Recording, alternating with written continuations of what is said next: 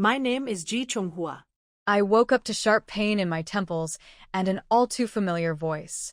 My stepmother, Su Li, barged into the room, yelling at me to get up and gather wild vegetables. Her insult stung, but I couldn't react.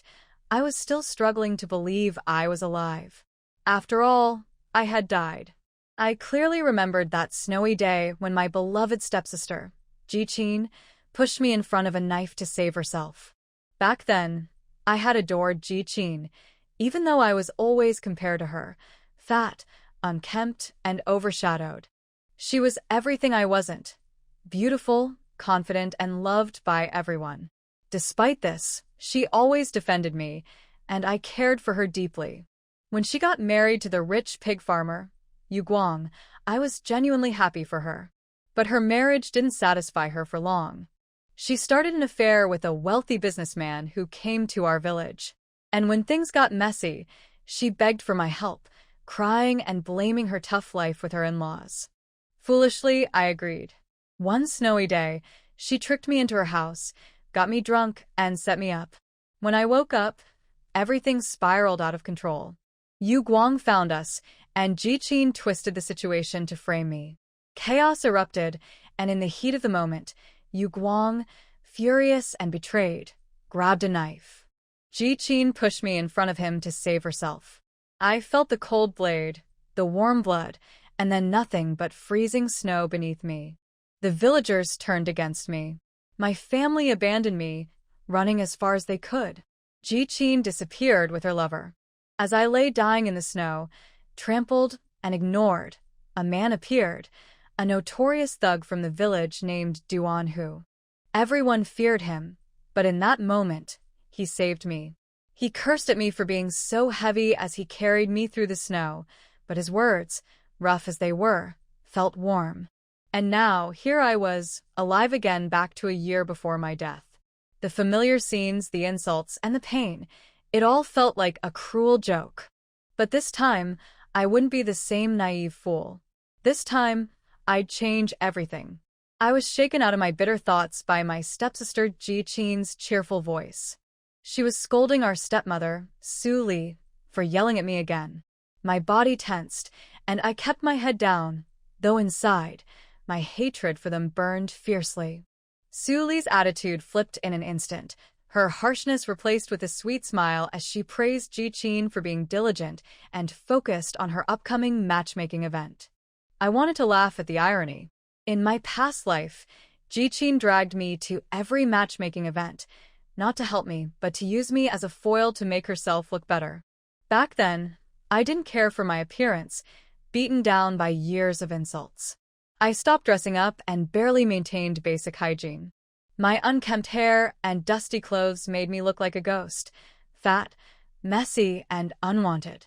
Even stray dogs avoided me, except for Ji Qin, who always pretended to care.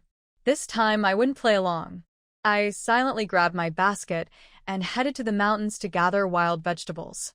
Let them do whatever they wanted, I wouldn't go to that matchmaking event.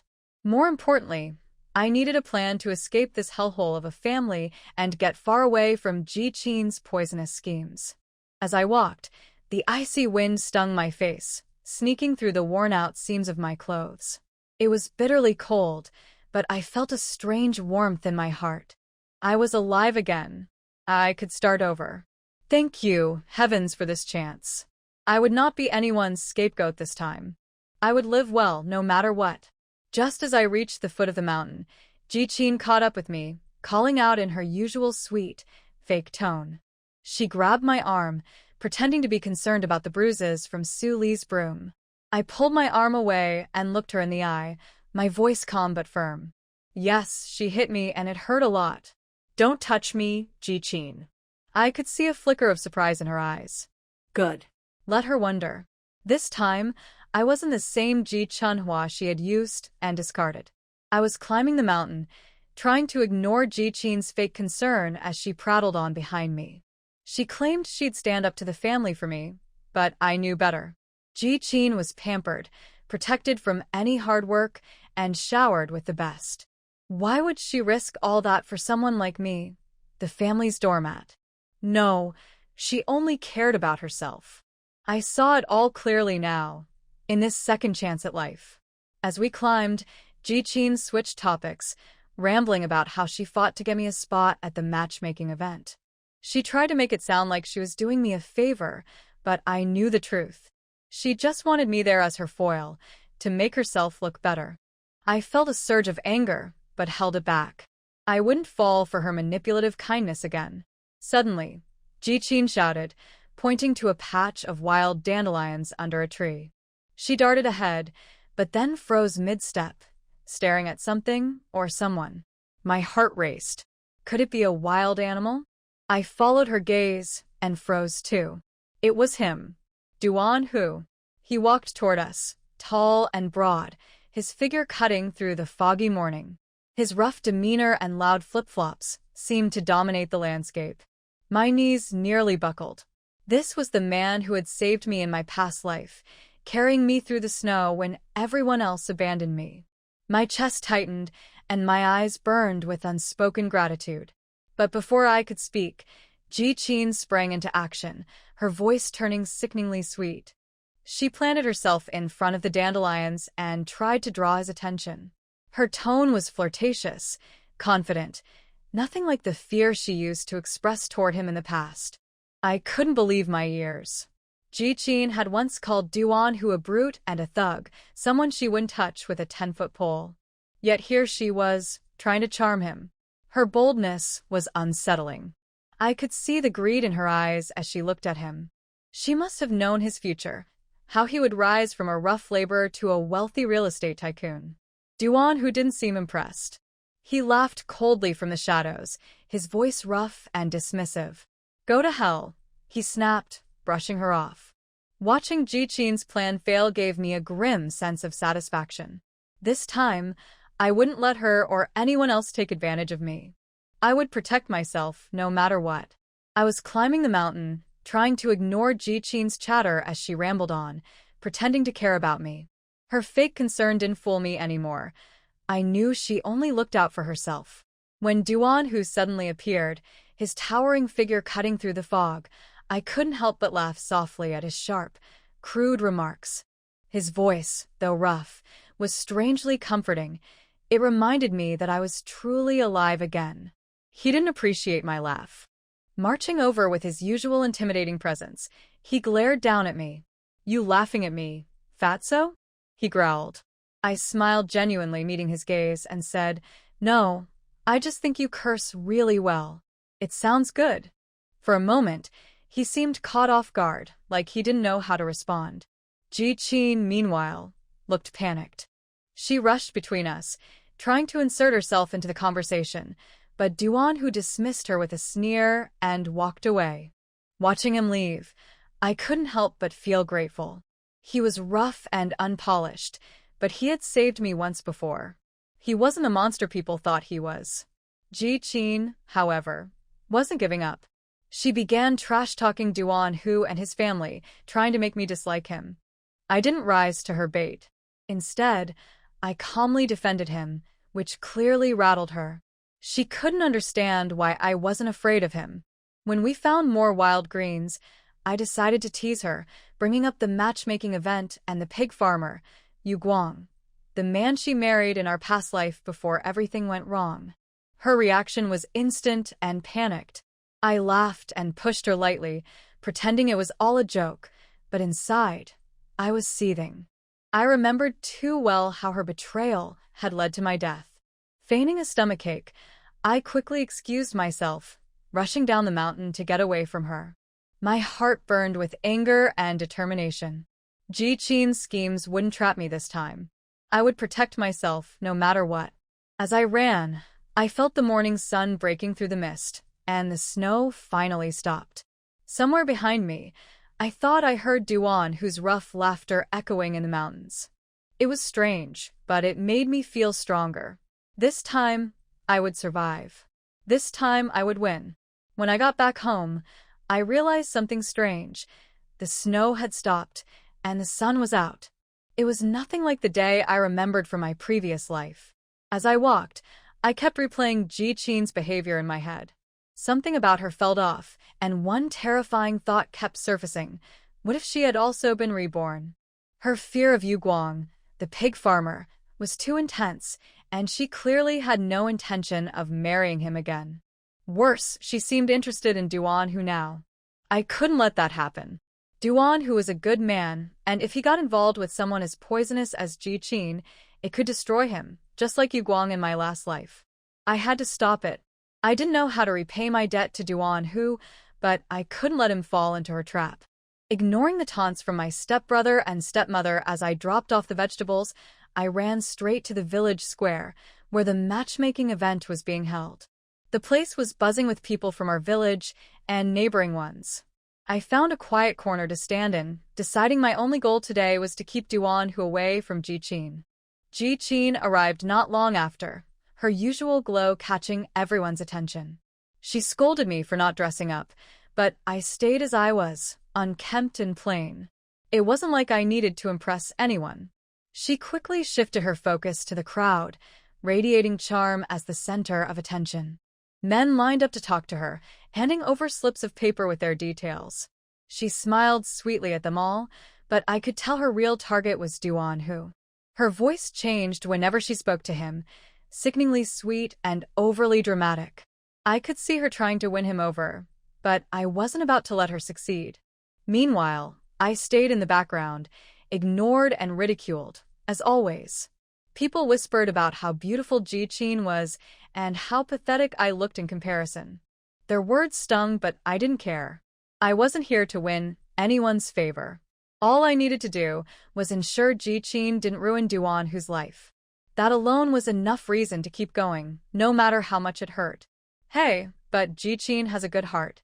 She doesn't mind that Ji Chunhua is unlucky or dirty, and she always sticks to her. But to be honest, Comrade Su Li doesn't treat Ji Chunhua very well. I always hear her scolding Ji Chunhua. Then, is it Comrade Su Li's fault? Old Ji can't stand his own daughter. I heard that his previous woman got pregnant before marriage, and she was very fat. He despised her very much. Later, Ji Chunhua's mother died of dystocia because she was too fat. Yes, he beat and scolded this fat girl. Naturally, the man who makes money has the final say in this family. Well, don't blame old Ji. Ji Chunhua hangs her head every day with a messy hairstyle, as if there is a funeral in the family. It is unlucky for anyone to see. If I were born with such a daughter, I would not be able to stand it. And Ji Chunhua's mother, a woman who doesn't know how to respect herself and has a baby with someone else without getting married. Don't blame others for thinking she's cheap. Ji Chunhua lowered her head lower and lower. Her soft and clear eyes were bloodshot. She wanted to rush up and tear their mouths, but she also understood that what they said behind them made sense. No matter what the reason was, it was her mother, that stupid woman, who got nothing and gave everything to Ji Daqiang, that rascal father. She was a kind, stupid woman. Ji Chunhua closed her eyes, trying to hold back her tears, but her pearly teeth pierced her lower lip. Sister, don't listen to those gossiping people. Ji Qin sent away several people who were good at giving instructions, and came over to stick to Ji Chunhua. That's just what they do. They like to discuss other people's family affairs. If parents and brother don't like you, then they don't like you, and we have to work hard to make them like you. Anyway, you have me as your sister, and I will always treat you well. Ji Qin talked nonsense with a sincere face, and then covered her mouth and lowered her voice. Sister, if you believe me, you will hold your head high and your chest high when you go in. Ji Chunhua's temples jumped, and she sneered in her heart. I think you want Yu Guang to like me the most. In this way, you can get rid of this potential murderer without any mistakes. Ji Chunhua didn't say anything, so Ji Qin thought she was just shy and continued, Really, I will never harm your sister. Listen to me, that's for sure. You witch with a rotten tongue and rotten intestines, you killed me in my last life. Go to Hades. Ji Chunhua nodded perfunctorily, clenching her fists and cursing in her heart. It's time. The cadres of the Women's Federation began to stand at the gate of the activity compound with pens and books and shouted, One team of female comrades, one team of male comrades. The female comrades have lined up and come in for roll call first. So the female comrades lined up in a long line, laughing and joking, and began to walk into the activity compound in order. Ji Chunhua still hung her head and was drowned in the crowd. After the female comrades entered the compound, they began to call the roll. As a result, just when they were almost done, there was a clanging sound of wheels hitting the ground outside, and it sounded that the people pushing the carts were very rude and strong. Sister Yu from the Women's Federation peeked over, and her face turned pale. She pulled Sister Lu's arm. "Hey, Sister Lu, why did you let this hooligan sign up? Don't get into trouble with anyone you don't like now." Sister Lu sighed. "He's from this village and meets the age requirement. Besides, his mother helped him sign up, and she paid double the registration fee. Okay, now that you're here, I think his mother really wants to marry him. For a savage like him, maybe he can become a better person if he gets married and has a wife to take care of him. What kind of woman can take care of such a rough guy? It's good that he doesn't abuse him. Okay, don't worry about that. We still have a lot of things to do." Ji Qin had already tiptoed to look out when she heard the noise, while Ji Chunhua lowered her head, pursed her lips, and began to pray. She prayed that neither Duan Hu nor Duan Hu's mother would ever fall for this vicious witch. Duan Hu directly pushed the cart into the activity yard. This uncivilized and unruly behavior made countless people frown, but no one dared to stop him. If Duan Hu's only advantage is to be said, in their opinion, it is filial piety. And it is an ironclad filial piety, taking his mother's words as orders. The old lady had bound feet, and it was difficult for her to walk, so Duan Hu pushed it indirectly. "Oh, Sister Sun is here." Sister Lu from the Women's Federation happened to meet Duan Hu's mother, and she had to be more enthusiastic since she was given double the registration fee. Ji Chunhua heard the noise and couldn't help but feel a little curious. She knew about Duan Hu's filial piety, because in the last life, when he was carrying her, he said that it was his mother who taught him that not saving someone is no different from killing someone. So Ji Chunhua thinks Duan Hu's mother is also a very good person. And from this, she also firmly believes that Duan Hu's beating and going to jail is definitely not intentional evil. There must be other reasons. He couldn't have hurt others on purpose. How could Duan Hu, who was willing to brave the heavy snow and curse while carrying a stranger to the hospital, do that? The one called Sister Sun was Sun Qiaoyan. She was not young, but it was obvious that she was beautiful when she was young. She had thin eyebrows, a small nose, and a small face, and she always had a friendly smile on her face. Ji Chunhua was still thinking, how could this gentle Aunt Sun raise such a fierce son like Duan Hu? It was really strange. As soon as she thought about it, Sun Qiaoyan smiled and said, "Sister Lu, I'll be frank. I paid double the registration fee. Shouldn't my son have the right of first choice?" This. Not only the cadres of the Women's Federation, but also a group of female comrades were trembling. They were as panicked as chickens waiting to be slaughtered. No one wanted to marry this weird and scary family. Sister Lu had no choice. What she said was indeed reasonable, but she also said, "You can choose, but you also have to see if the other party agrees." Of course, Sun Qiaoyan narrowed her eyes and smiled kindly, but her tone was firm and straightforward. "My son still has to go to the construction site. Let him choose, and see if his daughter is happy with the one he likes. If she is happy, we will go directly to her parents to talk. If not, then we will have to. Do you think it's okay?" Okay, then you can see," Sister Lu said with difficulty, and she didn't dare to look at Duan Hu from beginning to end, just talking to Sun Qiaoyan. "Go, Huzi." Sun Qiaoyan patted Duan Hu's big arm, and it made a clapping sound. The hearts of the people also trembled with this thick sound. Duan Hu was still wearing the clothes he wore when he went up the mountain, and he walked into the team of female comrades. It happened that they had just finished rolling the names, and they were all lined up in a horizontal line so that they could see their eyebrows and faces clearly. Ji Chunhua didn't dare to bury her head at this moment. She had to make sure that her benefactor would not take a fancy to Ji Qin. Just as she was thinking this, Ji Qin suddenly started to cough, as if she was choked. Cough, cough, cough, cough, cough, cough. She jumped out of the quiet team in an instant. Sun Xiaoyan naturally looked over here. At that time, the sun was very bright, shining on Ji Qin's upturned and delicate eyebrows, making her whole person look extremely moving. Ji Chunhua was a little flustered and didn't know what to do for a while. Then, her actions were one step faster than her brain. She raised her hand and clenched her back teeth. She hit Ji Qin's back with almost using all her strength. "Are you okay? Qin, are you okay?" This time, Ji Qin was just pretending, but now she was hit so hard that she couldn't breathe. She made a hissing sound in her throat and raised her hand to pull Ji Chunhua with a gasp, looking suddenly embarrassed.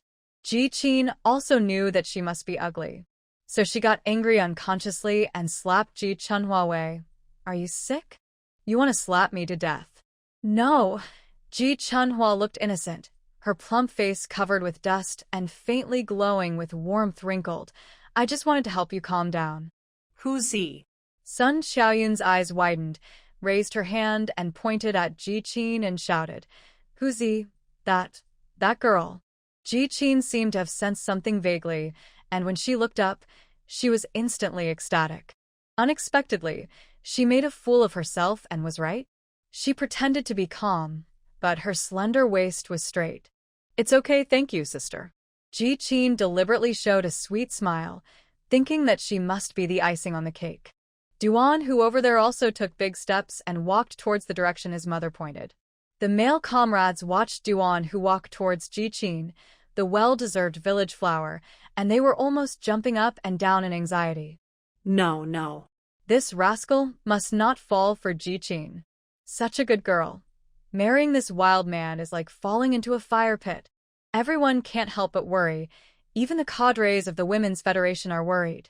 Ji Qin is a girl who has been pampered at home. Why can't she marry a man with a clean background and a decent person?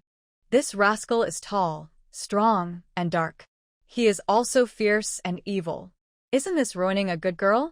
But despite their worries, everyone felt that Ji Qin would definitely not be attracted to Duan Hu with her conditions. But that was not a guarantee. Wan Su, this gangster, would not let her go after he had targeted her. He had even been to prison. What morals did he have?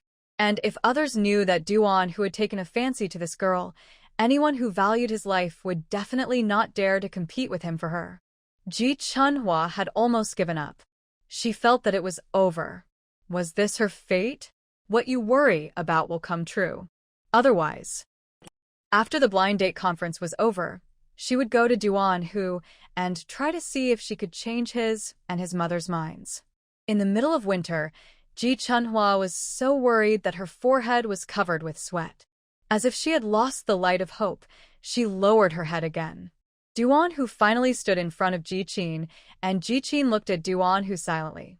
Her eyes did not retreat, but were faintly shining, and her shoulders were straight. She felt that Duan Hu would definitely be interested in her. Or rather, he had already been interested in her in the early morning on the mountain. Ji Qin's heart was beating fast as she thought about it. She seemed to have a plan in mind. Unexpectedly, her neck was sore from looking up, and her eyelids were almost unable to hold up, and Duan Hu finally spoke. His fierce and dark face was obviously filled with strong disgust and disdain. He raised his hand and pointed at Ji Qin as if he was pointing at a cat or a dog, and asked Sun Xiaoyan in a hoarse and loud voice, "Mom, do and tell me it was all right?" He even had a disdainful laugh at the end of his voice, looking down on her as much as he could. Then she clicked her tongue. Her arms are as thin as branches, and her skeleton is the same. She looks frail. She's unlucky. "Oh, my dear son." Sun Xiaoyan laughed. "Is it possible that your mother is looking at the unlucky one?" Sun Xiaoyan raised her hand again. "The one next to her. The one who just banged on my back. I think she's strong and plump. She's definitely going to give birth." Ji Chunhua's brain froze for a long time, and before she could react, Ji Qin next to her shouted at the top of her voice, "What? You guys said you want Ji Chunhua?" After she finished speaking, she also felt that she had lost her composure. She even forgot to call her sister and called her by her name and quickly adjusted her expression. She looked up with an attitude of protecting her sister and said, "No, my sister has too good a temper." Comrade Duan, who will definitely bully her in the future. I see it and watch my sister suffer. Ji Chunhua couldn't help but quietly rolled her eyes, as if she would not suffer now. Hey, look, Comrade Ji Chin is so kind-hearted. She actually openly opposed this gangster for her fat sister. Yeah, how brave she is. Hey, so noble. Huh. Wait. Ji Chunhua blinked her furry eyelashes and finally reacted belatedly. She raised her head and looked at Duan Hu, who was almost blocking the sunlight in front of her, and then looked at Sun Xiaoyan sitting on the cart. She was stunned for a while, pointing at herself. Is it Me? Duan Hu thought, why does this fat woman look so stupid? It was the same when we were on the mountain. No matter what he said, he cursed people nicely. Maybe he was not smart. Although the few words she said later did not sound stupid. Not only not stupid, but also, it's you, girl. It's you. Sun Xiaoyan was extremely excited and actually climbed down the cart. Duan Hu's heart skipped a beat when he heard the noise. He didn't expect that his mother would fall in love with this strange fat woman at first sight. And she seemed to be very fond of her, as if she had really found the right one. He quickly turned around to help Sun Xiaoyan. Looking at Sun Xiaoyan again, she had already started to search her pockets. When she came over, she was holding a thick stack of big unity in her hand. Everyone was shocked when they saw this.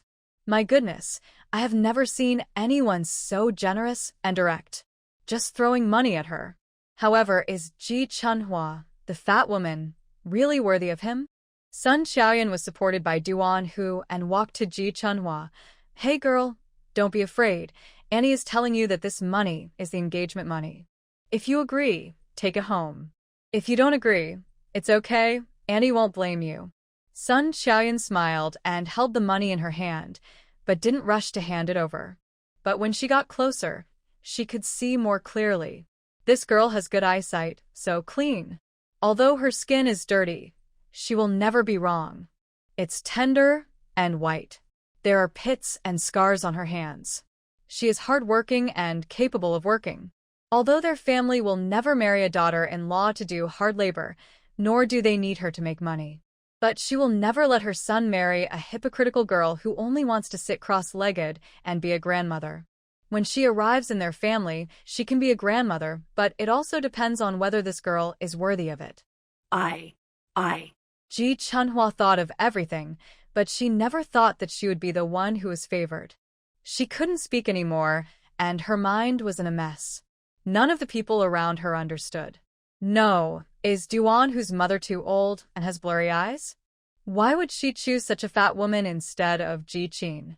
Didn't you hear people say that she can give birth? Sun Xiaoyan was a woman in the old society, with bound feet. Her ideas must be old-fashioned. Isn't it said that you should marry a fat wife and eat hot dumplings? Oh my God. Then, no matter how bad Duan Hu is, he can't fall for such a fat woman, right?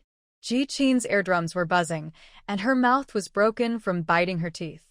With a mouth full of blood, she wished she could tear Ji Chunhua apart. Why was she chosen? This is absolutely impossible. She pierced her palm with her sharp fingertips, not wanting to give up. She immediately grabbed Ji Chunhua's arm, as if to cheer her up. Sister, don't be afraid. If you don't want to, just say you don't want to. No one will force you. Ji Qin said this.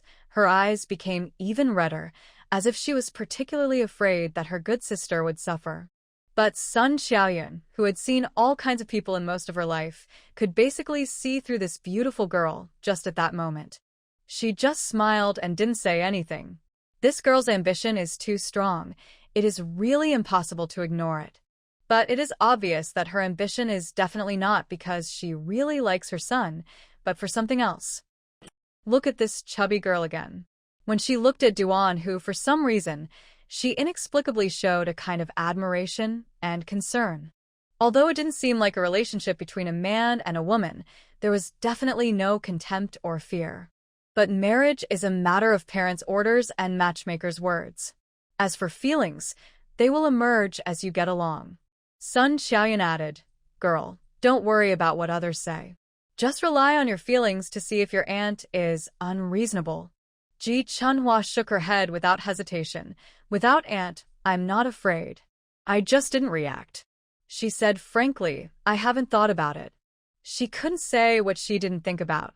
But Duan Hu couldn't listen to this grunting and shrugging. He raised his rough palm and rubbed the back of his neck irritably. You fat woman, your brain is not working well, and you are still nagging. Just give me an answer whether it's okay or not. If you say no, I will definitely not pester you. It's a matter of mutual consent. Oh my God, the crowd was astonished. Has Duan Hu become so filial to this extent?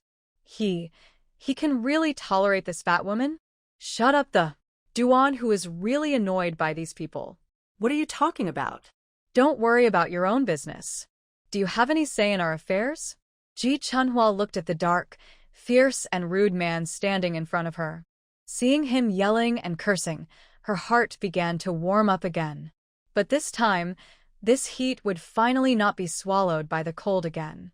She looked at the ant in front of her who was shorter than her and saw her squinting her eyes and smiling at her sincerely. Her eyes suddenly felt a little sore. She knew that the words praising her were all rhetoric from the old society. But she still felt happy. What's the point of talking about being pedantic or not? Her family is a cesspool that treats her like a money loser. Ji Chunhua lived her whole life again, just thinking about finding an opportunity to repay her gratitude, and also, she must separate from Ji Qin. She absolutely did not want to be with this dirty-hearted stepsister, and then act as her tool and be used by her. But if her repayment is to marry him, give birth to children for him, cook and work for him. Ji Chunhua quickly figured it out. She is willing. I do. Ji Chunhua answered softly, then nodded vigorously and repeated, I do. Oh, Everyone wanted to shout and discuss, but they didn't dare. Looking at Ji Qin next to them, their hearts, which had been raised to their throats, were shattered into pieces. She was broken. Her soul was gone. Duan Hu didn't react at all, but he laughed after a moment of pause. Fatty, you'd better think about it carefully. If you take this money, you must never regret it. Duan Hu, don't force others, but I am a trustworthy person. If you nod, you will be my woman. Dare to have other ideas. See if I who Z. Sun Xiaoyan called lightly. Duan Hu fell silent immediately. He said, I just want to scare her and give her a warning. He squinted his eyes to look at Ji Chunhua, and sure enough, he saw that she was still blinking at him, not afraid at all. She was really sick. Sun Xiaoyan's eyes moved between the two of them, and the more she looked, the more satisfied she was, and her smile was so beautiful. Then, without wasting time, he stuffed the money into Ji Chunhua's hand and pulled her away. The activity compound was basically silent because of the commotion just now. Who would ask anything? Who would stop it? All right. Everyone thought, who cares about those things? A gangster matches a fat woman, rotten pot matches a rotten lid. Very good. Duan Hu asked Sun Xiaoyan not to pull Ji Chunhua. She couldn't run away. The money was collected. Then he asked her to get on the cart. Sun Xiaoyan was still looking at Ji Chunhua happily and nagged Duan Hu to say that you should say goodbye to your daughter and set a date. Duan Hu muttered that there are so many things to do. Then he turned and left. Ji Chunhua lowered her head and frowned, staring at Lao Ho's great unity with a worried look on her face. What? Do you regret it? Duan Hu, a tall and strong man, stood in front of her. Ji Chunhua raised her round, dusty face and frowned. Comrade Duan Hu, this money is a bit too much. I don't care how much it is, just grab a handful, I don't have the time to count it for you. No, Ji Chunhua shook her head, very seriously. You may not understand our family. They are very greedy. Seeing so much money, it's easy to want more. Wow, Duan Hu laughed. His teeth, which were even whiter than his skin color, were exposed, very neat, without even a rotten tooth. This is the first time I've seen someone selling himself and helping the buyer to bargain. Last night was the first time Ji Chunhua saw him after her rebirth. Today was the second time. It's not that he didn't laugh these 2 times. But it wasn't funny. Only now, he seemed to be simply laughing at her being interesting, just like she thought his scolding was interesting. The warm winter sun reflected on his dark face, and the hard and sharp outlines seemed to be softened. Ji Chunhua looked up at him absent-mindedly and suddenly thought, why are his eyelashes so long? And quite black. He is such a fierce man. Why does he have such long eyelashes? It would be better to give her some more so that she can look better. Are you stupid again? Duan Hu waved his hands in front of her. What's the process of getting married? Ji Chunhua whispered. I don't know, I haven't been married either. Duan Hu was speechless. Nonsense, if you have been married, I still have to think about it. Ji Chunhua wondered. If you haven't been married, you don't have to think about it? Duan Hu exclaimed and rolled his eyes at her. What's there to think about? You have arms and legs. She's a living woman. Nothing to think about. Ji Chunhua couldn't help but said, what about Ji Qin? If she likes you, don't you have to think about it? What if your mother likes her too? Duan Hu's eyes were even more contemptuous, and there was a hint of disgust in his expression. Get out of here. Who do you think my mother and I are? What kind of messed up people can you be interested in? Duan Hu clicked his tongue and lost his patience. Why do you have so many questions like jumping beans? Endless. Are you afraid that I will like your sister and care about me? Did you like me on the mountain yesterday? Duan Hu was talking casually. After all, this was all he could think of. Unexpectedly, Ji Chunhua seemed to have a string in her brain that had been disconnected for a long time finally connected by this sentence. Her face suddenly turned red, and she hummed for a long time, her voice getting softer and softer, as if she had no bones. Finally, she lowered her head and hummed, it's not because of this. Duant talk nonsense. When she lowered her head, her tender earlobes were exposed. Duan, who was much taller than her like a mountain, he inadvertently saw the earlobe, which was very different from the skin color of her neck and other parts of the body. Very white as milk. Like a peeled egg, white and pink. Plump. I guess it tastes good. Wait a minute. Duan Hu shuddered, and his scalp numbed. What was he thinking about just now? Why did it taste like it? Let's go, I'll find you when I'm done. Duan Hu turned around quickly. Ji Chunhua was startled. No, wait a minute. She took out at least half of the big unity, ran a few steps, and stuffed it into Duan Hu's pocket. Duan Hu was already feeling weird, and now that she ran over, he couldn't help staring at her again. It was okay when he didn't pay attention, but once he paid attention. When running, some parts of his body were really turbulent. Duan Hu suddenly remembered what Sun Xiaoyan always said, when looking for a wife, you have to find a chubby one, easy to give birth to. Just a good milk baby, right? These are enough. Ji Chunhua's face was still flushed, and she gathered her hair that blocked her sight. A pair of clear and soft eyes were instantly revealed. Duan Hu's fingertips trembled, and he exclaimed. Got it, he said. Then he turned around and pushed the cart without looking back. Sun Xiaoyan was still waving to Ji Chunhua on the cart. Girl, go home and tell your parents. Don't worry about anything else. We'll be there in the next 2 days. Ji Chunhua nodded and said softly and obediently, I know. Auntie, you guys go slower. Duan Hu had a stern face and pushed the cart expressionlessly. Sun Xiaoyan glanced at him. What are you thinking about? It's as if someone owes you money. Duan Hu said no. The person had paid him back. He gave the money in his hand to Sun Xiaoyan. She said it was too much. Her family is greedy. Sun Xiaoyan was shocked and took a long time to take it.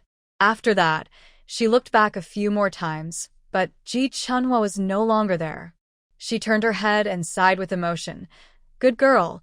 This is really a good girl. She is a girl who makes people feel sorry for her. I don't know if she is good or not, but she is quite stupid. Sun Xiaoyan laughed twice. Don't think that I, your mother, can't see that something is wrong with you. What are you talking about with others? Duan Hu's mind instantly flashed back to the scene just now. He didn't know why, but his throat felt a little hot and tight. Sun Xiaoyan didn't expose him. She just smiled. She was not wrong in the courtyard just now. This rough guy of hers looked at other people's girls several times as soon as he entered. It seems that he is not without the thoughts that a man should have, but he is just like his mother. He has sharp eyes and all kinds of colors. No one can easily attract his attention. Sun Xiaoyun's mind is as clear as a mirror. If she chooses someone else today, this rough guy will definitely not agree. Although Duan Hu is filial, he also has his own bottom line of steel. Duan Hu has been different from other kids since he was a child, and it is not just 1 or 2 days. When he reached the age where he should know what is ugly and what is beautiful, he has no interest in girls at all. Just being wild. But he just plays by himself and doesn't make friends with other boys, and he doesn't look down on them either. Duan Hu's great-grandfather was a famous rich man in the village. Duan Hu was a little bully in the area for hundreds of miles since he was born. He beat dogs when dogs barked and chased geese when geese barked. There was even one time when an old wolf came down from the mountain to steal him at night. The chicken was frightened away by the 7-year-old Duan Hu holding a kitchen knife. The little kid was full of evil spirits. No kid dared to play with him, not to mention whether he looked down on others. Later, when he grew up, he suddenly clamored to join the army and serve as a soldier every day, and he had no other thoughts. Unexpectedly, the family fell into ruin. Duan Hu's father and grandparents were gone, and only Sun Xiaoyun, who had bound feet and could not walk conveniently, and Duan Hu, who was in his early 10 years. Since then, Duan Hu has never talked about wanting to be a soldier again. As for his increasingly vindictive, barbaric, and rude temperament, Sun Xiaoyun knew why without thinking. After the mother and son were the only ones left at home, the child's body was covered with hard and terrifying thorns, and the evil spirit became more and more serious over the years. In order to make people afraid of him, he wished that everyone would take a detour. In this way, no one would dare to bully them, especially bully her, a woman in the old society who could not even walk smoothly. The reality and the plan were seriously off track. When Ji Qin finally woke up from her boredom, she no longer had the heart to continue the blind date. Her target person had already run away, so why should she continue the blind date? And she never thought that her competitor would be this sloppy fat woman. It was simply ridiculous and hilarious. Ji Qin ran out of the compound with reluctance and calls, and caught up with Ji Chunhua along the dirt road. Sister. She was sweating, her eyes were red, and she pulled her hard as if she was out of control. Are you crazy? A demon? You don't want to live, right? Ji Chunhua silently put the engagement money in her pocket. Ji Chunhua said in a flat tone, I'm getting married, not dying. Why don't I want to live? Ji Qin trembled and said, He is a violent person. A stinky hooligan. He will beat you when the time comes. Ji Chunhua pursed her lips. My parents and Jiyong all beat me. I'm used to it anyway. It's better for Duan Hu to beat me alone than for 3 people to beat me together. Ji Qin was anxious. How can it be the same? We are your family.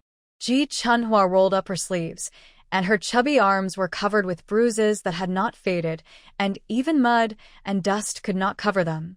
Family? Ji Qin was completely choked.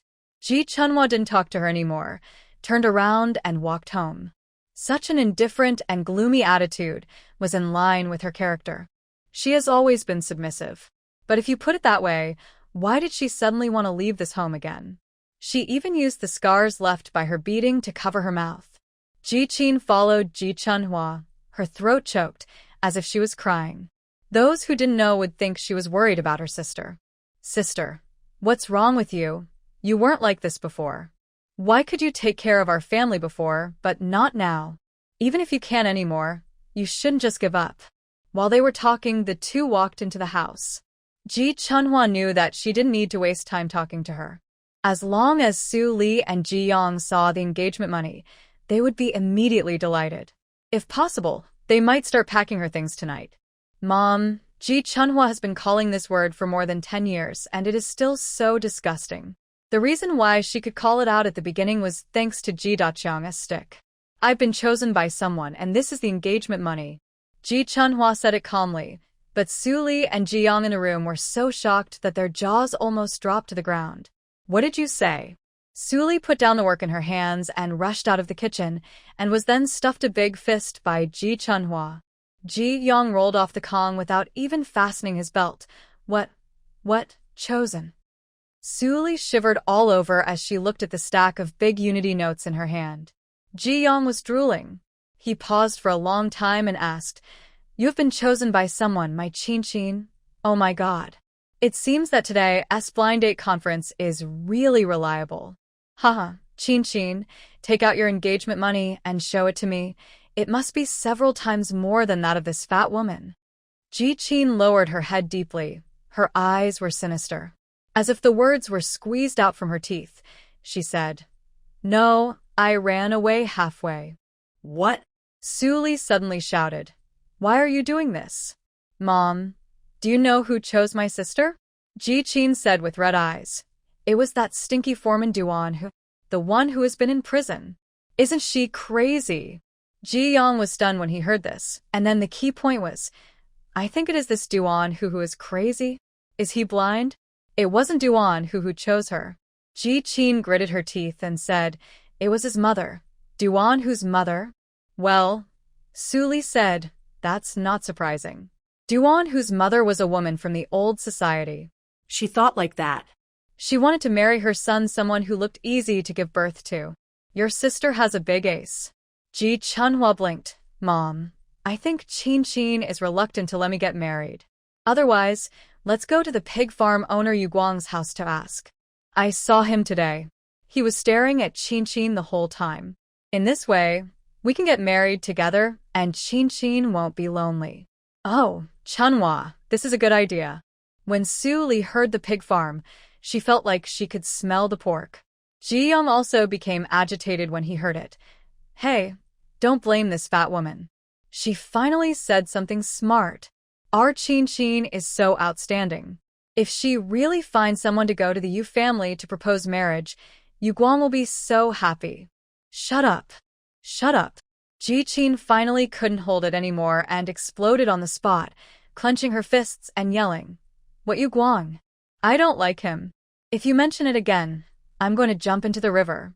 I'm going to commit suicide." Ji Qin raised her leg and walked to the right side room.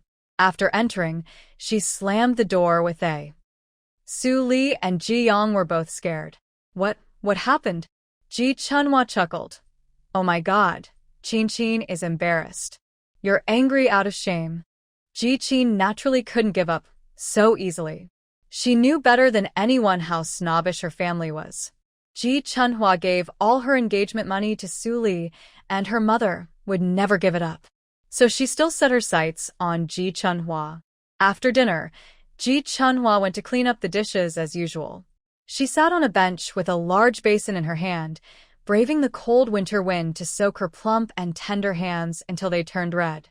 The chilblains on her hands began to hurt and itch again, but were overshadowed by the itch in her heart. Ji Chunhua pursed her lips, and her hairy and dense eyelashes trembled. The itch was naturally the expectation for a new life. She knew that Duan Hu would not hit her. Thinking about his grin today, Ji Chunhua couldn't help but laugh timidly. "Sister." Ji Qin appeared behind her like a ghost, with a hint of resentment in her tone. "What are you laughing at?" Ji Chunhua's fingertips trembled, but her reaction was very fast. She showed her pulley teeth and turned her head and said, "I'm happy for you. Think about when you were a child and chased after me. It seemed like it was just yesterday. Now you are a grown-up girl and know how to be shy. So I'm happy for you." Ji Qin held her breath in her chest and almost pouted. "She can't get over this, right? Sister, do you love me the most? Can't you see whether I'm shy or I really don't want to?" Ji Qin moved a small stool and sat down. "I tell you, if you say that again in the future, I will really get angry." "Why?" Ji Chunhua widened her eyes, her face full of confusion. "You always praised Yu Guang before." What Ji Chunhua said was true. In her previous life, Ji Qin naturally wanted to marry Yu Guang. After all, it would be hard to find someone richer than him in these villages combined. Except for Duan Hu, that stinky hooligan with a stain. But Ji Qin didn't care about it in this life.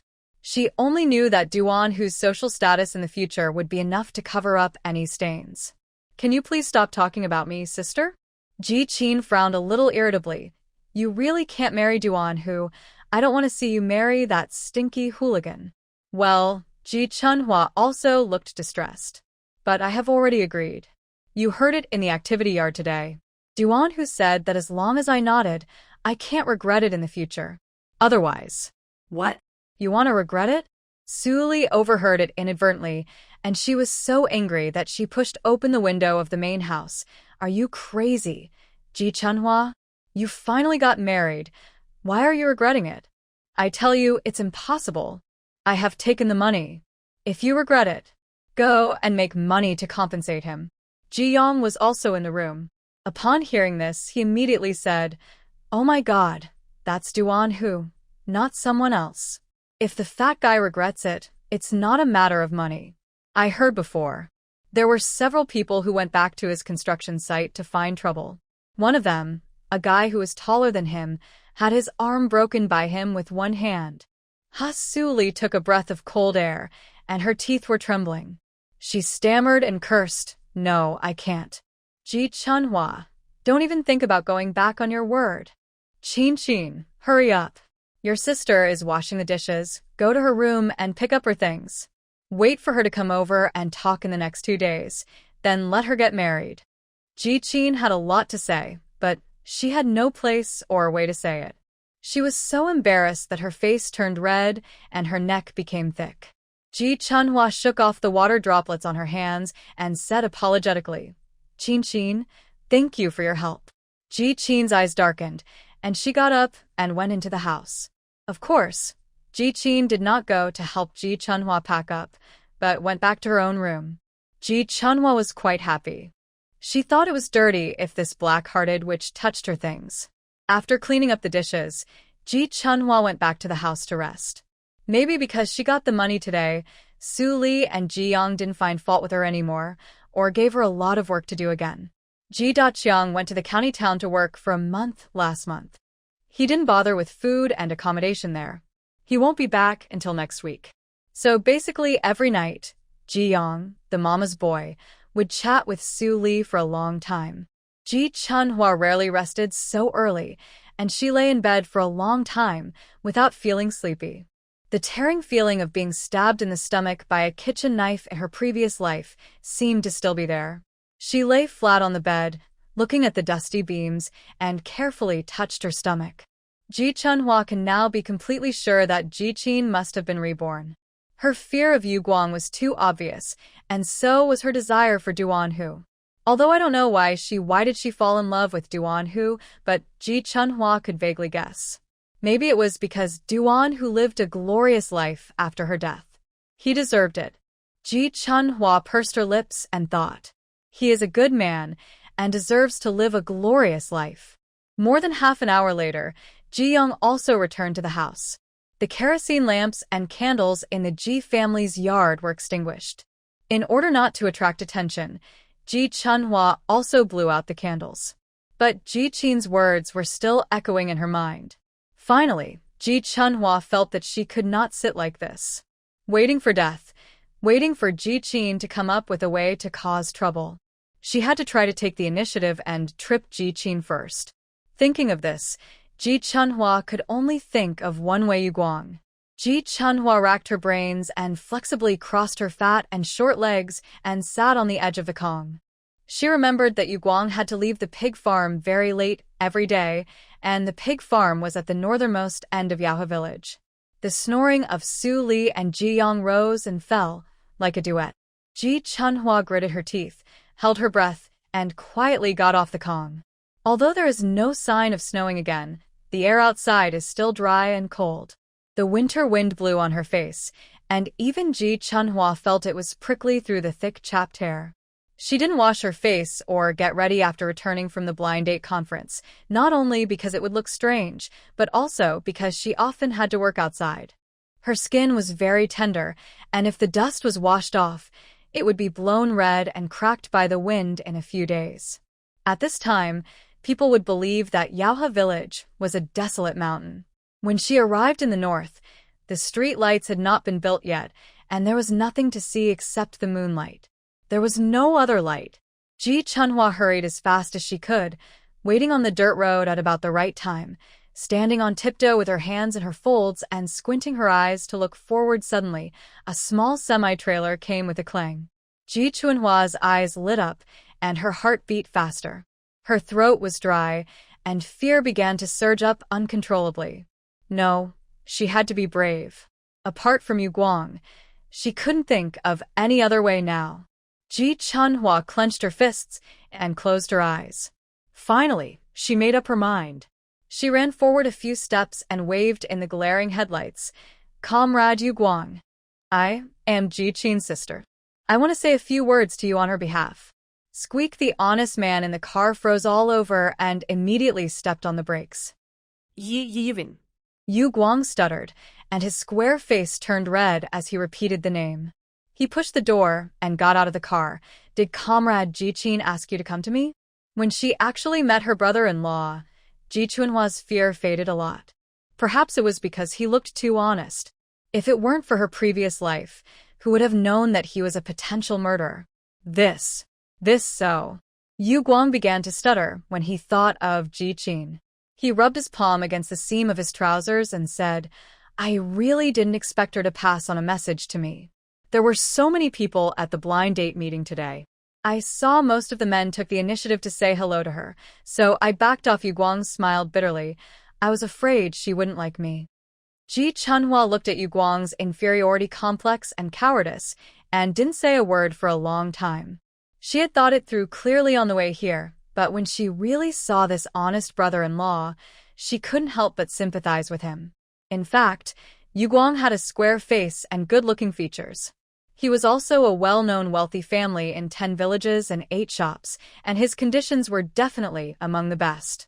If you have to pick out some shortcomings, it's that he is a little shorter, about 1.7 meters, and a little older. He is almost 30 years old. "You are Ji Qin's sister Ji Chunhua, right? I know you two sisters have a very close relationship. Everyone in our village knows it." Yu Guang looked up at Ji Chunhua. "It's rare for stepsisters to have such a good relationship. It's rare for you to be so close."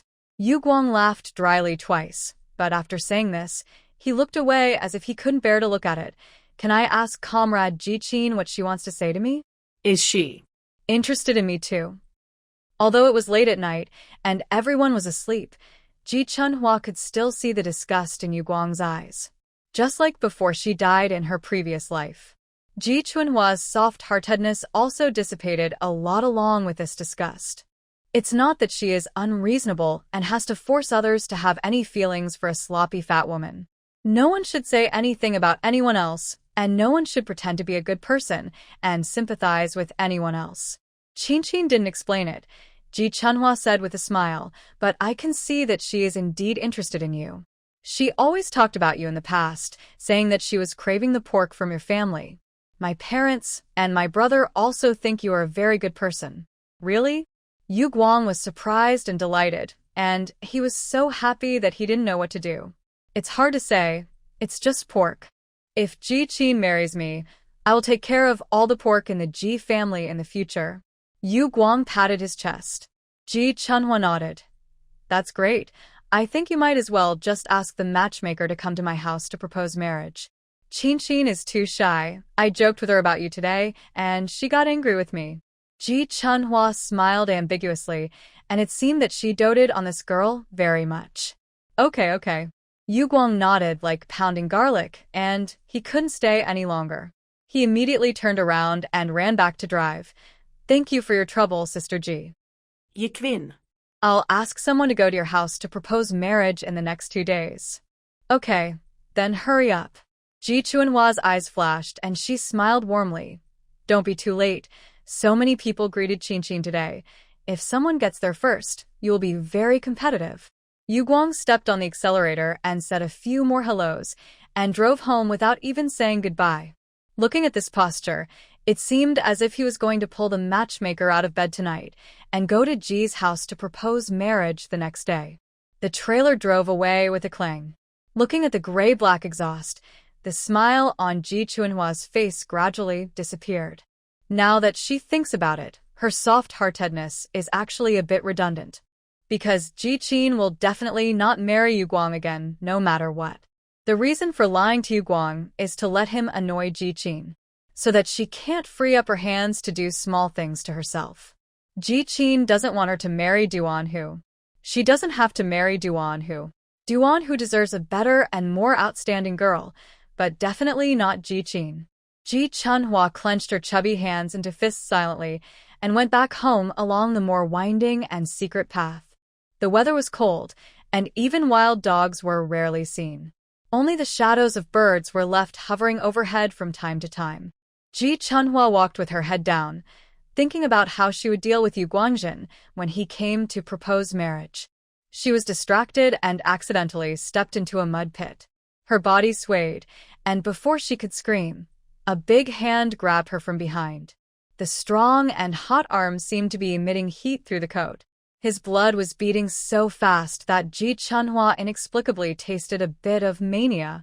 Ji Chunhua's breathing seemed to be grasped by the person behind her, and cold sweat dripped down her forehead. She swallowed and shivered. Big brother. I'm so fat and I don't look good either. Even if you sell me to the mountains, you can't get much money for me. What the Hades are you talking about? The man gritted his teeth, his voice hoarse and fierce, and said angrily, Fat woman, you'd better explain it to me clearly. Why do you want to chat with a man in the dark? Ah! Ji Chunhua was stunned and wanted to turn around. Duan Hu? Duan Hu did not let go and exerted a little more strength. Speak. No, I'm suffocating. Let me go first. What on earth did he eat to make him so strong? She felt as if her thick waist was about to be broken by him. Upon hearing this, Duan Hu's body stiffened, and he suddenly withdrew his hand. Ji Chunhua let out a long sigh of relief and turned around. Duan Hu's tall and fierce figure was illuminated by the moonlight, casting a scary shadow on the ground. But it was not as scary as the murderous aura on his face. What did I tell you today? Did I say no? No. Ji Chunhua was a little anxious and reached out to pull him in desperation. Duan Hu had a hot body and wore very little all year round. The sleeves of his coat were rolled up, revealing his dark arms. When Ji Chunhua pulled him, the soft palm of her hand instantly made Duan Hu's eyes tremble. Just talk. Don't use your hands. Duan Hu sighed and stepped back to avoid her. Although he was rude, he didn't touch her at all. If this happened to another girl, she would definitely feel wronged. But in Ji Chunhua's eyes, Duan Hu was wearing the dazzling halo of a benefactor. She even felt that Duan Hu was particularly cute like this. He was like an unreasonable, stubborn and naughty kid. Ji Chunhua curved her eyes and chuckled a few times, making Duan Hu's face hot and unhappy. But before he could speak, Ji Chunhua said softly, I didn't mess around with anything. The comrade just now is the owner of the pig farm, Yu Guang, and he may be my future brother-in-law. You should know him too. Oh.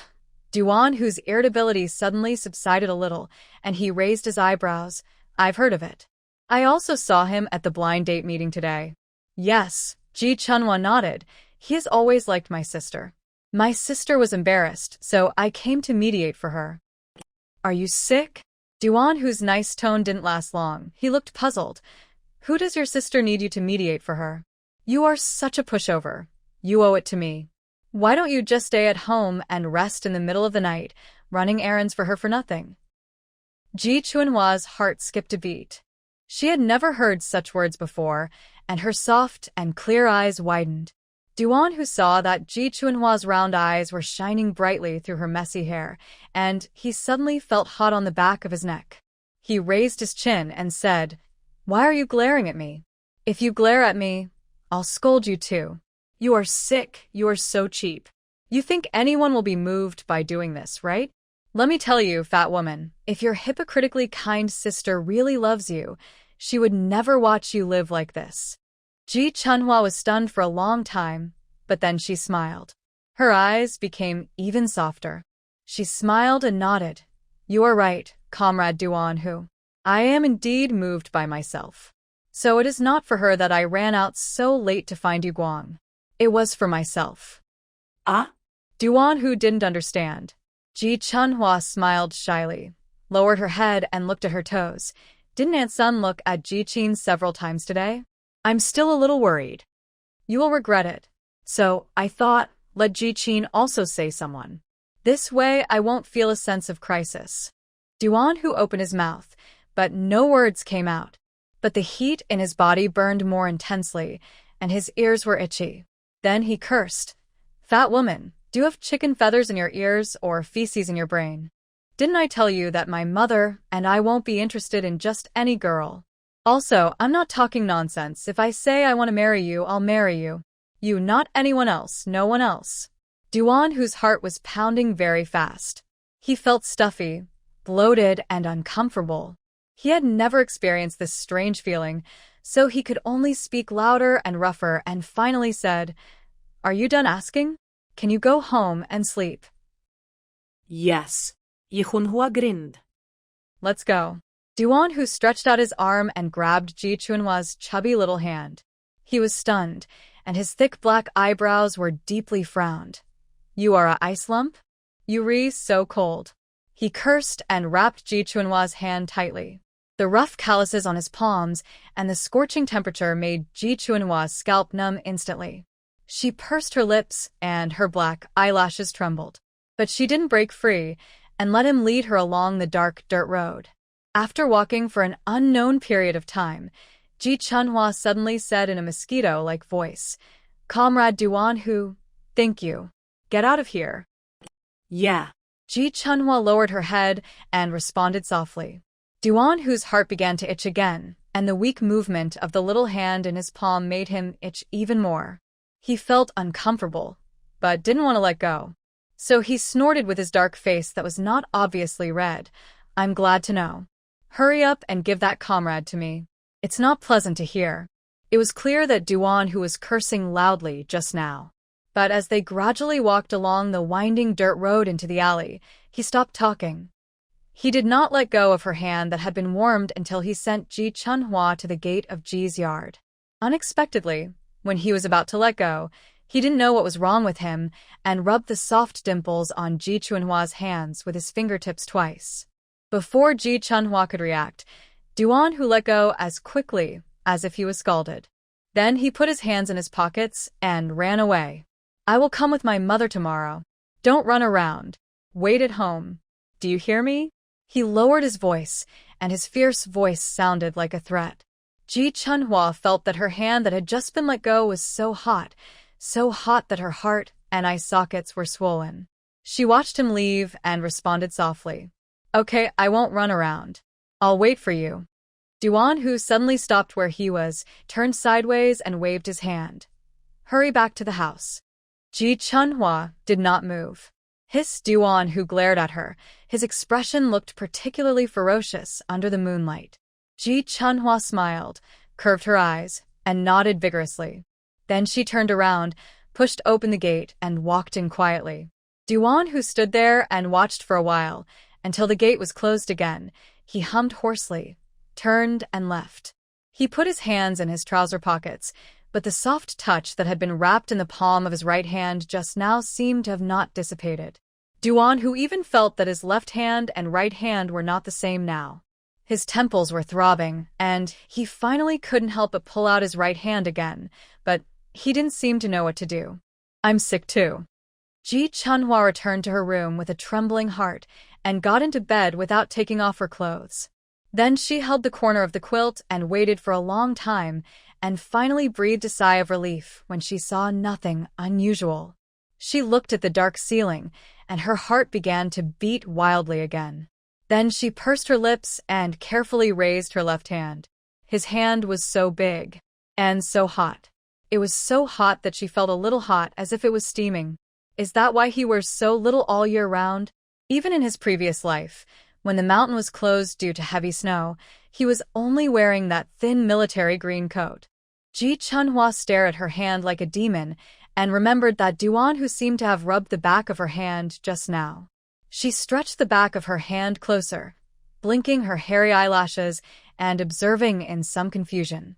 Then she suddenly found the little dimples on the back of her hand. Yihunhua suddenly frowned. It was as if she was struggling. In fact, she planned to lose weight in this life because after she died, she found that a bulky body would bring many disadvantages. For example, she would have difficulty in movement and her reaction ability would be worse than others. She thought if she was a little thinner, then when Yu Guang stabbed her with a kitchen knife in her previous life, would she be able to dodge a little faster? A creak sounded suddenly. Ji Chunhua's train of thought was abruptly interrupted. She hurriedly lifted the quilt and buried her head in it. She held her breath and listened. Fatty. You put the basin away after washing the clothes? I almost got stuck. Ji Yong cursed a few words in confusion, then pushed open the gate and went outside to use the toilet. Ji Chunhua then let out a long sigh of relief and fumbled to take off her clothes. She wrapped herself tightly in the quilt and closed her eyes. Ji Chunhua had spent several cold winters, but she had used the worst quilts and had been frozen to death. Her room was converted from a woodshed, and it leaked air everywhere, so it was not very tight. Although she was not very pretty, she was still a grown-up girl. Only in this way could she close her eyes peacefully. Perhaps it was because of that hot big hand. Ji Chunhua inexplicably felt that tonight was unusually warm, and she slept without dreams all night until dawn. With her messy head, she sat up dazedly and looked at the sky outside, but she was suddenly shocked the sun was out. She had never slept so late. In order to avoid being beaten and scolded, Ji Chunhua hurriedly put on her clothes and got off the Kong. She ran to the door without even putting on her shoes. Unexpectedly, when she pulled the door, Ji Chunhua's eyes widened as if she hadn't woken up. Then she pulled it again but still couldn't pull it. Mom. Ji Chunhua shouted. This door seems to be broken. I can't open it. There was no movement outside, but footsteps could be heard faintly. Ji Chunhua suddenly had a bad premonition in her heart, frowned, and pulled the door hard. Mom. Chin. Brother. Please open the door, it's broken. Sister, stop shouting. Ji Qin's voice suddenly rang out through the door. Ji Chunhua trembled all over and froze suddenly. She swallowed unconsciously. What? What do you mean? Ji Qin's eyes revealed a bit of pride through the door, but her tone was sour and distressed. Sister, just now a worker under Duan Hu came here before dawn. It is said that Duan Hu will bring Aunt's son to our house to propose marriage in a while. Sister. Ji Qin sounded like she was choking and said, You have loved me since I was a child, and I really can't watch you jump into the fire pit. My mother and brother and I have already agreed that when they come, we will talk about whether I can marry into the Duan family instead. As for marriage, the opinions of us young people are actually not important. With the help of the elders to talk, there should be no problem. I don't agree. Ji Chunhua felt her anger boiling, and her whole body began to tremble. She gripped the door handle tightly, as if she wanted to crush it. Then she looked up suddenly, her eyes red, and said, Duan Hu likes that's not what Duan Hu likes. Ji Qin interrupted her excitedly. It's Aunt's son who likes you. But it doesn't matter. It's none of your business.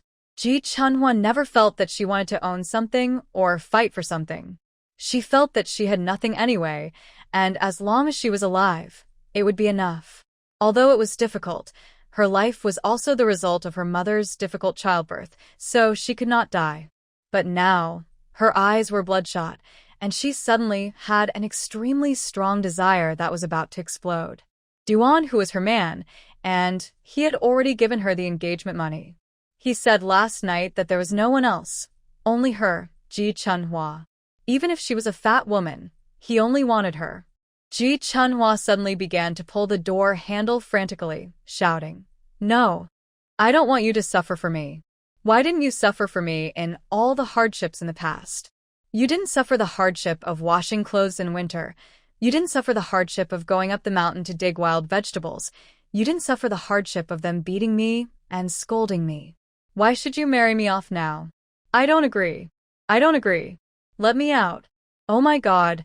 Suli had been hiding in the main room after hearing her daughter's words, and it was obvious that Ji Chunhua couldn't sit still with such a big commotion. She quickly ran out to drag Ji Qin away and lowered her voice and said, Qin, this can't go on. If she shouts like that, the villagers will hear it, and they will think something happened to our family. Qin, why don't we let her get married quickly? I still think what you said is unreliable. Even if you said you heard that Duan Hu's family has a lot of property, that's something that happened in several lifetimes. It's not certain whether it's true. Besides, he is a man with a stain, an uncivilized and violent person. If you really marry him, what will you do if he abuses you? Su Li really didn't expect that her daughter would knock on her door this morning before the roosters crowed and go in to tell her these ridiculous things. She said that a small worker had just come to pass on a message for Duan Hu and that he would come before noon to propose marriage. Su Li was very happy and so happy that he said it so soon. That's great. This fat guy doesn't have to keep eating white rice in our house. Unexpectedly, Ji-Chin hesitated for a moment and dropped a bombshell. Ji-Chin said that she accidentally heard that Duan Hu's ancestors were very rich. There were a lot of property at home, and no outsiders knew about it. She also said that if she married, she would definitely be able to deal with Duan Hu obediently and smoothly, and in the future not only would she have money, but no one would dare to bully their Ji family. Oh my god, Ji-young came back with 2 boxes of cigarettes, which were expensive and good. After hearing about Ji-Chin's idea, his attitude was completely different from Su Li's. His eyes lit up and he slapped his thigh and said, "Why didn't I think of this?" Ji-young has always been hanging out with bad friends, so he naturally knows how many people are jealous of his sister's beauty. A brother once said that if he could marry Ji-Chin, the village beauty, he would never let her do any work and would treat her like a grandmother. Ji-young squinted his eyes greedily and said to Su Li, "Haven't you heard the saying, mother, the bolder the people, the more productive the land?" I support Chin. Duan Hu is the foreman. Do you know how many people he has under him? I heard the other day that he just took on a big project in the county. If you want to say who in the 10 villages and 8 shops can be said to be richer than Yu Guang, it must be Duan Hu. Such a person. If we don't make good use of him to get some benefits, wouldn't it be a loss? Ji-Chin smiled brightly and nodded repeatedly when she heard that this scoundrel brother, although a waste, said such smart words. My brother is right. Su Li's will has never been firm. Apart from men, her son is her backbone. So she softened, okay. Then let's try it first. But if it doesn't work, there's nothing we can do. Impossible. Ji-Chin's eyes were dark, and she retorted firmly, "It's impossible with mom and brother helping to mediate." Absolutely impossible. Ji-Chin clenched her fists. She repeated it many times in her heart. She told herself that if Ji Chunhua hadn't hit her so hard yesterday and made her embarrassed, the person that Aunt Sun fell in love with would definitely be her. Huh? Ji-young suddenly said, "Why didn't the fat woman scream? Not making trouble anymore?" Ji-Chin suddenly came back to her senses, and then her brows lit up. Maybe she thinks about it and feels scared. Besides, when will it be her turn to grab the things I want? Ji-Chin looked at the cigarette in Ji-Yang's hand, frowned, and was a little dissatisfied. "Didn't I ask you to buy something more expensive? This box of cigarettes costs 30 cents. Isn't it good enough?" "Not enough." Ji-Chin raised her chin, her expression full of pride. "The cigarettes that Duan Hu likes to smoke cost $1 a box. You can't catch a wolf without sacrificing the child. You have to let them see how much our family values it, then the discussion will go more smoothly. Aunt Sun is embarrassed to offend us." Okay. Ji-young turned around and spat. "I'll change it for you. Remember this, when you get married in the future, you have to make me feel that this brother-in-law is worth it. You have to compensate me anyway." Ji Chunhua sat down slowly with her back against the door. In order to hear their conversation as clearly as possible, she didn't make any more noise just now. Although Ji-Chin and the others spoke in a low voice, she could vaguely hear what they said. If she guessed correctly, Ji-Chin just wanted Su Li and Ji-young to step on her a few more times and make her sound more unbearable, so as to shake Aunt Sun and Duan Hu. But after hearing this, Ji Chunhua gradually calmed down. She had already lost her composure just now. Perhaps Ji-Chin was too distracted by Duan Hu's matter and didn't have time to think about it carefully. But she couldn't lose her composure too much.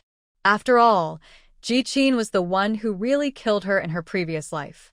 If she really broke up with her and laid everything out in the open, she might not gain any advantage. Ji Chunhua is very self-aware. She has never been a very smart person. She's not as smart as Ji Qin, nor does she understand the ways of the world, because in her previous life she hated communicating with others and never. They all just focused on their daily lives, so naturally they were not as versatile as Ji Qin. She had only died once, and it wasn't like the king of Hades had replaced her soul. She wouldn't become a powerful person all of a sudden. So many things needed to be done bit by bit, and she had to use her brain. Ji Chunhua recalled what Duan Hu had said last night. She figured out, no matter if either Duan Hu or Aunt Sun believed or wavered because of the Ji family's dirty tricks on her, she might not need to fight for it anymore. Why bother? She wanted to repay the favor. But there was no need to work herself to death, or even become hysterical to force others to accept her kindness. Anyone with a discerning eye would think she was a very shameless girl. Ji Chunhua's silence caught Ji Qin's attention, and she recalled what Ji Chunhua had said just now, and she was indeed suspicious. So she tentatively walked to the door and listened. There seemed to be no movement inside. "Sister?" Ji Qin asked in a low voice. "Are you okay?" Ji Chunhua's eyes trembled, and she hummed sullenly. "Sister, I don't ask you to understand my painstaking efforts, but I am also very uncomfortable with what you said just now." Ji Qin stared at the door, as if she wanted to see through it to see Ji Chunhua's reaction. Ji Chunhua was silent for a while. "I didn't mean it.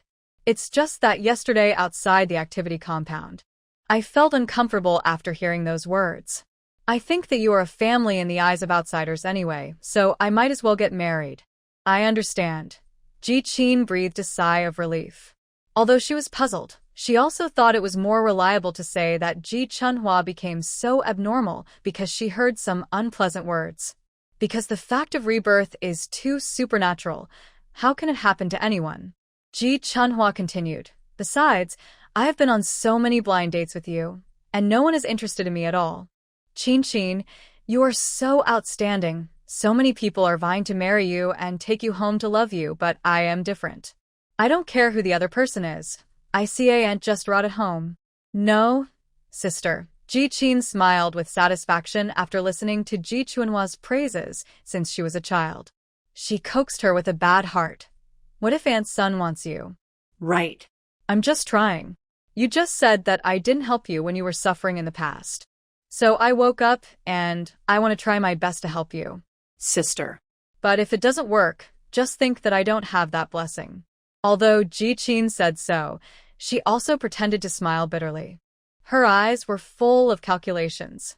Aunt Sun is such a pedantic and old-fashioned person. If she heard that even her family members think Ji Chunhua is not good enough, how could she still choose her? "I understand." Ji Chunhua didn't want to say anything more. She just wanted to save her energy to listen clearly. No matter what the result was, she had to hear it with her own ears. If they really agreed to replace Ji Qin this time, she would definitely not insist anymore. Just find another way out. After Ji Yang came back, the three of them got busy. The best tea leaves at the bottom of the box were turned out, and melon seeds and peanuts were also put out. They usually didn't do any dirty or tiring work, but because they had to lock up Ji Chunhua, they had to clean up the yard and the house by themselves. After cleaning up, Ji Yang collapsed on the bed. Then he kept muttering, "Ji Qin, if you and your brother-in-law don't repay me for this kindness in the future, I will definitely not do it." Ji Qin immediately smiled and comforted, "Brother, this is not a big deal. If it doesn't work, let Duan Hu find you a sinecure in his place and give you some salary. Isn't it just a matter of a word from your sister?" Su Li and Ji Yang were very excited when they heard it. Oh, that's great. This is really great." Ji Yang also squinted his eyes happily. "I guess your brother's love for you is not in vain." Duan Hu was right. Before noon, the clanging sound of pushing carts came from far to near. Ji Qin was the first to hear it, and stood up very excitedly. "Oh, Mom, they are here. Duan Hu and the others are here." Ji Qin quickly nagged Su Li. The first person to pick them up must be an elder. Su Li also got nervous, spitted, wiped her hair, and hurried out. "Hey, old Ji's wife, I have good news for you. Unexpectedly, the first one to come was an old lady who was nearly 60 years old. Su Li was stunned. Fong. Fong the matchmaker? Didn't Fong the matchmaker say that she was going to retire? Why is she back to her old job? She is an old matchmaker with a reputation in 10 villages and 8 shops. The success rate of matchmaking for people is very high, and the work is done beautifully. Come in, let's talk first. Although confused, it's not strange. Originally, when starting the marriage process, in order to avoid anyone regretting, causing trouble, or no one speaking up for justice when something goes wrong, a matchmaker must be invited to accompany the whole process. But Su Li still didn't expect that it was just to marry Ji Chunhua, a fat girl that no one wanted, so there was no need to be so formal. Just give the money and take the person away. Hey, dear relative, Sun Xiaoyan signaled Duan Hu to stop the cart at the door, and he supported her to walk into the yard. Her face was flushed, and she looked extremely happy and excited. She nodded and greeted Su Li while looking around. Where is my future daughter-in-law? I haven't seen her yet. Su Li looked embarrassed and didn't know what to say. Ji Qin, who was standing behind, smiled and said, Aunt Sun, my sister said she had a stomachache when she got up. She might have caught a cold. She went to the toilet. Oh. Sun Xiaoyan felt distressed and said, It's okay. Don't rush her. Let the girl go. Look, the matchmaker is here too. Let's talk first as elders. Sun Xiaoyan wanted to move forward, but found Duan Hu standing still. With a stern face, he turned his head to look in the direction of the toilet outside the yard. Sun Xiaoyan asked him, What are you doing on such a happy day? You look so droopy-faced like a stubborn donkey. Be happy. Duan Hu turned his head and said nothing. He was grinding his teeth secretly. His eyes were fierce. This stupid fat woman, it was all because of her crazy behavior in the cold weather last night. She had to run out to help some stupid Qin get married, and she caught a cold. Pull it. I'll squat in the toilet until your legs are numb. You deserve it. He took a step forward and supported Sun Xiaoyan and followed Su Li's footsteps to walk in. When they reached the door, Ji Yong stood beside Ji Qin and looked up at Duan Hu. Duan Hu glanced sideways for a moment, and his fierce and murderous eyes suddenly pierced Ji Yong. What are you looking at? Ji Yong shivered from head to toe, and goosebumps appeared. His neck shrank, and he looked at the ground immediately. No. I didn't see anything. I just thought, haha, brother-in-law, you are quite tall, haha. Su Li's eyes widened, seeing that this gangster was really uncultured. Daong just looked at him, and he looked like he wanted to kill someone. Is this okay? If she married that fat woman Ji Chunhua, she wouldn't care. But Qin is so delicate. Su Li began to tremble in her heart, and Ji Qin noticed it and immediately gave her a look. Su Li then forced herself to recall what her son and daughter had just said. She gritted her teeth silently. Yes, the bolder the people, the more fertile the land will be. Her daughter has been smart since she was a child, and she must not say such nonsense. My dear relatives, Sun Xiaoyan smiled apologetically after entering. I'm sorry to make you laugh. I can't stand on my feet. Is it convenient to sit down? Su Li was stunned, and immediately took the initiative to help. Oh, my dear relatives, please don't say such nonsense. Hurry up, sit on the Kong. Pillow. Qin, put a pillow behind Aunt Sun's waist. It's tiring to stand up.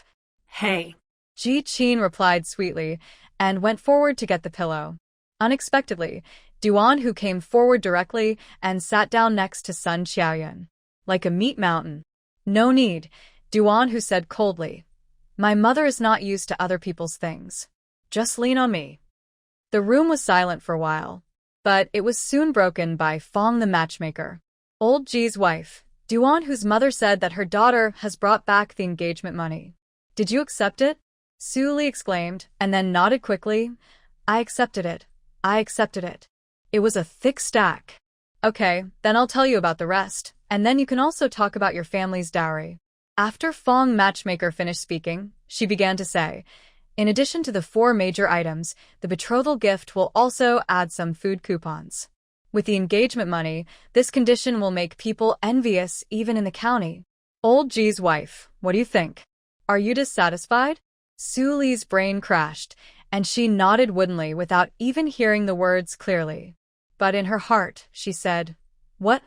What to do? She had never thought about the dowry.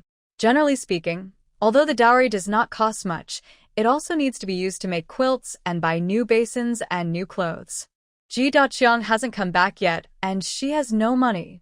The money before was all spent secretly by Ji Yang.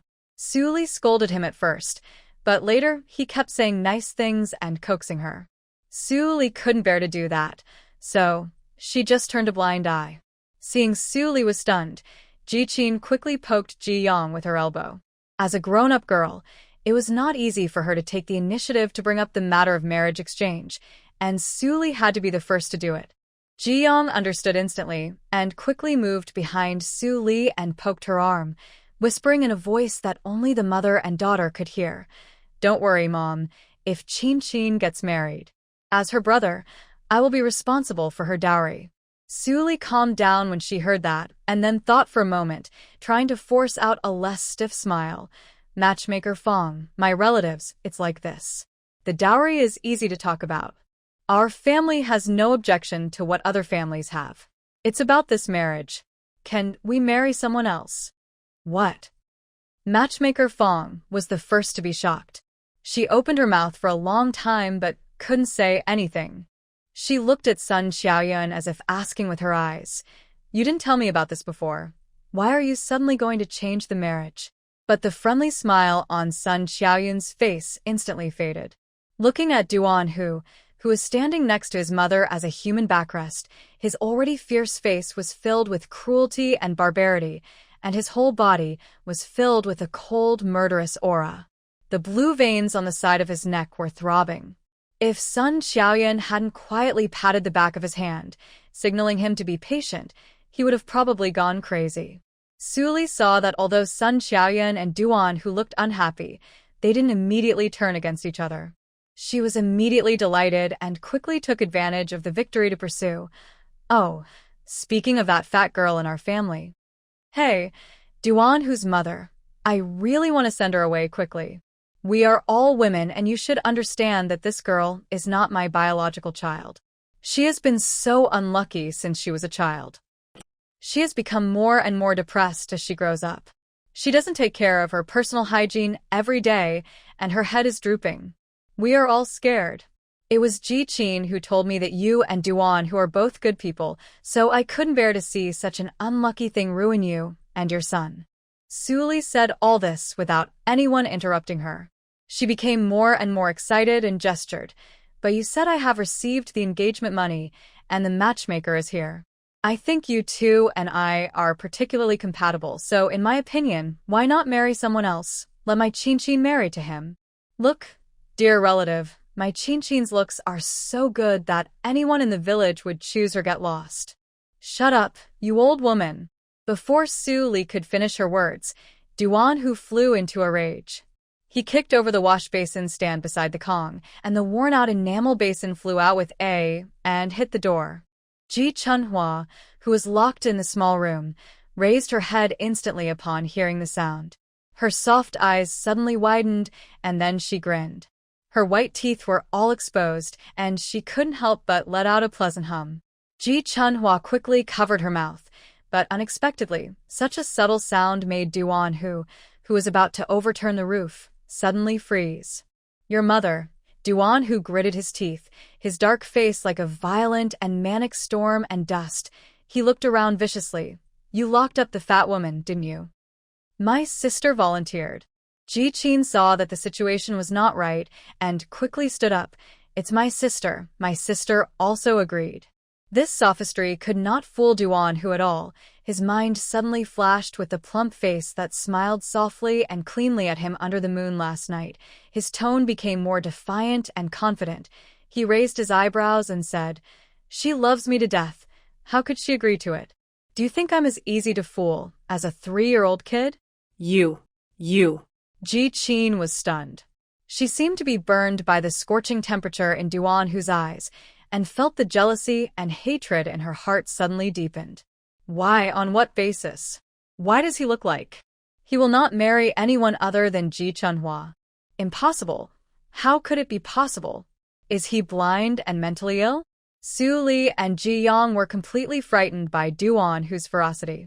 They didn't expect that he would dare to do such a hooligan behavior even in front of his mother. The mother and son leaned against each other, trembling like sieves, and no one could say a word. At this moment, the gate of the courtyard was pushed open with a creaking sound. One in front and one behind, light and heavy footsteps followed. "Hey, old Ji's wife. I'm here to tell you the good news. I heard that your Ji Qin also likes Comrade Yu Guang, so we are here to propose marriage. Look, this is a happy event of mutual love." Her feet seemed to be deeply rooted in the ground, and she could not move at all. Her face was pale, and cold sweat was already streaming down her forehead. Sun Xiaoyun, who was sitting on the Kong, suddenly laughed out loud. "You think all the men in our village are fish in your net. If this matter is reported to the village committee, your family's reputation will be completely ruined. By then, let alone the rough guy who can't find a partner, even the deaf and blind man may not be willing to marry your Ji Qin." Su Li came back to her senses suddenly and shuddered all over. Matchmaker Fong also had a gloomy face, and she looked as disgusted as if she had swallowed a fly. It is so rare for both sides to propose marriage at the same time because everyone knows that this is a big taboo in matchmaking. But she didn't expect that she would encounter such a disgusting and unlucky thing when she is about to retire. It really tarnished her career. Matchmaker Fong's hoarse and old voice sounded angrily. "Old Ji's wife, your family is really too much. And Ji Qin's daughter is also." Matchmaker Fong pointed at her nose and scolded directly. "Do you have any quality, girl? Are you polite? Do you know right from wrong? Aren't you ashamed? A girl of this age actually did such an unruly thing." The scolding from the inner room stunned Matchmaker Liu and Yu Guang, who just walked to the door. The two of them stood at the door like wooden stakes and no one moved. Then the excited Matchmaker Fong pushed the door open with a and almost hit Matchmaker Liu's nose. Ah! "Hey, Sister Liu. I didn't touch you." Matchmaker Fong hurried to check, and Matchmaker Liu also came back to her senses.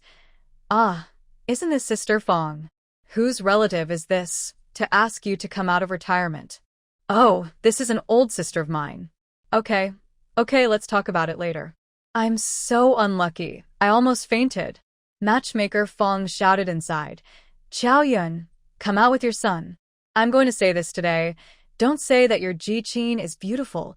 Even if she is a fairy now, we wouldn't dare to marry her. You are so young, but your mind is so dirty, and you don't do good things. I tell you, old Ji's wife, we're going to pick up Comrade Ji Chunhua tomorrow. We have gone through all the necessary etiquette. We have also prepared the wedding team. It doesn't matter if you don't do anything, but we can't let our daughter down." Yu Guang heard that the prestigious Matchmaker Fong was so angry and scolded Ji Qin so badly, and he couldn't help but look inside. Just one glance made him even more stupid. Is Ji Qin inside still the straightforward and sweet girl? Her expression was full of twisted malice, and she looked like a scary female ghost. Matchmaker Liu was also frightened when she saw this. She might not believe what others said. But if Matchmaker Fong said that someone was not good enough, she really dared not to believe it. Matchmaker Liu frowned and smiled awkwardly in a very tactful way. "Comrade Yu Guang, it seems that the Ji family is a little busy today." No, let's come another day." Yu Guang's head was buzzing, and he couldn't come back to his senses. He nodded woodenly, subconsciously. Okay, I'll listen to you." Then, the two of them ran away. "Let her out. I have something to say to her." Su Li didn't dare to make any more trouble. She nodded stupidly and ran to open the door for Ji Chunhua. She didn't know why Yu Guang suddenly came with the matchmaker to propose marriage. Right now, their little braids are caught tightly. If this matter is really reported to the village committee, how can they live? Matchmaker Fong was not exaggerating at all. If this kind of thing gets out, even if Ji Qin really grows up to be a fairy, she may rot at home and can't get married. This is a big taboo. This is a problem of family character and atmosphere. After everyone left, Only Ji Yong and Ji Qin were left in the room. Ji Yong was also sweating all over, and his soul had not yet run away. He walked to Ji Qin tremblingly. Qin. Are you okay? Get out. Ji Qin's eyes were red as if soaked in blood, and her sharp nails pierced into the palm of her hand, squeezing out from her teeth. Get out. Get out. All of you get out. She raised her legs and rushed out the door. Ji Yong only stretched out his hand, but did not continue to stop her. She must have been unable to think straight for a while. Besides, he was not much better. Ji Yong thought that there was nothing for him to do, so he simply held his trouser waist and went to the toilet. If he really peed in his trouser pocket at that time, wouldn't it be a shame? The door of the small house was finally opened. Duan Hu thought he would see a face that was either aggrieved or angry, but he didn't expect her to still bury her head, and her scattered hair vaguely covered her plump cheeks.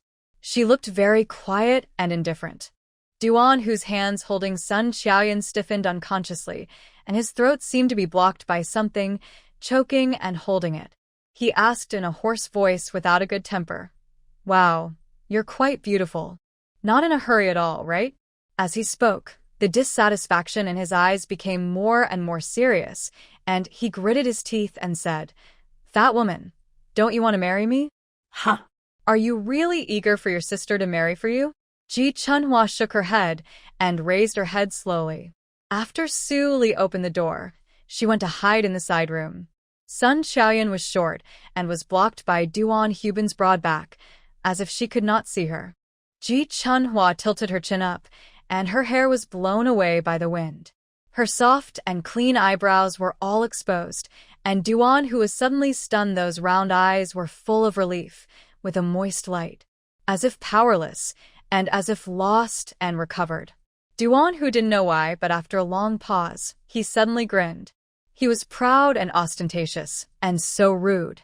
I'm going to tell you, fat woman, don't bother me with this anymore. If you want it, just say you want it, and don't listen to anyone else. They gave you money, right? I'm the one who will support you in the future, you know. Ji Chunhua nodded vigorously, and the tears that had just subsided were about to burst out again. Duan, who was also possessed by a ghost.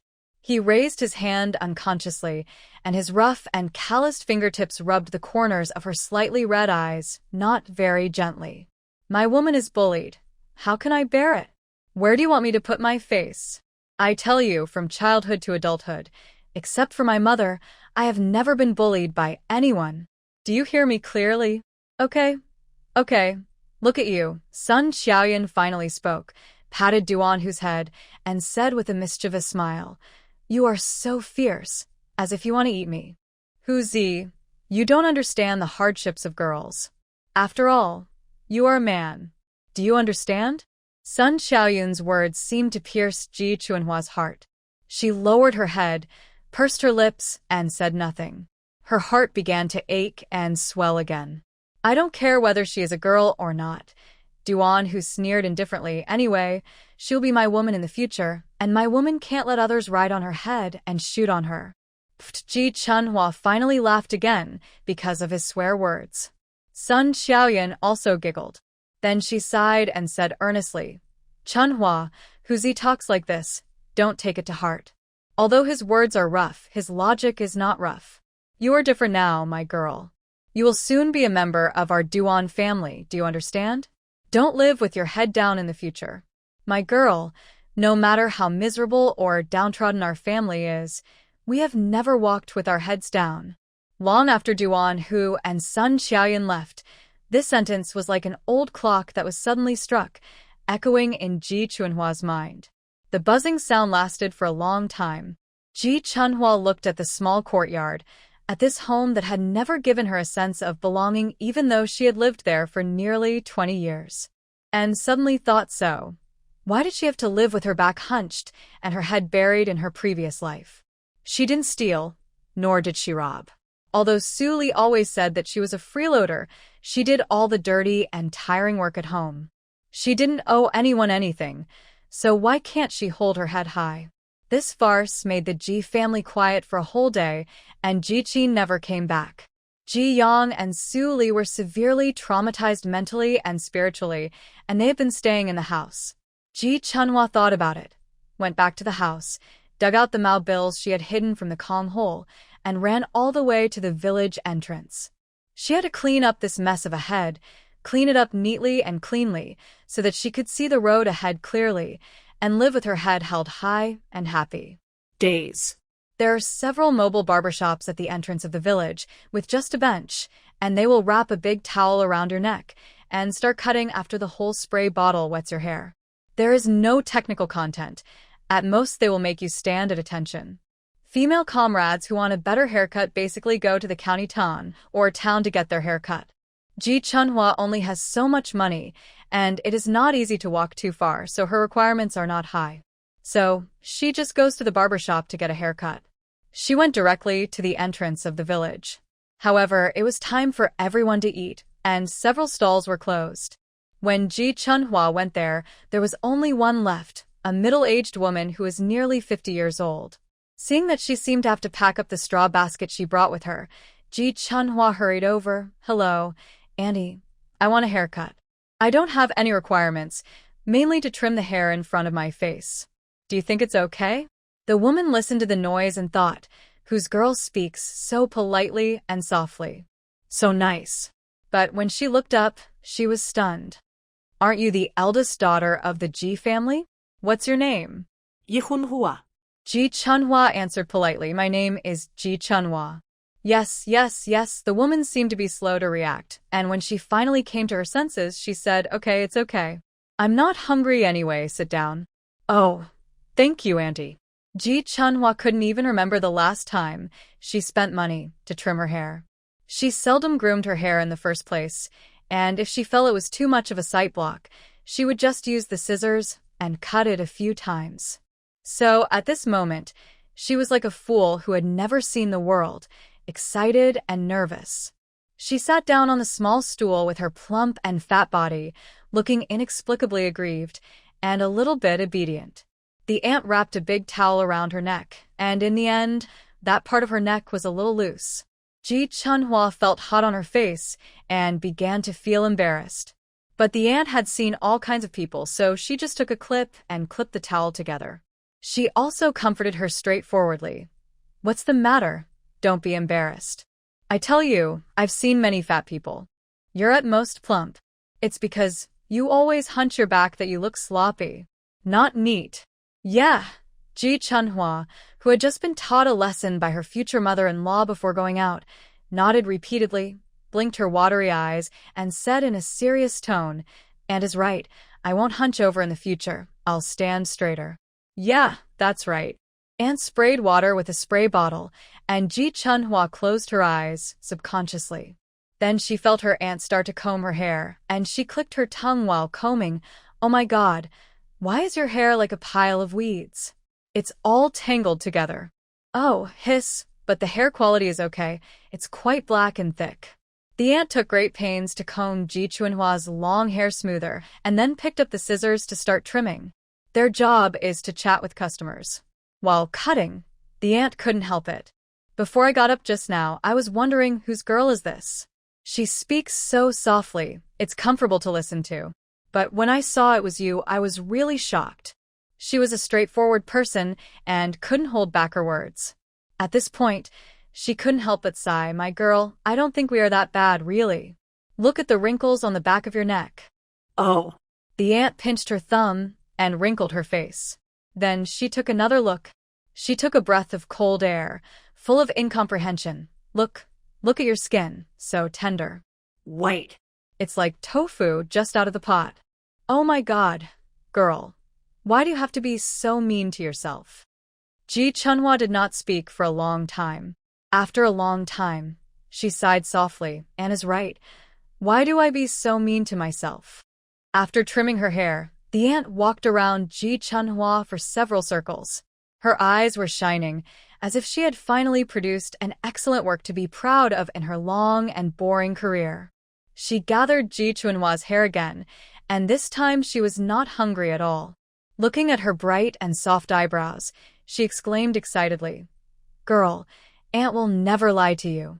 If you lose a little weight, your sister will lose that village beauty. It doesn't matter if you don't lose weight, as long as you pay a little attention to personal hygiene.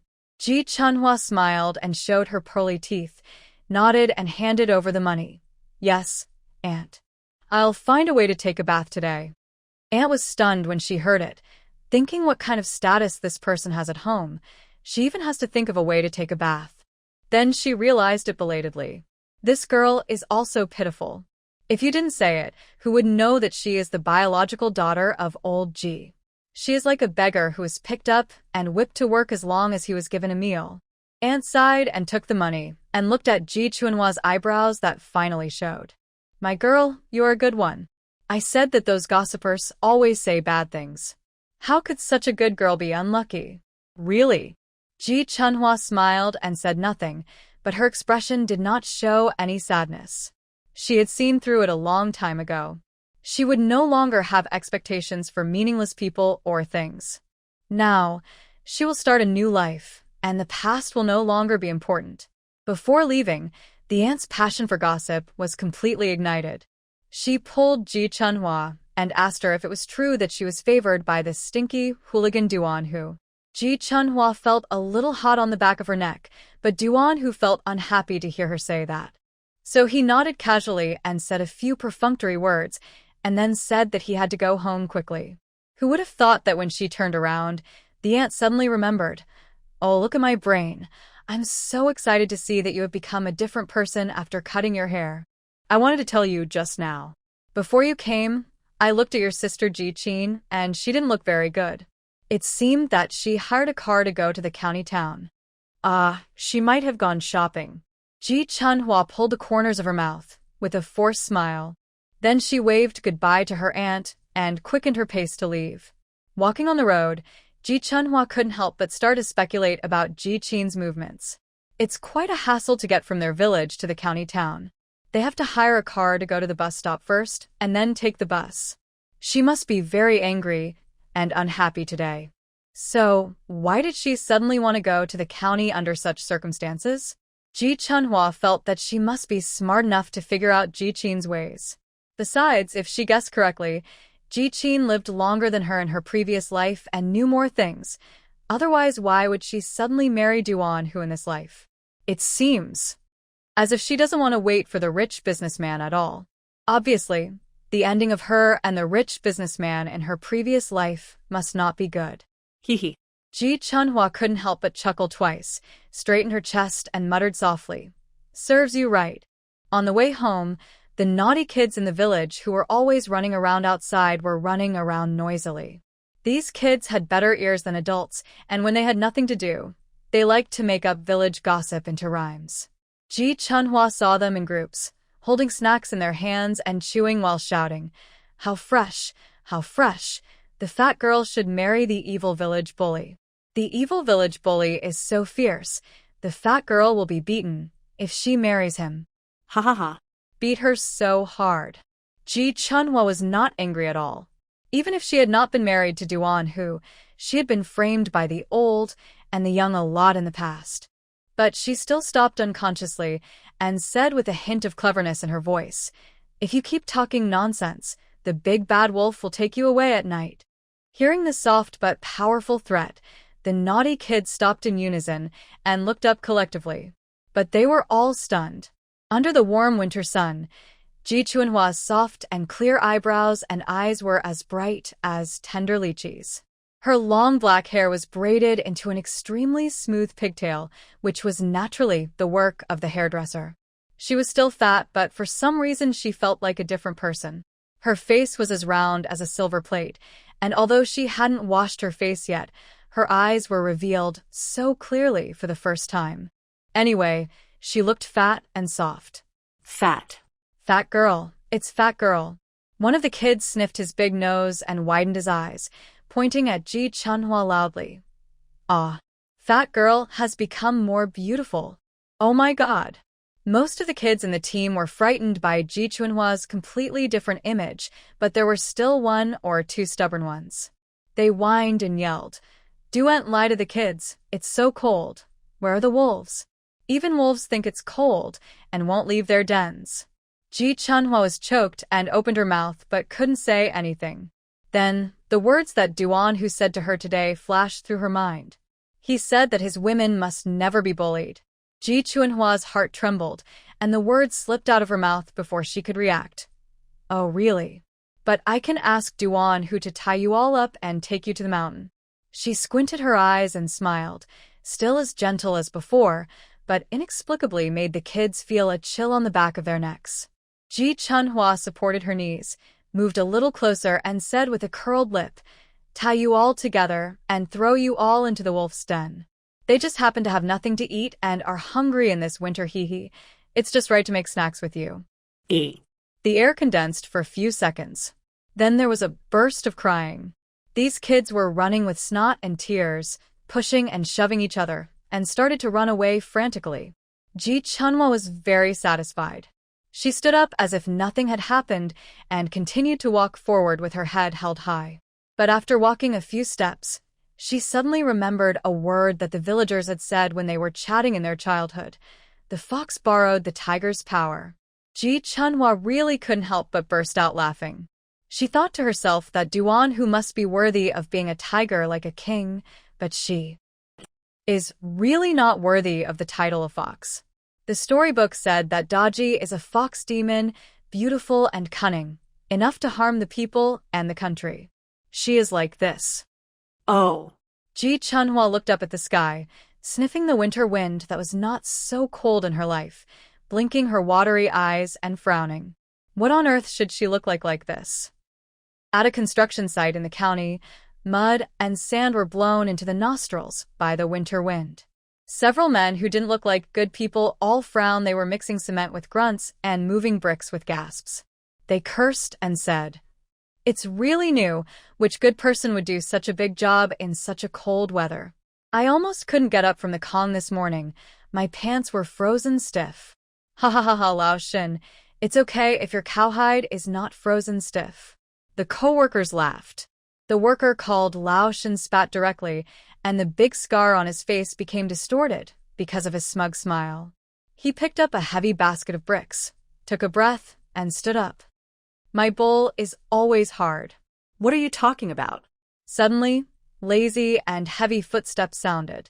A group of men in their 30s and 40s were so scared that they almost couldn't catch their breath and fell silent. Duan. Foreman Duan. Lao Shin swallowed his saliva, and the mountain-like man trembled like a chicken. He was just bored and talked nonsense. It didn't delay the work. Is that it? Duan Hu narrowed his fierce black eyes and looked around. You have a bowl of rice, and you think the rice is too hard?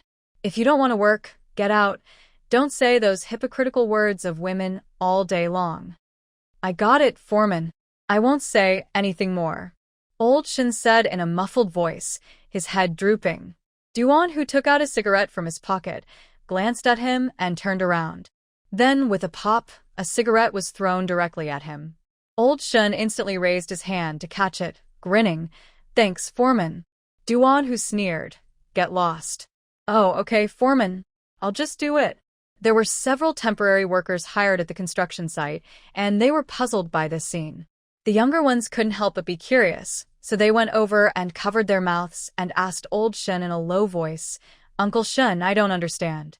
Foreman Duan is like a bully. He's always against you guys. Just like Zhou Paopi. Why are you still following him? And it seems that you all obey him and trust him very much. Uncle, are you guys crazy? Go away. Old Shin raised his hand and hit the kid with a stick. Holding a cigarette in his mouth, he looked at Duan, who's departing back, and sighed heavily. Shoot. Our foreman has a mouth like a poisonous knife, but a heart like tofu.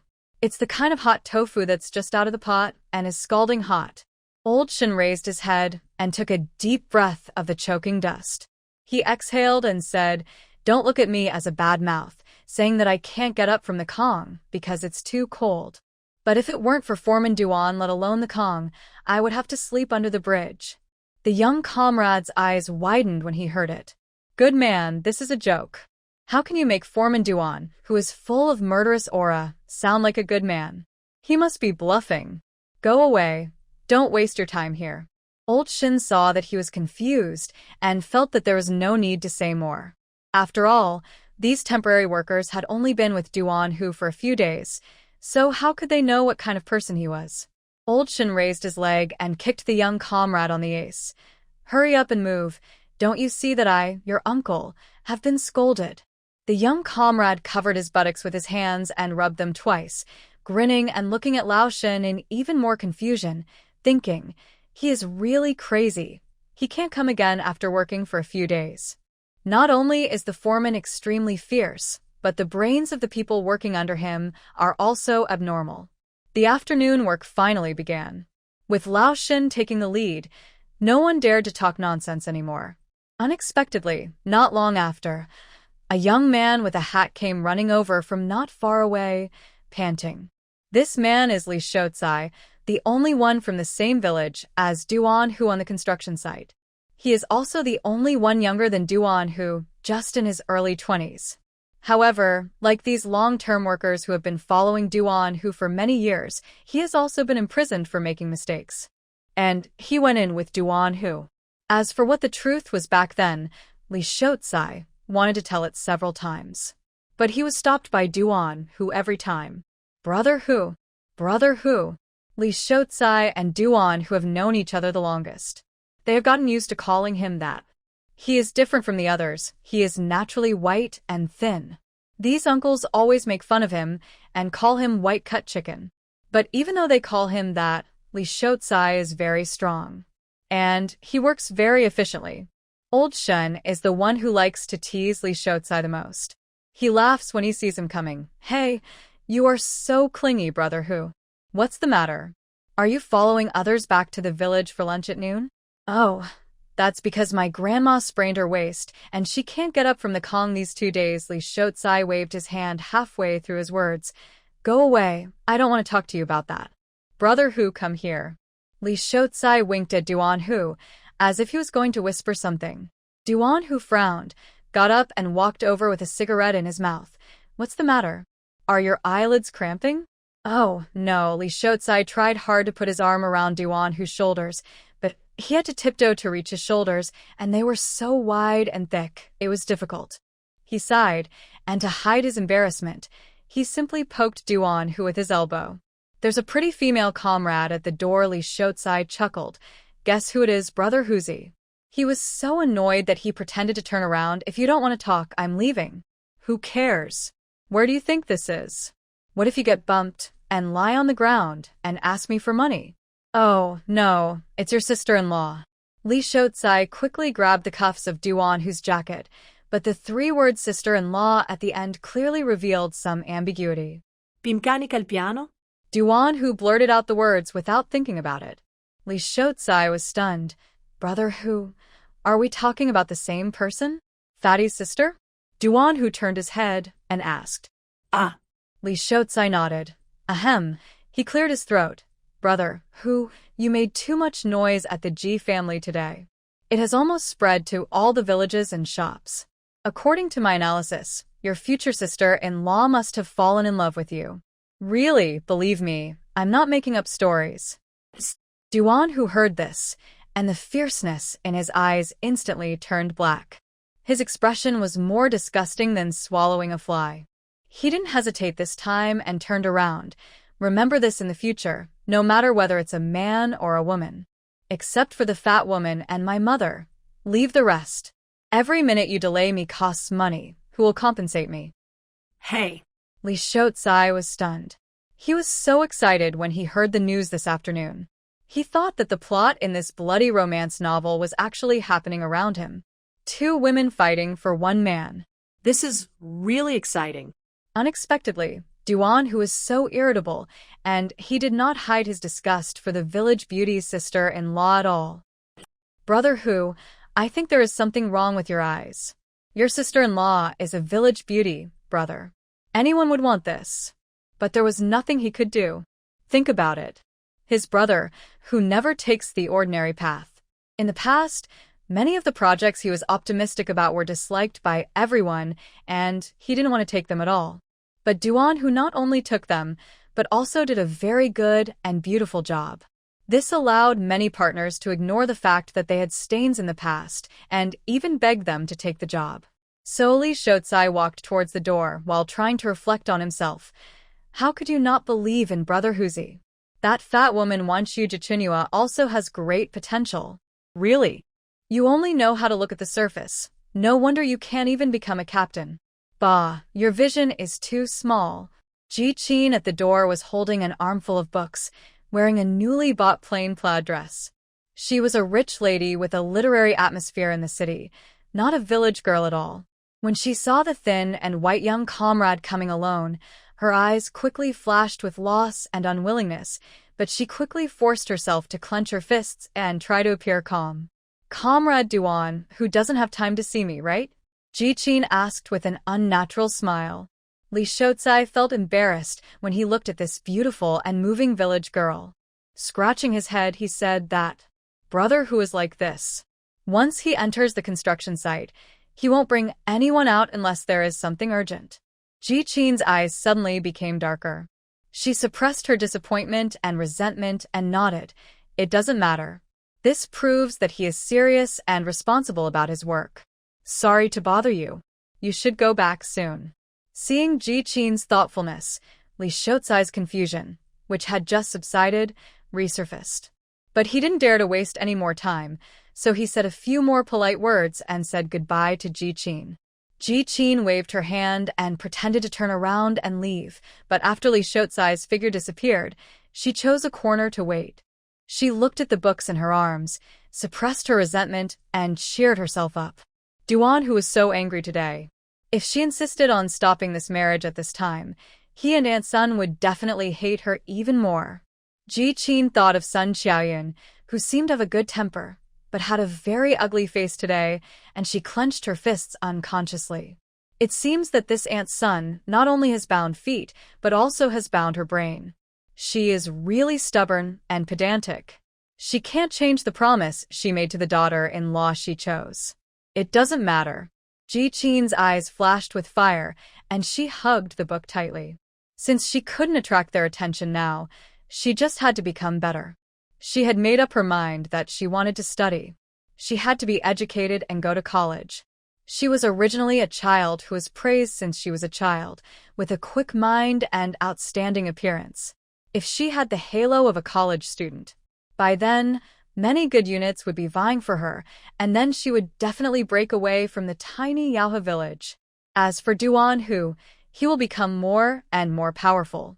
After all, he will be a real estate tycoon who can be on the newspapers in the future. If this goes on, Duan Hu and herself will become more and more famous and successful, and the difference between Ji Chunhua and them will become bigger and bigger. At that time, she didn't believe that Duan Hu and his mother would not despise Ji Chunhua, a fat and idiotic woman who couldn't even read a word. Moreover, she didn't think that Duan Hu would really touch Ji Chunhua after she got married. Humph, maybe by then, even without others, Ji Chunhua herself would not be able to bear it. Which woman can tolerate a man not touching her after getting married? The more Ji-chin thought about it, the more she felt that she was standing firmly on her feet, and she didn't even feel cold without a cotton coat in such a cold day. Her palms were sweating with excitement, and she waited patiently until the evening. Since her rebirth, the weather has been different from that in her previous life. Ji-chin looked at the fiery clouds in the sky and thought, everything is helping her. She must live a glorious life in this life and hold on to everything she wants. The construction site was about to close, and groups of men came out, swearing and smoking. Ji-chin stood in the corner waiting. Until Duan Hu's tall and wild figure finally appeared, she suddenly trembled and hurried over with small steps. Comrade Duan Hu! Comrade Duan Hu! Ji-chin shouted several times in a row, one louder than the other. The voice was refreshing and sweet, and successfully made the men stop their actions at the same time and look at her in unison. Ji-chin was very proud of herself. She spent a lot of money to buy this outfit. She also went to the counter of the big shopping mall to find a place to try out the cosmetics and ask the teller to help her put on a very natural makeup. Which man doesn't have vanity? She didn't believe that he could not be moved at all. Who is this pretty girl? Old Shin, who was a loudmouth, was the first to speak. Then, Li Shotsai pointed at Duan Hu with a dragging tone, as if he was answering a question. Uncle Shin, you don't know this, right? This is my brother whose sister-in-law. As soon as he finished speaking, Duan Hu glared at him. He sneered. It's not even a small table or a small stool. After saying this, he didn't stop for a second. It was as if Ji Qin at the door was a ball of air. He just glanced sideways and said, Old Shin, lock the door of the enclosure. Comrade Duan Hu. Ji Qin rushed forward in embarrassment and stood in front of Duan Hu. She had to say this today, otherwise it would be difficult for him to change his opinion of her. Ji Qin was anxious and didn't care about anything else. With red eyes, she said, Comrade Duan Hu, I hope you don't misunderstand. I have been waiting since noon so as not to disturb your work. And I just came to apologize to you. No other meaning. Oh, it's true. Li Shotsai couldn't help but feel sympathetic to the beautiful village girl and couldn't help but sigh. It's so cold. She didn't even wear a cotton coat, and she waited here for several hours. Brother, Hu, at least listen to what she has to say. Duan Hu heard this, but he pursed his lips slightly. There was only sarcasm in his dark eyes. Otherwise, he would be called a rascal whose hair hasn't grown out yet, and he can't see the problem. She wears so thin in such a cold weather, dresses so fancy, and deliberately emphasizes that she has been waiting for him for a long time. Who is she trying to make pity her? Obviously, Duan Hu has never been a gentleman since he was a child.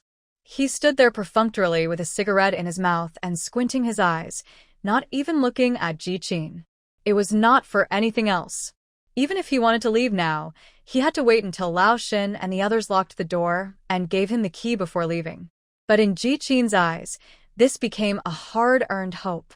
Her heart was pounding, and she didn't dare to delay any longer, and hurriedly said, Comrade Duan Hu, I know you are very angry about what happened today. I just want to tell you that I don't mean to ruin your marriage. That idea came from my mother and my brother. Is there any difference? Ji Qin had just said half of her words when Duan Hu couldn't listen anymore.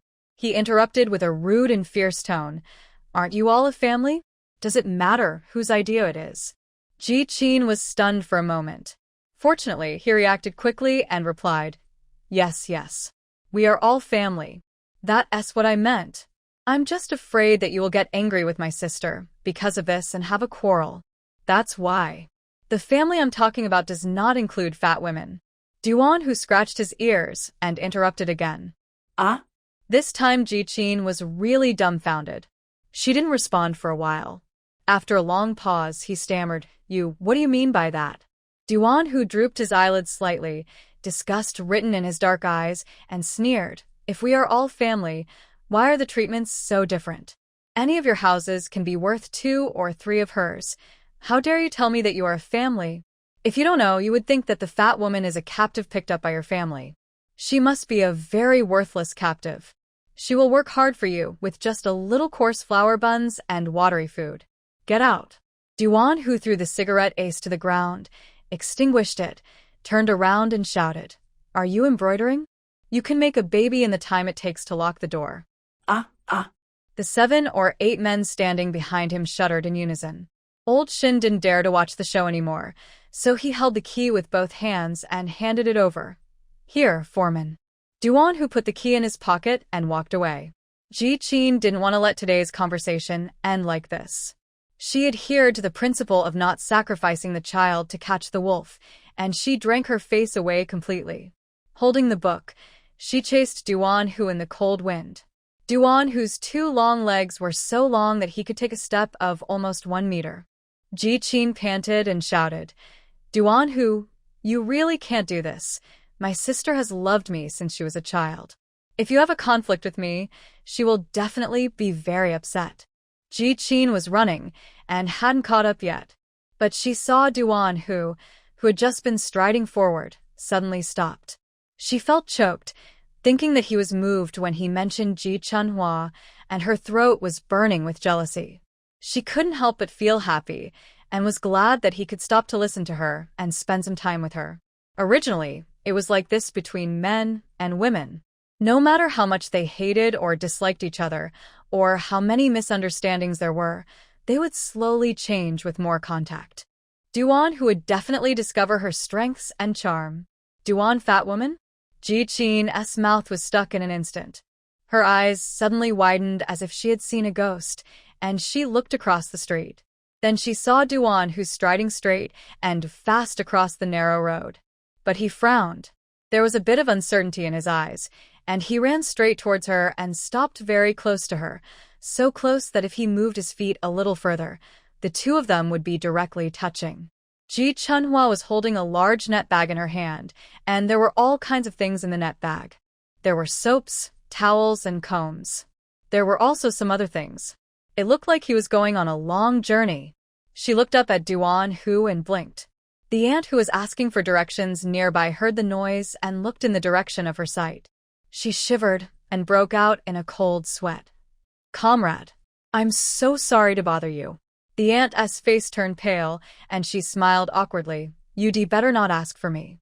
I'll Ask someone else." A group of men across the street almost popped their eyes out when they saw this. My goodness, what's wrong with their foreman? Usually, there is no female around him except his mother. Even though such a pretty girl waited for him for a long time in the cold weather, he still had that stinky face. Why is he suddenly rushing to find a girl now? And a chubby girl. That's not all. Anyone with eyes can see it. Their section chief lowered his head, almost touching the face of the person. Li Shouzai saw that there was silence all around, and he felt so uncomfortable. He was closest to Lao Shen, so he couldn't help but turn his head to tell Lao Shen everything about the two sisters, one fat and one thin. In the end, he naturally said that he didn't understand, although Brother Huzi has always been unconventional. But isn't this a bit too unusual? I feel that this is not a problem of thought, but a problem of eyesight. Lao Shen, do you think my Brother Huzi is dazzled? Lao Shen squinted his eyes and lit a cigarette, looking across in the smoke.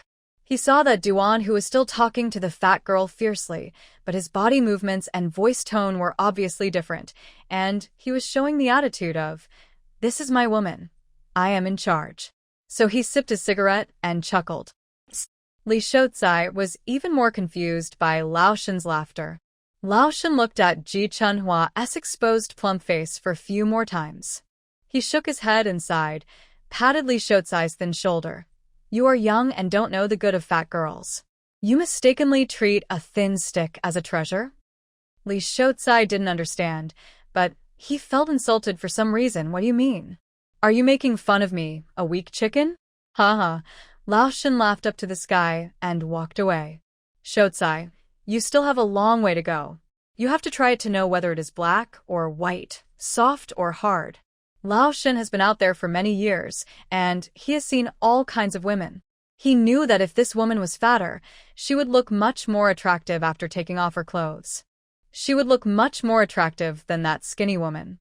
But he didn't dare to say the rest of the words, because if Duan Hu heard it, he would have no chance of getting well. Who would believe that Duan Hu, who was tall and strong, was still a young man? He had never found a woman he liked before, but this time he finally found one. He couldn't joke with anyone else, not even his woman. Old Shin just remembered that he hadn't returned the key to the warehouse to Duan Hu, so he crossed the road to give it to him. He didn't want to stop and delay the couple's conversation, so he simply greeted Ji Chunhua with a playful smile. He even deliberately turned his body slightly to the side, fearing that the scar on his face would scare her. Unexpectedly, Ji Chunhua didn't show any fear at all, but was a little embarrassed because of the unfamiliarity, but soon grinned and nodded slightly in response to Old Shin's greeting. This smile stunned Old Shin. His feet shook and he stood there motionless. "Oh my God, this is such a plump and pretty girl. Look at this face, so soft and tender. When she smiles, people's hearts are warmed." Duan, who was about to continue talking to Ji Chunhua when he saw Lao Shen standing there. He frowned and raised his hand to pull him away. "What the Hades are you looking at?" As he said that, he subconsciously walked in front of Ji Chunhua, and his strong shoulders blocked the whole person. Lao Shin suddenly came to his senses and scratched the back of his neck. Ha ha. No, no, I'm not looking at your wife. Lao Shin had only said half of his words when he heard Duan Hu tut a displeased sound. He immediately felt like a chicken with its throat grabbed, and the rest of the words were choked and swallowed hard. Let's go, let's go. Ha ha ha. Let's go eat, let's go eat. See you tomorrow, foreman. Ji Chunhua was a little surprised, and she looked up at his strong back and asked hesitantly, "It turns out that not only those who are thinner than you are afraid of you, but also those who are about the same size as you." Oh, who said it wasn't? Duan, who was stunned, and turned around with a strange voice and glared at her with drooping eyelids. "Everyone is afraid of me, but you are not afraid."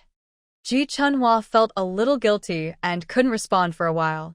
After all, strictly speaking, she was not afraid of Duan Hu because of what happened in her previous life. Otherwise, she might be the same as others. She looked down at her feet and snorted. "I just saw Ji Qin. She left as soon as she saw me." She doesn't seem to be afraid of you. Who are you jealous of?"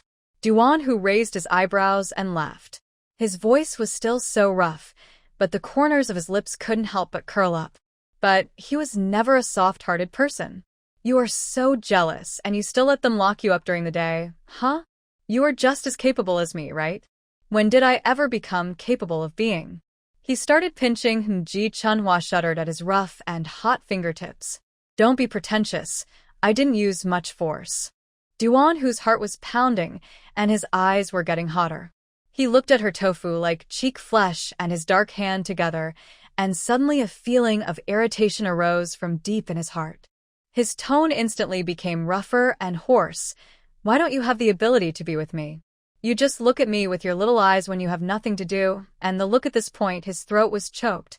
Ji Chunhua blinked and stared at him straight. "Yes, that's the look."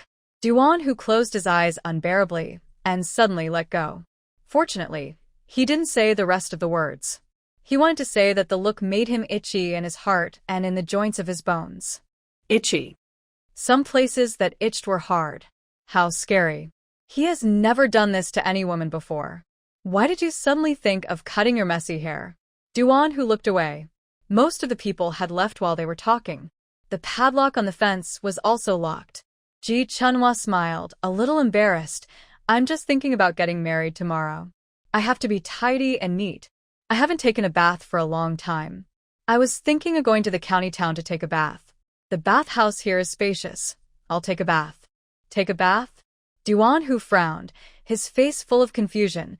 "You don't have one at home?" Then he shut up again. He gritted his teeth and grabbed her. He put the key in his pocket again, strode forward. "Don't go to the bathhouse. I'll take you to take a bath." Ah. Oh. Ji Chunhua felt that Duan, whose palm was still like a hot iron. The sun was about to set, and the winter wind was getting colder. That was why her soft cheeks and white ears were red. Ji Chunhua felt her head buzzing, and only the words he had just said, "I'll take you to wash." She couldn't help but think about things she shouldn't think about, but soon shook her head, secretly despising herself for being so narcissistic, even in the last life. But when she thought of this, Ji Chunhua couldn't bear to think about it anymore. She vaguely remembered that he seemed to be 4 or 5 years older than her, so he was also a well-known, hot-blooded man. Ji Chunhua heard those chattering women talk about things on the Kong, saying that men of this age don't know enough. The strength in the body can't be used up. Ji Chunhua lowered her eyes and looked at his big hand embedded in her wrist, biting her lower lip unconsciously. He was so strong and powerful, and he was so hot in the winter. Is it? The demand in that area is also quite big. Recalling the reason why she didn't want to take a bath in the bathhouse run by the village cooperative, Ji Chunhua subconsciously looked at her belly through her thick cotton coat, but found that she couldn't see it. The 2 lumps on top blocked it. Her face instantly burned red. So, is this a good thing? She has more flesh on the top, but she has more flesh all over her body. Duan, who pulled Ji Chunhua forward, bypassing the winding alleys, long and short roads, and finally couldn't bear to turn her head back. Then he saw her like a chubby rabbit, burying her head and not saying a word. From his angle, he could only see her furry, black hair and red ear tips. But Duan Hu didn't think much about it. It was a cold day, and most people's exposed skin would be red from the fan. Duan Hu drooped his eyelids and stared at the top of her head. "Don't you ask me where I'm taking you?" He asked the question out of the blue, causing Ji Chunhua to tremble suddenly. He clearly saw her eyelashes tremble, and she unconsciously raised her lips and smiled like a scoundrel. Ji Chunhua finally looked up and asked woodenly, "Then where are you taking me?" "As if you asked me to ask, so I will ask." Duan, who was stunned for a moment, frowning his thick eyebrows. He thought that this fat woman was indeed stupid. He had some bad thoughts and wanted to scare her, so his voice became a little rougher. "Sell you." Puff, unexpectedly. Ji Chunhua laughed directly this time. When she smiled, the plump, tender flesh on her face still looked very soft. Duan, who felt itchy again. "What are you laughing at? I said I would sell you, and you're still laughing?" His heart was pounding, and the back of his dark neck turned red, but it was not easily noticed. With a fierce look on his face, he reached out and pinched Ji Chunhua's face. "You won't sell me out."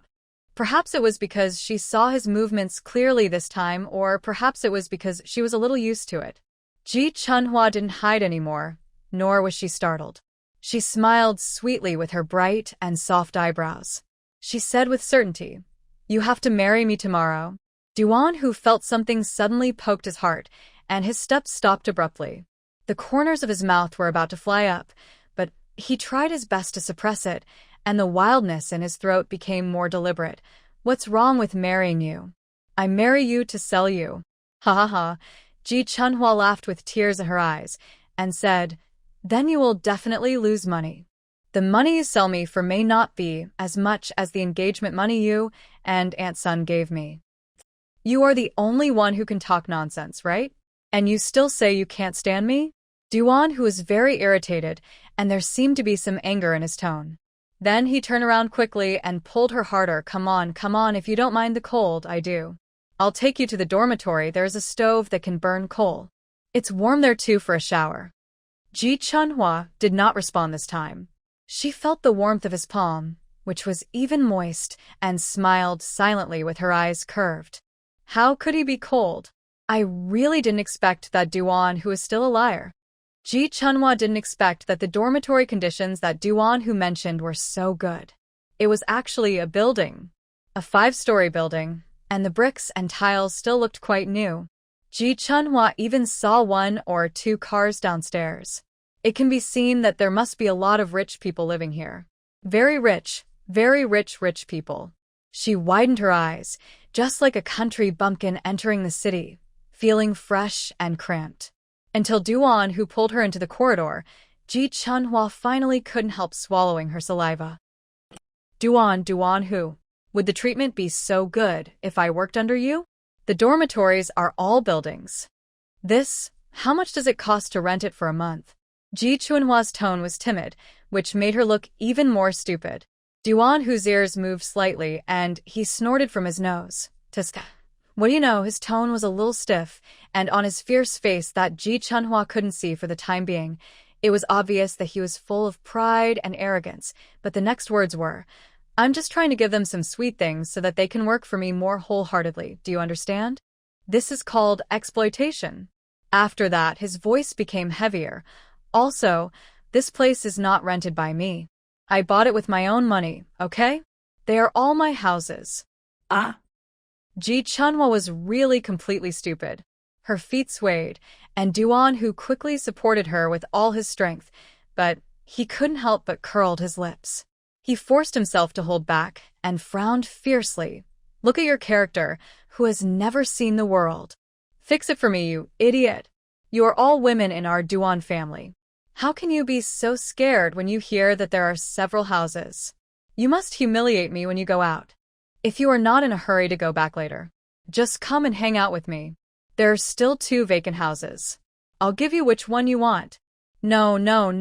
Ji Chunhua was panicked and shook her head quickly, almost like a rattle. No, I don't want it." "What did you say? You don't want it?" Duan, whose eyes seemed to be full of sparks. He stood on the stairs like a mountain. He was tall to begin with, and now Ji Chunhua looked like a dwarf. Duan, who exuded a sense of oppression like a bully. He gritted his teeth and stared at her threateningly. I'll give you a chance. Swallow what you said just now and answer me again. Tell me, do you want it or not? Duan Hu became even more fierce. Say something. Are you mute? Ji Chunhua was stunned for a long time, but suddenly laughed. She looked up at Duan Hu. Her eyes were soft and her voice was soft, as if she would not be affected by his arrogant attitude at all. This is the first time I see such a strange person like you. You obviously want to be nice to others, but you have to yell so loudly and scare people. You. Ji Chunhua was not very educated. She stared at him and thought for a long time before finally squeezing out a word that she thought was quite appropriate. You are so cute. Ji Chunhua pursed her lips and giggled. Duan Hu heard a pop sound, and he felt that a string in his brain was broken. His temples were throbbing, as if he couldn't believe his ears. He asked with a calm face and viciously, Fatty, what did you say just now? Am I deaf? Ji Chunhua did not answer, but climbed up the stairs and changed the subject with an earnest tone. Duan Hu, you'd better take me to take a shower. It's very cold in the corridor. Duan Hu's expression suddenly froze. Who told you to be so unhappy, pretentious, and nagging? He snorted coldly, his face full of disgust, but turned around quickly. We're almost there, on the 3rd floor. Ji Chunhua watched him carrying her full net bag, taking 3 steps at a time, but after taking a step, he deliberately stood there waiting for her for a while. Bubbles couldn't help but come out from a corner of her heart, especially sweet bubbles. Ji Chunhua was fatter than other girls since she was a child, and her movements were slower. But no one in the Ji family was willing to stop for her and wait for her. Not to mention Ji Qin. Anyway, she was just like an opera singer, all fake. She could pretend to be whatever she wanted. The more Ji Chunhua thought about it, the more bitter her mouth felt, and her throat ached. What kind of life had she lived in her previous life? She lived so aggrievedly. And what was the point? Duan Hu was right to scold her that night. Did she think that anyone would be moved or would remember her kindness? When she reached the 3rd floor, Duan Hu took out the key swiftly and stood at the door like a door god. What are you standing there for? Come in. He raised his chin and motioned Ji Chunhua to go in first. Ji Chunhua suddenly felt her heart pounding and she became nervous again. She was afraid that Duan Hu would get angry if she hesitated too much, so she hurried in. Duan Hu raised his eyebrows at this. That's better. He also stepped into the door and closed it with a. After entering the house, Ji Chunhua didn't care about the nervousness of being alone for a moment. Blinking, she looked into the house from the living room. Duan Hu felt unhappy when he saw her frightened look. What can you see standing here? Go in and take a look. This children's room is not a dormitory. I live there. You go and take a look. I'll light the coal. You can wash when it's warmer. After saying that, he went to the stove, opened the lid, and used an iron hook to put the honeycomb coal in. Ji Chunhua didn't ask anything. But Duan Hu began to talk uncontrollably, like jumping beans. Sometimes I'm too late. If I can't go back, I'll live here. I told my mother before that there are houses in the county town, so many houses, and asked her to come and live with me. She also bought a house on the 1st floor. Don't I think her walkway will be uncomfortable? At this point, he scratched the back of his head and clicked his tongue. Who said that? She is proud of that shabby place in Yawa village and says she has feelings for it. We don't know what kind of feelings she has. I don't think she has had a good life in the past few decades. While he was talking, he had already started the coal in the stove. The firelight reflected dimly on his fierce face and fell into Ji Chunhua's eyes, but she suddenly felt a bit of confusion and sadness in the corners of his eyebrows and eyes. Ji Chunhua's heart was gripped. Before she had time to think, the words slipped out of her mouth. If you ask me, I have never been happy and smooth since I was a child. Even if the matchmaker didn't tell you, you must have heard about the affairs of the Ji family. Ji Chunhua did not gradually become more talkative until she was reborn, and she also learned to muster up the courage to express her own ideas. But she still had the inferiority and cowardice that could not be changed immediately, and she dared not look him in the face as she spoke. She just lowered her head and looked at her toes. She drooped her soft eyelashes and continued hesitantly. But if you ask me if I am willing to leave Yaohe village all of a sudden, I still can't bear to leave. Not for anyone, but for the days I have gone through in the past. I think about how I walked through those difficult roads in the village and how I grew up little by little. I can't bear to leave that piece of land. Not anyone. Of course. Ji Chunhua suddenly looked up, stuttered twice, her plump cheeks flushed, her eyes swayed from side to side. Of course you and Aunt Sun must have a lot of good memories in the past. I know your grandparents loved you very much. Duan Hu was also speechless. This was something Ji Chunhua did not expect. A barbarian who used to speak rudely and wildly, and wanted to say whatever he wanted to say without thinking, suddenly stopped talking. Ji Chunhua began to sweat on her forehead and trembled in her heart. But she was not afraid that Duan Hu would be mean to her. She felt that she might have said something wrong. How could you take the initiative to bring up someone's sad story? She had heard about Duan Hu's family in her previous life. It was really ruined overnight and fell from heaven to earth. Ji Chunhua grabbed the hem of her clothes and said in a low and guilty voice, "I'm sorry, I didn't mean it. I heard this from those people outside." She still didn't dare to look at Duan Hu and buried her head lower and lower. As her ears heard his heavy footsteps, a pair of big feet broke into her field of vision. He was still wearing the same pair of slippers today. Don't pretend with me. When have you ever been afraid of me? Look up. Duan Hu's throat was very hoarse. Ji Chunhua's heart tightened when she heard it, and she felt that her breathing was held. But she couldn't forget the loneliness on his face just now, so she forced herself to look up and look at him for a moment. She saw the red corners of his eyes and the bloodshot at the bottom of his eyes. Duan Hu made a move suddenly, and his rough tiger's mouth wrapped around her soft chin. He squinted his eyes, his eyelashes looked darker and harder, and he said every word with force. "I told you, don't lower your head." Ji Chunhua suddenly felt that his eyes were so deep. His eyes were so powerful as his arrogant and rude tone. She seemed to be shocked and nodded vigorously, unconsciously. "Okay, I won't bow my head. From now on, I will remember it and remind myself anytime and anywhere." Duan Hu saw a glimmer in her soft and watery eyes, as if she was a little absent-minded and as if she was extremely focused and serious, and he was speechless for a moment. He let go of his hand a little stiffly and snorted coldly. "That's more like it. If you want to be my woman, you have to be obedient. Do you understand? If you don't listen, you'll see how I'll deal with you." He slightly turned his face, and her ears, which were faintly covered with red, were suddenly seen by her. Ji Chunhua was stunned.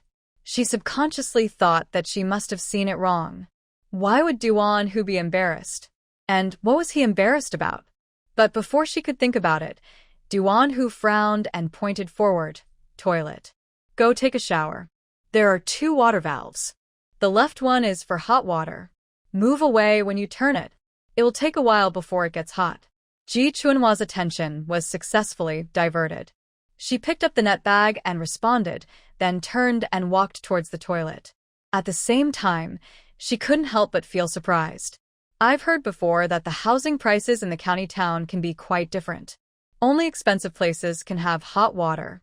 Then, It seems that the house in this yard you bought must be very expensive. Duan Hu hissed, "Are you going to take a shower or not?" Vaish. Ji Chunhua hurried into the toilet and closed the door. After a while, Duan Hu heard the sound of water flowing in the toilet, accompanied by Ji Chunhua's soft and strange sighs. He was about to lift his legs to walk, but his feet seemed to be stuck. His earlobes moved slightly, and he raised his eyebrows and hummed, "Thiske, I told you that you haven't seen the world. Isn't it just hot water? I'm so curious about it." After inserting the bolt, she took off her clothes and folded them in an open space.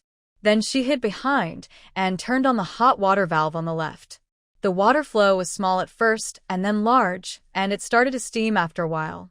Ji Chunhua blinked and reached out carefully to try it. It was still quite hot, but it was also the kind of hot that could be used for washing directly. She licked her lips, quickly closed her eyes, and stood under the hot water. The hot water pouring down on her head was so refreshing that it made Ji Chunhua tremble, and she felt her hair numb with comfort. She closed her eyes in the water curtain, squatted down to touch the soap in the net bag, and took out the bath towel and other things. She washed her long hair carefully first, thick hair, and began to wash her face, hands, neck, and body carefully. She even rubbed her chubby feet back and forth several times. Then, with her head and body covered with foam, she stood under the faucet again and continued to scrub with her hands along the water flow. Duan Hu, who finally sat down on the small sofa in the living room, was completely different from Ji Chunhua. He was so uncomfortable. I don't know why. It feels like there are nails under his ace, and he can't sit still. He moved back and forth, from the left side of the sofa to the right side. He picked up the boiled water in a can on the coffee table, tilted his head back, and drank it down. His movements were even rougher than usual. Half of the water went into his mouth, and the other half flowed down his strong dark neck and into his collar. Finally, he reached out to wipe his mouth with she put the can down again.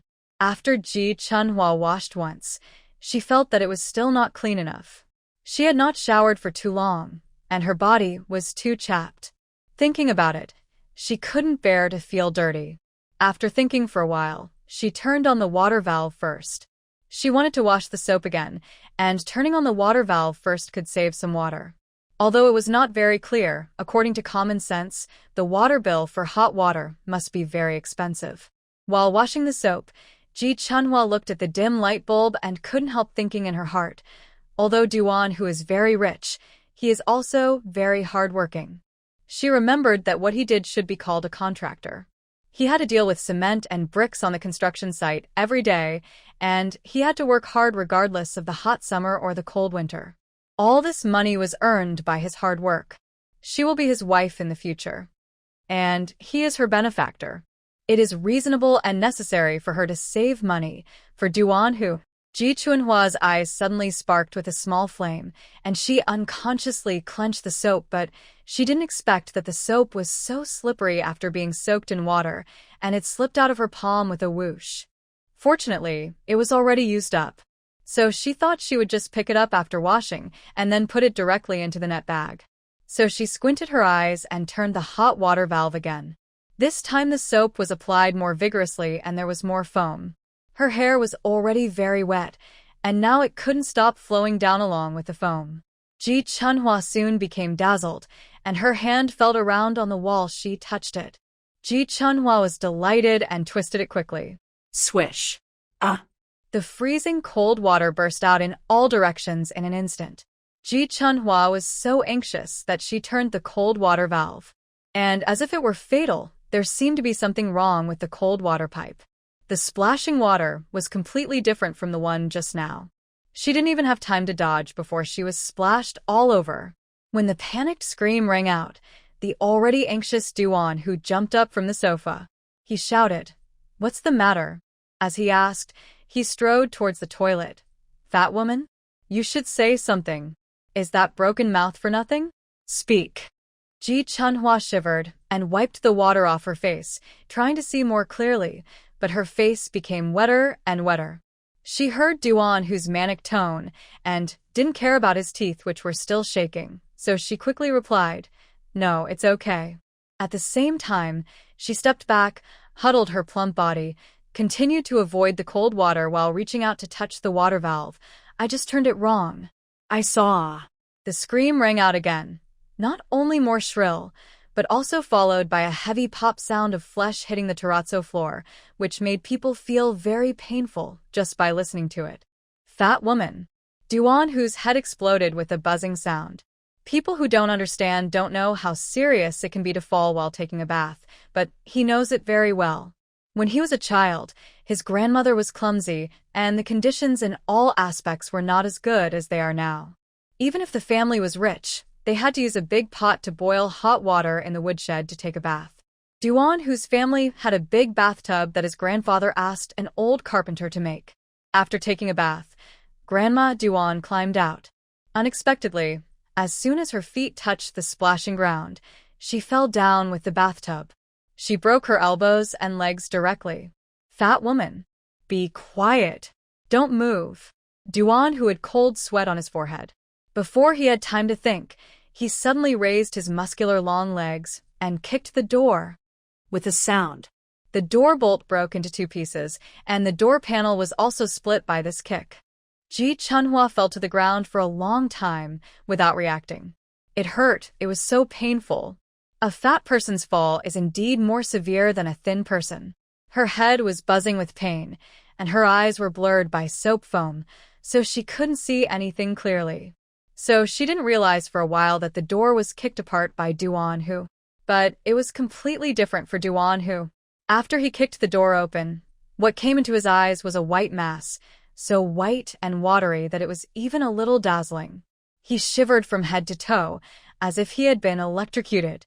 Duan Hu closed his eyes quickly with his stiff body and spoke after a long time. Don't be afraid. I won't open my eyes. I didn't see anything.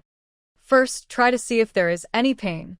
If you feel that you cannot move anywhere, don't move yet. His voice was very hoarse, and it was instantly amplified infinitely in this cramped and steaming little toilet.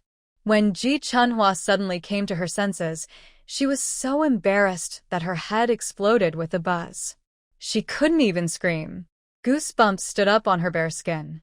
She wiped her face randomly and tried to get up by supporting herself on the ground. Duan Hu heard the movement and suppressed the growing restlessness. He asked anxiously, "What's the matter? Can you move?" Ji Chunhua heard his serious tone and reluctantly retreated a little from her embarrassment. She slowly and carefully got up and moved her hands and feet. No. It's okay. The flesh just hurts a little from the fall. The bones are fine. I can move. Hiss. Before she finished her words, she felt a sharp pain at the ankle of her left foot. She suddenly gasped, and Duan Hu shuddered again. Without hesitation, he walked in. Give me your hand. His drooping eyelashes trembled anxiously, and he stretched out his rough big hand. Help me to stand up first, then lift my vest to wipe the foam off your face. I will go out after you have wiped it and stood firmly. I guess you sprained your ankle, but if you can move the bones, you should be fine. Well. I can move. When Ji Chunhua saw him squatting with his eyes tightly closed, his eyeballs still moving through his eyelids, she inexplicably felt less embarrassed. Perhaps it was because she was not the only one who was nervous. She pursed her lips and carefully handed him her hand. Her chubby little hand was so soft and wet. The moment Duan Hu was touched by her, he felt numb again and more intensely.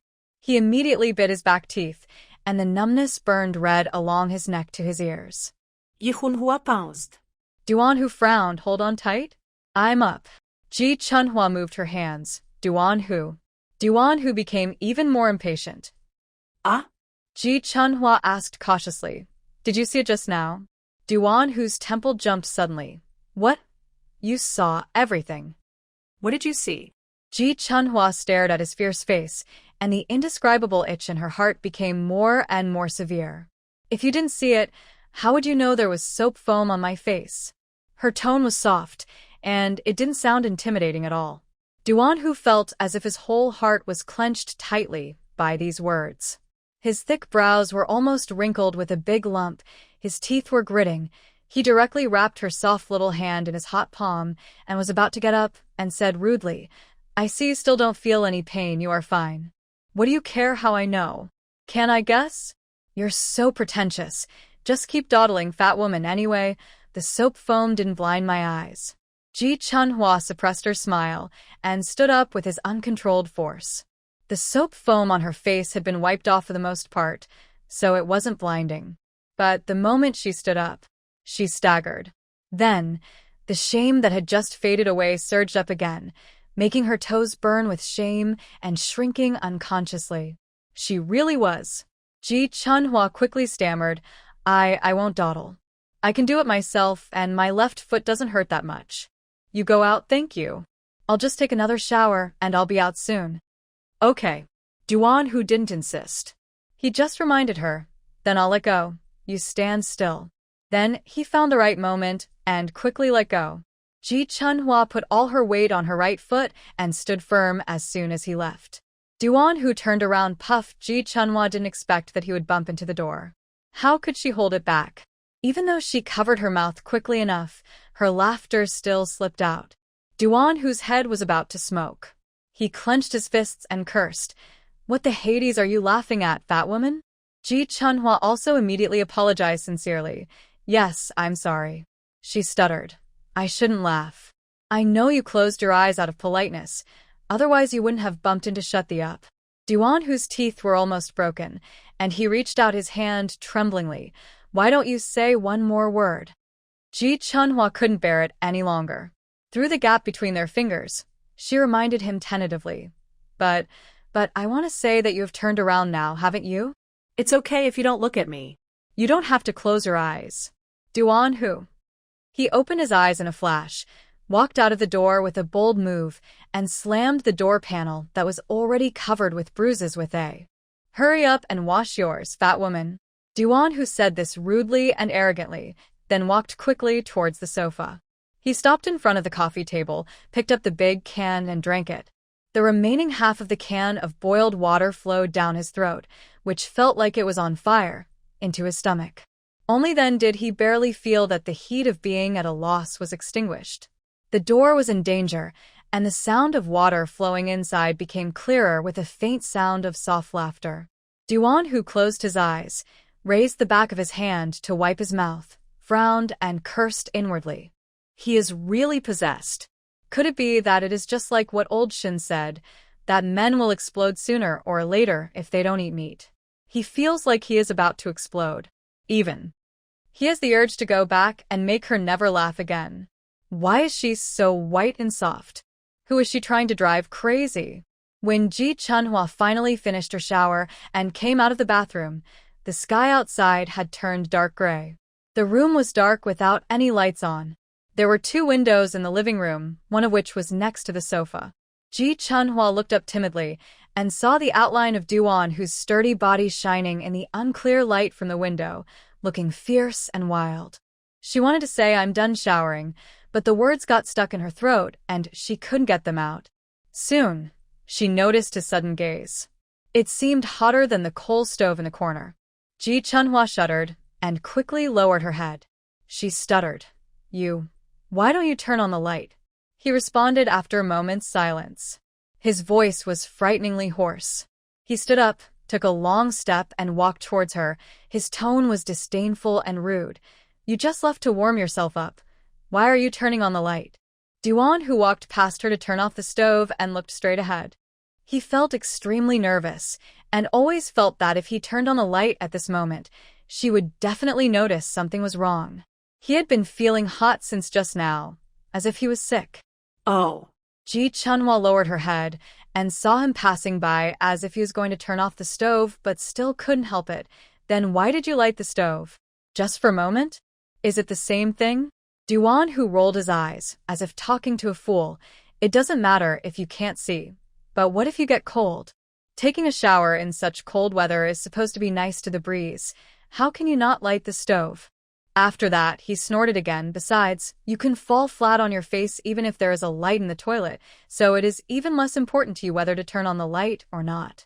Ji Chunhua's face immediately turned red with embarrassment, and she lowered her head again. Duan Hu turned off the stove and went to the toilet to check the water. The faint aroma of soap and an indescribable fragrance instantly penetrated into his nose. His forehead jumped, and he immediately turned around and left. "Let's go home." Duan Hu took the keys on the coffee table and put them in his pocket, then turned his head and glanced at her. Ji Chunhua's hair was wet, tied into a pigtail, and hung softly on her shoulders. He couldn't see her face clearly, but he saw that she had changed into a new cotton padded jacket. The water-permeated braid left dark marks on the fabric at her shoulders. Duan Hu frowned and said, "Wait a moment." Then he went into the closet in the inner room and took out a big scarf. He called her, "Come here." Ji Chunhua walked over obediently. The wool was a little prickly, and he roughly and skillfully wrapped it around her head and neck several times. "This is what my mother knitted for me. I don't like it prickly, so I haven't worn it many times. Just make do with it. It's better to be wrapped than to be exposed to the wind." Yeah. Ji Chunhua nodded repeatedly, feeling that her heart and eye sockets were sore and swollen. Her voice was a little trembling. No, it's comfortable. This scarf was knitted according to Duan Hu's physique.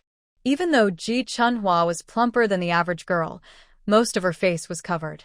Duan Hu thought it was good. At this point, he never mentioned anything about not bowing his head. Since the farce just now, he was especially afraid to look into her eyes. Those eyes looked as soft and fluffy as her skin. He held her hand again, but his movements were obviously slow and hesitant. But Ji Chunhua didn't notice it. Her attention was still on the scarf. It was so warm. Ji Chunhua thought. Suli had knitted scarves and sweaters for Ji Qin and Ji Yang, but she didn't. Other sisters can take turns to use them, but she has been chubby since she was a child. Not to mention clothes, the sizes are very different. Although the scarf is not a big deal, Ji Qin never gave her one. Ji Chunhua had never thought about this problem in her previous life. She had always been submissive. She was not smart and had a hard life, so she was even more lazy to move. It was not until now that she realized that even if it was something that Ji Qin didn't want or didn't care about, she must never allow it to fall into her hands. Duan Hu held her palm, which was originally quite warm, and suddenly paused on the way downstairs. What are you made of? It was still warm just now. Why is it a little cold now? Ji Chunhua was slightly stunned and stammered. I am just like this, it's okay. His thick black eyebrows frowned, but he didn't say anything else, just held her more tightly. Don't they say that fat people are warm in winter and cool in summer? It seems that what you said is pure nonsense. Ji Chunhua chuckled. If all 10 fingers are not the same thickness, then 10 fat men must look 10 different. Oh, Duan Hu laughed dryly. What did I say? You just talk nonsense with me. You keep talking nonsense. I am telling you, according to the rules of our Duan family, you are my woman now, so if you have a temper, don't take it out on your own man, and don't start a fight. Take it out on the outside. Ji Chunhua said nothing. They went downstairs, and he asked her to wait at the door for a while. Ji Chunhua continued to lower her head and wait obediently. In fact, she was not deliberately lowering her head. He wrapped the big scarf very tightly. It made her neck stiff, and it was difficult to raise her head. Creaky Ji Chunhua suddenly heard the sound of wheels, and she couldn't help but raised her head out of curiosity. Both eyes were staring. Duan Hu, a tall and strong man, came quickly with a bicycle that looked very domineering. Ea. Ji Chunhua pointed at the shiny bicycle under the moon and said, for a long time. Duan Hu looked at her silly look and grinned. What idiot? Idiot? I think you're the idiot. This is called a 28-bar bicycle. Get up quickly. It's getting dark. It will take at least an hour to ride from here to the village, and that's at my speed. After saying that, he seemed to have predicted that Ji Chunhua would hesitate again, and threatened in a hoarse voice, Get up here quickly. Let me see if you can dawdle again. If you dawdle again, I'll pull you here. Let the beggars beat you away. How many drugs would that take? Ji Chunhua couldn't help thinking. But she didn't dare to interrupt again, because it was really late. She closed her eyes, clenched her little fists, supported herself on the back seat, and sat sideways.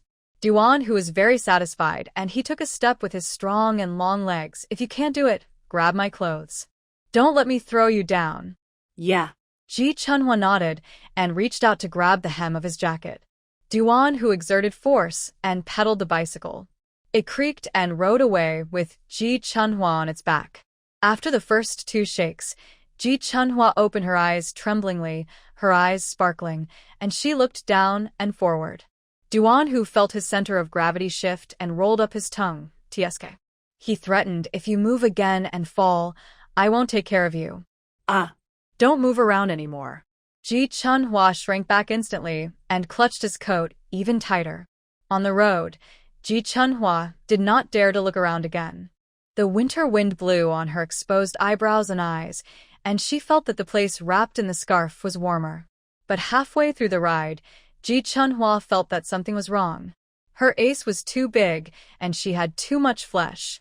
This small seat was particularly uncomfortable. So, Ji Chunhua bit her lower lip nervously and adjusted the position carefully. Unexpectedly, Duan Hu noticed it immediately. He did not hesitate at all and asked directly, "Did it hurt your ace?" Ji Chunhua's brain immediately exploded with a buzzing sound, and she could only open her mouth but could not make a sound. "Duan Hu, I'm asking you, are you deaf? Is your ace too big, and it hurts?" Speech. Ji Chunhua said with difficulty. "Yes. Yes, it hurts." Duan Hu said, "Then my mother is right.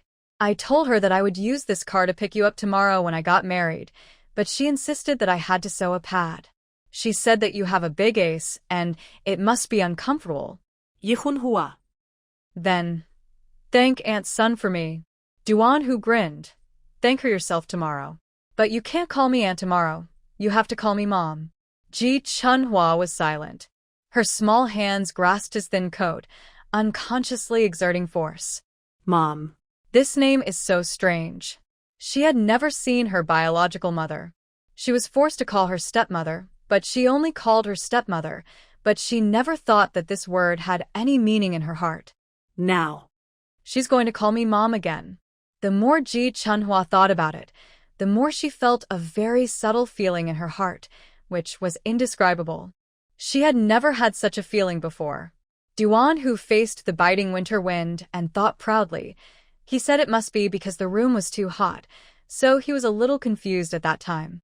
How could it be because of this fat woman? A grown man, didn't he just take a look at the white flowers? As for being crazy and insane? Impossible, absolutely impossible. And just now he said that her ace was big without hesitation.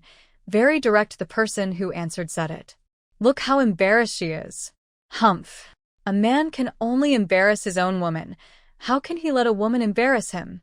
Duan Hu raised his thin lips silently, his back straight.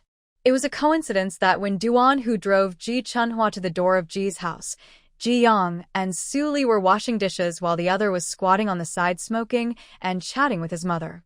Ji Yang was familiar with the sound of bicycles, not only familiar with it, but also greedy when he heard it. They pricked up their ears, stood up, and stretched their necks to look at the door.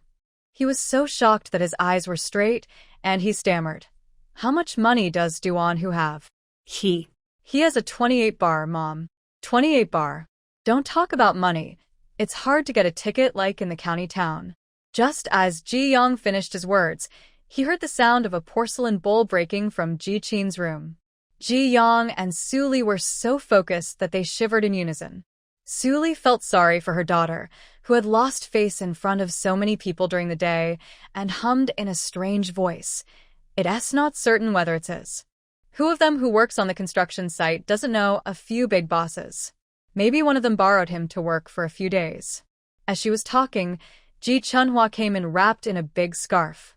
She said hello in a flat tone. "I'm back. Come in first, Mom." Su Li was already furious and wanted to scold her for being so slow. She had to wash the dishes in this cold weather, and she must be exhausted. But as soon as she put one hand on her waist, Ji Yang quickly poked her. Mom, that stinky hooligan hasn't left yet." Ji Yang shivered, thinking of the kick that Duan Hu gave him during the day that made a hole in the enamel basin, and his legs went limp. Su Li's hair stood up immediately, and she was so embarrassed that her face turned red and her neck became thick. In the end, she could only squeeze out a sentence. "Oh, okay. Then you should rest early. The Duan family will pick up the bride tomorrow, and we can't waste time. It's unlucky." Ji Chunhua said nothing more, just nodded and went back to the house. As soon as she knocked on the door, the creaking sound of wheels came from the gate of the courtyard again. Gradually, they went farther and farther away. Ji Yang finally breathed a sigh of relief, as if he had survived a disaster. Su Li looked at the door from afar and felt sour in her throat. "I really don't understand what's so good about this fat guy. Look, he was bewitched by that violent guy, and he had to be sent back on a bicycle in the middle of the night. Wait a minute, it's dark and windy at night. They can't be." The sound of pop interrupted again. It came from Ji Qin's room again. Ji Yang took a puff of cigarette and said helplessly, "Mom, please say less. My sister must be very upset. You have to talk about them every few words. Aren't you just trying to make her more angry?" "Oh. Am I not choking because I'm feeling blocked and choked?" Suli was also uncomfortable, with her face drooping. I told you from the beginning that this trick wouldn't work. It wouldn't work. The one who bound feet must have thought that Ji Chunhwa's big ace could give birth. He thought our Chin was too slim. Huh. It looks like she can give birth, but Duan Hu is not sure whether he is happy or not. I think he is just stupid and filial. He's like a wild beast and a tiger outside, but at home, he's just a coward who obeys his mother. Suli gritted her teeth in hatred. I want to see how long this old mother can last. Can she still control her son and watch him and his wife go to bed? Let's wait and see. If Ji Chunhwa goes to Duan's house, maybe she will be better off living in our house. I don't care about whether she will live well in the future. I just care about whether there is still hope for our family. Ji Yong frowned, feeling very depressed. He took out a cigarette and lit it with a match. How could we know that Yu Guang would come to propose marriage without even saying hello? Now, we bumped into him. I don't know what Yu Guang will think after he goes back. Are you guys done yet? Are you done yet? Ji Qin was so anxious listening to them in the room that she even smashed 2 bowls, but couldn't make them stop completely. When she heard about Yu Guang, she couldn't bear it anymore and rushed out by pushing open the door. Suli was stunned. She quickly took off her rubber gloves and went over to comfort her with a smile. Oh, my baby girl. Look at why you are so angry. Aren't Mom and Brother doing this for you? Qin, just listen to Mom's advice. We really can't just give up on Mr. Yu from the pig farm. Look, he didn't even have time to ask you, but he just paid the matchmaker to come and propose marriage. It shows that he must really like you. Qin. We really can't afford to lose such a good son-in-law like Yu Guang for Duan Hu, that bully who has been to prison and has a stain. Ji Qin was choked by Su Li's words. Their eyes were wide and scary, but she couldn't say the words, "Don't mention Yu Guang anymore." Because at this moment, even she had to admit it. The reason why she was so unhappy and angry today was not only because of Duan Hu, but also because of Yu Guang, who came uninvited. It would have been fine if he came uninvited. But he had to run into such an embarrassing situation. Thinking of the man in her previous life who obeyed her in everything, gave her whatever she wanted, and would never turn the other cheek when hit on the left, Ji Qin was so upset. Ji Qin bit her lower lip so hard that it soon left a blood mark. She could say that she would not choose him and would not marry him. But she could not accept that he suddenly did not like her and did not care about her anymore. Ji Qin's brows were furrowed into a knot, and she recalled the events before she eloped with the rich businessman in her previous life. She remembered that even though Yu Guang knew that she was having an affair with someone else, he still kept it to himself and spoiled her as usual, just for her to change her mind after having enough fun. She unconsciously raised her lips, with deep pride in her eyes. Suli was surprised and happy when she saw that she actually smiled. Oh, my dear girl, I knew you were a smart kid since you were a child. What do you think? Have you come to your senses? Otherwise, let's do it tomorrow. Tomorrow what? Ji Qin snorted indifferently and said confidently, Mom, do you think that just because Yu Guang loves me so much, I still need to take the initiative to get close to him? Ji Qin rolled her eyes and lowered her voice and said, Isn't Duan Hu marrying my sister tomorrow? Look at how ostentatious Aunt Sun is. She will definitely prepare a grand banquet. Although Duan Hu has a bad reputation, don't you know the people in our village? For such a festive occasion, most people have to ask for wedding wine for good luck. Besides, a lot of pork will be used in the grand banquet, and the only one among the 10 villages and 8 stores that can order so much pork is Yu Guang. Then what does this mean? Suli was still a little depressed and asked tentatively, Are you thinking about how you'll run into Yu Guang tomorrow? Ji Yong was anxious when he heard this. Mom, why are you so stupid? My sister just needs to dress up beautifully tomorrow, and she doesn't have to do anything else. Look, didn't Yu Guang run over here happily? Oh, that's right. Suli finally figured it out. Her eyes sparkled, and she slapped her thigh and said, That's right. You're the bride's sister tomorrow, so you should dress more beautifully. Ah. Qin, do you have suitable clothes? Ji Qin was helpless and too lazy to talk to her anymore. She turned back to the house with a fake smile and said, I'm counting on you to prepare for me, but it'll take a long time. Why do you think I have to go to the county town today? Then she slammed the door with her backhand. I'll get up early tomorrow to help my sister get dressed, and you two stop nagging. It's noisy. Go to bed early. Okay. Ji-chin said this, and the mother and son took it as an imperial decree, packed up, and went back to their rooms. In the shabby little room, Ji Chunhwa held her breath and finally moved her ear away from the door. She didn't care what Ji-chin was going to do with Yu Guang, and she didn't need her to help her clean up tomorrow. She decided not to sleep. I can't sleep for long, anyway. After all, who knows what Ji-chin is thinking? What if she locks her in the room again tomorrow morning? Ji Chunhwa clutched the thick scarf, pursed her lips, and sat on the edge of the Kong, staring at the door. She has washed herself clean today, so she will just comb her hair and change into clean clothes tomorrow. With unprecedented determination and ruthlessness, she really made it through. She guessed the time pretty well. She turned her head to look out the window at the moonlight and guessed the approximate time. Then she quietly opened the Kong cabinet and took out a bundle wrapped in red cloth. When she touched the bundle left by her mother again, Ji Chunhwa instantly felt a sour taste. The heat surged along her heart, passed through her throat, and finally out of her eyes. She untied the bundle with trembling hands, wiped away her tears with the back of her hand, and looked at it carefully in the moonlight. These were all the relics left by Ji Chunhwa's mother. There were few of her old clothes in it. At first, Ji Daqiang wanted to follow the rules and burn all the clothes of the dead, but when he looked at Ji Chunhwa in the cradle, he still felt a little compassion.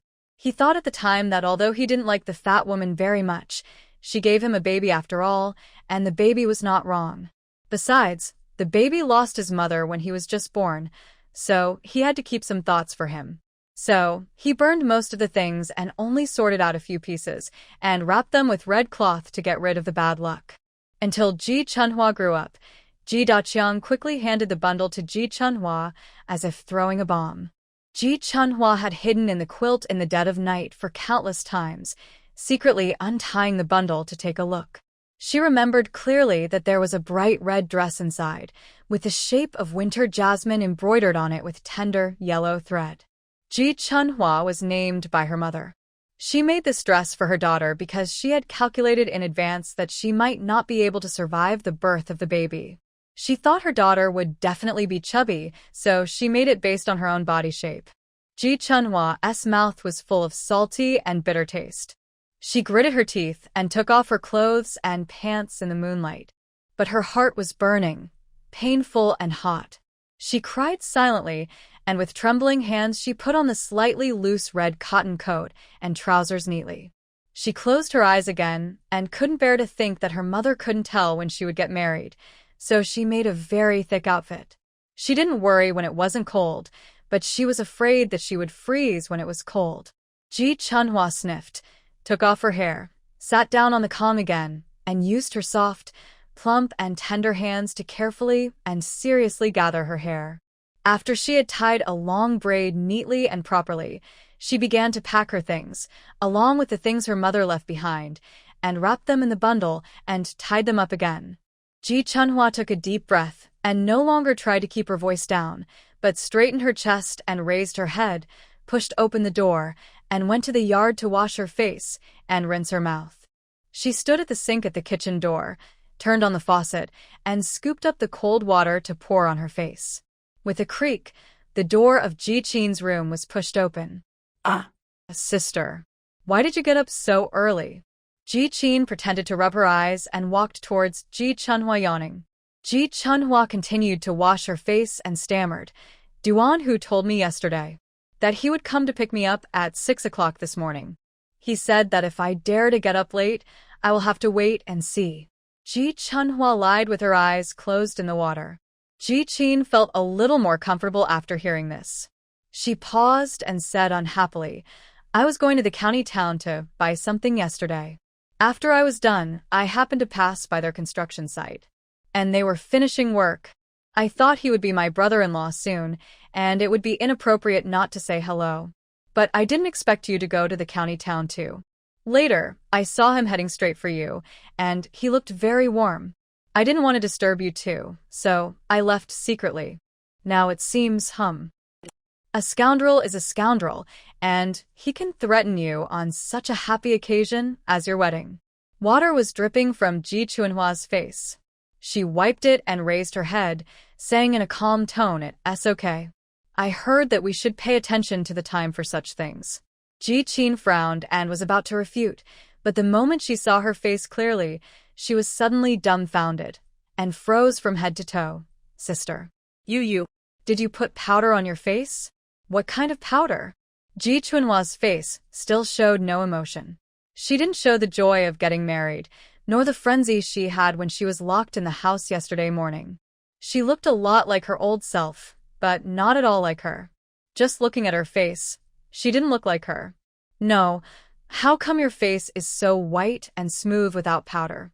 Ji Qin only took a quick glance across the street yesterday and was afraid that Ji Chunhua would notice something, so she hurried away. Besides, Ji Chunhua had just had her hair cut at that time and hadn't taken a shower. She hadn't changed her clothes either.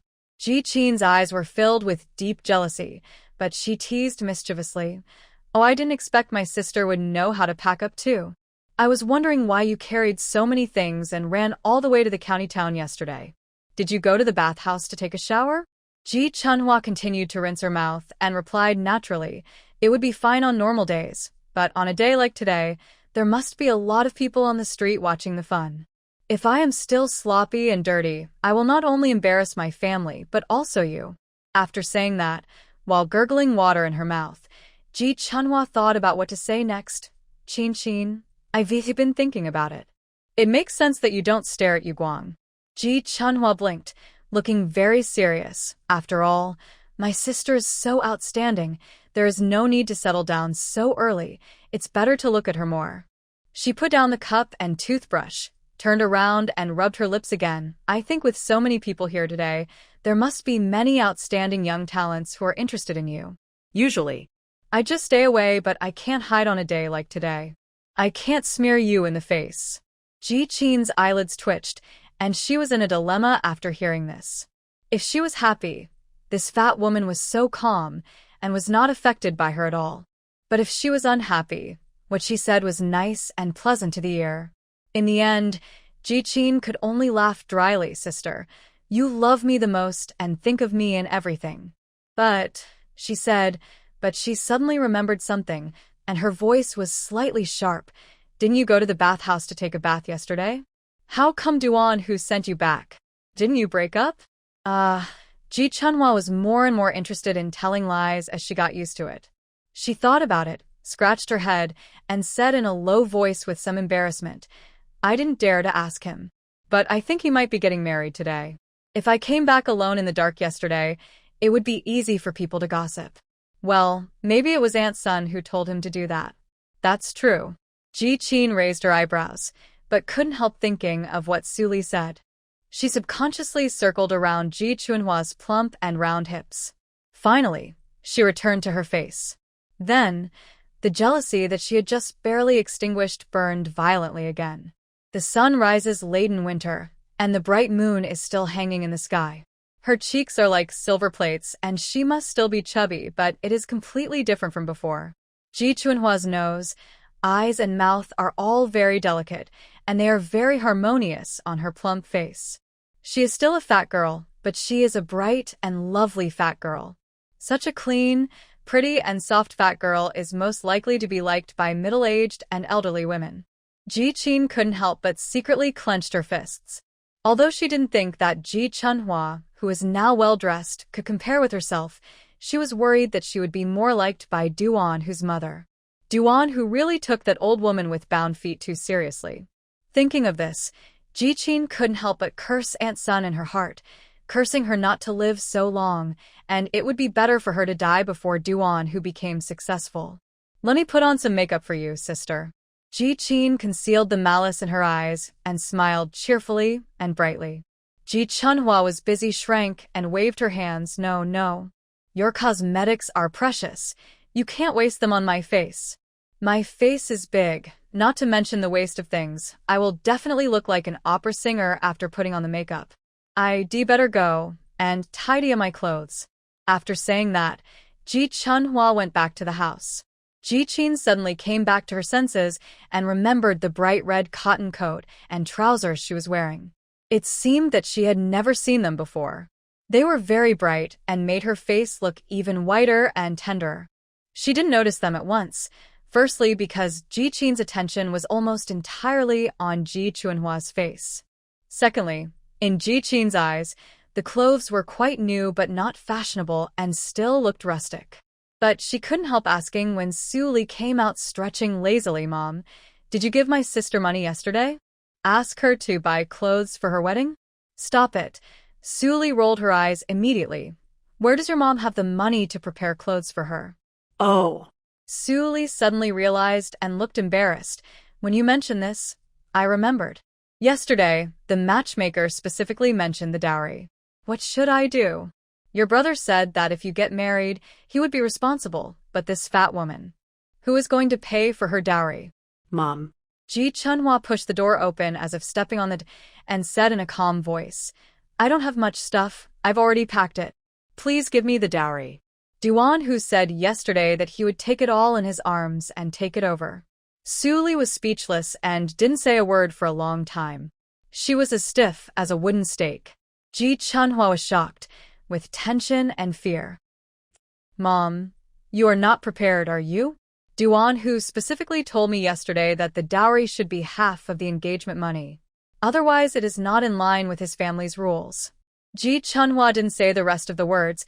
She just trembled and touched her arm unconsciously. "Mom, you said that if Duan Hu hits people, it must be very painful. After all, I am the daughter of our Ji family and my brother's sister. If Duan Hu finds out and wants to beat me at night, I will run back home." What? Ji Yong just wanted to get up from the calm when he vaguely heard these words.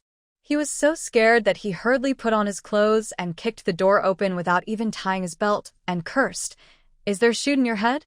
He's so anxious like a mad dog. How can we live in peace if you come here?" Ji Yong thought of the big enamel wash basin that was kicked open by Duan Hu, and suddenly felt for the first time that money could be sacrificed, especially when it is to buy life. He roared, "Mom, hurry up and set aside some of the engagement money and ask her to take it back. Anyway, there is a reason so that the stinky bully won't be so angry." Ji Qin, who had been standing next to her without saying a word, felt painful when she heard it. If the money was left behind, she could use it in the future. If it was taken away by Ji Chunhua. She interrupted hurriedly. "It's not that exaggerated, sister. Besides, the matchmaker Fong didn't mention anything specific yesterday. Otherwise, let's wait for Duan Hu and the others to arrive and then meet again. Just say that we were too anxious yesterday and Mom was not feeling well and didn't have time to prepare. Our dad isn't back yet, so if she can't manage the family well as a woman, Aunt's son should understand." Ji Qin would not ask Ji Chunhua to take half of the money without any effort. She thought that even if she had to argue and act pitifully, it would be fine. Just by looking at the generosity of Duan Hu and Sun Xiaoyun and their aura as if they were being taken advantage of by local tycoons, Ji Qin was almost certain that he would not turn against her on such a happy day because of such a small amount of money. The villagers were all watching. After all, he was a well-known man and he had to take a step back for the sake of his dignity and face. That's right. Su Li immediately became energetic after hearing what her precious daughter said. Ji Chunhua pinched her fingertips, still looking a little worried. "Okay, tell Duan Hu when you see him, Mom. He specifically told me about this yesterday. If I refute it now, wouldn't I be asking for trouble? Let's not talk about it, Mom." Ji Yong had completely forgotten how daring a person is and how fertile the land is. He was afraid when he thought about Duan Hu's strong body and fierce face. Ji Chunhua didn't stay any longer and closed the door again. "Let's discuss it." She was also upset when she heard it. Besides, she didn't have any confidence in this lie, so she could only try it out to see if there was any result. Ji Chunhua thought about it carefully and still felt that the engagement money was too much for them. So she wanted to use the trick of using the power of the tiger to scare them. Unexpectedly, Ji Qin intervened and made a move for Su Li. Then she could only pray that Duan Hu would not care about that little face and think that she would also be a member of the Duan family in the future. Cooperate to get back half of the engagement money. It doesn't matter if it's not half, part of it will do. Anyway, it can make her feel a little better. Ji Qin chatted with Su Li for a few more words and then hurried back to her room. Ji Chunhua, that fat woman is a bad guy. She can't not dress up on such a lively day. Although she wants to meet Yu Guang the most, what the fat woman said is indeed reasonable. There are so many young talents, she needs to have more layers of protection for herself and leave more room for retreat. As for marrying someone else, that is definitely impossible. Her only goal after Rebirth is to marry Duan Hu, unless she can meet a man who is better developed, richer, and better looking than him in his previous life. Only then can her goal be shaken.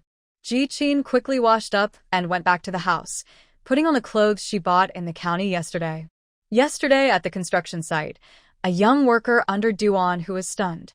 Ji Qin thought proudly and happily that she was different from the country girls in the village. Wearing these literary and fashionable clothes, she looked like a cultured, educated youth.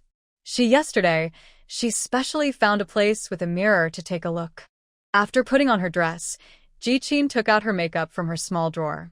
She applied white powder on her face and drew her eyebrows into thin and long upward shapes. Finally, she applied a little lipstick on her cheeks and mouth. Not too much, natural is best. When Ji Qin had just packed up, the sound of firecrackers suddenly came from outside the door from far to near, crackling. In the end, it made her ears buzz. Then there was the sound of gongs and drums, dong dong. Ji Qin was distracted for a moment, and suddenly stood up and ran to the window to look out. However, she could only see the thick white smoke from the firecrackers. She gritted her teeth in anger, thinking that Aunt's son really wanted a fat woman. She didn't think it was shameful to marry such a daughter-in-law. She made such a big scene, as if she was afraid that others would not see or know. Ji Qin cursed Ji Chunhua and Sun Qiaoyun in her heart, saying almost countless vicious words. Thinking about it again, she just had a haircut and a bath, and she became more beautiful, which made her feel even more uncomfortable. Hey. Old Ji's wife, congratulations to you. The first person to step into the courtyard was Matchmaker Fong. The sky was slightly bright, and Matchmaker Fong's face was full of warm and happy smiles. Of course, it was because no matter what, on a day like this, you have to do your best. As for Su Li, she also smiled stiffly and stepped forward to shake hands with Matchmaker Fong. Thank you, thank you. Come on, let's not waste time. The Duan family has a rule that we must bring our daughter-in-law home before 7 in the morning. Matchmaker Fong pretended to let go of Su Li's hand and shouted at the door, "Comrade Duan Hu, stand still. Stand in front of the door." Then she turned to Su Li and said, "Old Ji's wife, please call Comrade Ji Chunhua out." Just after she finished speaking, before Su Li could say anything, Ji Chunhua pushed the door open, wearing a red cotton coat and holding a red bundle. For some reason, the morning light came out especially early today. It was obviously winter, but the scattered warm orange light suddenly hit her watery and soft eyebrows. Matchmaker Fong saw it most clearly, and she opened her mouth for a long time without saying a word. Su Li and Ji Yang, who had not paid attention before, also became stupid.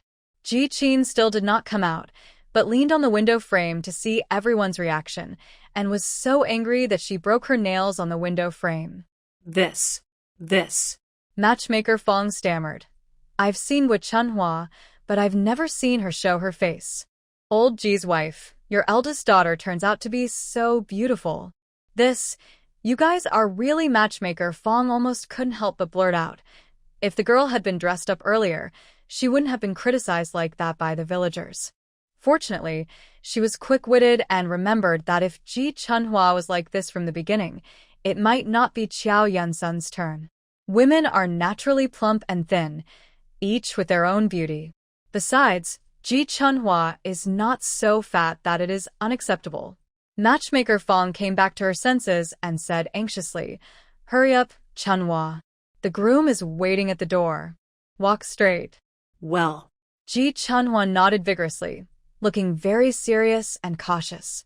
She didn't understand the rules of the Duan family, and she was not interested in similar marriages in her previous life, for fear that she would do something wrong.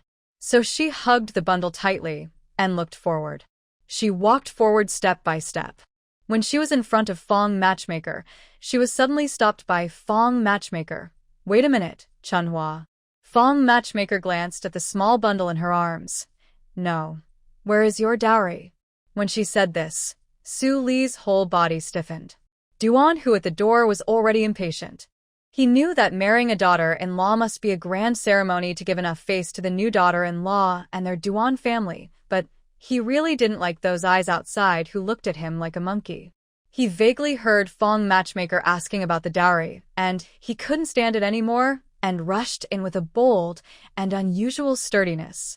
"What's the matter, Matchmaker Fong? What dowry?"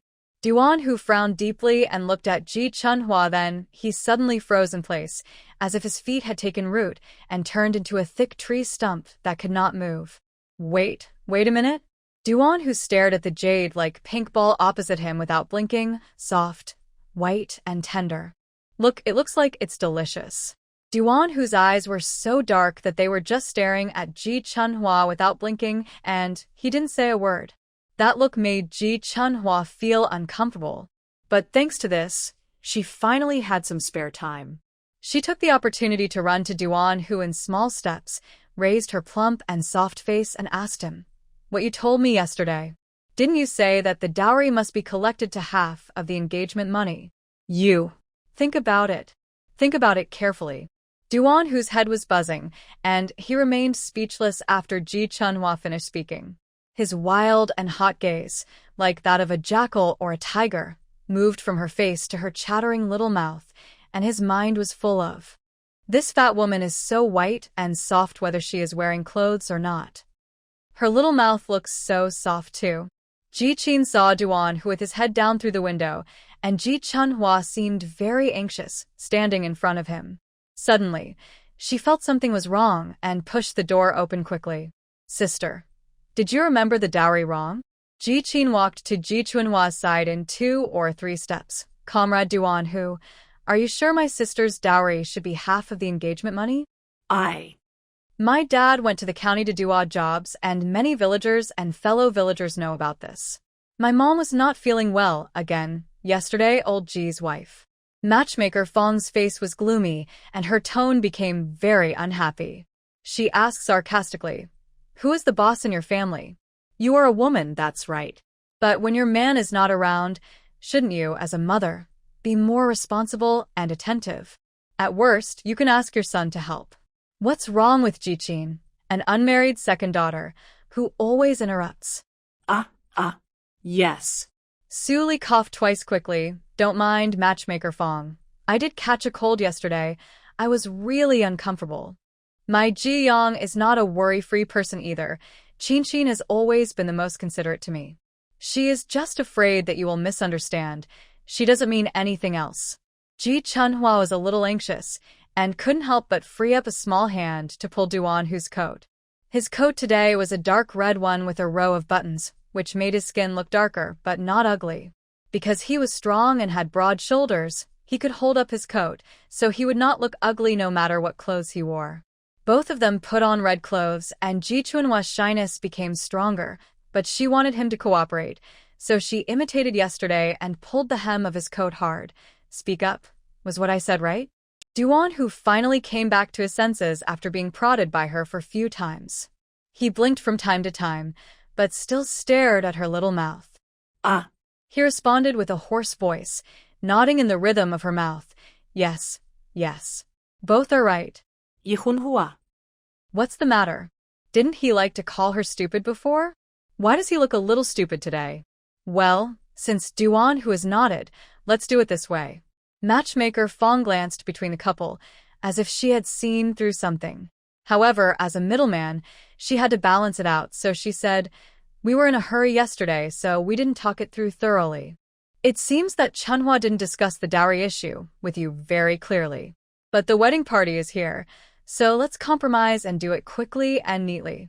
Since you haven't prepared anything, just give the engagement money directly.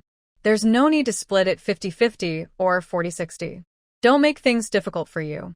Give my daughter 40% and you keep 60%. Huh? The word 40% and 60% completely woke Duan Hu up. He frowned, looking extremely ferocious. Why should you give us 40%? No, we want 60% and 40% is unlucky. Ji Chunhua. Yes. Unlucky. She quickly imitated him, adjusting her expression and pleading in her tone, Mom, I'm getting married, not for anything else. Unlucky is not good. Su Li suddenly glared at him. What? 40% and 60%. I'll get 40% and you'll get 60%. Both of them were so angry and their hearts were bleeding, and they blurted out in a hurry. No, 40% is too little. 5, then it's 50-50. Ji Qin saw that the situation was not right and was about to pull Su Li, but her movements suddenly froze. She was so constipated that she stood in the cold wind and sweat broke out on her forehead. Okay. Fong the matchmaker was also an old hand. She immediately laughed when she heard this and shouted loudly to the outside of the door. That's it. The Ji family's dowry will be reduced to half of the engagement money. Fellow villagers, please be witnesses. Outside the door, the villagers who heard this immediately started a heated discussion. Oh my God. Half. Old Ji's wife must be so sad this time. Well, you can't say that. It's their fault for not preparing their daughter's dowry as soon as possible. Normally, it has to be prepared several years in advance. Besides, if someone else marries that fat woman Ji Chunhua, maybe he won't even get 2 or 3% of the Duan family's engagement money. By this calculation, they are making a lot of money.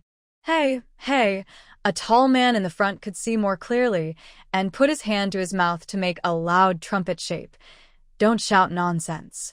I saw Ji Chunhua's face. It's all exposed. She's old and white, and her big eyes are blinking like grapes. Like lychees. Now you can't call her fat woman, even if you do, you have to call her pretty little fat girl, ha ha ha. What? Impossible? Now everyone's attention has shifted from the dowry to Ji Chunhua's face. They all stood on tiptoe to look inside. Just then, Su Li gritted her teeth and trembled as she gave half of the engagement money to Ji Chunhua. Ji Chunhua quickly took it, opened the bundle and stuffed the money in, then squeezed a handful and suddenly smiled with her white teeth bared. Thank you, Mom. I'm going out. She was so happy that she wanted to jump up. She was leaving this home, and she had successfully taken away half of the engagement money. Her future would definitely be better and better. Splash the water. Following a long shout from matchmaker Fong, Su Li couldn't wait any longer and picked up the enamel basin that she had prepared in advance and followed them to the door. Splash the thief poured the water out vigorously, as if to vent his anger. But Ji Chunhua didn't even turn her head. She wanted to look forward and never look back again. Ji Chunhua grinned and laughed non-stop, even making a sticky humming sound like a small animal.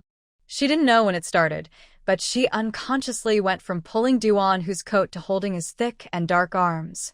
Duan Hu's neck and ears were burning because of her laughter.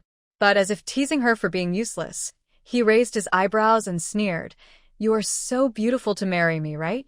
Unexpectedly, Ji Chunhua raised her plump face high. Her smile became more and more genuine. She nodded, "Beautiful. I am so beautiful." Duan, who was speechless immediately, he felt that his heart was hit directly by soft and warm cotton. It didn't hurt, it was very soft, but it was extremely sore and itchy. Go out. Go out. After leaving the Ji family's gate, you'll be a member of the Duan family. Matchmaker Fong walked quickly, shouting loudly and gesturing to the men who were beating gongs and drums in the wedding team, directing everyone to surround the bride and groom and turn around and go back to the Duan family. Duan, who lowered his eyes and glanced at the chubby hand on his arm, suddenly pulled it down and quickly wrapped it with his hot palm. He leaned over slightly. His tone was still arrogant and rude, but inexplicably revealed a bit of seriousness. "Fat woman, don't blame me for not saying the ugly words in advance. Our Duan family has an ancestral precept that there can only be widowhood but no divorce. You are very beautiful now, but in the future. If something goes wrong, what do you mean by unhappy? Ji Chunhua looked up at Duan Hu, still smiling. What they said was barely heard by each other and was instantly drowned out by the sounds of gongs, drums, and firecrackers. Duan Hu frowned slightly, and after she asked a rhetorical question, he could not hear clearly. He could not help but lower his head and move closer. Then he felt her voice, as soft as her delicate skin, brushing past his ears. I have always been unhappy in the past. As long as the unsatisfactory you say is not as unsatisfactory as I used to be, I can accept it. Although Ji Chunhua felt that marrying her benefactor was like a dream and her heart was sweet, she did not think too much about it. After all, they were living together, and there would inevitably be friction between them. But as long as it was not too excessive, she could accept it. Because he was her benefactor. He saved her. Even if she died in her previous life, Duan Hu still saved her. Ji Chunhua's answer was very straightforward. Although her voice was soft, he did not hear any hesitation. Duan Hu was stunned for a while, then he pouted vaguely awkwardly. That's true. I almost forgot that you were a captive in the Ji family. Ji Chunhua laughed. I won't serve those people in the future. I am your wife, and I should serve you. Duan Hu just touched the handlebars of the 28-bar bike and clenched them suddenly.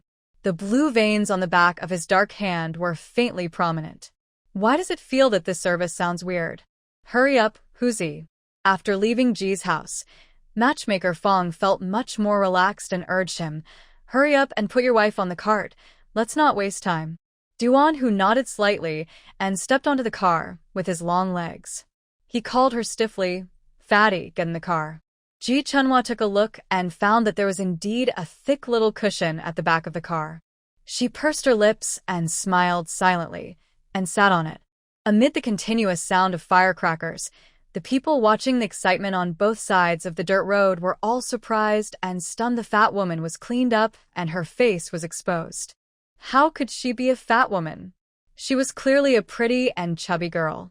Look at Duan Hu was riding a bike in front, who was as black as coal and had a sturdy and mighty body. Someone suddenly shouted, Hey, you know what? I suddenly think they are a good match. Ji Chunhua is so fat if she is paired with a skinny guy. Ha ha, that would be terrible. This enough is said in a very ambiguous way. Those who understand will naturally chuckle and look at each other with subtle eyes. There are also a few naughty kids, hiding behind the adults curiously but timidly. You poke me and I poke you. Go and block the road to ask for red envelopes. Go quickly. Why do you want me to go? I won't go. The fat woman said that if we make trouble again, the bully will tie us up on the mountain and feed us to the wolves. I dare not. Oh. The good brother looked at the shiny 28-bar bike that Duan Hu was riding and was very anxious. Look how rich the bully is. He actually rides a 28-bar bike to pick up his wife. Let's try our best. Duan Hu was riding a bicycle, suddenly remembered something just after he finished saying this. It was Sun Xiaoyan who told him to remember to throw red envelopes if he saw kids on the road, and it would be best to throw to those who were strong and well-built. She said that this would be more auspicious, and his wife would be more likely to have a baby earlier and be healthy and strong. Duan Hu listened to the naughty kids mumbling something, sniffing their noses, and looked annoyed. But he had to listen to his mother. So, without even stopping or looking, he took out a huge stack of red envelopes from his pocket and threw them all at once. Oh my God. An ant rushed out first. Duan think that Duan Hu is uncivilized, but he is really generous. Aya. The naughty kids also screamed and swarmed to pick up the red envelopes. Hurry up, those old ants are faster than us. Hurry up and pick them up. After that, we'll go to the grocery store to buy some snacks. Later, Ji Chunhua could not hear anything. She looked at the withered branches on both sides of the tree and the barking wild dogs, and suddenly felt very magical. This was obviously a road she had walked through and worn out. Why did it suddenly feel like a new road? A very new road that made people full of excitement and expectation. Except for the bride and groom, Most of the others walked there. Families with slightly better conditions would bring their own carts. But the Ji family has been. Even though Ji Daqiang worked very hard, he still couldn't save any money. This was because Ji Yang, that rascal and useless guy, would steal money from Su Li whenever he had nothing to do. Su Li doted on her son and helped to keep it a secret. Every time Ji Daqiang came back, she would prepare a very rich meal, so Ji Daqiang couldn't tell. As for Ji Qin, of course, she wouldn't say anything. After all, her mother and her brother would never lower her quality of life, so Ji Qin wouldn't say anything and do something that would destroy the harmony of the family.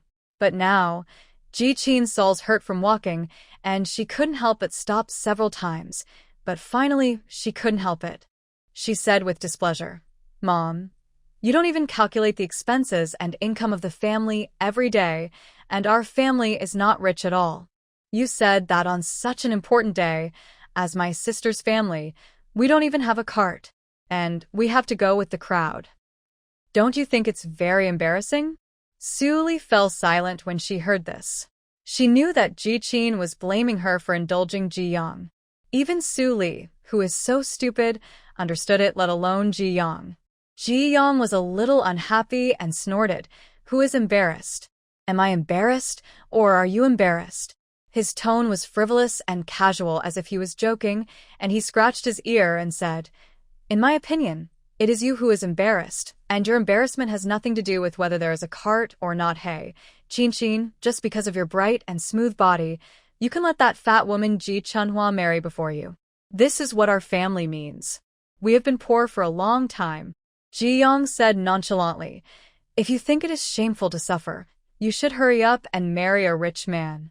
Yes, let's see if Yiguang will go to the big feast set up by the Duan family later.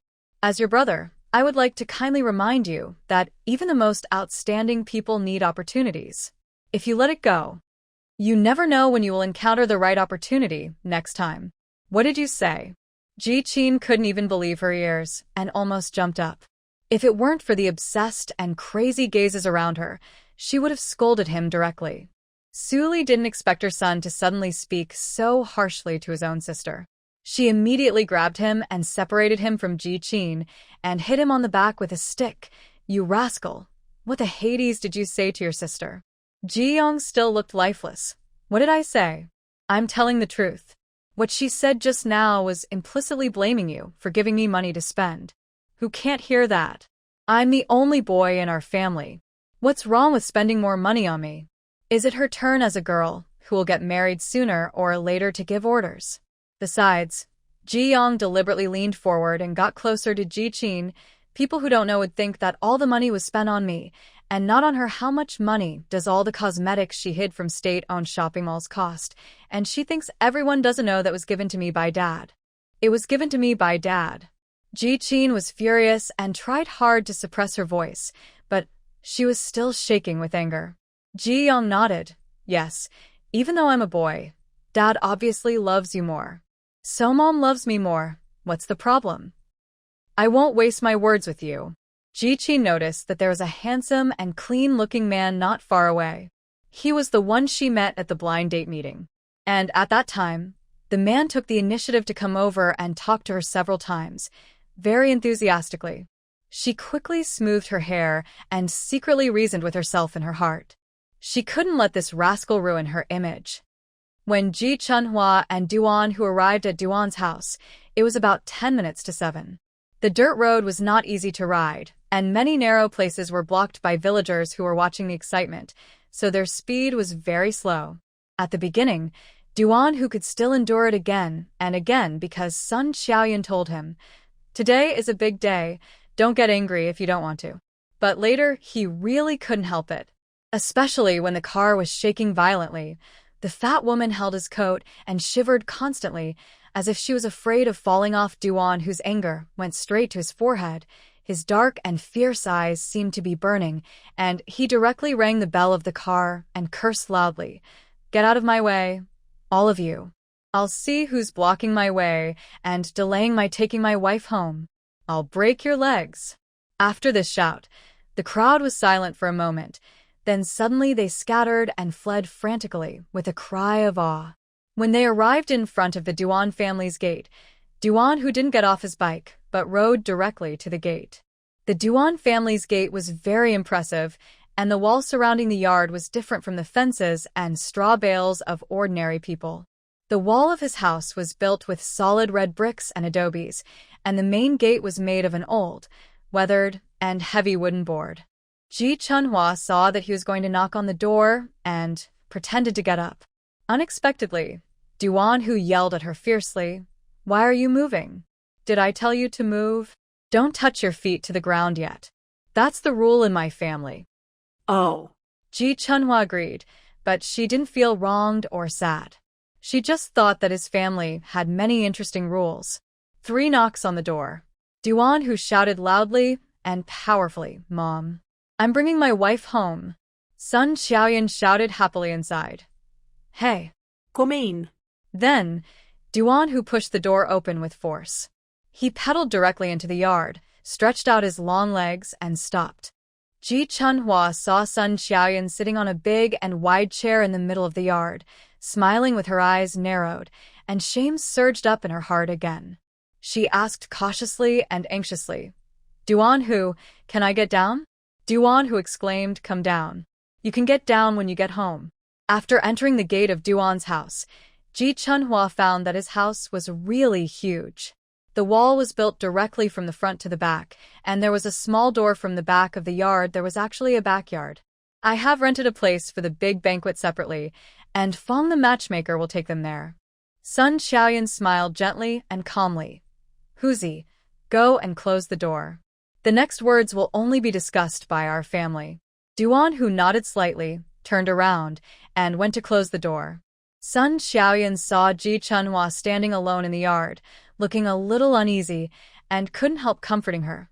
"Chunhua, don't be afraid. I won't give you any intimidation as soon as I come. I'm just telling you the truth." After that, she called Duan Hu again. "Huzi, go to my room and get 2 cushions. It's too cold today. It's not good for a girl like Chunhua to kneel directly on the ground." Duan Hu then went to get the cushion without saying anything, and when he came out, he put it under Ji Chunhua's eyes. Ji Chunhua knelt down naturally. Nowadays, the times are becoming more and more open, and many places have abolished this kind of etiquette, saying it is a cumbersome etiquette. But Ji Chunhua doesn't think so. Parents are parents. Even if it is a rascal father like Ji Daqiang, she is willing to kneel to him once. Because he and mother gave her life.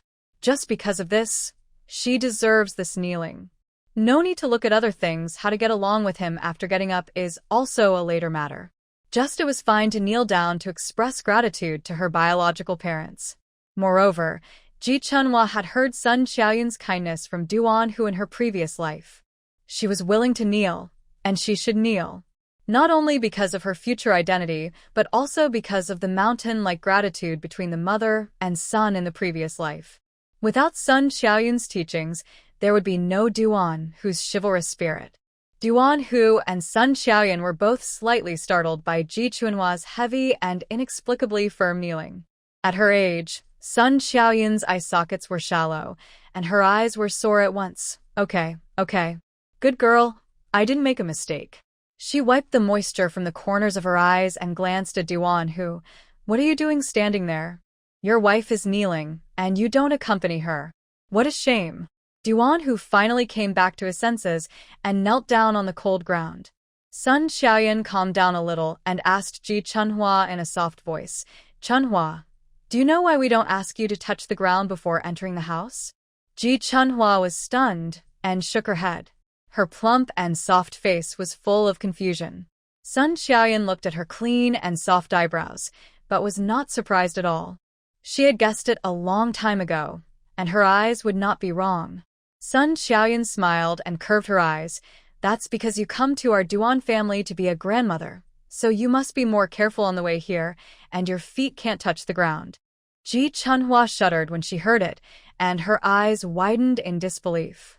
Her mind was blank, and her ears were buzzing. Then, she heard Sun Xiaoyan ask again, "Then, do you know why our Duan family pampers our daughter-in-law and calls her grandmother?" Ji Chunhua still couldn't recover from her shock and shook her head foolishly. She thought, what does grandma mean? Does it mean to enjoy a good life? To be worshipped? Impossible. She can't bear to be a grandma. She is here to repay her gratitude. Sun Xiaoyan looked at Ji Chunhua's cute and naive appearance, and her smile deepened. She stared at her steadily, her tone still gentle and kind, but her eyes suddenly became more majestic and unshakable, and she said word by word, loudly, that is to exchange sincerity for sincerity. In exchange for your loyalty and your heart as solid as a rock. In exchange for you to be like me, if you encounter bad luck or setbacks, you will still hold on to this home to the death. Ji Chunhua was stunned for a long time, her head buzzing. She opened her mouth subconsciously, but nothing came out for a while. She heard Duan Hu's heavy and hoarse breathing into her ears, like a ferocious but lonely beast coming from the old forest in the mountains in deep winter. What she saw in front of her was still the thin and short Sun Xiaoyan with bound feet. But at this moment, she suddenly became tall and strong. Ji Chunhua suddenly realized that if she was not living a satisfactory life, she didn't have to be like she used to. Burying her head, without energy, just muddling through like a rotten meat. You can also be like Sun Xiaoyan and Duan Hu, holding your head high and chest out. You don't necessarily need everyone's understanding, just work hard and live your life well. Ji Chunhua finally nodded, with a bit of determination on her soft face, much harder than when she shook her head just now, and she replied seriously and sincerely, whether I am a grandmother or not, I will.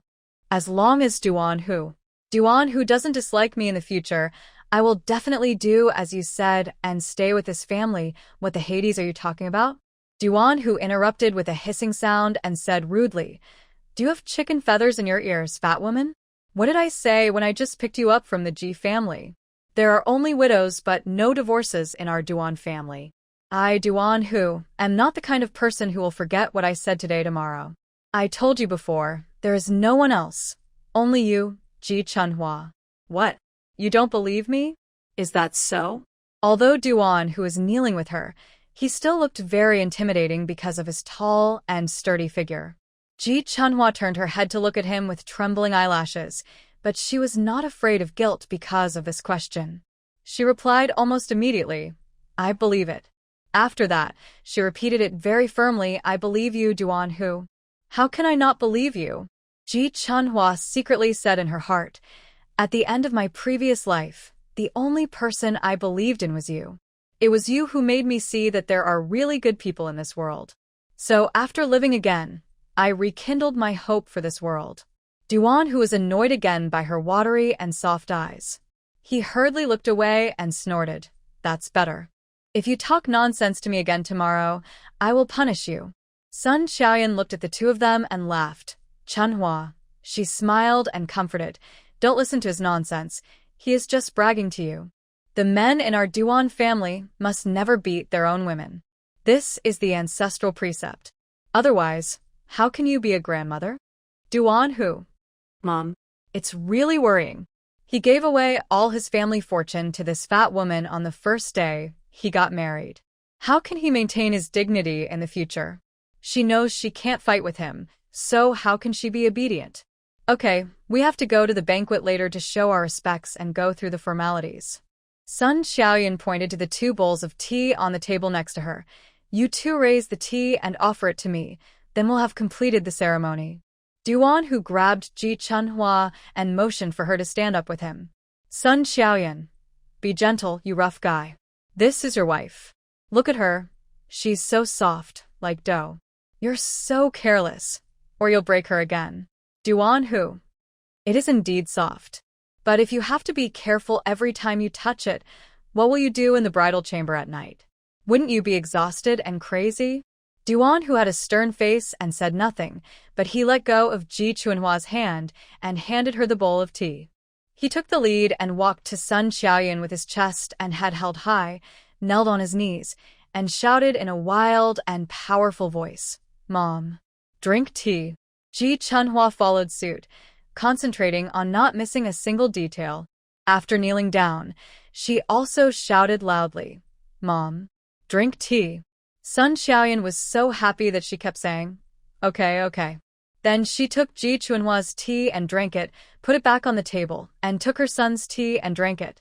After everything was over, she took off the 2 big gold bracelets on her left and right hands. She smiled and called, "Come on, Chunhua. This bracelet was passed down to me by my mother-in-law, and now it's your turn."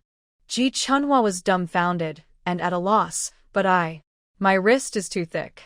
Sun Xiaoyan narrowed her eyes and glanced at her. "Duan, look at your fatness, but your frame is not big at all. This bracelet is a little shaky when I wear it, it's just right for you."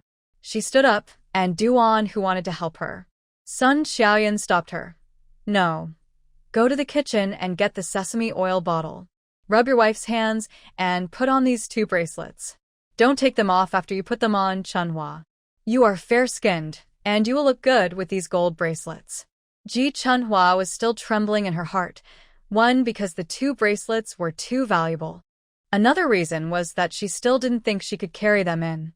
However, Duan, who had already obeyed the order and brought the sesame oil bottle over, bent his knees and squatted.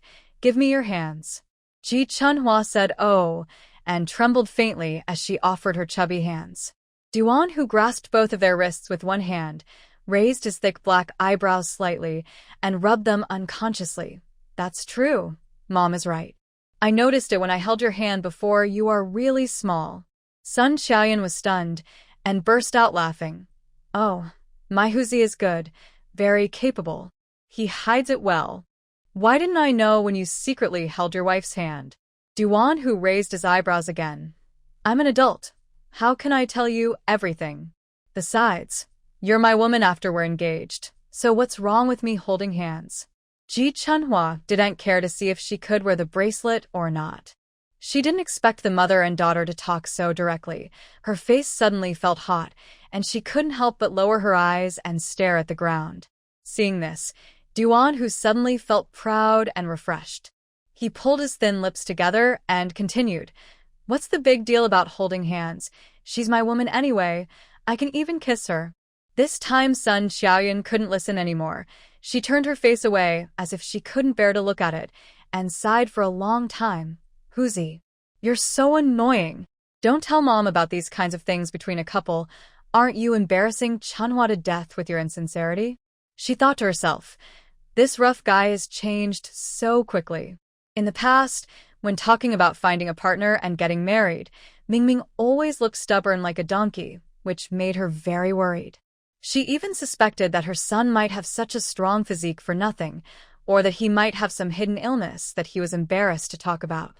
Unexpectedly, he just took after her as a mother. He was sharp-eyed and vicious. But once he set his sights on someone, he would never let him go. It's just that she said whatever she thought in her heart. Her son guarded his inner self and face, and didn't admit it easily. Sun Xiaoyan smiled silently and said to herself, "Let's wait and see. The bad habits of men in your Duan family who pester their wives are inherited from your ancestors, and you can't change them." Ji Chunhua was still staring at the 2 big gold bracelets on her wrists in a trance until she helped Sun Xiaoyan and Duan Hu walk out of the courtyard together. She couldn't help but stammered. "Why, how did you really wear them?" Then he freed one hand and raised it to sniff foolishly. Suddenly, he curled his eyes and smiled. "This sesame oil smells good. It's really fragrant. It's better than the ones I made before." Duan, who walked ahead with big strides and sneered when he heard this, "That's nonsense. How much money did you make that, and how much money is this?" Sun Xiaoyan glared at his back. "Huzi." She only called out 2 words with a stern face. Duan, whose whole body stiffened immediately, he straightened his spine and walked forward in an orderly manner. His carefree spirit was gone, and he looked very serious and honest. Ji Chunhua didn't care about this, nor did she think that Duan, who was so afraid of his mother, and it was foolish and shameful. If his mother was not a good person and taught him to do bad things, then there was nothing wrong with saying that. But Duan, whose mother was a good person, a very good person. Ji Chunhua's eyes fell on Sun Xiaoyan's feet, then looked at her own feet, and couldn't help asking cautiously, "Mom, don't you really need to ask Duan Hu to push the cart to take you?" Is this far from the banquet? Lean on me and relax a little, I can hold on. Sun Xiaoyan smiled and shook her head. It's okay, Chunhua. This kind of day will only come once in a lifetime. Mom wants to be decent. Ji Chunhua felt a little sad when she heard this, but she couldn't bear to look at Sun Xiaoyan's bound feet. She knew probably how it was bound, and she even felt a dull pain in her chubby feet. Sun Xiaoyan saw through her thoughts and whispered, Chunhua, they all say that I am a deformed product left over from feudal society, and that's not wrong. When I was young, I was indeed taught every day that women should observe the 3 obediences and 4 virtues, and should be chaste and virtuous. Sun Xiaoyan looked straight ahead. The wrinkles at the corners of her eyes made her smile even deeper, but I am really lucky to be able to marry into the Duan family. Sun Xiaoyan patted Ji Chunhua's hand. Everything I just said to you is true. So if you ask me now, I will still say that a woman should take care of the family, manage the household, be filial to her parents-in-law, and love her husband. Because I live a very happy life, they all spoil and indulge me, and I deserve it. Sun Xiaoyan looked at her son and couldn't help but walk in a lazy manner again. She chuckled and leaned close to whisper in Ji Chunhua's ear, but Duan Hu is still far inferior to his father. At least until now, he doesn't have his father's mouth. After saying that, Sun Xiaoyan said again, but the things in their roots can't be changed. I, Sun Xiaoyan's son, know him well. You'll know it as time goes by, Chunhua. Don't worry, my dear girl. The kindness and tolerance in your bones will never be abused in our family. Ji Chunhua pursed her lips and nodded silently, but seriously. Her eyes and heart were sore and swollen, and she couldn't say anything in the end. The reason why people can always be kind and always want to be good to others must be because there are people who are good to themselves. Only then can they feel that their efforts are worthwhile and right. Ji Chunhua thought, if Duan Hu hadn't come, he didn't brave the heavy snow to put on a coat for her, carry her out, and live another life, she would definitely be swallowed up by the overwhelming hatred and anger. She might succeed in revenge on Ji Qin, become hysterical, or even fight to the death. But in the end, she would never be able to get happiness and happiness. The banquet was held in a square courtyard about 10 minutes' walk from the village committee. The family had already moved to another place to settle down, so they entrusted this place to the village chief. His house was spacious, especially the courtyard. He thought that if someone had temporary use for it, he could rent it out to make some extra money. The village chief also thought this was a good idea, so he readily agreed. This courtyard was especially convenient for weddings, funerals, and banquets to thank guests. There were 4 large stoves in the corner of the courtyard. When Ji Chunhua and the others entered, the aroma of the pork elbows and the thick sauces filled their noses. Matchmaker Fong had been waiting for a long time, and when she saw them, she hurried over and shouted, "Here they come. Our host is finally here. Xiaoyan, come on. I've reserved a table in the middle for you. Take your son and daughter-in-law and sit there." Sun Xiaoyan took a look and found that the chairs at that position were more comfortable, and there was a low stool specially prepared under the main seat prepared for her, so that she could put her feet. Sun Xiaoyan was inevitably moved and held Fong Matchmaker's hand. "Thank you for your trouble, Malian." Fong Matchmaker was stunned and her face drooped instantly. "We have been friends for half a lifetime. Don't talk to me about this." She turned to call Ji Chunhua. "Chunhua, come on. Take your mother-in-law over to sit over there." "Sister." Just at this moment, a sweet call came from a corner of the table. Ji Qin flew over like a little bird and wrapped her arms around Ji Chunhua. Ji Chunhua was originally holding Sun Xiaoyan, and even though she was heavy, she couldn't help shaking when she was pushed by Ji Chunhua, and she almost couldn't stand steadily with Sun Xiaoyan. Ji Chunhua's heart suddenly rose with anger, and after supporting Sun Xiaoyan, she turned to Ji Qin and said, "Didn't you see that I supported Sun?" She realized something was wrong and immediately changed her words. "I supported my mother-in-law. What if she falls?" Ji Qin was stunned by the retort. By the time she reacted, Ji Chunhua had already pushed her away and helped Sun Xiaoyan to continue walking forward. Ji-Chin stared at her and stood there for a long time until she accidentally saw two big gold bracelets hanging on her fair and soft wrists. Bloodshot appeared in her eyes, and she was so jealous that her back teeth were chattering. Unexpectedly, Fong the matchmaker just sent Ji Chunhua and the others to sit down, and then went to the door to greet people. This time she introduced them to everyone very formally. Hey, this is a famous person and big boss of our 10 villages and 8 stores. Comrade Yu Guang, it's great that you can come today. Duan Hu's mother said that this big banquet will be set for a few days. If you are not here, we will have no place to get all the pork.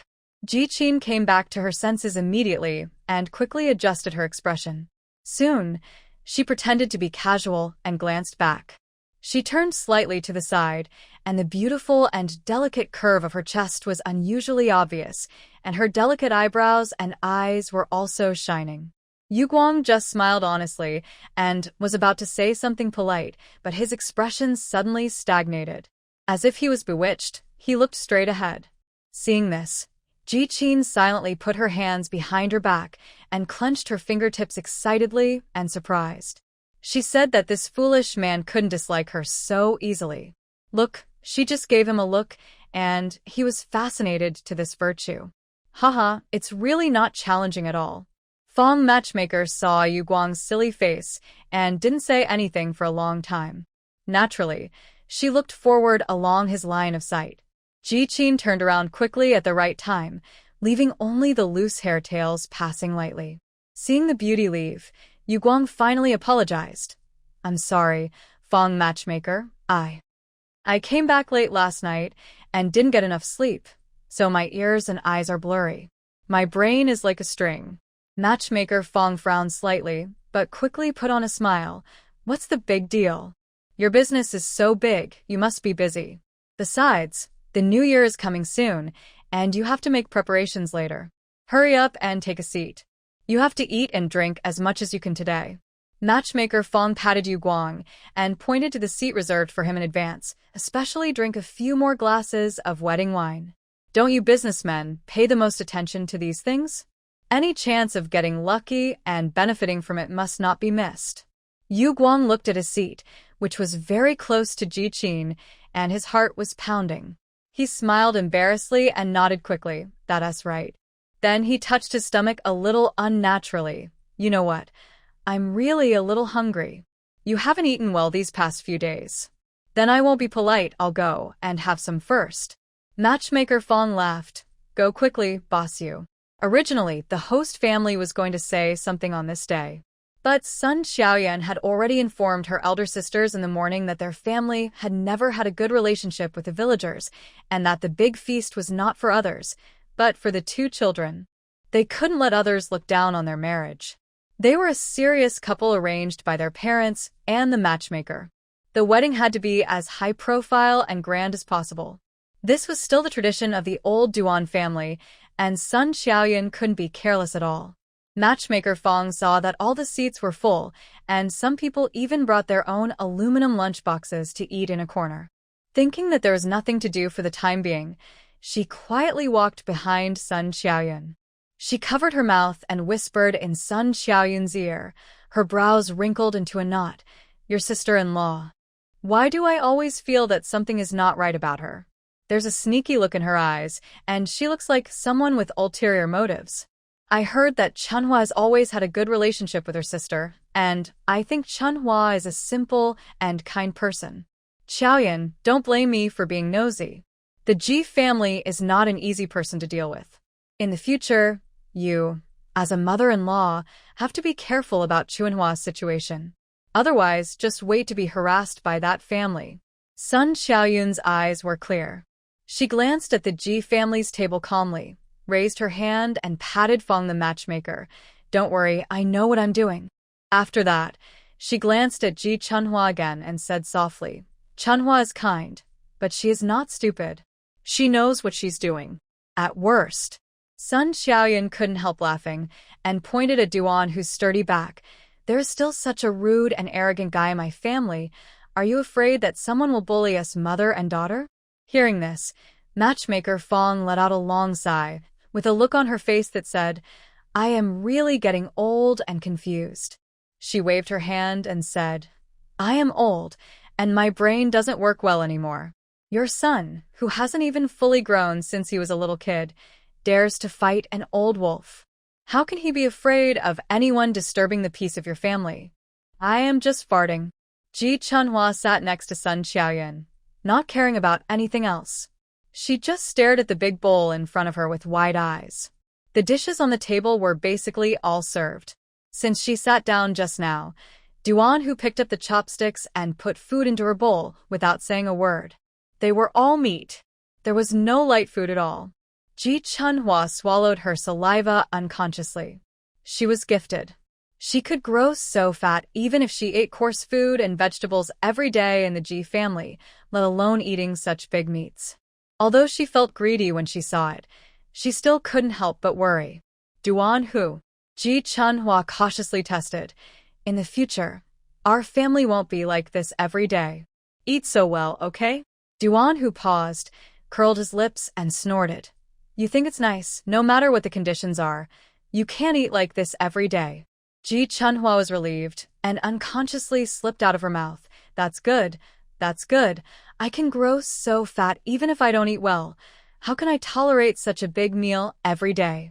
I need to control myself and lose weight. Upon hearing this, Duan Hu's thick black eyebrows furrowed, and his face became stern. He was so unhappy, as if he heard something extremely ridiculous. Who said that being fat is not good? Who did you tell me about that? Ji Chunhua was puzzled and stuffed half of the meatball into her mouth. Her cheeks were puffed up and she hesitated. But you always call me fat woman. Duan Hu said angrily, What's wrong with me calling you fat woman? Am I calling you wrong? Fat woman is fat woman. Ji Chunhua blinked, but she was not angry. Her voice was soft, as if she was simply asking a question. Then you call me fat woman. Isn't it because you think I'm too fat? Duan Hu clicked his tongue and seemed very impatient.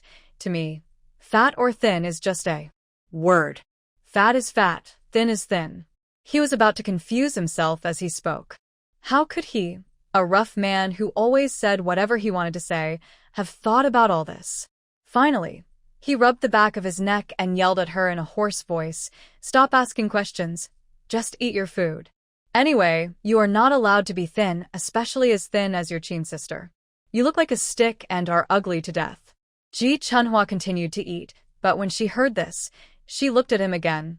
Didn't you just say? Fat is fat, thin is thin. It's just a word. Duan Hu's forehead throbbed. He gritted his teeth and reached out to grab the exposed white and tender back of Ji Chunhua's neck. Although he didn't use force, his tone was extremely fierce. Are you going to eat or not? Ji Chunhua shivered at the burning of his palm, which was as hot as an iron. She nodded quickly and picked up a piece of pork ribs to chew on. Eat, eat. I won't ask, I won't ask. Don't ask, don't ask. Ji Chunhua still couldn't help but mutter in her heart while chewing the ribs. Mother-in-law is also very thin, and Fong the matchmaker is also very thin. But Duan Hu will not dislike them, let alone call them skinny. But when he called Ji Qin skinny, his face was obviously full of disgust, and it was the same at the blind date conference. So Duan Hu is not discriminating between fat and thin, but because he doesn't like Ji Qin. So he doesn't like Ji Qin's thinness. Then Ji Chunhua thought about it. Her ears gradually burned, and the speed of chewing the ribs slowed down unconsciously. He said that he didn't call her thin, and calling her fat woman was not dislike her. does it mean that he actually? A little bit. Cultivate her. Only Ji Qin, Ji Yang, and Su Li sat at the table of the Ji family. This marriage came suddenly and was done in a hurry. Su Li herself didn't come back to her senses, so how could she take care of notifying relatives and friends far away? Besides, in her heart, she didn't want so many people to know. Although this marriage was glorious, their family could definitely be said to have gotten a great deal. But Ji Chunhua, that fat guy, was not her daughter. Her own daughter was obviously the most beautiful and outstanding one, but she didn't expect Ji Chunhua to marry her first, and with such a big fanfare. Su Li felt ashamed just thinking about it, and felt embarrassed and downgraded. She stuffed pork belly and pork elbow into her mouth like a duck and smacked her lips very loudly. While venting her anger and holding on to her greed, Ji-Chin's face beside her became even uglier. She looked at Ji-Young again, and then her face turned purple. Ji-Chin poked Su-Li under the table. "Mom, can you be more careful? There are people from the same village here. Even if you don't care about my sister, you have to give me some face, right?" Su-Li finally slowed down after hearing this, and nodded with oil on her mouth. Okay. Mom, eat slowly. Ji-Young, who was standing next to her, rolled his eyes after hearing this. So pretentious. Look who has time to look at us. There are people squatting over there with their weapons to eat. The Duan family is rich and prestigious, and these big meat dishes are only seen a few times a year. Who wouldn't eat them with open mouth? Ji-Young picked the shredded meat in his teeth and glared at her. "You are noble. If you are noble, don't eat. Just sit there." Ji-Young's voice was so loud that Yu Guang, who was standing in front of him, soon heard it. Yu Guang was well off and never lacked meat. In addition, Ji-Chin had been on his mind since the beginning, so he just took a few sips and then started drinking. He held the wine glass and looked at Ji-Chin. Ji-Chin was about to retort to Ji-Young when she looked up and saw him. She immediately pursed her lips and put down her chopsticks. She didn't say anything, but just picked up the small wine glass at hand and raised it towards Yu Guang. Yu Guang was stunned. S face turned red. His hands were shaking and he almost spilled the wine.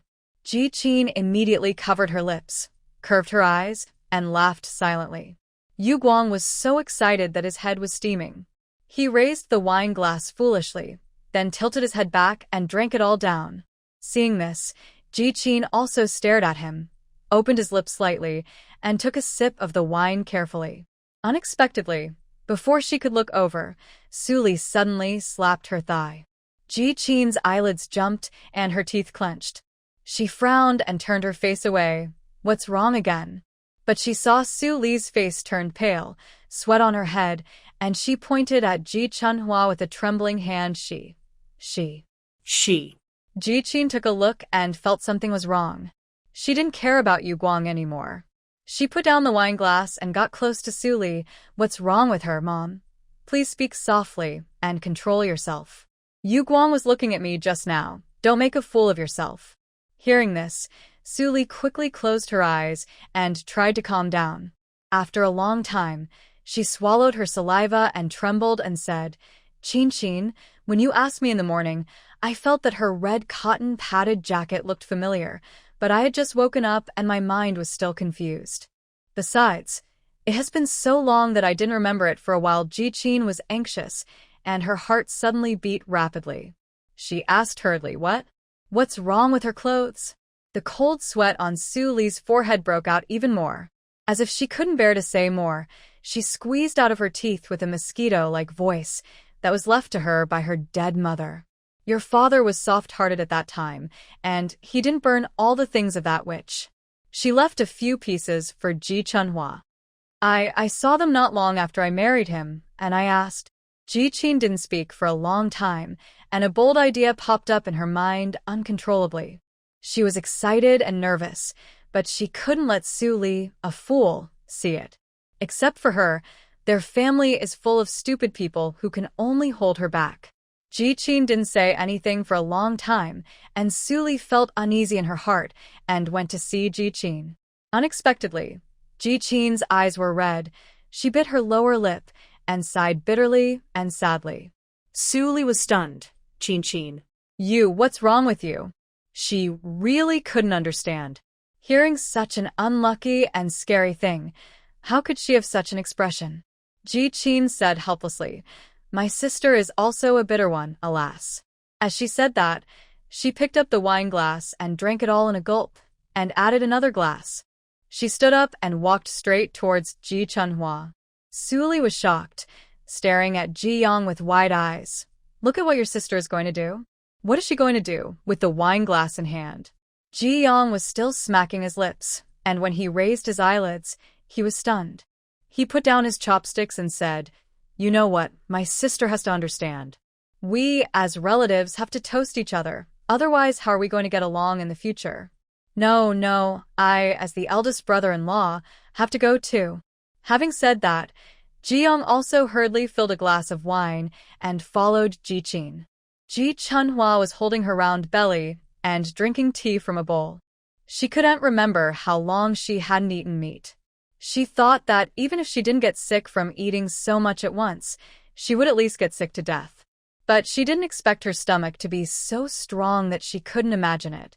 She wasn't too full, nor was she too sick. She was just a little choked, because Duan Hu picked up the dishes too fast, and he looked ferocious and kept his mouth shut. Ji Chunhua didn't dare not eat it, so she tried her best to keep up with his speed and stuffed food into her mouth. Only after drinking the steaming hot tea did Ji Chunhua feel better. But she didn't expect that just because she was distracted for a moment, there was another big pig's trotter in the bowl. Ji Chunhua couldn't stand it anymore because she was afraid that Duan Hu would be unhappy. She choked. If she was defiant, she would go and beg him. But she just wanted to turn her head away when someone patted her shoulder. Ji Chunhua was stunned, and she turned her head subconsciously with the tea in her hand. When she saw Ji Chin's red eyes, Ji Chunhua's heart skipped a beat. She also put down the tea bowl in her hand. Ji Chin opened her mouth, and tears fell before she spoke.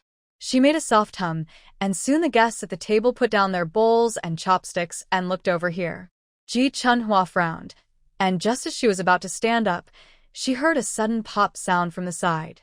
Duan Hu's chopsticks were thrown on the table with great force, and the sound was extremely loud. Ji Chunhua trembled all over, and she didn't even care about Ji Chin. She raised her plump cheeks high and looked at him nervously.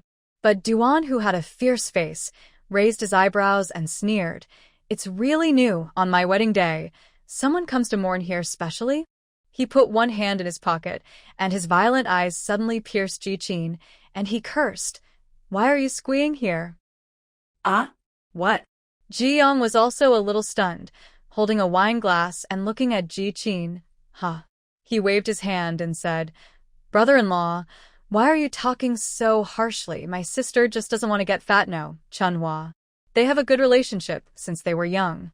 Ji Chunhua didn't say anything and simply didn't even stand. Anyway, this vicious woman with a dirty heart and rotten lungs didn't have anything good to say, so why did she stand up? With a belly full of fat, it's okay to sit down, but it will be heavy if you stand up. After Ji-young finished saying the words, "We have had a good relationship since childhood," Duan Hu's expression suddenly froze. Then he laughed disdainfully and sat down again.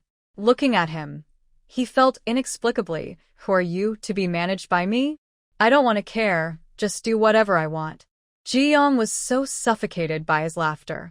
In front of so many elders and fellow villagers, he, the eldest brother-in-law, was dragged to the ground and stepped on by Duan Hu. How could he not lose face? But Ji-young still couldn't forget the big enamel basin that was kicked through by Duan Hu. He could only scold Ji Chunhua with a twitching face. "Hey, what's the matter with you? Do you not care about your family after you get married? Your sister came to toast you specially. Don't you stand up to show your respect?" Duan Hu was about to pick up the chopsticks and frowned instantly. But before he could open his mouth to continue scolding, Ji Chin hugged Ji Chunhua and cried so hard that her lungs were torn apart and her liver were broken. This time, Ji Chunhua was really confused. She thought about it for a long time, but she couldn't figure out what this trick was. At this moment, she heard Ji Chin crying and saying, Sister, you are really miserable.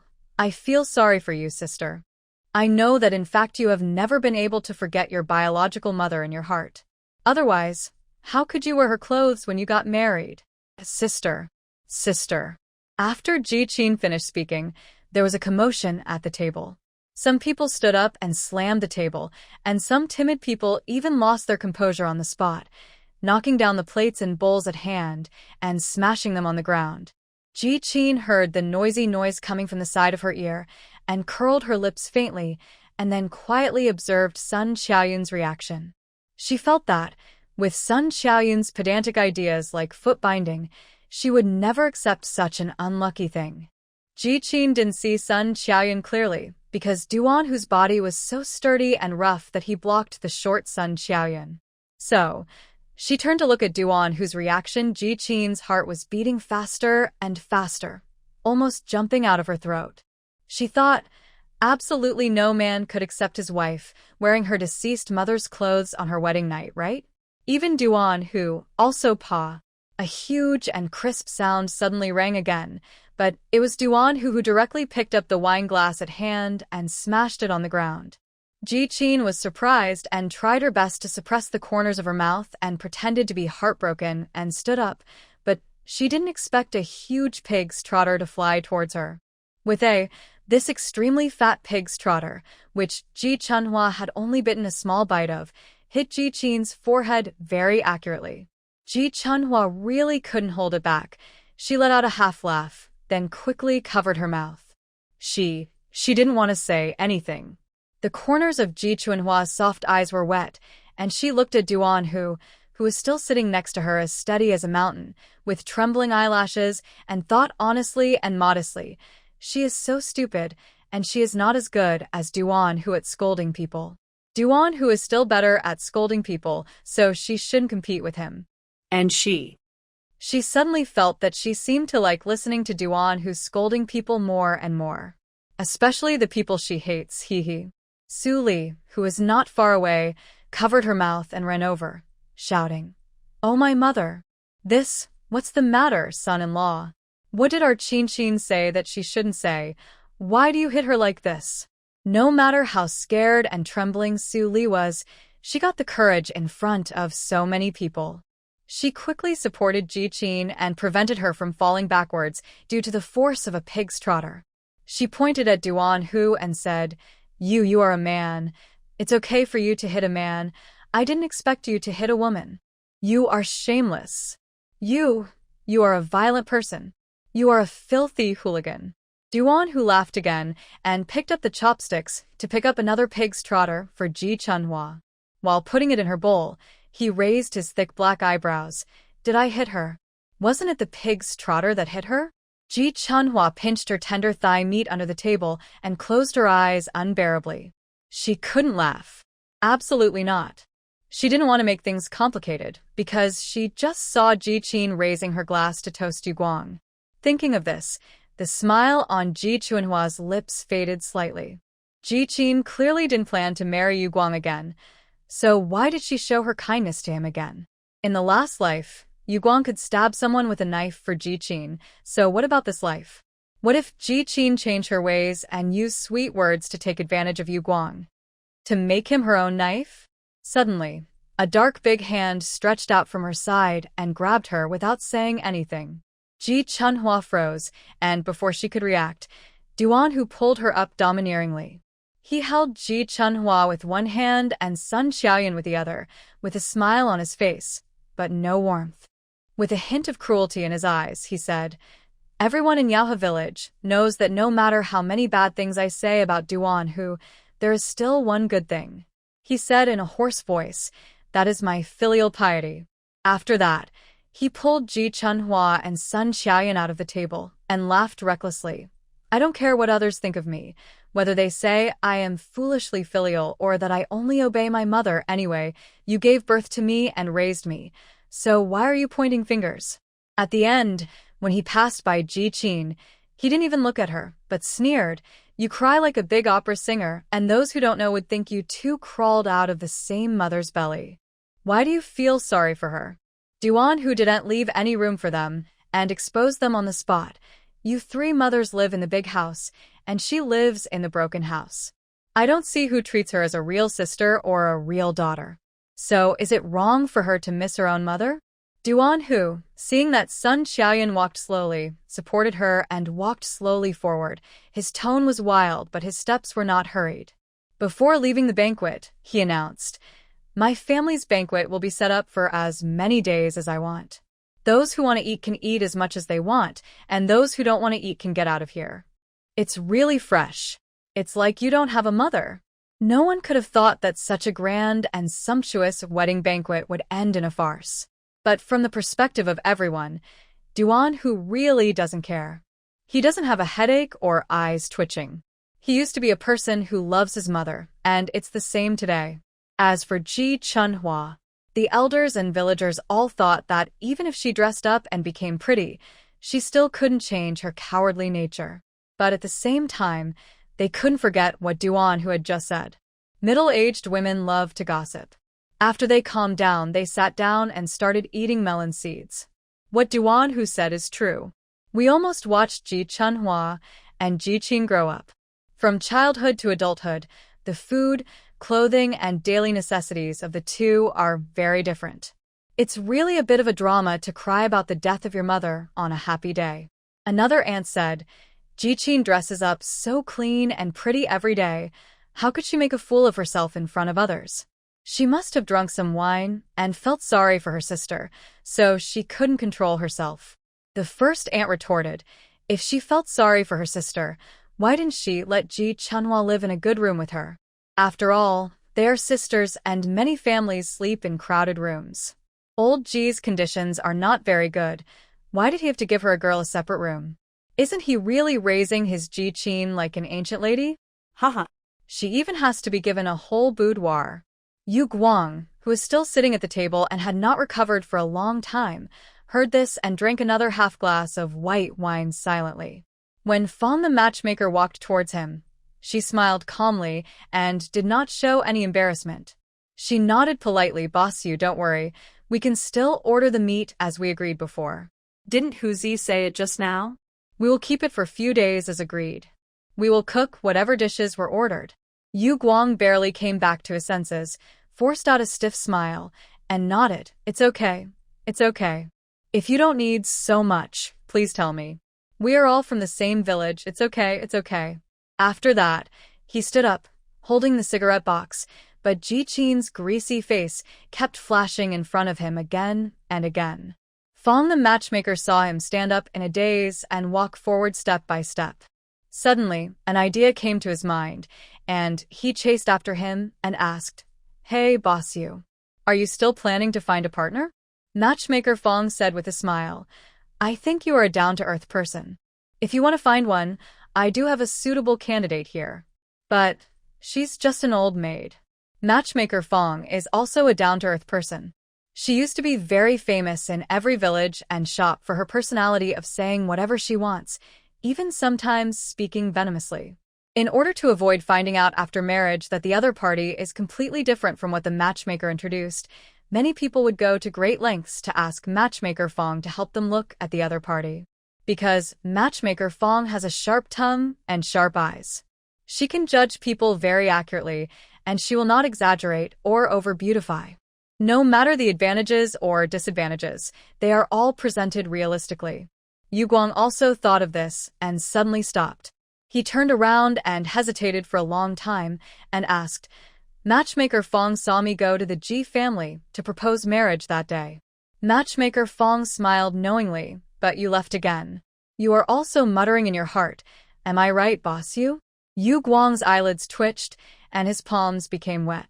He thought that she was worthy of being the matchmaker Fong. Her eyes were indeed vicious. He did mutter to himself, and he was unsure. He could not forget the distortion and viciousness he inadvertently saw on Ji Qin's face on the day he went to the Ji family to propose marriage. And just now, when she raised her head with a greasy face, Yu Guang saw that kind of sinister and vicious eyes again. Yu Guang couldn't figure it out. He felt that the expression and eyes that appeared and disappeared so quickly were not like Ji Qin's, and they were completely different from the bright and cheerful girl. Yu Guang suddenly asked abruptly, Matchmaker Fong, do you think a person can suddenly change in a few days? It's just suddenly become a different person, as if you don't know someone. Matchmaker Fong was stunned. Then her old eyes were shrewd, and she said slowly, let's not talk about those gods and ghosts. Let's just say that a person has simply changed suddenly. She shook her head and said firmly, no, that only proves that the other person is such a person at heart. Different people will make different changes when facing a thing. Good people will think positively, while sinister people will think the opposite. Yu Guang listened quietly, and his throat gradually seemed to be blocked. He finally said with great difficulty, okay, then Matchmaker Fong, please help me. Go and talk to me. I want to meet the female comrade I told you about first. Matchmaker Fong agreed readily. Okay, no problem. Not long after Duan Hu and the others left the banquet, a group of strong men came out from behind them. At the front, there was a skinny Li Shotsai who was gnawing on a big chicken leg. Among the broad-shouldered and ferocious middle-aged men, he was like a very eye-catching boiled chicken. Brother Huzi. Brother Huzi. Li Shotsai waved his hands and roared, "If you want to run, run, but say hello. We're waiting for the wedding night." Ji Chunhua heard this, and her fair and soft face suddenly turned red. She stood quietly and obediently with her eyes lowered, not saying a word. Li Shotsai was still gnawing on a chicken leg. His hands were greasy.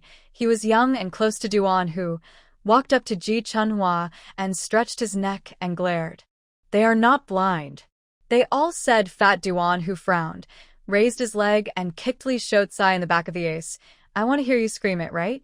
Who are you screaming like that?" He pressed the tip of his tongue against his upper teeth, his face full of ferocity. "Do you understand the rules? Want me to teach you?" After saying that, he pretended to lift his leg again. "No, no, no." Li Shotsai shook his head hurriedly. I'm wrong, Brother Huzi." He pursed his lips and actually raised the chicken leg bone to bow to Ji Chunhua, sister-in-law. "Hello. I'm Li Shotsai. I'm the most loyal younger brother around, Brother Huzi. If you need any help in the future, just tell me." Li Shotsai didn't dare to look up, but just bent down. Ji Chunhua blinked. Perhaps she realized that this thin comrade was about the same age as her, and the shyness and embarrassment just now quickly faded away.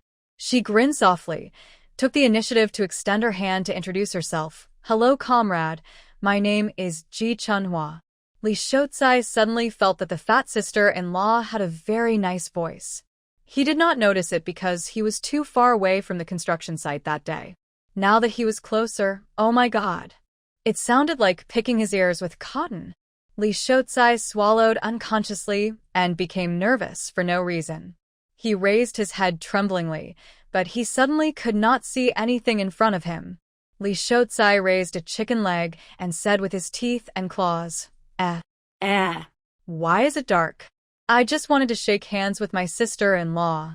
Duan, whose rough big palm covered Li Shotsai's face tightly, snorted coldly and pushed him back. "Shake your grandmother's leg. Your claws are greasy. Get out of here." Duan, who didn't use much strength, but Li Shotsai was too light. He just pushed him, and Li Shotsai staggered a few steps. Old Shin, who was carrying a few bottles of liquor behind him, gloated. He held a cigarette in his mouth and helped Li Shotsai up. He lowered his voice and deliberately teased. "What do you mean, Shotsai? Didn't you say before that your brother Huzi was blind? Who would choose that village beauty? Why are you so anxious to shake hands with others?" Li Shotsai's face flushed instantly, and he said anxiously, "Why are you in a hurry to shake hands? Is shaking hands the point? The point is that my sister-in-law greeted me and I must respond. This is called politeness. Quality. You big rough man, shoot." Duan, whose ears were buzzing because of his noise, and he interrupted him rudely. "Stop nagging. Are you going to make trouble in the bridal chamber? If you want a drink, come to my house." He glanced back along the shoulder of Old Shin and saw that none of the 7 or 8 people behind him had empty hands. Duan, who raised his eyebrows and said with a chuckle, "You are really smart. You all brought your own stuff? Everyone else brings aluminum lunch boxes, but you guys just bring a few big basins. You are really not polite to me at all." Old Zhao, who was standing behind Old Shin, had a strong figure and a simple look. He was a man of nearly 40, but he was always timid when he spoke and didn't dare to look at people. But Old Zhao was too honest. He would not tell lies. After hearing what Duan Hu said, he scratched the back of his neck and blurted out, "Old Shin asked us to bring it. Old Shin said that this was all spent by our foreman and we can eat as much as we can. This is called keeping the wealth within the family." Old Shin quickly replied, "What do you think, foreman? Is there anything wrong with what I said?" Duan, who turned around and sneered while re-leading Ji Chunhua and Sun Qiaoyan, "You're all talented. There is a banquet tomorrow for 3 consecutive days. Don't take the wash basin again, just take the big red bathtub that Li Shotsai used to take a bath when he was a child. He still treasures it anyway. What would the basin that was used to soak the white chopped chicken smell like? Ha ha ha. Li Shouzai was teased by old Shin and started to scream again. Duan Hu was too lazy to care about them anymore. He just led Ji Chunhua and Sun Xiaoyan and walked slowly forward. This team looked really weird and fierce. If you hadn't seen that the two people in front were wearing bright red, you would have thought that this group of people was looking for someone to fight. There was no decent one in this large group of people. After entering the Duan family's gate, they all covered their hands and ran around howling. They simply treated Duan Hu's house as their own home. Some took plates, and some looked for knives. Old Shin seized the opportunity to bring back half a braised pork ribs, but before the cook had time to cut it, it disappeared. Duan Hu watched his yard fall into chaos, and his temples were throbbing. In the end, he didn't stop them, but just cursed in a hoarse voice, "They are all like bandits." Then he lowered his head to persuade Sun Xiaoyan, "Mom, they haven't drunk enough. Don't worry about it. Come into the house and rest for a while. It's been many years since we walked so many streets." Duan Hu was about to turn around and tell Ji Chunhua to wait for a while. Unexpectedly, Sun Xiaoyan brushed him away and smiled faintly. "I don't need you. I want my daughter-in-law to accompany me back to the house. You bunch of rough guys have your wine to drink, and we mother and daughter have some private words to talk about. You go and keep them company." Sun Xiaoyan looked at Duan Hu and smiled very transparently. "They are really happy for you. You don't have to work today, so don't put on airs as a foreman." Duan Hu was stunned and subconsciously looked at Ji Chunhua. Ji Chunhua hurried to help Sun Xiaoyan, her tone soft and well-behaved. "I'll keep Mom company. You go and have a drink with them." She could see that although these people, like Duan Hu, did not look like good people, they were actually warm and simple. Ji Chunhua thought about it and added, "After I finish whispering to Mom, I will go over and toast everyone. After all, they are not here just to bless you, they are here to bless both of us." After saying this, Ji Chunhua lowered her eyes to look at Sun Xiaoyan's feet. "Mom, which one is your house? Look, there is a small stone at your feet." Sun Xiaoyan was so happy that she squinted her eyes and uttered a few "oh" sounds. She pointed to Ji Chunhua in front of her and turned her head to look at her son, as if to say, "Look at the daughter-in-law your mother picked for you. She is so considerate and capable." Duan Hu was also slightly stunned. He recalled a little absent-mindedly that when he was at the gate of the construction site yesterday, Lao Xin had greeted Ji Chunhua. At that time, she seemed a little nervous at first and was timid, but after a while, she grinned at people. Duan Hu thought about it, and his thick black eyebrows frowned tightly. He felt a very sour and unhappy feeling coming out from his heart, which made him very annoyed. Duan Hu raised his hand to rub his hard and short hair, and suddenly an idea popped up in his mind. "Wait a minute." He couldn't help but murmured. Thinking back to the first time on the mountain, the fat woman was like a sick person, saying that he was cursing people nicely.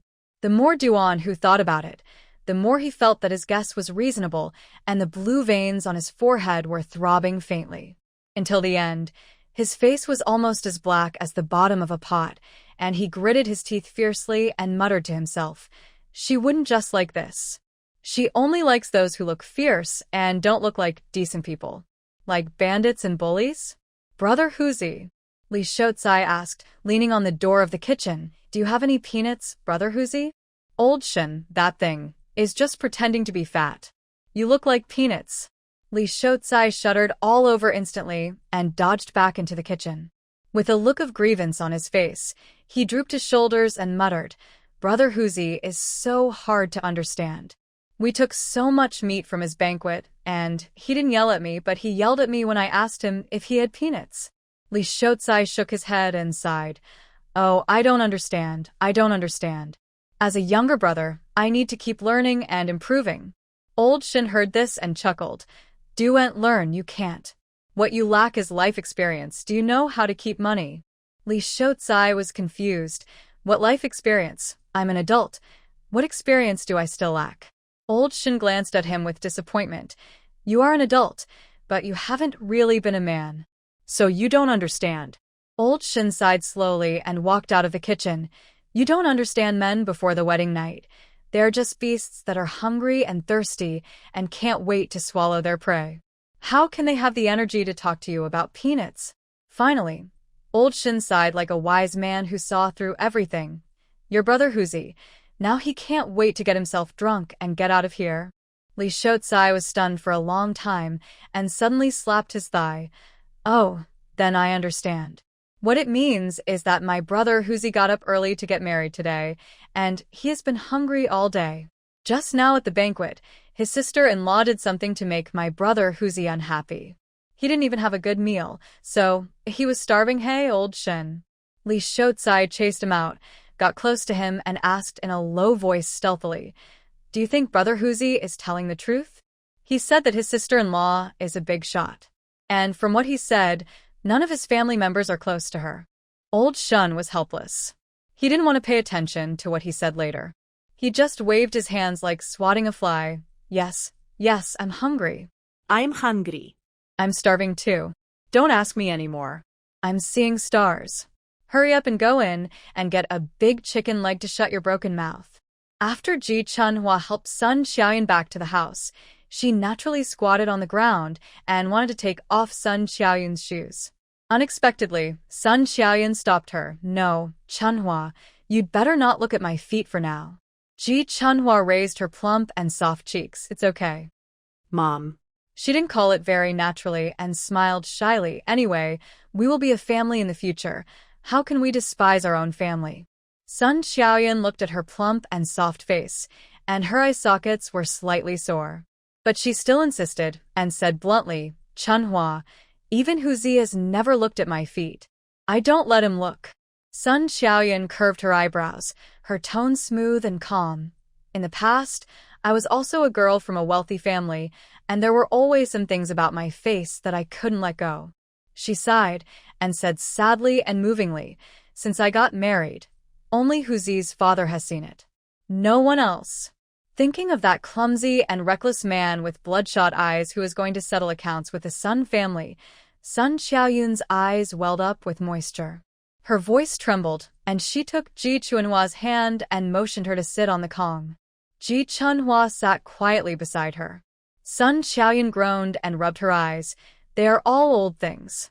It will take 3 days and 3 nights to talk about them. The future. She patted Ji Chunhua's hand repeatedly and smiled affectionately. Today I want to talk about your business, which is serious. Ji Chunhua's face became embarrassed again after hearing this, and her silver plate-like face was covered with a layer of red. Sun Xiaoyan called her.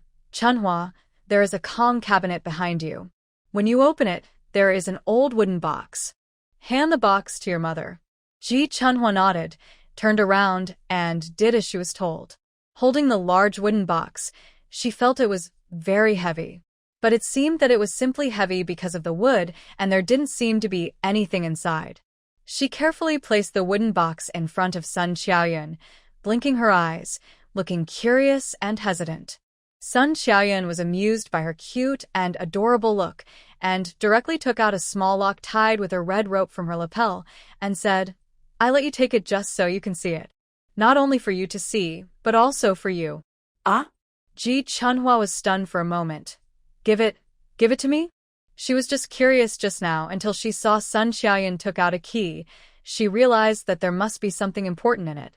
She didn't know what to say, but Sun Xiaoyan nodded firmly, then opened the box and turned it towards Ji Chunhua. Sun Xiaoyan asked, Chunhua, can you read? Unexpectedly, Ji Chunhua came back to her senses and immediately answered, Yes. I recognize it. Ji Chunhua said truthfully, When I was young, my mother always asked me to go to the mountains to dig wild vegetables or pick up bird eggs. On the way, we would pass by a primary school. But that school was gone when I was 16, and the teacher was too old to teach. I didn't want to go home early, nor did I want to stay in the mountains all the time, so I secretly went to the school to listen to the old teacher's teaching.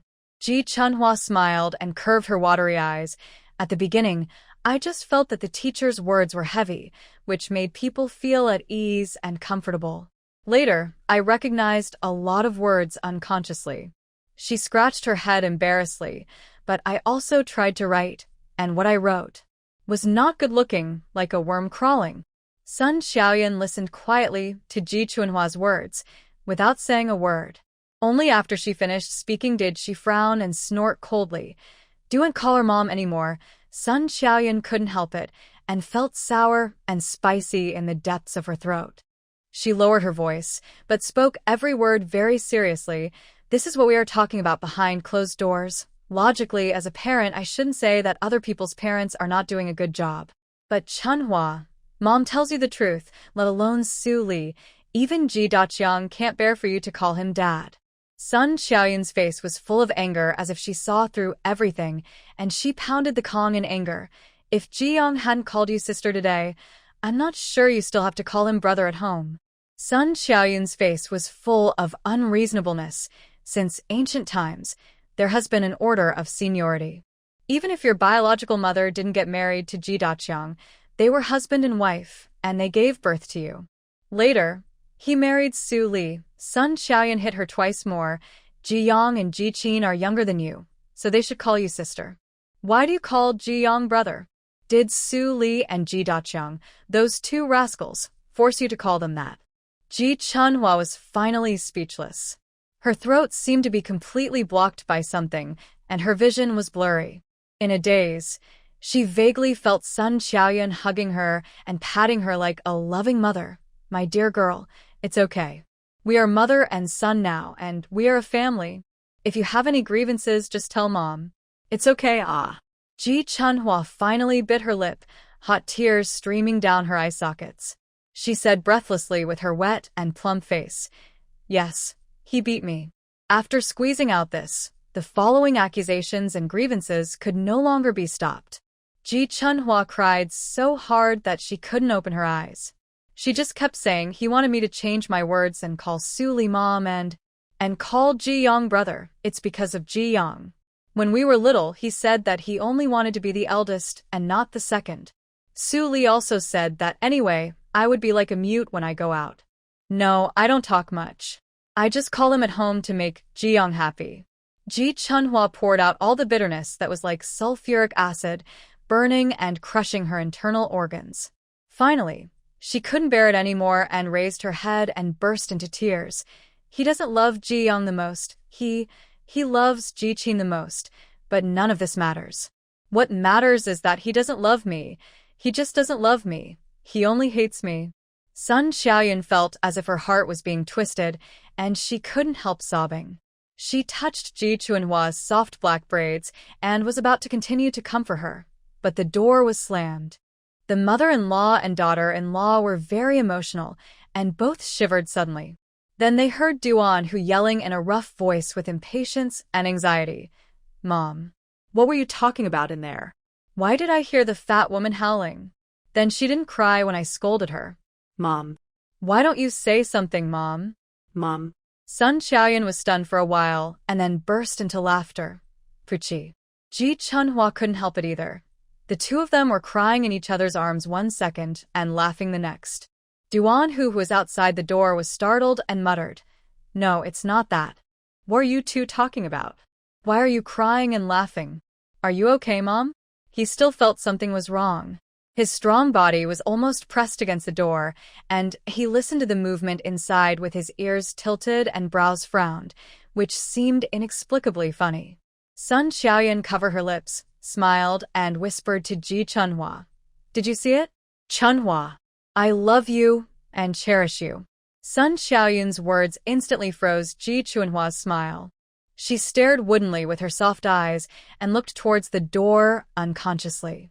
Her heart was pounding, and there was a moved and ignorant light in her eyes. She knew that her benefactor was a good man, but she didn't dare to hope that she would be cherished and pampered after marrying him. It's not that she didn't believe that he would be a good man, but she had never seen with her own eyes the kind of couple written in the storybooks, loving, intimate, and warm. Even Ji Daqiang and Su Li often quarreled and fought, making the house a mess. Just when Ji Chunhua hadn't come back to her senses, Sun Xiaoyan called her slowly again. She rubbed her eyes and smiled apologetically. "Maybe I didn't sleep enough yesterday, and I'm a little sleepy." Sun Xiaoyan smiled and said it was okay, then pointed to the wooden box. "Here is the deed to our house.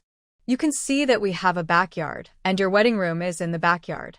Our current front yard was originally where Duan Hu's grandparents lived, and his father and I used to live in the backyard. Now, I have finally become a mother-in-law after being a daughter-in-law for many years. Sun Xiaoyan sighed deeply as if a heavy burden had been lifted off her shoulders, her face full of satisfaction. I can finally take a break, and I'll give you everything here. In our Duan family, the women are the housekeepers, and the men are responsible for going out to make money. Sun Xiaoyan pushed the box in front of Chunhua. Oh yes, there is also a note in it, which I secretly saved for Huzi in the past, for his future family use. You can make the decision in the future, whether you want to buy something or keep it for when you have a baby. It's all good, it's all good. Ji Chunhua was speechless. Not only was she speechless, her little mouth was wide open enough for an egg to fit in. She looked at the box, then at Sun Xiaoyan, then at the box again. In the end, she could only blush and at a loss what to do. She uttered, I don't know how to manage the household, Mom. No, I really haven't done this. But Sun Xiaoyan made a sound, waved her hand with a relaxed look, and said indifferently, I haven't been a housekeeper before. Haven't I been a housekeeper for so many years? Besides, I had a big family at the beginning, and now there are only 3 of us. At worst, we can have a few kids in the future. Sun Xiaoyan smiled and said, You can manage a small piece of land, Chunhua. Trust Mom, I won't make the mistake of choosing you. Ji Chunhua bit her lower lip unconsciously, and her chubby little hand touched the box carefully. You haven't finished talking yet, Mom. Duan, who was still sticking to the door, eavesdropping with a frown on his face. For a moment, he even hated that the Duan family had done such a good job when building the house, and he couldn't hear clearly even if he begged for it. Sun Xiaoyan chuckled and urged, Put the things away quickly and take them to the backyard. Even take a look at your wedding room. Otherwise your man will be really angry later. Oh.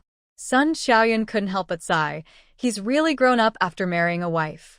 I remember that he hasn't spoken to me so loudly in more than 10 years.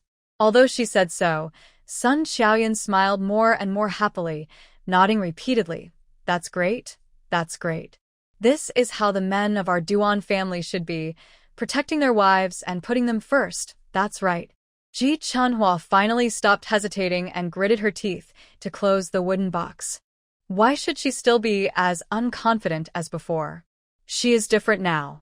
She is married, and she married a great man, her lifesaver. And she has a mother-in-law who is also a great person. She has agreed to repay her gratitude, and she can't just shout slogans in her heart.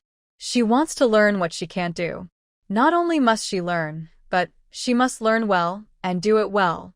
Ji Chunhua took the key, hanging with a red rope in Sun Xiaoyan's hand, and her plump, soft and tender face was full of seriousness.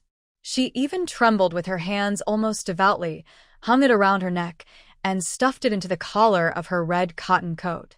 Sun Xiaoyan hurriedly said, Go, take the box and ask your man to take you to the new house. Mom is tired, I'll rest first. Okay. Ji Chunhua responded obediently, but before opening the door, she still turned her head as if she was worried and said softly, Mom, you have to take off your shoes after I go out. You have to let your feet come out and breathe a sigh of relief. Puff Sun Xiaoyan's shoulders trembled with joy. Her heart felt warm and sour, and she nodded quickly, Okay. Mom will take it off in a while. Ji Chunhua then unbolted the door and stepped out. But she didn't expect that as soon as she took another step, she was shocked when she looked up. Ji Chunhua almost stumbled while holding the wooden box. She looked up and saw Duan Hu's fierce and deep eyes, full of suspicion. Sun Xiaoyan said, Yes, close the door for me quickly. You should also clean up the place. Don't let your wife wait too long. Duan Hu hummed and said, Don't worry about it. Just go to sleep. He closed the door.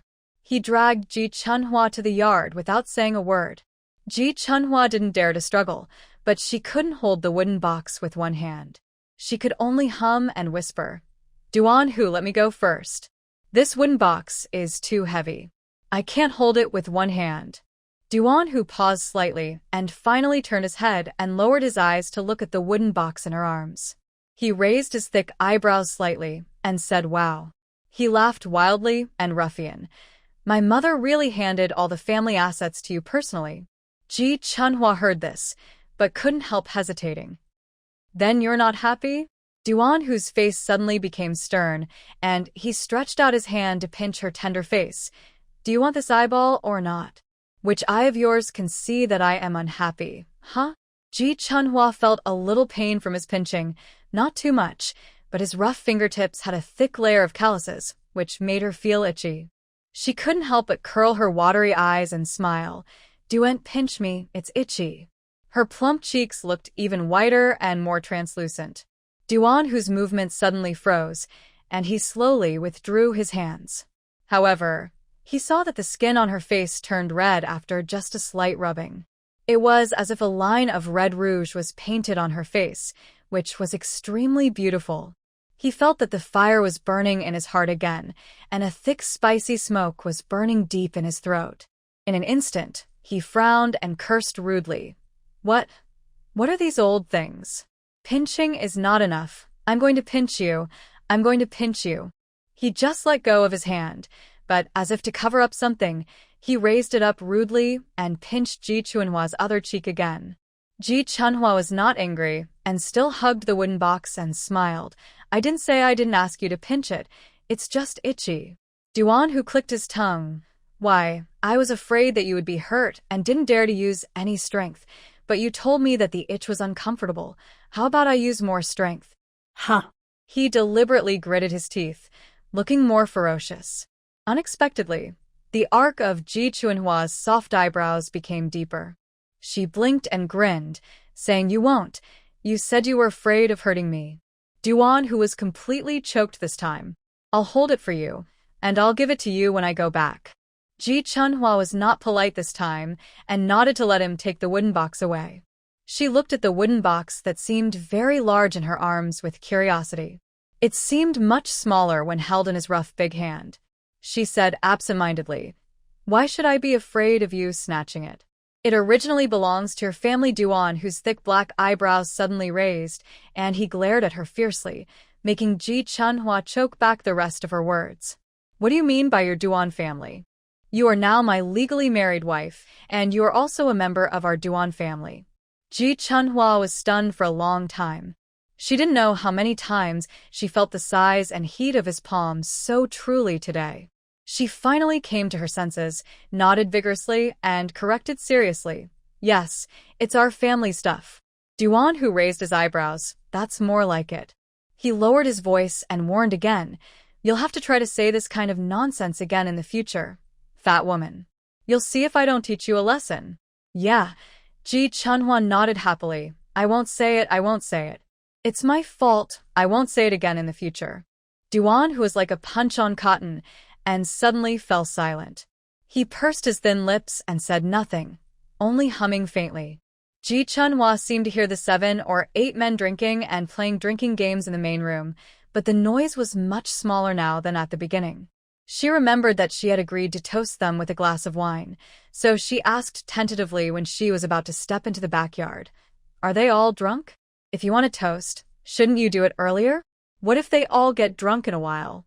Duan Hu chuckled. What kind of wine are you toasting? You hear 1 or 2 of them are so loud, but actually none of them can drink. You and Mom haven't been in for a while, and several of them have already lost their way because of drinking. After that, he frowned. Look at your feet. The door to the backyard also has a threshold, and it's very high. Don't let it get you hurt. Ji Chunhua smiled softly and hummed. I'm watching. I'm watching. She couldn't bear to refute. Actually, I am also. I am not that. Stupid am I. Unexpectedly, she felt guilty at the end, and her voice became smaller and smaller, like the buzz of a mosquito. Duan Hu raised his eyebrows. Did you see that? You can't even continue talking. With your brain, if you are sold, you will probably have to help count money. Ji Chunhua felt embarrassed after hearing this, but suddenly she remembered something. No, you are not right. She raised her plump cheeks high. Her eyes seemed to be shining. I asked Su Li for half of the engagement money today. Together with the dowry. Together. Ji Chunhua was stuck, scratching her head anxiously. Together. Where did you put it? Duan Hu rolled his eyes. Pointing at you? You have to throw away all the money. Not a penny left. His tone was disdainful but also slightly proud. I put it away for you a long time ago. Put it in the bridal chamber. After saying that, he looked at the wooden box in his hand, narrowed his dark eyelids slightly and glared at Ji Chunhua and asked leisurely as if interrogating, "You can even lose your dowry. What if you lose this family fortune?" Ji Chunhua exploded and her face flushed. She assured loudly, "No, absolutely not. I would rather lose myself than throw away such an important thing." As she spoke, she remembered the intimacy of Sun Xiaoyan comforting her like her own daughter, and her mouth sank, and her eye sockets became sour. She lowered her head with a chuckle. Mom gave me such an important thing because she believed in me. I will change in the future. I will definitely change in the future. Duan Hu's fierce body stiffened, and he pulled her towards the bridal chamber without saying a word for a long time. It was not until a long time later that the two of them walked to the old wooden door with a big red wedding character on it. She seemed to vaguely hear his hoarse sigh. He pushed the door open and laughed recklessly, sounding casual and relaxed. "Stop it. You're going to lose yourself? You're my wife. How can I lose you? The Duan family has collapsed before, and it also asked me and Mom to hold it up." "Fat woman, you remember this?" Duan Hu closed the door with his backhand, but his voice stopped abruptly. Ji Chunhua inexplicably felt numb and hot at the tip of her heart. She couldn't help shivering, and could only bite her lower lip quietly to calm herself down. Then she heard his extremely domineering and arrogant command, "Look up. Didn't I tell you not to lower your head?" Ji Chunhua couldn't help but feel that she was so weird. She was obviously not afraid of him. She knew he was a good man. But sometimes she felt like she was very afraid of him. She was afraid to look directly into his fierce and dark eyes. Every time she looked at him, she felt her heart pounding, her breathing quickened, and her heart and body seemed to be burning. "I'm talking to you. Do you have chicken feathers in your ears again? I told you to look up." Duan Hu saw that she was still stubbornly burying her head, and his tone became more unhappy and manic. Ji Chunhua finally hardened her heart. She raised her face with a swish. Her eyes were filled with moisture and anxiety. Her eyelashes were trembling, and she looked at him timidly. Duan Hu's dark pupils suddenly shrank violently, and he was stunned for a moment. Then he put the wooden box on the windowsill beside the door, and his tall and sturdy body approached her. He stared at her, his eyes seemed to carry a scorching temperature, and said word by word, "What I say is very important. You have to look at me and listen." Ji Chunhua bit her lip and nodded vigorously, forcing herself to stand still. But she saw him stop very close to her. One arm passed over her shoulder and clicked to pull the bolt. His eyes did not move away at all, and continued to look at her and said in a low voice, "Fat woman, you remember this. This is also one of our Duan family's ancestral precepts. No matter what time it is, people are the most important. As long as people are still there, even if everything is ruined and nothing is left, sooner or later they can make a comeback. But if people are gone, even if there are mountains of gold and silver, it's useless. Do you understand? If you understand, speak to me." He frowned and urged in a rough voice, "Don't just nod. Open your mouth." Ji Chunhua shuddered again. Her mind was blank, and she opened her mouth and replied, "I understand." Ji Chunhua understands. At the same time, she frowned unconsciously, looking extremely nervous and vaguely a little confused. "Anyway, it looks pretty silly. And interesting." Duan Hu paused briefly. The next second, he couldn't help but grin and laugh wildly. "Ha ha ha, you're really good. You're almost catching up with the army training." When he smiled, Ji Chunhua became even more puzzled. She blinked her furry eyelashes and stared at Duan Hu. Her mind was not very clear to begin with, and the words slipped out of her mouth before she could think carefully. She looked at Duan Hu's teeth, which were white in color and matched his skin tone, and asked hesitantly, "Why are you so weird? Sometimes you are fierce, and sometimes you suddenly smile. I've heard before that women's minds are hard to understand. Why do I feel that you are also hard to understand?" How could Duan Hu tolerate this? His face turned black in an instant, and he was extremely fierce. How dare you compare me with a woman? No, no. Ji Chunhua shook her head quickly. I don't mean that. I don't mean that. Okay. Okay. Duan Hu interrupted irritably and impatiently. You don't understand me, and I don't understand you even more. He said bluntly, you are obviously not afraid of me, but you are always scared, like a chicken to be slaughtered. Sometimes this, sometimes that. Ji Chunhua subconsciously retorted, no, I'm not afraid of you. Duan Hu, I know you are not afraid of me. Then what are you? Ji Chunhua was confused again. Her light eyebrows were frowning more and more, and she even muttered unconsciously, yes, I'm not afraid of you. So, what is it? Duan Hu saw that she seemed very depressed, and was also affected. His thick black eyebrows frowned. The two looked at each other in silence for a long time. After a moment, Duan Hu's mind suddenly became bright. He chuckled and took another step closer to her with his long legs. This time, the two were almost touching. Ji Chunhua lowered her eyes, only to see his toes suddenly touch hers, and finally couldn't help but take a step back. She carefully moved her eyes up, but saw that his chest, which was exceptionally strong even through his clothes, was trembling slowly. Ji Chunhua suddenly didn't dare to look at him again, but heard him say hoarsely above her head, what else could it be? Because you love me. Ji Chunhua lowered her head again, and silently exuded heat all over her body. Duan Hu did not let her go. Why, was I wrong? He moved forward again, and his sturdy and strong body gave off a strong sense of oppression. Ji Chunhua retreated again, and her heels hit the door with a pleasant breath came from the depths of Duan Hu's throat, hoarse and hoarse. Didn't you say it yourself? You said you were afraid that I would fall in love with your sister, so you helped her to find a partner. Then according to this logic, am I not wrong? Ji Chunhua's whole body was about to explode with heat, and she suddenly became brave when she heard him suddenly mention Ji Qin. She finally raised her face stubbornly and said with a blushing face almost obstinately, yes, yes. You are right. I just don't want you to fall in love with Ji Qin. You can't marry her. You just can't. She clenched her fists, her plump body trembling. Duan Hu was almost frightened by the sudden aggressiveness. But he recovered quickly. He glared at her with his dark eyes, raised his eyebrows in a rogue manner. Can't you just have a good time? Then why do you always make me feel like I'm stuck?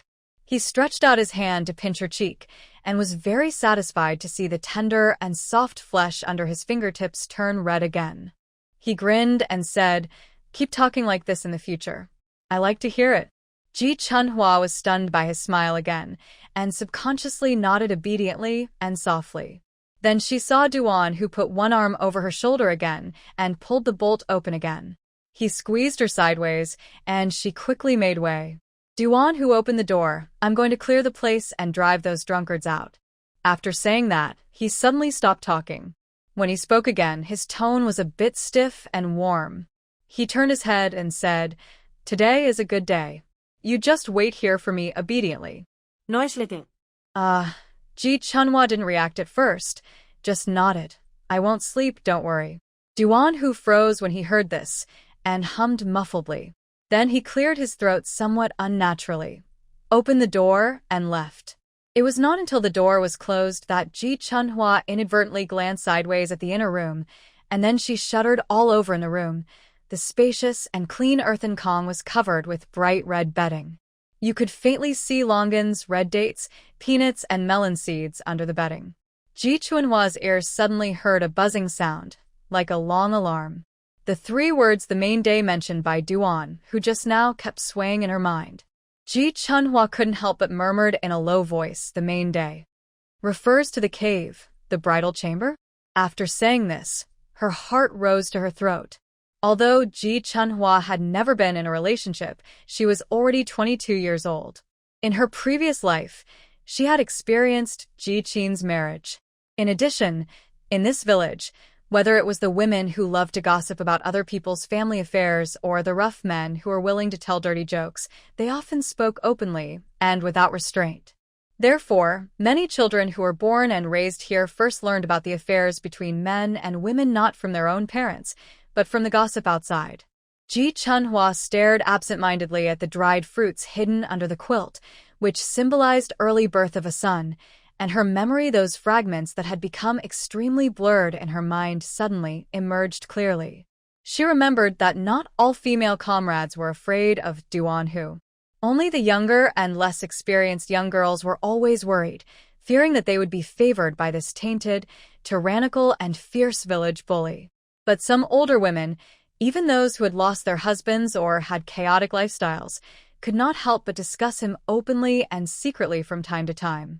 Ji Chunhua remembered that a coquettish widow in her 30s once said to her sisters in the bathhouse, "If you ask me, those yellow-haired girls who have never had a man really don't know anything. Duan Hu is fierce, but a man who is so fierce must be fierce in other aspects too. Look at his physique, haha. He really lives up to his name, like a wild tiger in the mountains. Oh, he only wears a coat and a pair of slippers in the middle of winter." Having said this, the widow's already red cheeks became even redder, and she clicked her tongue and squinted her eyes. "I can't even imagine how strong and powerful a man like that must be. And his legs, his waist, and his ace. Hey, I tell you, those unmarried girls don't know anything. To judge a man, you have to look at his ace. Duan Hu's ace is so firm and hard. His fat pants are so bulging." The more Ji Chunhua thought about it, the hotter her ears felt, until finally a layer of wet sweat broke out on her forehead and palms. This calm was a fire calm, which had been heated in advance by Duan Hu. In such a cold day, anyone who could afford it had to heat the calm. Otherwise, there would be gusts of cold wind outside, and getting into the icy bed at night could be enough to kill you. But at this moment, Ji Chunhua suddenly felt that the room was so hot, too hot. Why did he heat the Kong so early? The heat in the room was so uncomfortable that she almost couldn't stay there. When Duan Hu returned to the front yard, there was only a very small movement in the main house. Faintly, one could hear Li Shouzai talking to Lao Shun tirelessly. Lao Shun was so annoyed that he kept saying, I'm drunk, don't ask me, okay?" Duan Hu couldn't help laughing after hearing this. Among this large group of people, only Li Shouzai didn't drink. Because he had a weak constitution, he would be allergic after drinking and would have rashes all over his body. Duan Hu walked to the door with a half-smile on his face, just in time to meet Li Shouzai coming out with a big bowl. When he looked up, he exclaimed, "Eh." Duan Hu laughed and teased him in a rough voice. "What are you doing with this bowl? Are you not full yet? It's almost dark. The big banquet must be over. Take your big red bathtub tomorrow and hit the door early in the morning." Li Shouzai didn't speak for a long time and exclaimed stupidly. Then he said anxiously, No, I'm full. I'm thirsty, Brother Huzi. I'll go to the well to get a bowl of water. The water in your well is so sweet. It's different from the water in my well. Duan Hu rolled his eyes. You're just talking nonsense. The water in all the wells in the villages is from the Yao River. How many flavors can there be? Li Shouzai walked out while shaking his head seriously and insisted, Brother Huzi, you still don't believe it. If I say it's different, then it's different. Don't disbelieve me. My tongue is very powerful. I can even taste how many spoonfuls of salt my grandma put in her cooking. Duan Hu snorted coldly. I'll listen to you. After that, he turned around and entered the main room. There was a round table as big as the youngest's in the outside room of the main room. When there were many members of Duan's family, they all gathered here to eat. When the weather got hot, they would put this table together. The round table was moved to the yard. The round table was too big, and the door had to be removed before Duan Hu and Sun Xiaoyan were left in the Duan family. The door had never been removed since Duan Hu entered, and saw that only Lao Shin was left in the room. He was stunned and said, Everyone is gone? Lao Shin laughed and held the wine glass towards him. He said mischievously, Isn't that necessary? Can we not be considerate of our foreman? Don't even think that everyone is clamoring to make trouble in the wedding room. In fact, no one dares to make trouble in your wedding room. Lao Shin filled another glass. Take the last sip, foreman. After drinking, we will leave when Shochai comes back. I've finished telling him. Today I'll stay at their house and even take a look at his old lady. Become Duan Hu nodded cheerfully and sat down next to Lao Shen. He found the cup he had left before and filled it up. Lao Shen looked at him coldly and said, "Okay, tell me not to mess around with your partner. Not even a mother or child. Sure, let's just get married without saying a word." Duan Hu was speechless and glanced at him. "Old Shen hee, I'm drunk. Drinking makes you bold. Anyway, I'll forget tomorrow, so there's no way you can settle the score with me." Duan Hu said disdainfully, "Who would come to settle accounts with you? I don't have that much free time." Lao Shen said with a playful smile, "This wife can do it. She looks like a good girl at first glance." "Really, she's not blind." Duan Hu raised his eyebrows. "Do you need to tell me? Who do you think you are? You leave me here to comment? I'm not in a position to be judged by others." Old Shen said with a face, not angry. "I didn't give any advice. Who did? Why can't you hear a nice word? Don't I praise you? I praise you from the bottom of my heart." He emphasized his tone and leaned closer and said, "Really, your wife's eyes are shining when she looks at you, as if she were looking at a great hero. Hey, tell the truth. Did you save someone's life before you committed yourself to it? Pull over." Duan Hu picked up the wine glass and said, "Are you going to drink or not? If you keep talking nonsense like this, hurry up and get out of here. Don't waste my time here." When Old Shen heard this, he also picked up the wine glass. But without saying anything, he stared at him with a grin on his face and said, Hey, look at how anxious our foreman is. I'm in a hurry to go back and get under the covers with my wife." Duan Hu raised his hand in an instant. Yes, no more, no more." Old Shen slapped his mouth twice and clinked glasses with him. He took a sip from the old man and burped. Then, as if he had never said that before, he continued, "You look at you. You are good at everything, but you are not willing to listen to other people's opinions. I'm just trying to give you some advice, right? After all, I'm more than 10 years older than you. I can still teach you how to be a good man on the Kong and support your own glory. I need you to teach me?" Duan Hu raised his neck and finished half a glass of wine. He narrowed his fierce and dark eyes and smiled. "Have you never eaten pork and never seen a pig running? It doesn't matter how much older you are than me. This is something that men are born with." Lao Shen shook his head as he heard this. That's not the case. Foreman, this moment, and doing it well are two different things. I kindly remind you that if you hurt your girl this first time, if you think about it a second time, are you done? Do you need to help other people as couples when they are sleeping on the bed? Duan Hu ran out of patience and drank all the rest of the wine, then stood up first. His dark eyebrows were deeply furrowed. He was holding his pocket with one hand, and his whole body showed the attitude of seeing off guests. The old man Shen has been friends with him for many years, and he is not angry at all. In fact, regardless of his superficial status, he is definitely Duan Hu's big brother in terms of age. Therefore, Old Shen looks at his younger brother with pity. She glanced at him with funny eyes again, not daring to be too obvious, for fear that he would be really impatient. Then she drank some liquor, stood up, smacked her lips, and walked towards the door. "Let us go. If people don't want to listen, I won't speak. Don't wait until your wife doesn't want to be intimate with you, and then secretly cry and Halshin Baoqiang."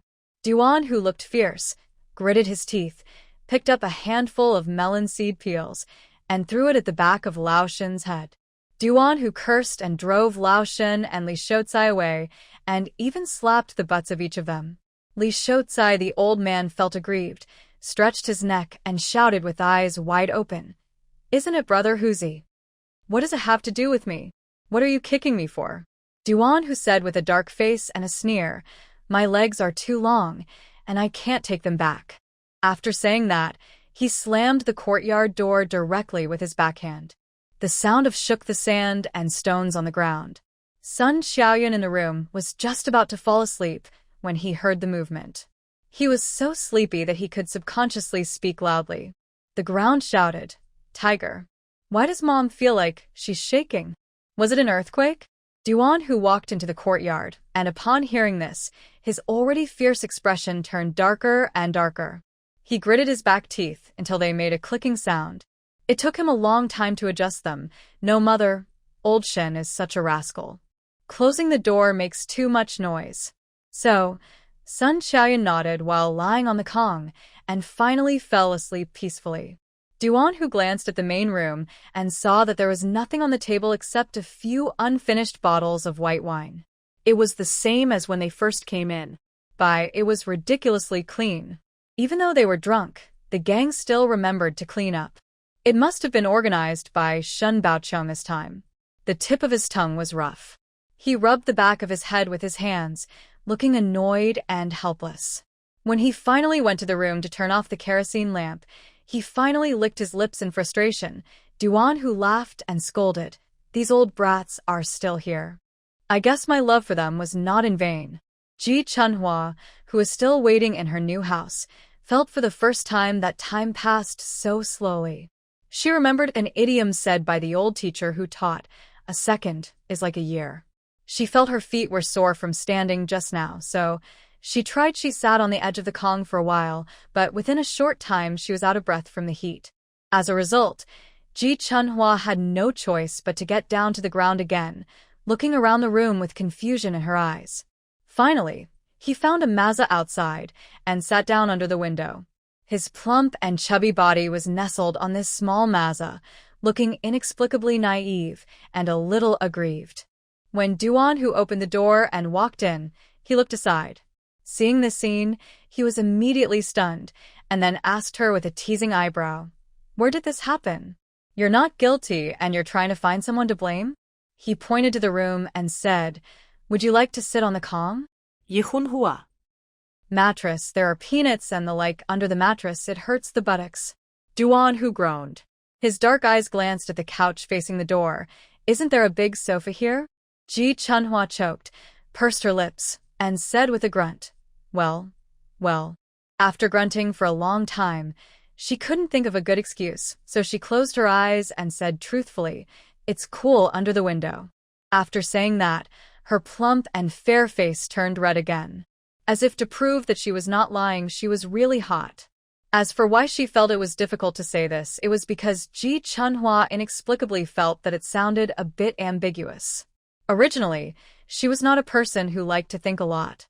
As luck would have it, Duan Hu had to specifically mention what day it was before he left. She thought of many hot and explicit gossips in her previous life, and then she felt that her mind was getting dirtier and dirtier. Just being hot or cold seemed to represent a lot. Facts have proved that Ji Chunhua didn't think much about it. Duan Hu was originally on fire because of what Lao Shen said, and suddenly heard Ji Chunhua say that he was hot, and his two dark pupils couldn't help looking at her face. From her plump jade-like face to her neck where the red rope was faintly revealed. Duan Hu narrowed his eyes silently, and the bottom of his eyes was like a dark forest, suddenly burning with wildfires in the night. He couldn't help thinking, this fat woman is quite good as she was tall and well-proportioned. Although she was quite chubby, you could still see her collarbone, and her neck was not too thick and very white. Not only that, there were no wrinkles or lines on her neck, and she was as delicate as a freshly steamed egg cake. Duan Hu suddenly felt that he was really not full. But that was right. According to his usual appetite, a large bowl of white rice is enough for him. You have to eat by the basin.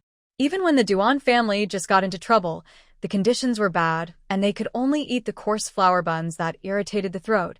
Duan Hu could still eat a basketful of it. Duan Hu stood aside and stared at Ji Chunhua, his eyelids drooping, leaving only a thick black gap between his eyelids. His protruding Adam's apple rolled twice, and he thought to himself that Ji Chunhua must be held responsible for this matter. It was all because of picking up food for her that he was so hungry. So she must take care of it, and can't cheat. "Get up," Duan Hu said suddenly. His voice was hoarse and frightening. Ji Chunhua's plump body shivered, and she stood up tremblingly. What's wrong?" She glanced at him timidly, her watery eyes moist. Duan Hu looked even hungrier, and he wished he could go up and take a big bite of her face right now to satisfy his craving. He turned around and opened the door again. "Take a shower." "Aren't you hot?" "It's just right. You're tired after a day's work. Why don't you take a shower before getting into bed? Don't you mind it being dirty?" Ji Chunhua felt a little uncomfortable. She pursed her lips and said subconsciously, "Well, I don't want to be dirty either." I don't know if you can take a bath every day at home. When I was at Ji's house, Dad only made a bathtub for Ji-chin. Ji-chin doesn't let others use it. She said she has some kind of cleanliness disease. It's annoying to use it with others. Even Mom and brother don't mention those rascals to annoy me, Duan Hu interrupted violently. He stretched out his iron arm and grabbed her wrist in an instant. He pulled her to the yard. You rascal who doesn't know the difference between the old and the young. Your whole family has no quality and education. Your ancestors must not be good people, and their roots are crooked. Duan Hu saw through Ji Yang's affairs earlier than Sun Xiaoyun. Aren't you splashing water today? A married girl is like spilled water. Don't think about them, and don't have any contact with them from now on. He emphasized the last few words. Although the winter wind was biting, perhaps because the sun was so bright today, the night was not as cold as usual. Ji Chunhua looked at him in a daze, and saw that he frowned deeply. His thin lips opened and closed, and his hot breath was exhaled while he spoke, forming a white mist. She felt a warm current rushing through her heart.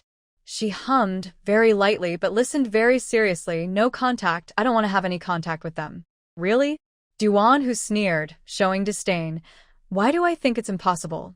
I always heard people say that you have loved that little Chin since you were a child. Who knows if you'll be soft-hearted in the future? Ji Chunhua's expression froze for a moment, and she couldn't bear to think of her past life because of these words. Her eyes floated in the air, not knowing what she was looking at through the winter mist. She was not angry, nor did she rush to refute. She just sighed softly, as if stating lightly, yeah.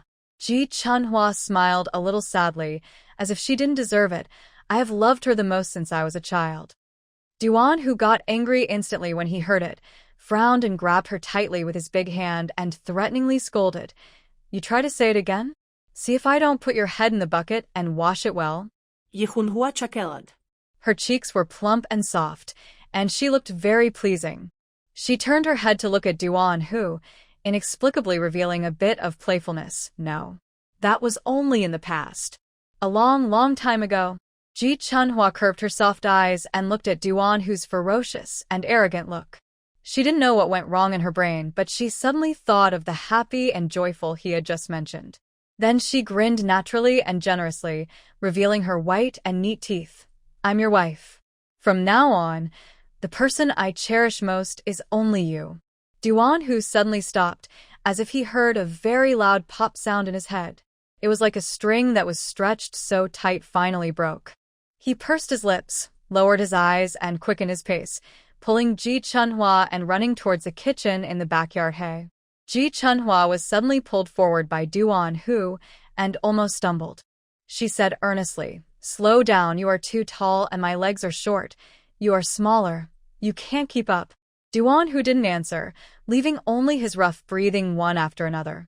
Ji Chunhua suddenly realized something was wrong. Her fine eyelashes trembled, and she didn't say anything. Until she was brought into the kitchen by him and watched him light the kerosene lamp. She licked her lips and asked cautiously, Wash here? Then, she saw Duan Hu's big hand along the back of her neck, directly pulling off his dark red shirt. Ji Chunhua's head exploded with a buzz, and she screamed immediately and hurriedly covered her face with her hands. Duan Hu stopped moving. Only a two-strand vest remained on his upper body, and his muscles were bulging and powerful. His throat seemed to be smoking, and he swallowed twice before raising his eyebrows and said fiercely, What the Hades are you shouting about? As if I'm some kind of stinky hooligan. Originally, Duan Hu was also a little nervous. But when he saw Ji Chunhua shivering like a sieve, he suddenly wasn't nervous anymore. Duan Hu is secretly proud in his heart. That's right. Women should be nervous about this kind of thing. Why should he, a grown man, be nervous? Isn't it the first time? Just watch it. What's the big deal about things in the bed? Why do you have to take off your clothes? Ji Chunhua's voice was very soft, as if she didn't have the energy to ask. Duan Hu laughed and was so nonchalant. Nonsense, you don't take off your clothes when you take a shower? Wash with your clothes on. Ji Chunhua was so scared that she let go of her hands again. She looked at him and quickly covered them, hesitating. Well, Then you wash first, and when you're done don't talk nonsense to me. Duan Hu suddenly interrupted her and walked towards her with great force. His big palm like a branding iron was hot even through the cotton-padded jacket, and he grabbed her, without saying a word. He gritted his teeth and was extremely overbearing. "We're a couple, seriously. The village committee said that we can get the marriage certificate tomorrow. What's wrong with a couple taking a bath together? Isn't it natural?" But, Ji Chunhua was left with only one hand covering her face after he took away one of her hands. She closed her eyes tightly. Although she could not see anything, she felt that his wild and strong dark body was still shaking in front of her. Thinking of the faintly pulsating blue veins on his arms, Ji Chunhua felt that she was about to suffocate. She was anxious and began to try to break free, and retorted with trembling eyelashes, "But I'm embarrassed. I don't want to take a bath with you." She twisted her wrist desperately, but her hands were sore because his rough knuckles were still stuck in place. Ji Chunhua was so anxious that her eyes turned red, and even her soft face was burning hot. She had to look up and beg him, almost choking, "Duan Hu, I beg you. I know that tonight we're going to be a couple. I'm not unwilling." Ji Chunhua pursed her lips, her eyes were watery, and she said very sincerely, "But now, Lao Liang, you want me to take off all my clothes and take a bath in a tub with you? I'm really going to be terribly embarrassed." As she said this, Duan Hu's expression became more and more unhappy and ferocious. He hurriedly continued, Just this time. Okay?" She stopped struggling and shook her arms as if to please him. Next time I will definitely take a bath with you. Okay?" Duan Hu frowned even deeper. Ji Chunhua continued to insist, her voice softer. "Please, you are so good, I know." Duan Hu's ears became hotter and hotter, and finally his brows relaxed, and he let her go. Ji Chunhua breathed a sigh of relief as if she had come back to life, and was about to say, "Then I'll go out. You wash first." Duan Hu pushed the door and left the kitchen without saying a word. Ji Chunhua was stunned, standing in place and poking his head through the door, and asked, Do you want me to wash first?" After a long time, there was no movement outside. Ji Chunhua was unsure, and rubbed the soles of her shoes on the ground. After a moment, his unpleasant roar came from outside the door. "Wash! Wash! Wash quickly!"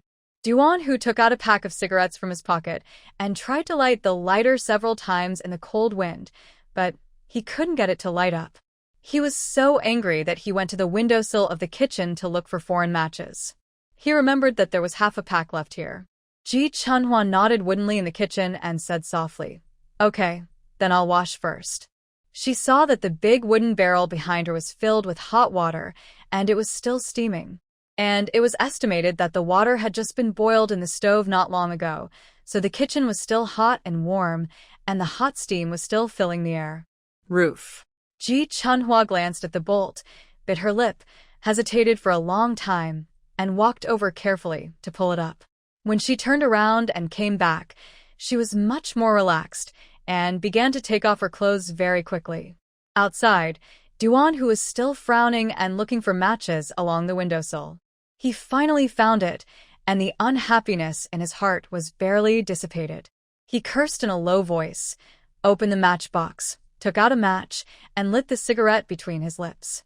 He took a deep puff, lifted his eyelids, and then, with a click, the cigarette that had just been lit fell to the ground. Duan Hu was left with his dark and fierce eyes suddenly wide open, staring straight at the silhouette projected on the curtain in the window. The shadow was trembling in the dim light, especially when she turned sideways. Like a round, soft, and sticky white rice cake. Although the shadow was black, Duan Hu knew that it was not.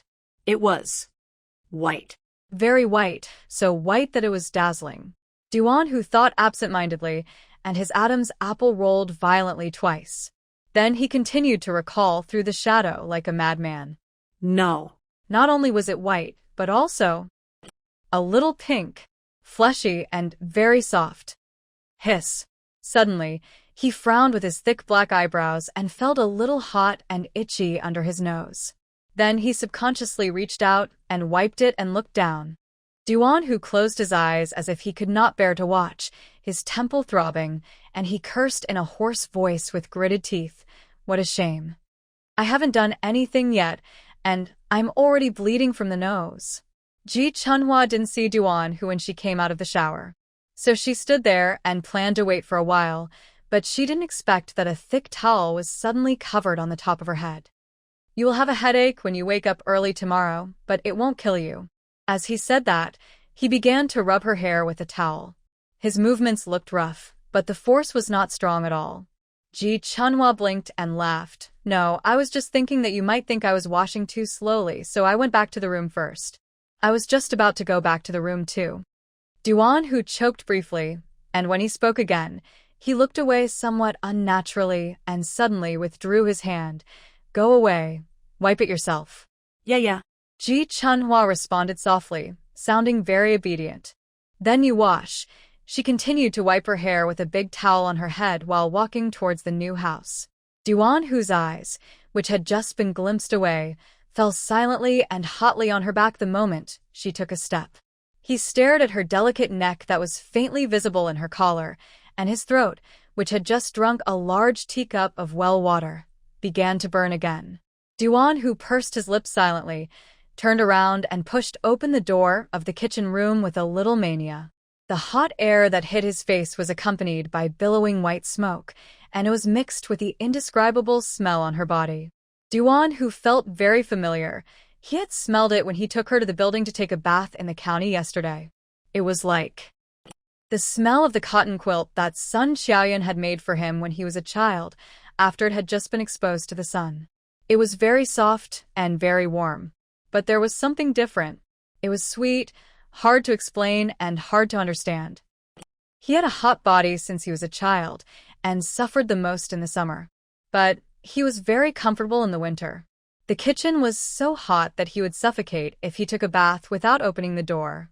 In the countryside, especially those with poor conditions, basically only boiled a pot of water and took the pot of water to bathe the whole family. Use a ladle, and each person can only scoop a few scoops. Bath as much as possible. Like the Duan family, they specially made a big bathtub for bathing, and they had to boil several pots of hot water just to fill the tub. Most families can't afford it. But since Duan, who was very young, his grandparents told him that as long as people have the conditions, they should never make do with quality of life. Because only when you are comfortable, you will have the energy to work hard and go out to make money. So, logically speaking, Duan Hu now needs to release the water in the wooden barrel used for Ji Chunhua's bath and then boil water again. TSK. For the first time, Duan Hu felt that this matter was really a trouble. He frowned impatiently and looked into the still steaming bathtub. It was quite clean, not dirty at all. Duan Hu raised his eyebrows and took off all his clothes in no time. With a step of his strong and solid long legs, he sat in the bathtub with a plop. He narrowed his fierce eyes in the mist, thinking that it seemed that she had washed thoroughly in the county town yesterday.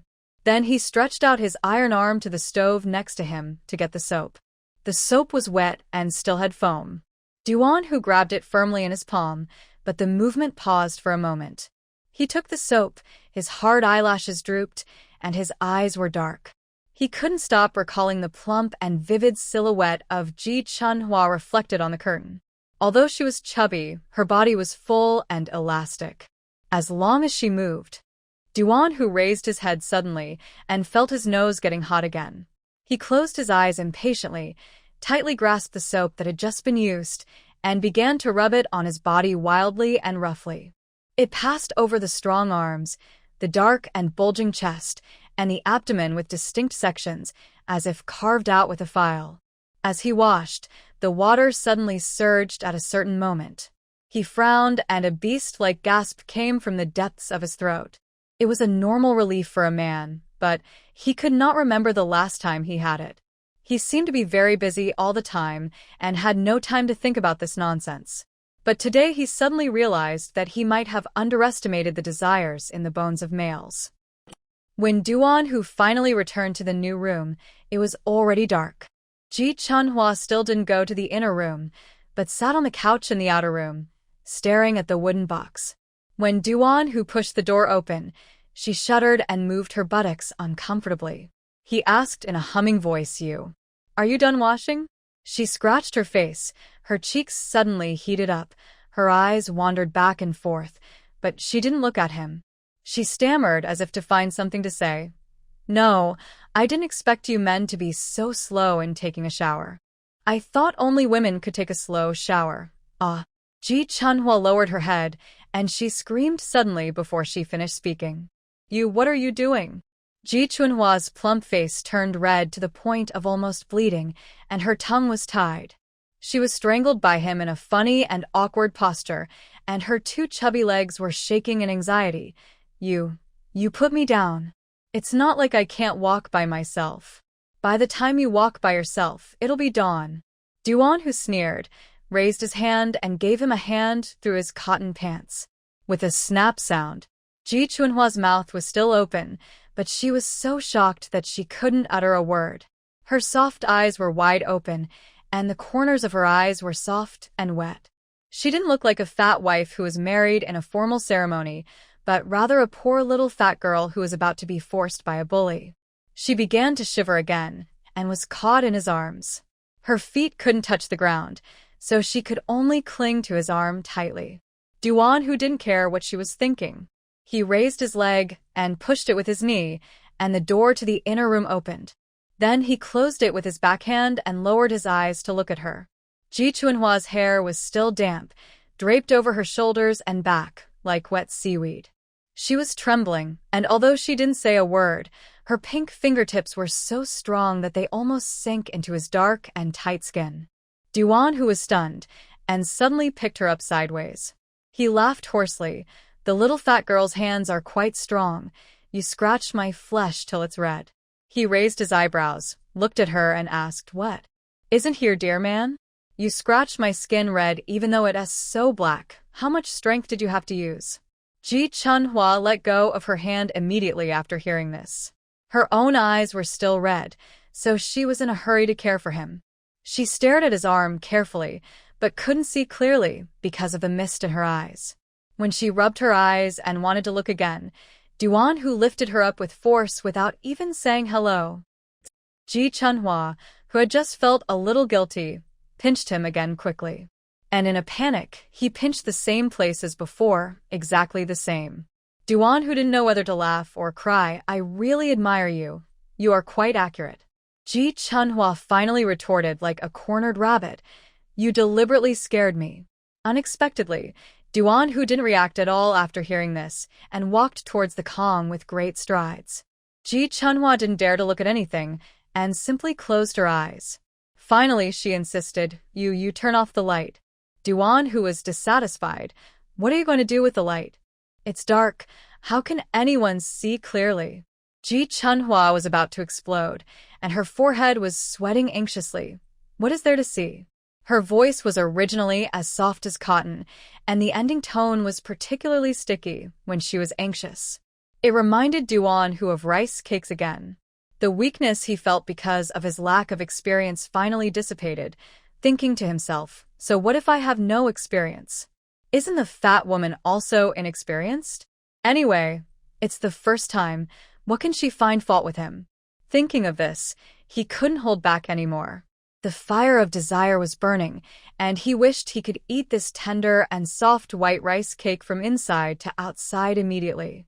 He refused arrogantly and unreasonably. I said I don't want to turn it off, so why are you so nosy? Didn't you just say you were willing? You said we couldn't take a bath together today. You were so embarrassed that I agreed. Now it's finally time to get down to business. Why don't you show it to others? Why can't I watch my own wife? Ji Chunhua said hurriedly. Today. There were tears at the end of her eyes. She was pinching him at first, but now she was caressing him gently. She begged him like a mosquito. It's just for today, okay? Duan Hu, please. Ji Chunhua is stupid and can't tell lies. She just says what she thinks. I didn't mean to be pretentious.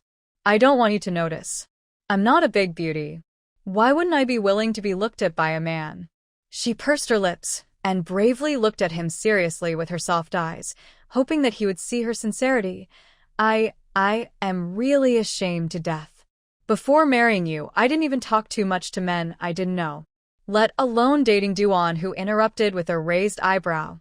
Nonsense. Saying the same thing as his mother did. Ah? Ji Chunhua was successfully led astray. You too. Duan, who thought he still had the nerve to talk about his mother. Didn't he himself expose the truth? Stop talking so much nonsense. Shut your little mouth. Why are you always so loud? Duan, whose patience was about to run out, and he threw her directly onto the bed. Ji Chunhua was thrown into the soft quilt and fell in instantly. She fell back due to inertia, but she didn't feel like she was lying. The dried fruits underneath were crunching. She shrank subconsciously, but she saw that Duan, who had already turned around and walked towards the door, still cursing. Who the Hades do you think you are, the eldest lady or the ancestor? This old man is difficult to maintain. But even though he was cursing like this, he still raised his hand and pulled down the light cord. It was dark outside. Only a kerosene lamp on the Kong table was left in the room. Duan, who strode over with a dark and fierce face. He lifted the old heavy wooden Kong table to the ground with one hand, lowered his head and blew, and the new house was completely dark. He quickly took off his pants, leaving only a pair of strong pants on his lower body. Shuao's thighs were completely bare. Ji Chunhua only glanced at them inadvertently and then closed them tightly. What? He stretched out his big hand and got under the thick Kong mattress. Ji Chunhua was stunned for a moment, and when she reacted, she realized that he still remembered what he said just now and made her panic. From the small slit, traces of sour and sweet taste came out. He finally tried to relax his body and said calmly, "No, it's not that bad actually." Hissed Duan, who didn't seem to hear it. He squatted down wearing a two-strand vest and big pants.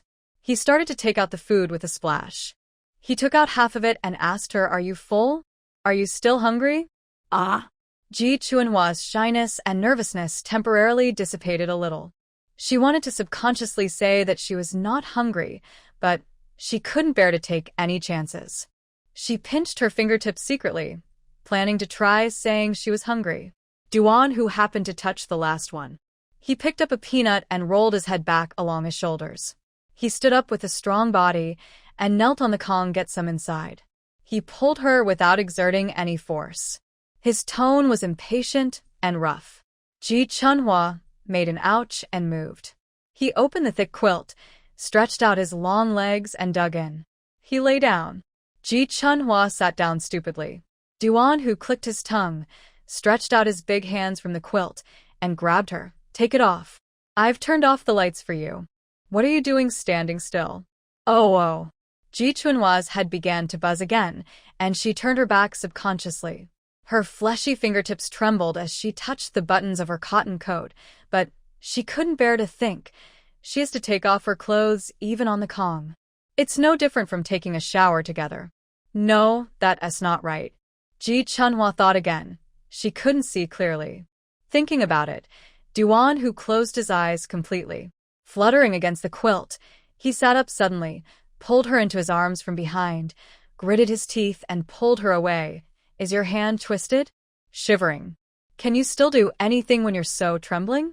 With just a few clicks, she unbuttoned all her buttons. Ji Chunhua didn't even have a chance to resist.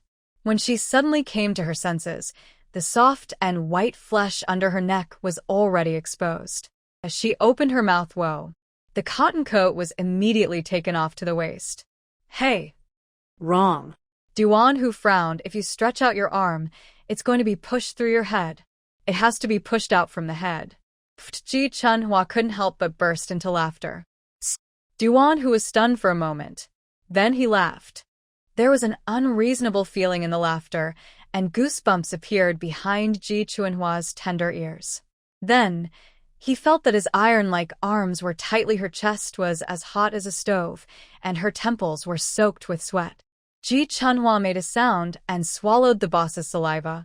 Duan, who was still laughing, ruthless and wild, like a gangster and bully. "Okay, it's still no fun, right? I see you're not afraid at all. Lift your arm for me. Look, I'll take care of you again." He gritted his back molars, pinched her exposed soft arms, and said bitterly, I have to work hard tonight. Although Duan, who was trying to force her to raise her arm, when Ji Chunhua shivered and subconsciously reached out, he grabbed the cotton-padded jacket stuck around her waist and lifted it up. He took off the cotton-padded jacket in an instant. In fact, the room was it's not cold. Although the Duan family courtyard has a long history, every brick, tile, and furnishing is not of minor importance. Many of them were sold out when the Duan family collapsed. Later, Duan Hu grew up and started making money. After a lot of hard work, I finally got them all both inside and outside. The curtains are also thick and solid cotton curtains, and the Kong is burned, so for Jichinua. She said it was a warmth she had never experienced before and could not imagine in this winter. But despite this, she was still shaking badly as the cotton-padded clothes were taken off, leaving only a close-fitting vest. The soft, white and plump flesh was completely exposed under Duan Hu's eyes. Just thinking about it made Ji Chunhua feel like she couldn't even breathe. Attacked again, Duan Ji Chunhua's eyes suddenly widened in fright at the unfamiliar and rough strength, and she couldn't help but call him for mercy again. As soon as she said a word, she suddenly felt the world spinning in front of her eyes. She was so frightened that she finally opened her eyes, but she immediately looked into his fierce eyes, which were hotter than a stove. Duan, who was breathing heavily and hoarsely, but Ji Chunhua still couldn't stop moving. She was pulled under the quilt, and the quilt was extremely hot. She was out of breath and trembling. "You're going to cover me to death." After thinking about it, he raised his eyebrows and lowered his hands. With a pop sound, the red cotton pants were thrown out of the bed. Ji Chunhua was speechless, and Duan Hu was speechless. The ruffian laughed. "What? Hot? Then I'll give you the quilt." Ji Chunhua was anxious and stretched out her fleshy little arms to stop her. "No, it's not hot." She was so flustered that she almost bit her tongue. After saying it once, as if she was afraid that it was not safe, her watery eyes trembled and she repeated, "No, I'm really not hot. I felt wrong just now." Ah! Duan Hu. Ji Chunhua didn't know what happened in the quilt, and she was shocked by the sudden pain. She couldn't remember how long she hadn't cried out loud. She just called his name and couldn't say anything. But she felt that he seemed to be very uncomfortable, and his voice was extremely hoarse. It was like being blown into the dust and swept into the storm, and he whispered, "Scream. Don't scream." Although Duan, who thought it was very nice, her screaming at this time could only make him feel guilty again. He frowned tightly. "No, that's not right. How can it still hurt a little?" Ji Chunhua closed her eyes again. Her fine eyelashes were wet with tears. She bit her lips so hard that blood oozed out. She couldn't help cursing in her heart. Those ignorant women were lying. How could they enjoy such things? How could they think of making them feel upset? She didn't want to think about it, and she would never think about it in the future. She would never think about it in her life. Although she wanted to repay the favor at this moment, she just hoped that she would never have to do this kind of thing again in the future. Thinking of this, Ji Chunhua gave up struggling completely, as if a short pain was better than a long one. She thought that the couple must do this on the night of their wedding. If they didn't do this, they would not be a real couple. So she could only hope that Duan Hu would be faster and faster, so that they could hurry up to complete the task of becoming a real couple. But Duan Hu obviously didn't think so. His fierce face was more fierce than usual because he just felt something was wrong. It shouldn't be like this. How could this old man feel uncomfortable? Those old guys didn't talk like this when they were chatting about dirty things. Duan Hu felt that he had lost face. How could he be worse than others? How could he not taste the taste that others could taste? So, he turned her over and over, tossing her around. All the peanuts and red dates that were not cleaned out under the mattress were shaken out. In the end, Duan Hu was finally satisfied, and he let out a hissing sound like taking a bath in the kitchen again. It made him so happy and swollen. Duan Hu's dark and bulging chest was wet, and beads of sweat dripped down from his hard forehead. He asked her with great pride and domineering, "Are you feeling good?" Huh? "Fatty? I'm asking you a question. Are you feeling good or not?" Words. Duan Hu picked her up again. Unexpectedly, she didn't react at all, like a lifeless rag doll. Duan Hu lost consciousness for a moment, and his heart skipped a beat. He quickly stopped, got off the Kong barefoot with his two strong and sturdy thighs, squatted on the ground, touched the match in one hand and the kerosene lamp in the other. He relit the kerosene lamp, lifted it up and brought it to the edge of the Kong. Unable to bear it, he rolled his Adam's apple twice and shone it on her face. No. Ji Chunhua, who was almost fainted, suddenly frowned, and tears flowed from the corners of her eyes. What? Know what? Speak louder. I can't hear you. Ji Chunhua burst into tears again as if in a dream, feeling as aggrieved as Do-yi, whining.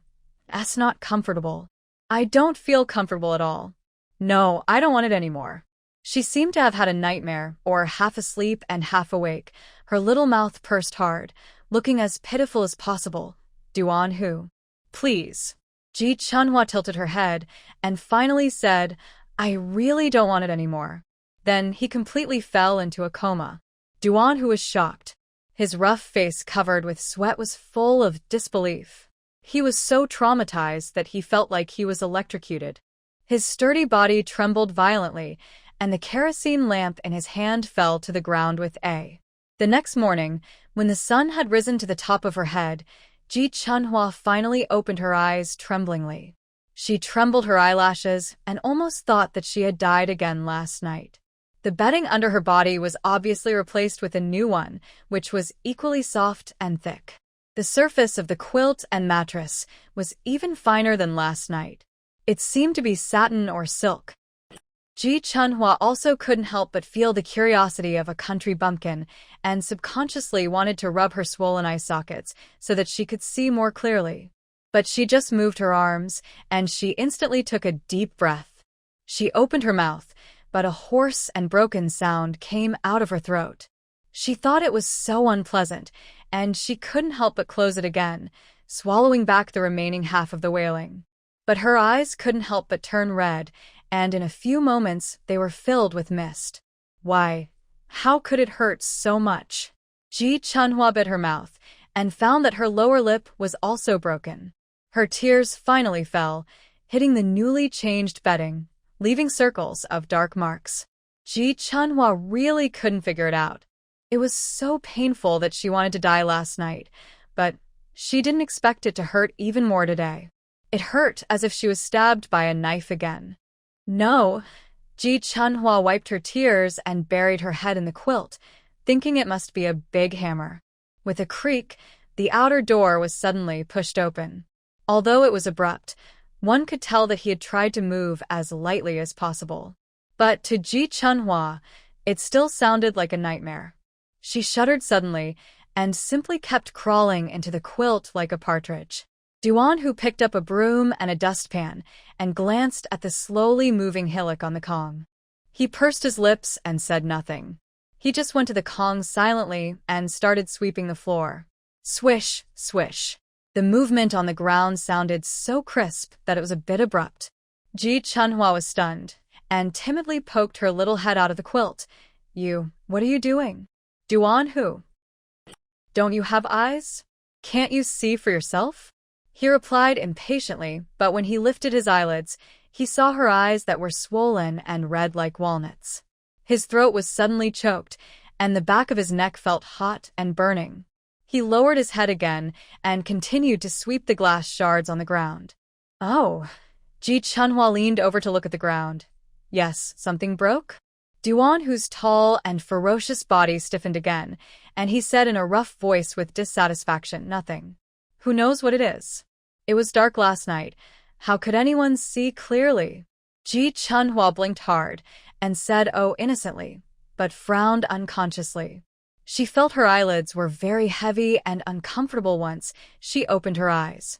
She wanted to rub her eyes again, but Duan Hu glanced at her and immediately scolded her. What are you touching? He dropped the broom with a clang. Don't touch me. Can you rub your eyes? You rub them until you're blind.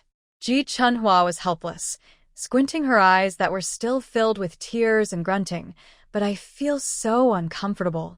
I can't open my eyes. When Duan Hu heard the word uncomfortable, his pride as a man was hurt again, and he couldn't help but cursed out loud. Ji Chunhua hurriedly said, "No, it's okay you. You go out, I'll put on my clothes, and I can go out and get some cold water to clean myself. It's just that I feel hot and swollen, and I want to cool down." Duan Hu didn't move. He looked down at her eyes and saw that they were not only swollen, but also faintly bloodshot, and his thick black eyebrows were silently frowned. He felt depressed and annoyed, as if a big stone was blocking his heart. But this time, it seemed that there was something else. But he couldn't figure it out for a while, and he felt very annoyed. So annoyed that he couldn't stand. He raised his hand and rubbed his head randomly, turned around and said angrily, "Put on, put on. It's not called looking when you take off your clothes, and it's not called looking when you put on your clothes. I really spent money to marry an ancestor back." He strode out, slammed the door, and warned her, "Don't rub yourself. Just wait here after you put on your clothes. Did you hear me?" Yeah. Ji Chunhua couldn't help but smile when she saw Duan Hu scolding her and satisfying her again.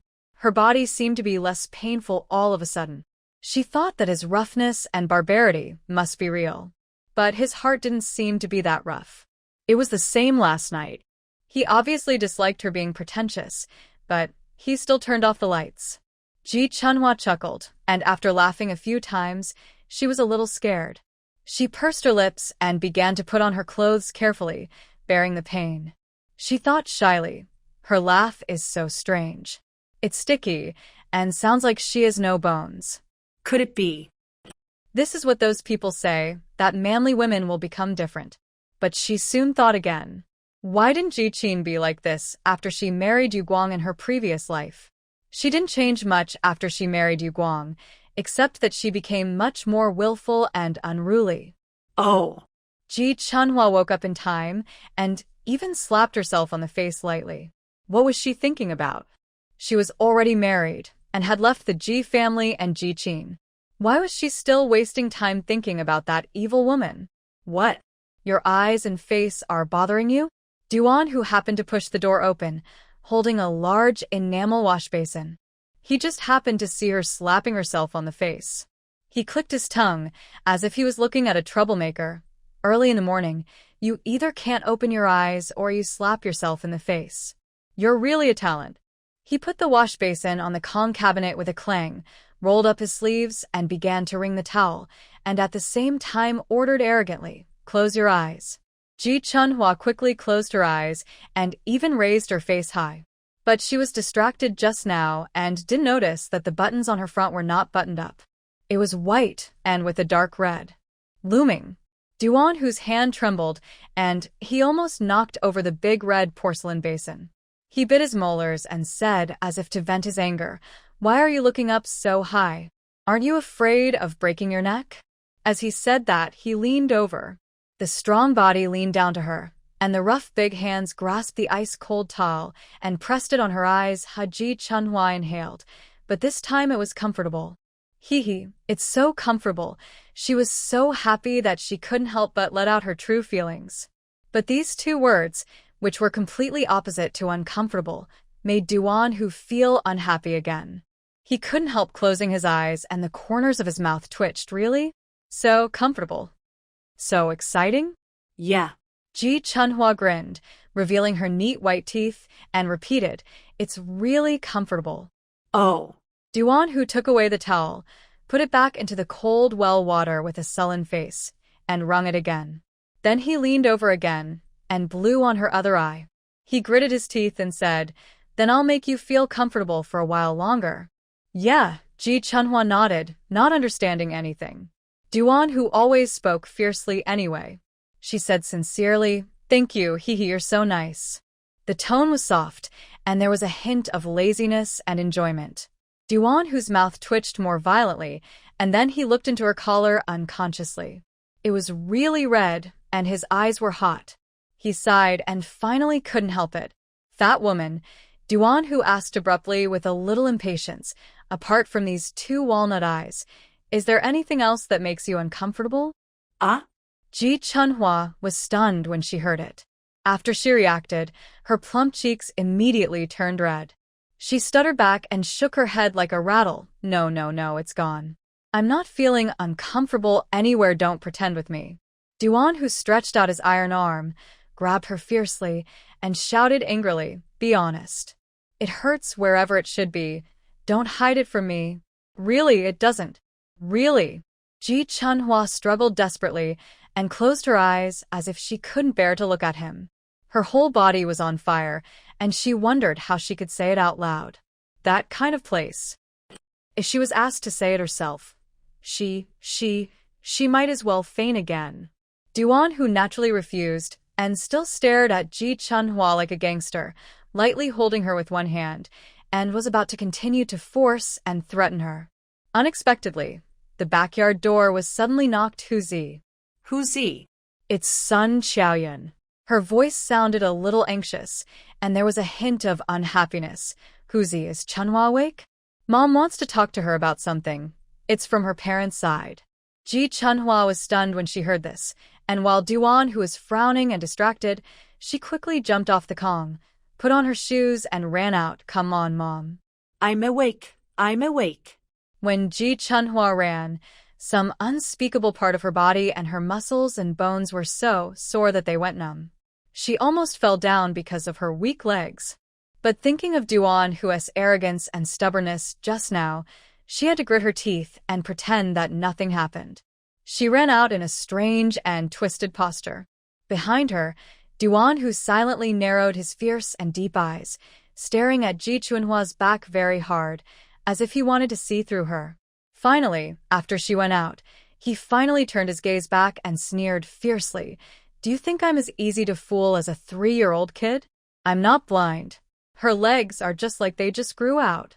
Ji Chunhua rubbed her waist before opening the door for Sun Xiaoyan, but found that it was worse than not rubbing it.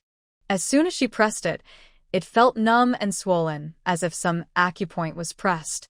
Her mouth pursed, fearing that Sun Xiaoyan would feel uncomfortable standing for too long, and hurriedly withdrew her hand and pulled the bolt of the backyard door.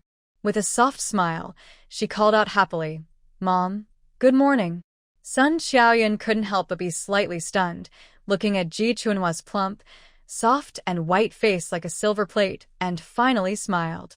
She held her chubby hand affectionately and sighed. Oh, my good daughter. Her mood, which was like swallowing a fly in the morning, was much better now. However, Ji Chunhua could definitely see it, and she just vaguely heard Sun Xiaoyan mention something about her mother's family. Ji Chunhua shook Sun Xiaoyan's thin hand. Mom, what did you say just now? What do you mean by my mother's family? Well, Sun Xiaoyan rolled her eyes rarely when she heard this. She really looks a bit like Duan Hu. Ji Chunhua couldn't help but chuckle. Mom, no wonder they say sons are more willing to follow their moms than their dads. Look at you rolling your eyes. You are really like Duan Hu. Haha. Sun Xiaoyan was amused again and patted her on the shoulder. Of course he is. He crawled out of my belly. Who else should he follow if not me? But it was just a joke. Sun Xiaoyan still couldn't completely relax. She thought, Chunhua, you go to the house and chat with Mom. As she said that, she wanted to pull Ji Chunhua to the front yard. Unexpectedly, the door of the new house behind her was pushed open by Duan Hu with a clang. Ouch. Sun Xiaoyan was so shocked that she turned around and cursed. No matter how good the things in our family are, they have to be ruined by you. What are you? A big yellow ox? Why do you need so much brute force so early in the morning? Duan Hu ignored him and pretended not to hear it. With a cigarette in his mouth, he walked over with a smile, raised his eyebrows and said, What's the matter, talking about her family affairs? Sun Xiaoyan frowned again when she heard this and nodded. Duan Hu said, raised his leg, and walked to the front yard first, then I'll go too. Why do you talk about my wife's affairs behind my back? I'll talk too. Sun Xiaoyan was helpless. I have to discuss this with Chunhua. Go ahead, take me with you. Duan Hu grinned, like a piece of meat on a rolling knife. Why, you don't want a son now that you have a daughter-in-law. After saying that, he snorted coldly. This fat woman is as stupid as a pig. I must listen to her. Maybe she lied to me yesterday. Sun Xiaoyan raised her hand to hit him. How can you call your wife like that? He felt a little confused and wanted to ask. But Ji Chunhua stopped him. Mom, Duan Hu is afraid that I will be soft-hearted. It doesn't matter. We are husband and wife, and we should tell him if there is anything. Ji Chunhua actually didn't know how the couple should get along. She just remembered that Su Li and Ji Daqiang always quarreled because they hid some trivial things from each other. Although she didn't know what a good example was, she knew what a negative example was. Thinking of this, Ji Chunhua became more determined. Mom, why don't you just talk while walking? She was actually a little anxious when she heard it, and she wasn't sure what it was about. Sun Xiaoyan sighed leisurely when she heard this. In fact, I asked you to chat not because I want to hide it from Huzi. It's because your rascal dad suddenly went home, and he insisted on having you come back today. Mom thought that we just had a heart-to-heart talk yesterday, and she was worried that you didn't want Duan Hu to know that you were afraid of Ji Daqiang. Well, as a girl, who doesn't have some dignity? Ji Chunhua was stunned, and silently clenched her chubby little fists, and pouted her lips. What dignity? Most of the people in Yaohe village know that I am not welcome in that family because he beats and scolds me for no reason, and Su Li and others treat me like that. Ji Chunhua shook her head. But those are in the past. I am not afraid of them now. I am not afraid of anyone. She suddenly remembered what Duan Hu said last night, and unconsciously raised her eyes to look at his sturdy back that suddenly stopped, and said hesitantly, I am already the water spilled by the Ji family. I am not a member of the Ji family now. I am a member of the Duan family. Hee hee. Duan Hu laughed. It sounded so refreshing and cool. He leaned sideways with a cigarette in his mouth, squinted his eyes happily, and glanced at her. His thick eyebrows were raised high, wild and fierce like a bully who is not afraid of anything. He bit the cigarette holder and laughed hoarsely. Okay, my saliva was not wasted. That's right. That's my good woman. Sun Xiaoyun's eyes flickered between the two of them, and then she suddenly let out a long sigh of relief. When she looked at Ji Chunhua again, her expression seemed clear and relieved. Okay, then in this case, Mom will not care about it for now. As for this matter, you two should discuss it among yourselves. Do whatever you want, Mom agrees with both hands. After she said that, she thought about it and reminded, but Chunhua, if you have decided not to have any contact in the future, you must be completely hardened. This is the only way to solve the problem once and for all, and avoid those annoying troubles in the future. Ji Chunhua lowered her soft eyes, with a glimmer in her eyes, as if thinking about something. She frowned, nodded a little absent-mindedly but firmly, and agreed. Well, I understand, Mom. Don't worry. After saying this, Sun Xiaoyan went back to the house to do embroidery. She has liked embroidering things since she was a girl. When the Duan family just fell, she took Duan Hu to sell her embroidered cloth shoes, cloth bags, and handkerchiefs. They were all ordinary things, but the patterns she embroidered were lifelike, and they would instantly stand out when placed on the street stalls. When Duan Hu first started out on his own, the investment was made by Sun Xiaoyan. Before entering the house, Sun Xiaoyan said that there was food in the kitchen, and she cooked porridge and made pancakes. Ji Chunhua was flattered to hear this, and hurriedly said, Mom, you don't have to do it tomorrow, I'll do it. Sun Xiaoyan groaned and said it was okay because originally, Mom and Duan Hu would do it in reverse. Whoever had the time would do it. Today was different from usual. Ji Chunhua's face instantly turned red, and she pursed her lips and kept silent. He pulled her towards the kitchen and sneered disdainfully. I didn't get up late. It was your daughter-in-law who got up late. Ji Chunhua suddenly felt ashamed and annoyed when she heard this. She couldn't help but scratch his rough palm with her fingertips to vent her anger, and almost retorted in a whisper, I've never gotten up so late. If it weren't for you, the two of them just walked into the kitchen. Duan Hu raised his eyebrows and closed the door with his backhand. He directly pressed her back against the door. Talk about it later. Ji Chunhua's neck shrank, and she stopped talking. Tell me, if you don't sue me, is there any pain? Huh? Duan Hu lowered his head. His strong and muscular body was extremely oppressive, and he pressed on step by step. If it doesn't hurt, why is it because of me? Speak. Are you mute again? Ji Chunhua put out her hand and pressed it against his bulging chest. Even through the clothes, her fingertips trembled from the heat. I'm hungry, she said anxiously. Let's eat first, okay? After dinner? Duan Hu moved closer. Ji Chunhua suddenly withdrew her hand and put it behind her back. She lowered her head and steamed all over, and hummed. No, I don't know. She pursed her lips. Is there any work to do? Usually during the day. I have to work. Duan, who was stunned, suddenly backed away. Yes. He turned and walked to the stove and lifted the lid of the big pot, and his tone returned to normal. But Ji Chunhua could not see the corners of his lips slightly raised, which looked both bad and naughty. She just finally breathed a sigh of relief and rubbed her fingertips uncomfortably, trying to get rid of the frightening touch just now. Duan Hu continued, Isn't it easy to want to work? I have all the work waiting for you to do. Ji Chunhua was suddenly excited when she heard it. Yes, this is what she thought before. She wanted to repay him and work for him. Wash clothes, cook, and have babies. Have babies. Ji Chunhua couldn't bear to think about last night. Then she closed her eyes in pain. Thinking secretly, she hoped that she could get pregnant last night. In this way, she shouldn't have to do it again. After dinner, Ji Chunhua rubbed her hands together, rolled up the sleeves of her cotton coat, grinned, and asked Duan Hu, Give me work to do. I can do ordinary housework. As she spoke, her eyes looked around the kitchen, and suddenly her eyes lit up. Oh yes, I'll wash the dishes and bowls first and the pots. Unexpectedly, Duan Hu suddenly got angry. Are you crazy? You don't want your hands anymore? He knew that she had frostbite on her hands, so he pulled her out without saying anything and said arrogantly, My family doesn't allow women to touch cold water in winter. If you want to wash the dishes, come back and use hot water.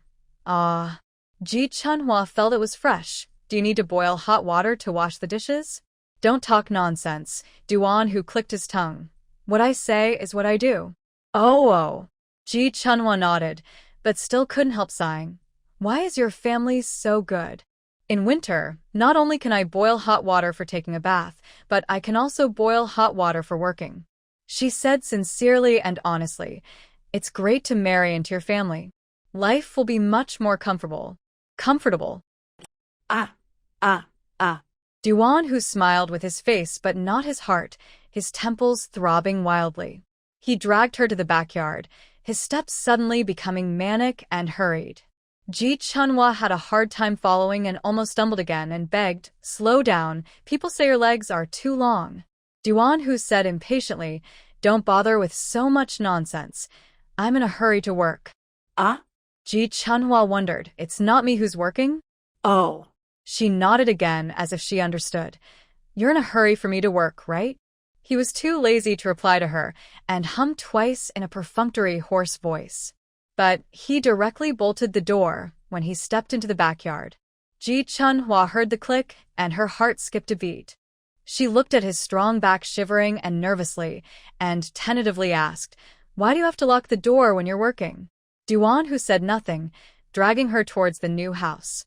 Ji Chunhua's eyes instantly turned red. She grabbed his sleeves and scratched the ground with her feet. No, I don't want to go back to the house. I want to work. Duan Hu gritted his teeth and dragged her forward. Yes, I have to work. He panted hoarsely and finally corrected, I'm the one doing the work. You don't have to do it. After that, he directly grabbed her waist with his backhand. Ji Chunhua shuddered as if she was hit by a fatal point, and she fell directly into his arms. Duan Hu actually lifted her up on his shoulders and kicked the door in with a big move. Duan Hu. Ji Chunhua begged him sadly and anxiously, Don't go into the house. Please, she could no longer care about her face, just to save her life, sobbing and hugging his neck. It hurts, I still hurt a lot. As if she was afraid that he would not believe it, she emphasized her tone. When Duan Hu stepped into the inner room and heard this, he stopped in his tracks. He asked in an unpredictable way, Really? It hurts so much? Yeah. Ji Chunhua nodded quickly and patted his back. Put me down quickly. I'm a little full from eating just now. Duan Hu happily put her down to the ground and before she could say anything, his face sternly pointed to the head of the Kong. Get on. Pick up your pants. Ji Chunhua was about to open her mouth, but was instantly frightened. Duan Hu growled fiercely. Hurry up, don't let me say it again. If you don't do it, I'll help you. It was me who did it yesterday anyway. I can do it much faster than you can do it yourself. You're so annoying. Ji Chunhua's head was about to explode. She stuttered for several sentences, and no one could hear what she was saying. Duan, who was annoyed by her noise and became more and more irritable and impatient. He just tried not to make any noise if he could do it. With a light push, Ji Chunhua fell on the Kong with a plop. This familiar posture was very similar to last night. There was still soft bedding under her ace. Ji Chunhua rolled over and wanted to run. Her palms and forehead were full of sweat. She was thinking very inappropriately. God, she had never sweated so much in the middle of winter in her 2 lives. But she didn't expect Duan Hu to sit on the edge of the Kong suddenly, hold her fleshy ankle with one hand, and shout, "Be quiet for me. Let me see if you try to twist it again." He still looked ferocious. Ji Chunhua felt very uncomfortable, like ice and fire added together. She really couldn't bear it, so she grabbed his hand with red eyes. No, it's okay. Maybe it's the first time it's like this. Just rest more, and you'll be fine. Duan Hu raised his eyebrows. What kind of thing? I didn't even see what it looked like. How do you know if it's okay? His jawline was tense, as if Ji Chunhua was an ignorant brat. His tone was inexplicably serious, like a reprimand. This kind of thing is no different from other things. How can you be careless? I have spent a lot of money to marry you. If you don't cooperate, I will settle the account with you even if you lose a hair. Ji Chunhua pursed her lips, and suddenly she couldn't speak. He was still so fierce and strong, and he even forced her to take off her pants. But when she calmed down and thought about it, every word he said was out of concern for herself. Afraid that she would be uncomfortable and afraid that she would not feel good. Ji Chunhua was finally not so stiff anymore. Her wet and tender palms still grasped his strong wrist bones, and after thinking for a moment, she discussed with him, I know you are doing this for my own good. Do you think this will work? I checked it myself this morning. It's just red and swollen.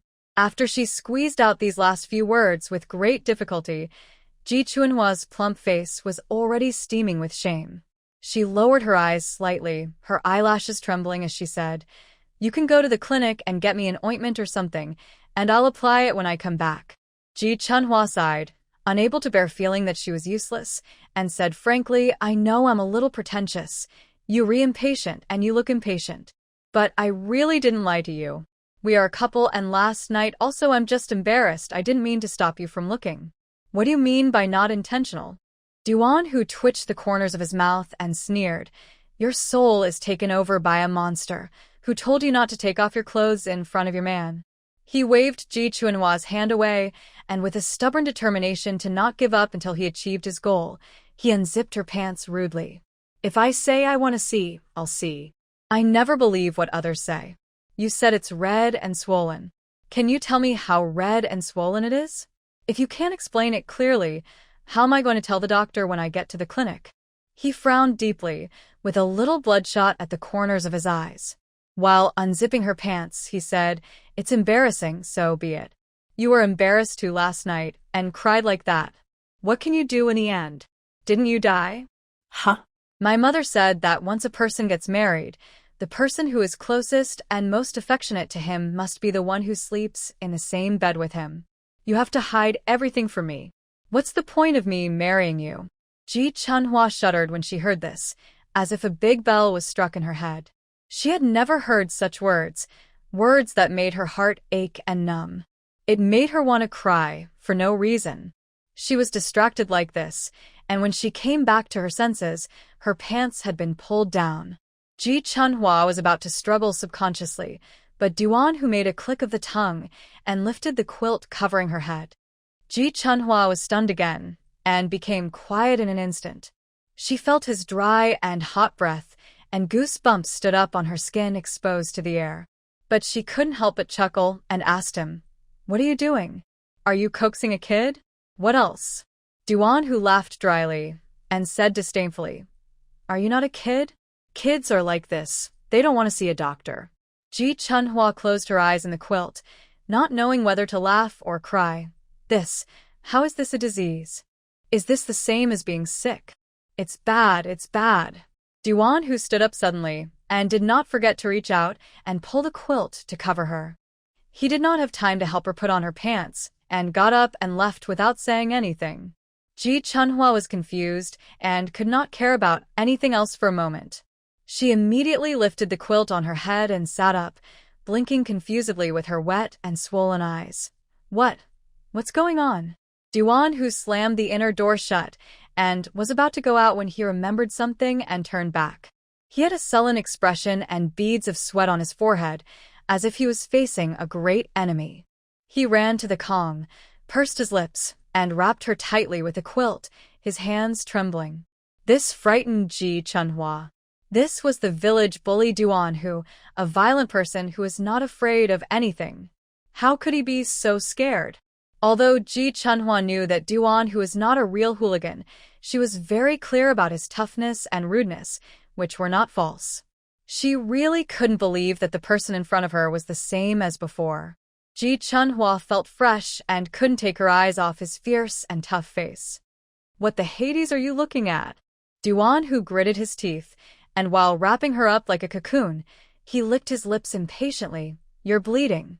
You're bleeding, do you know that? You have the nerve to tell me it's just a little red and swollen. Just lie there and don't move. Don't go out. Don't get off the Kong. Just lie down in the bed, do you hear me?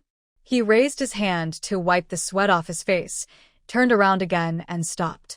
He opened the Kong cabinet and grabbed a handful of money. I'm going to the clinic. I'll be right back. Ji Chunhua still seemed to be in a daze and didn't say anything.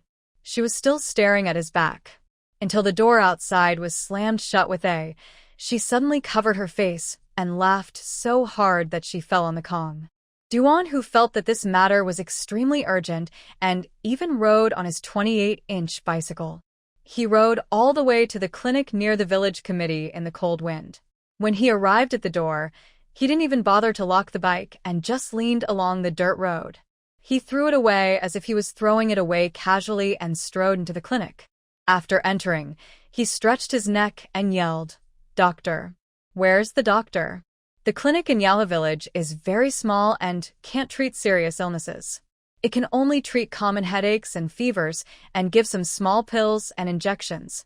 It's so cramped that you can see the whole place at a glance, and there are only 2 consulting rooms. Duan, who has a loud voice, just like a bandit.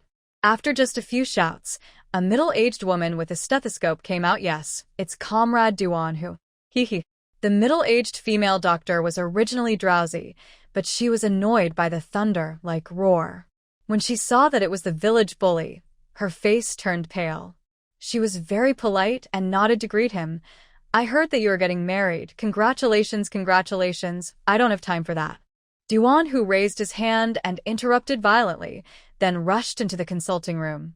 There was no room to sit down, so he stood there pacing back and forth, looking at the various small medicine bottles in the glass cabinet. Hurry up and prescribe some medicine. My wife is bleeding. Ah? The doctor couldn't help but look serious after hearing this. He pushed up his glasses, which were as thick as the bottom of a can, and followed him in. He asked, "Did you get hurt by something? A knife or something? If there is bleeding, it's an external injury. Is the thing that hurt her rusty? If it is rusty, you can't just apply medicine, you need to get a tetanus shot. We can't get it here, we have to go to the county town." Duan Hu choked for a moment, his temples throbbing wildly. There was nothing wrong with the question, but why did he get so angry when he heard it? He closed his eyes unbearably, his atoms apple rolling. It wasn't something else that hurt me, it was me who got hurt. I got hurt from sleeping on the bed. Do you understand? Although that thing has been left for too long and rusted in a sense. But it's not the same as rust. Prescribe the medicine. Prescribe the medicine quickly. Duan Hu rubbed the back of his head impatiently. The middle-aged doctor was stunned for a long time before he finally realized it. She let out a long sigh and couldn't help but shook her head and chuckled, pushing her glasses and sighed. I didn't expect that, Comrade Duan Hu. You actually have such a side to you. It seems that the rumors about you outside are also exaggerated. This Dr. Jiang is already 42 years old. She has received some cultural education and is more reserved. Now it seems that he is just an impatient boy who is overly worried about his wife. This is a very normal thing. You don't have to worry. Duan Hu was about to continue urging, but he was stuck. He frowned and was stunned. What? Head, you have to bleed the first time? Yes, Dr. Jiang nodded, took out a small tube of ointment and handed it to him. Just apply this when you go back. But remember to wipe it with a clean cloth first. Don't use too much force. Then apply the ointment. After saying that, Dr. Jiang couldn't help but look Duan Hu up and down. He thought that this guy was really as strong as a tiger. He had enough firepower, and his neck was full of sweat even though he was wearing a coat in the cold weather. Although I heard that his wife was quite chubby. But if there was a man like this, no matter how strong he was, he would be more seriously injured than ordinary people for the first time. Duan Hu took the ointment.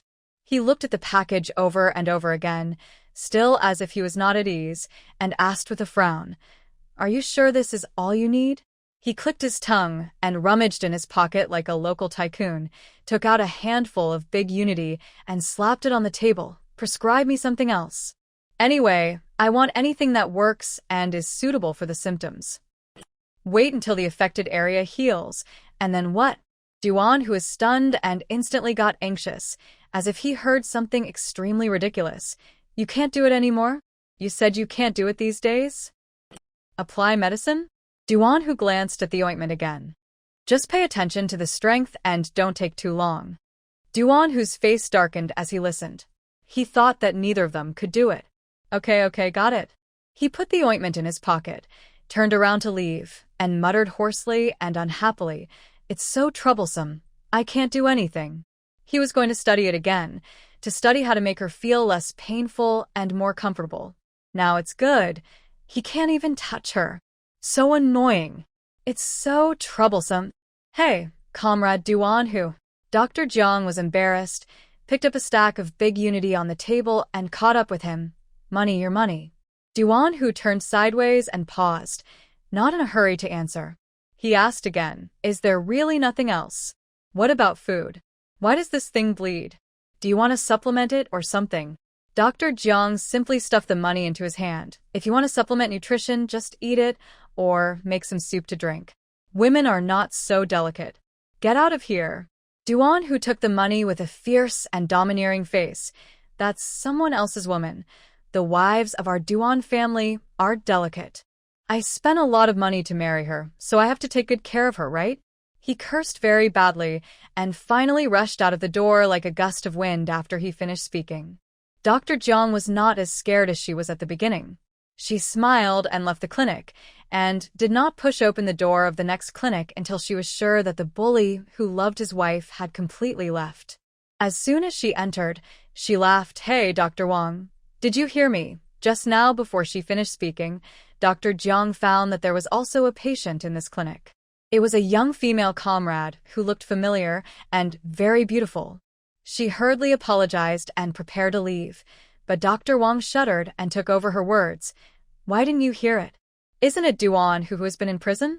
I just told Comrade Ji Qin that she is so young and a village beauty with such good conditions. Now she is such a brother-in-law. Hey, whoever wants to propose to her in the future will have to hesitate. They are all relatives. How can there be no impact at all?" Dr. Jiang was shocked and could not bear to stop. "Oh, I said you looked familiar." It turned out to be Comrade Ji Qin. Ji Qin, who was sitting next to her and almost became a statue, pulled her face, forced a stiff smile, and nodded. "Well, I'll prescribe some anti-inflammatory drugs for my father. He caught a cold and his throat is sore." As she spoke, her hands hidden at her sides suddenly tightened and her sharp nails almost pierced into her palms. When Dr. Jiang saw this, she was not in a hurry to leave. She thought to herself, "I heard that the relationship between the stepsisters of the Ji family was very good before, and she was also a very thoughtful person, so she could see at a glance that Ji Qin's face was not right." So Dr. Jiang walked over with a smile and kindly advised, "Comrade Ji Qin, I guess you are also worried that your sister will not live well and be wronged if she marries a man like Duan Hu, right? She patted Jichin's shoulder gently, and Jichin immediately became more stiff. Dr. Jiang didn't know whether to laugh or cry. Oh, look at this girl. She must have a good relationship with her sister. She probably heard Duan Hu quarreling just now, and she is worried about her sister. Don't worry, comrade Jichin. Dr. Jiang recalled what happened just now, and couldn't help but chuckle with his hands covering his mouth. Although your brother-in-law is not very civilized, he did make mistakes and went to jail in the past, but he is really good to your sister. Even at my age, I can't help but feel embarrassed when I hear the questions he asks. Dr. Wang opened his mouth, and his chin almost dropped to the ground when he heard it. It was as if he heard some fairy tale. What? Dr. Jiang. Are you sure there is nothing wrong with your eyes? That's the bully in our Yaohe village, and he still loves his wife? Oh, Dr. Wang, what you said, Dr. Jiang snorted. Being a bully and loving your wife are not so contradictory, are they, Dr. Wang? Jichin suddenly stood up and abruptly interrupted the conversation between the two doctors. She could no longer maintain her hypocritical smile, and she closed her eyes with a trembling voice. I'd better go home first. My dad is still coughing badly over there. Let's talk again when we have a chance. Yes. Oh, sorry, comrade Queen. Dr. Wang smiled embarrassedly, feeling a little embarrassed, and couldn't help glancing at Dr. Jiang. Look at you, you almost delayed my medical treatment, and also delayed Comrade Jichin from getting the medicine. The two sisters have such a good relationship. No matter what, they will talk about it themselves when the time comes. Why should we worry about it? After saying that, Dr. Wang quickly took the anti-inflammatory medicine and gave it to Jichin. Jichin hurriedly took the medicine, paid the money, and turned around to leave. Excuse me, Dr. Wang, I'll go back first. After she left, Dr. Wang looked at the door for a long time and felt that something was wrong. After a moment, an idea flashed in her mind and she slapped her thigh. Oh, yes, I almost forgot. Just as she finished speaking, she was surprised to find that her voice was a little loud. She quickly covered her mouth and called Dr. Jiang to come over to listen.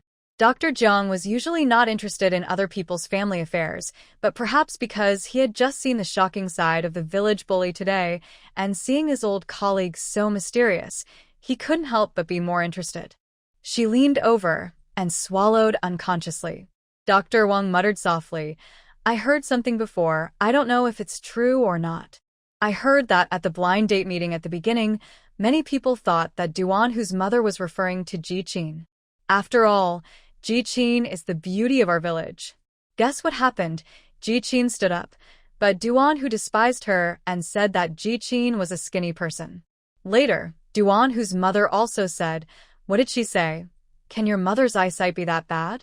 It seems that she also said that Comrade Jichin was too thin, and she looked unlucky, or something. Ah! Dr. Zhang's forehead was sweating after hearing this. It's true. Like mother. Like son. Did they say that to so many people? Who said it wasn't true? Dr. Wang sighed. Later, I heard that Jichin's family was planning to change the bride, and Duan Hu got anxious. He yelled and slammed things in Ji's house.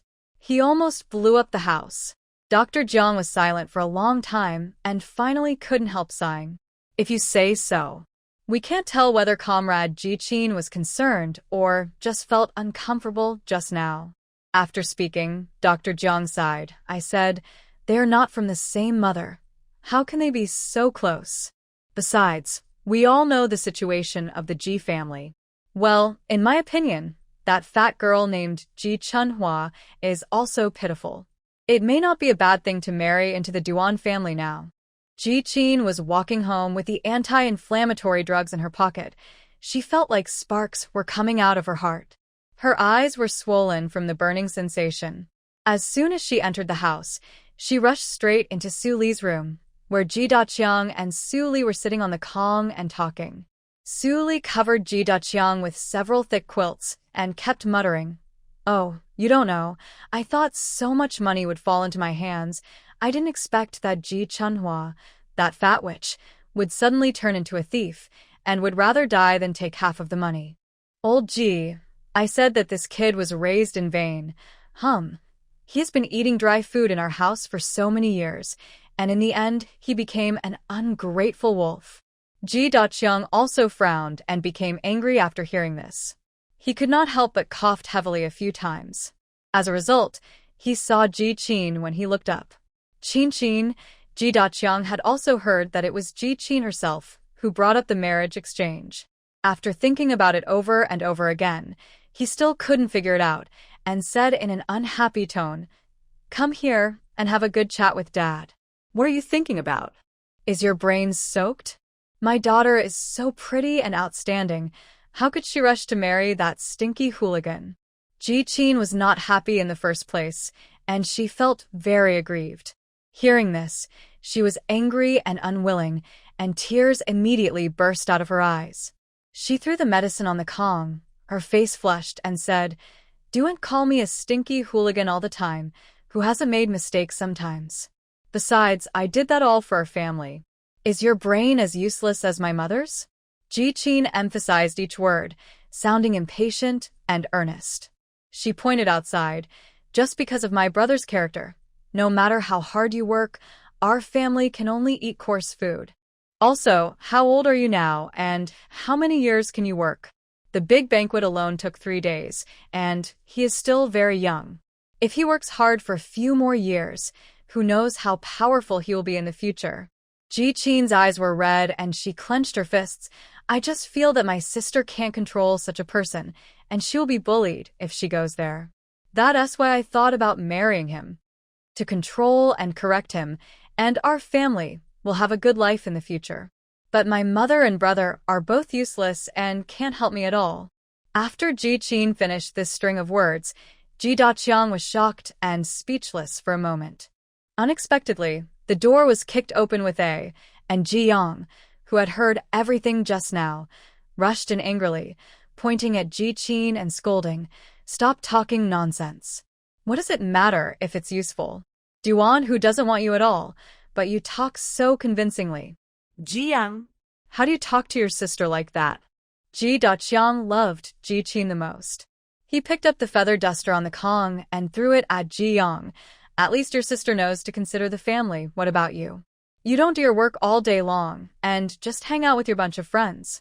Get out of here. I'm upset when I see you." Ji Yang shrank his neck because of Ji Daqiang's angry shout. He was naturally afraid of his father. Although Ji Daqiang knew that loving mothers often spoil their children and understood that Su Li had doted on Ji Yang since he was young, he didn't know that Ji Yang was like a rat and quietly emptied all the family's money. Su Li and Ji Yang knew about this and felt uneasy. They were afraid that one day he would find out everything without them noticing, and there would be another big fight. Regardless of how the fight would turn out, Ji Yang's ace would definitely be beaten. Seeing that Ji Daqiang and Ji Yang were angry, Su Li quickly winked at her son and told him to be honest and not to get in his father's way. Otherwise, he would suffer. Ji Yang had no choice but to curl his lips and go out again in shame. Taking advantage of this opportunity, Ji Qin just organized her words. She said, "You just heard my mother say that when my sister got married yesterday, she insisted on taking half of the engagement money. It can be seen from this that her heart is not on her own family. You said that for families with daughters, they have to consider whether the marriage is good or not. Maybe if the marriage is good, she can help her family. After all, you and my mother are getting old." At this point, Ji Qin frowned sadly and sighed sourly. "Well, but it seems that my sister doesn't want to take care of us in the future." Ji Daqiang's eyes widened when he heard it. He raised his hand and knocked on the edge of the Kong. He was so angry that he coughed hard and spitted and cursed. Did she rebel against her? I didn't like her mother with a waist as thick as a bucket back then. It was her mother who insisted on sticking to me, and I couldn't get rid of her. After her mother died, I raised her to this age and spent so much food and rice on her. Isn't this the grace of raising her? If she dares to forget her parents' home after she gets married, I will beat her to death." After saying that, Ji Daqiang almost fainted. He coughed so hard that his lungs were about to burst, and his coughs became louder and louder, which made Su Li feel scared. She sat next to him with a bowl of water to help him breathe, and said with red eyes, "Old Ji, You have to take care of yourself. The three of us are counting on you now. Yeah, that's true, Dad. Although he went out, he was still listening to Ji Yang, who was standing against the wall, saying through the window, I almost forgot about it because you were arguing with me just now. I heard from outside that Mr. Yu from the pig farm has started to ask people to arrange blind dates for him. TSK, it's really over this time. Yu Guang likes my sister Qin so much, but he is about to give up. Hey, who knows how the news will spread outside? I guess it must be because of the exchange of brides that time. At the very least, it was because Ji Qin insisted on toasting and crying at the Duan family's banquet yesterday before she could finish her words. Ji Qin ran out of the door trembling all over. She was so angry that her teeth were chattering. She picked up the corn stalks on the windowsill and chopped Ji Yang. Get out. Get out right there. Don't let me see you again. Ji Qin's eyes were as big as copper bells. She knew that Ji Yang, this rascal, had a keen ear, and what he heard was true. She couldn't believe it and was shocked and angry. But she couldn't do anything for a while, so she could only vent all her anger and hatred on Ji Yang. Su Li in the inner room was also like an ant on the hot pot. She had no backbone, so she had to shake Ji Daqiang again. Ji Daqiang took some water to stop coughing, but she shook him, and he started coughing again. Oh, old Ji, what should we do? Qin can't find a good family to marry for a while, and Ji Chunhua, that fat girl, doesn't listen to us and is not on the same mind with us. How can we still have hope? Yikvin. Ji Daqiang was also anxious in his heart. He patted his chest and roared with bloodshot eyes. Go to Duan's house and tell that ungrateful little witch to get back to me. Okay. Ji Qin suddenly stopped chopping corn cobs. She was so upset today. Why was she, Ji Chunhua, still being loved by men? And still being kept at home? This is not fair. Not fair. Ji Qin went back to the house, put on a thick coat and rushed out of the house, determined to disgust Ji Chunhua, that witch, today. It was because of her that she felt so uncomfortable. It was because of her that her plans failed again and again. At 3 or 4 o'clock in the afternoon, Ji Chunhua was still curled up on the Kong, and Duan Hu strictly forbade her to get off the Kong or move. She felt lazy all over her body, and the soreness in her bones suddenly made her feel like a useless person. Thinking about how Duan Hu came back and got into the quilt to apply medicine to her. Ji Chunhua closed her eyes impatiently and wailed silently for the umpteenth time. She couldn't help but sigh that she had lost all her dignity. There was no need to be embarrassed to take a bath together in the future. He had seen everything inside and outside, so what was there to be embarrassed about taking a bath together? She unconsciously pulled the quilt up again, trying to cover up her flushed and plump face. The frightening sound of the door rang again. Ji Chunhua was so scared that her white and fleshy feet shrank instantly. She pursed her mouth and carefully revealed her eyes, looking out tremblingly. Then she saw Duan Hu walking in with a steaming bowl. He walked to the Kong and sat down, and handed it to her simply and rudely. Drink. Drink it all up for me. Don't leave a drop. Ji Chunhua glanced inside and saw 2 eggs stewed in brown sugar water. She stared blankly and didn't react for a long time. Duan Hu became angry again, and he cursed with the spoon in his hand. You still say you are not a naughty kid? You won't even let me see your wound, and you don't even want to drink by yourself. Hey, I'm feeding you. Ji Chunhua was even more confused this time, and she was innocent. She thought, I didn't say anything. Why did I ask you to feed me? She just had never been served like this before, so she was dumbfounded. But when she came to her senses, Duan Hu had already put the spoon against his lips.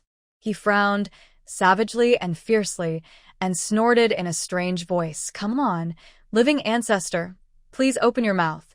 Ask me to feed it, okay? Ji Chunhua couldn't help but burst out laughing. She blew the spoonful of brown sugar water. It all splashed on Duan Hu's face. Oh. This time Ji Chunhua was really scared. Someone was kind enough to feed her, but she sprayed him with brown sugar water instead. Ji Chunhua didn't care about anything else. She stretched out her hand and rubbed Duan Hu's face and apologized hurriedly. I'm sorry, it's all my fault. I really couldn't help it. No, how about you go wash it? Duan Hu's temples were throbbing wildly. He felt the soft palms like tofu brushing his cheeks again and again, and he felt the wildfire burning fiercely in his deep body. The sticky brown sugar water dripped down along his tall and hard brow bones and flowed to the corners of his mouth. Duan Hu narrowed his eyes and licked it. It was so sweet. Seeing her anxious and shy look, he felt itchy in his heart and subconsciously wanted to reach out and grab her. But suddenly, he couldn't help but think of the words of the middle-aged female doctor, "I can't do anything recently, and I can't do anything." He felt irritated, his jaw was tense, and he didn't speak for a long time. After a while, he frowned and said in a hoarse voice, "Why do you need to wash it? Whoever did it will take care of it." Duan Hu smacked his lips, savoring the sweetness of the brown sugar water, and suddenly an idea came to his mind. But thinking about Ji Chunhua's nagging, he certainly couldn't agree easily. So he stopped her temporarily. "Drink this first, and I'll settle the score with you later. Hurry up and open your mouth. If it gets cold later, I'll have to heat it up for you." Ji Chunhua was stunned, and hurriedly withdrew her hand and nodded vigorously, opening her mouth obediently. While opening her mouth to swallow like a baby bird waiting to be fed, she still stared at Duan Hu straight and still couldn't bear to persuade him through the gap. "Why don't you wash it first? I can drink it myself, and there's nothing wrong with my hands. This water is so sweet. If you don't wash it now, it will become sticky in a while. It will be so uncomfortable to wipe it on your face."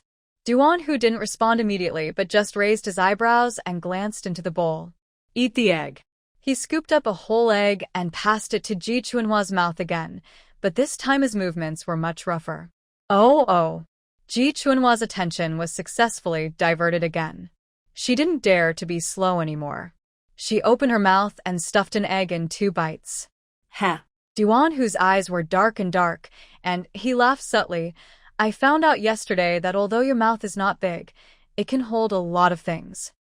Ji Chunhua was chewing and almost choked on the egg yolk. There was nothing wrong with this, but she just felt that it was awkward and made her ears hot. She closed her mouth and chewed several times before swallowing. After thinking for a while, she said truthfully, "When I was a child, I ate very slowly like a cat. Su Li scolded me, saying that I was deliberately wasting time and didn't want to work.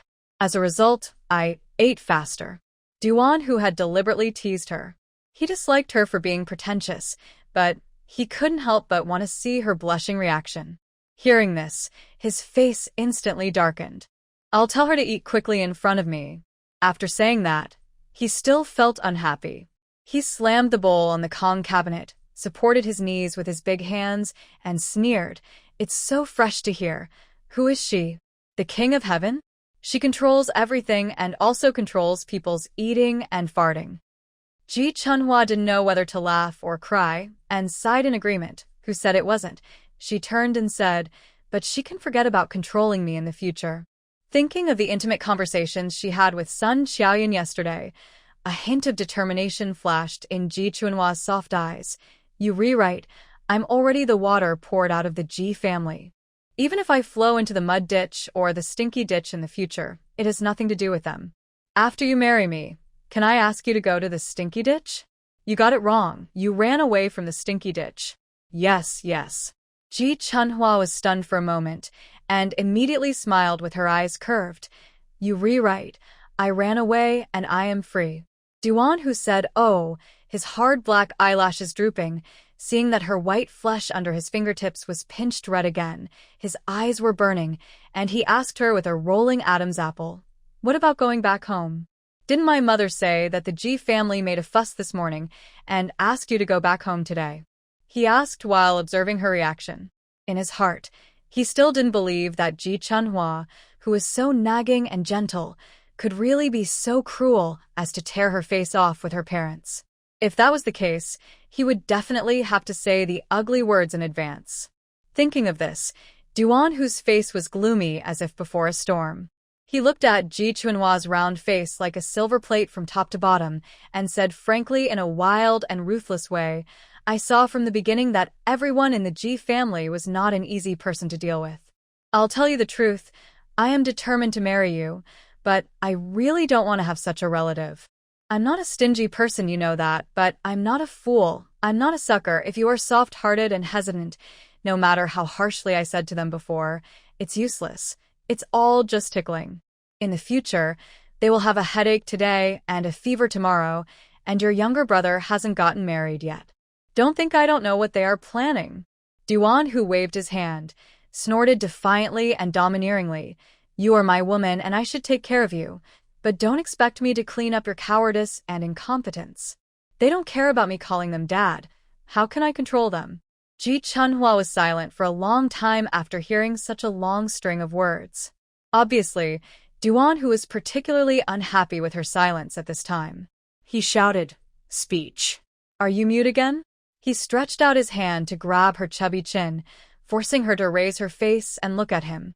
But when he saw Ji Chunhua's calm eyes that were faintly full of emotion, he suddenly froze. What kind of look is that? Duan Hu frowned, not sure. Why did she look like a different person? Is she still the fat woman who gets tongue-tied and grunts for no reason? No, I just think. Your mom taught you very well. Ji Chunhua pulled the corners of her lips and smiled a little bitterly. No one taught me these things, not even when I was a child. If my mom were still alive, she would teach me like our mom. And tell me that I can't be bullied for no reason, and tell me that there are other ways to live besides enduring it. I might not have reached this point. After saying that, she laughed completely, with the corners of her eyes slightly red, and promised him seriously and earnestly, "Don't worry, Duan Hu. Although I am a slow thinker, I will figure out things once I have thought them through." She pursed her lips, and her soft eyebrows suddenly revealed a bit of ruthlessness. I won't go back, not only today, but also in 2 days. I don't want to be the daughter of the Ji family anymore. I just want to be a good daughter-in-law of the Duan family. Really? Duan Hu's sturdy body stiffened slightly, and his previous doubts were basically dissipated. He had good eyesight and could tell that Ji Chunhua was not joking. Because of this, Duan Hu suddenly found it quite interesting. He realized that he really didn't know her well enough. How should I put it? Duan Hu felt that although Ji Chunhua looked like a ball of noisy cotton on the surface, soft and fluffy, in fact, there was something else wrapped inside, like a flexible and unterrible silk thread. You don't know what she can say and do that you can't imagine, but you just feel that the upper limit is far away. Not even close. There was something in the fat woman's eyes that frightened even him, but he couldn't tell where it came from or how strong it was. Duan Hu didn't want to ask any more questions. He felt that it was useless to ask questions if it wasn't that serious between people. If time went on for a long time, and they understood each other thoroughly, there would be no need to ask anything. She felt dead in her heart when the Ji family was mentioned, but now it was stirred up again. She stretched her feet out of the quilt as if escaping, and snorted. I'd better get off the bed and take a walk. I feel like I'm going to be useless if I stay in the bed all the time. It's not very comfortable. Tsk. Duan Hu narrowed his fierce eyes, and his iron-like palm instantly embedded in her arm, who agreed. Did I say you can get off the bed? I'm really fine. Ji Chunhua was helpless, dodging and no longer looking at him.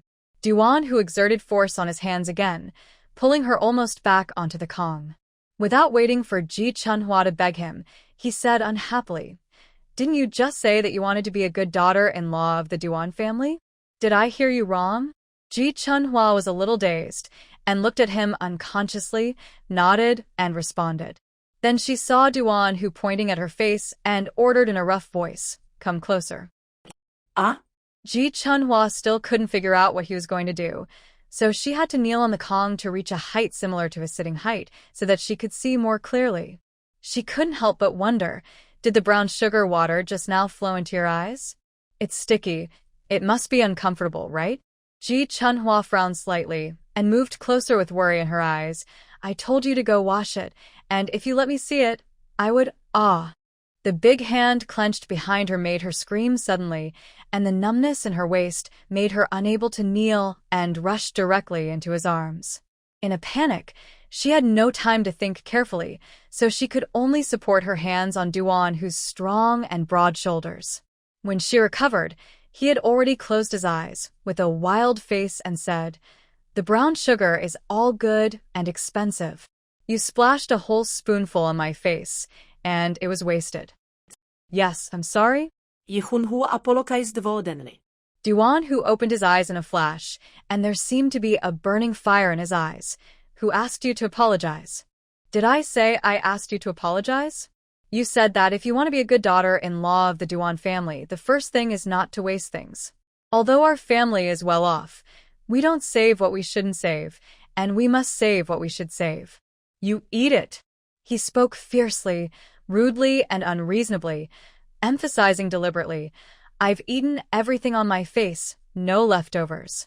Ji Chuanhua's brain was almost frozen. Her eyes widened, and she bit her lip subconsciously, feeling embarrassed and outrageous. She stepped back at a loss, and couldn't help but retorting, "What are you talking about? How can I eat this? I really didn't mean it just now. If it really doesn't work, can I eat less at night?" "No," Duan Hu said righteously. "How can I eat less food? Eating less is what you shouldn't save. Hurry up."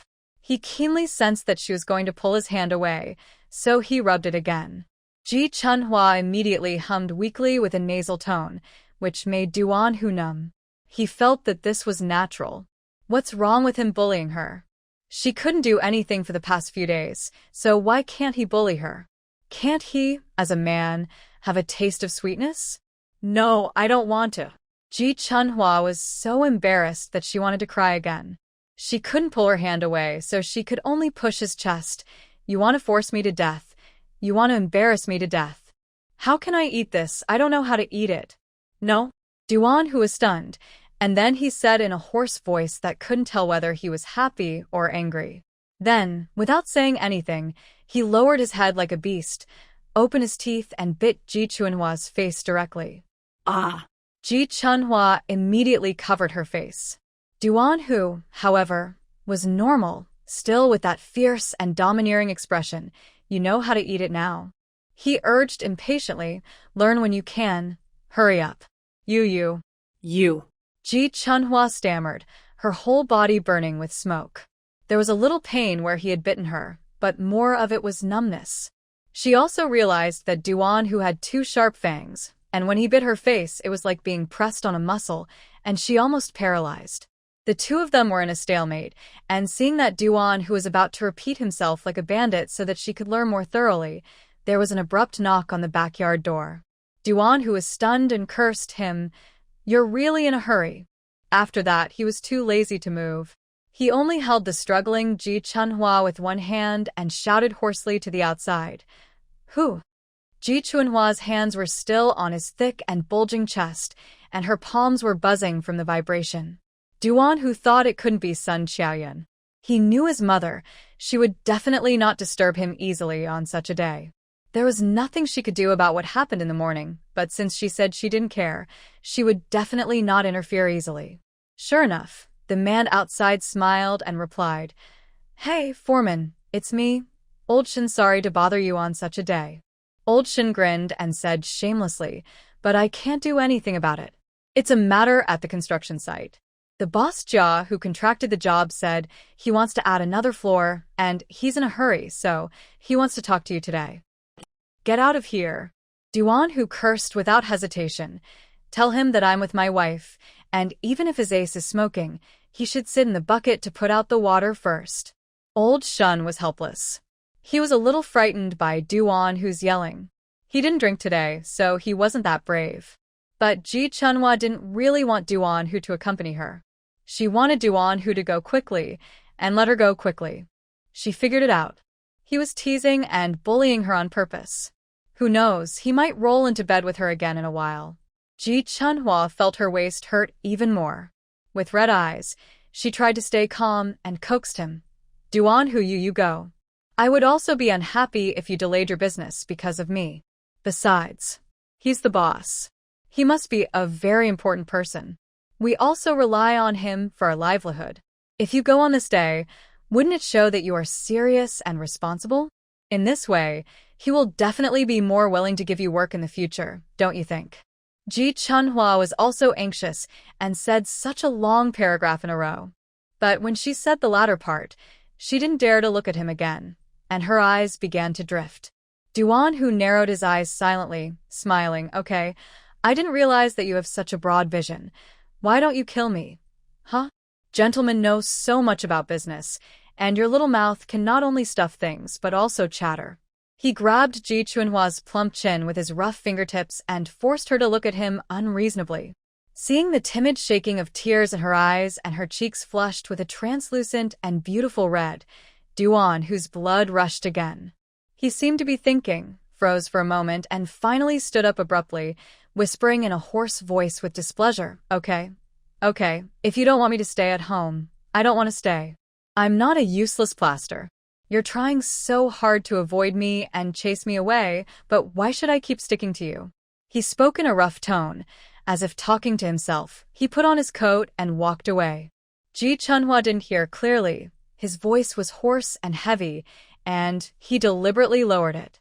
She could only tell from his irritable and unhappy expression that he must be unhappy and unhappy. Ji Chunhua opened her mouth and wanted to say something nice.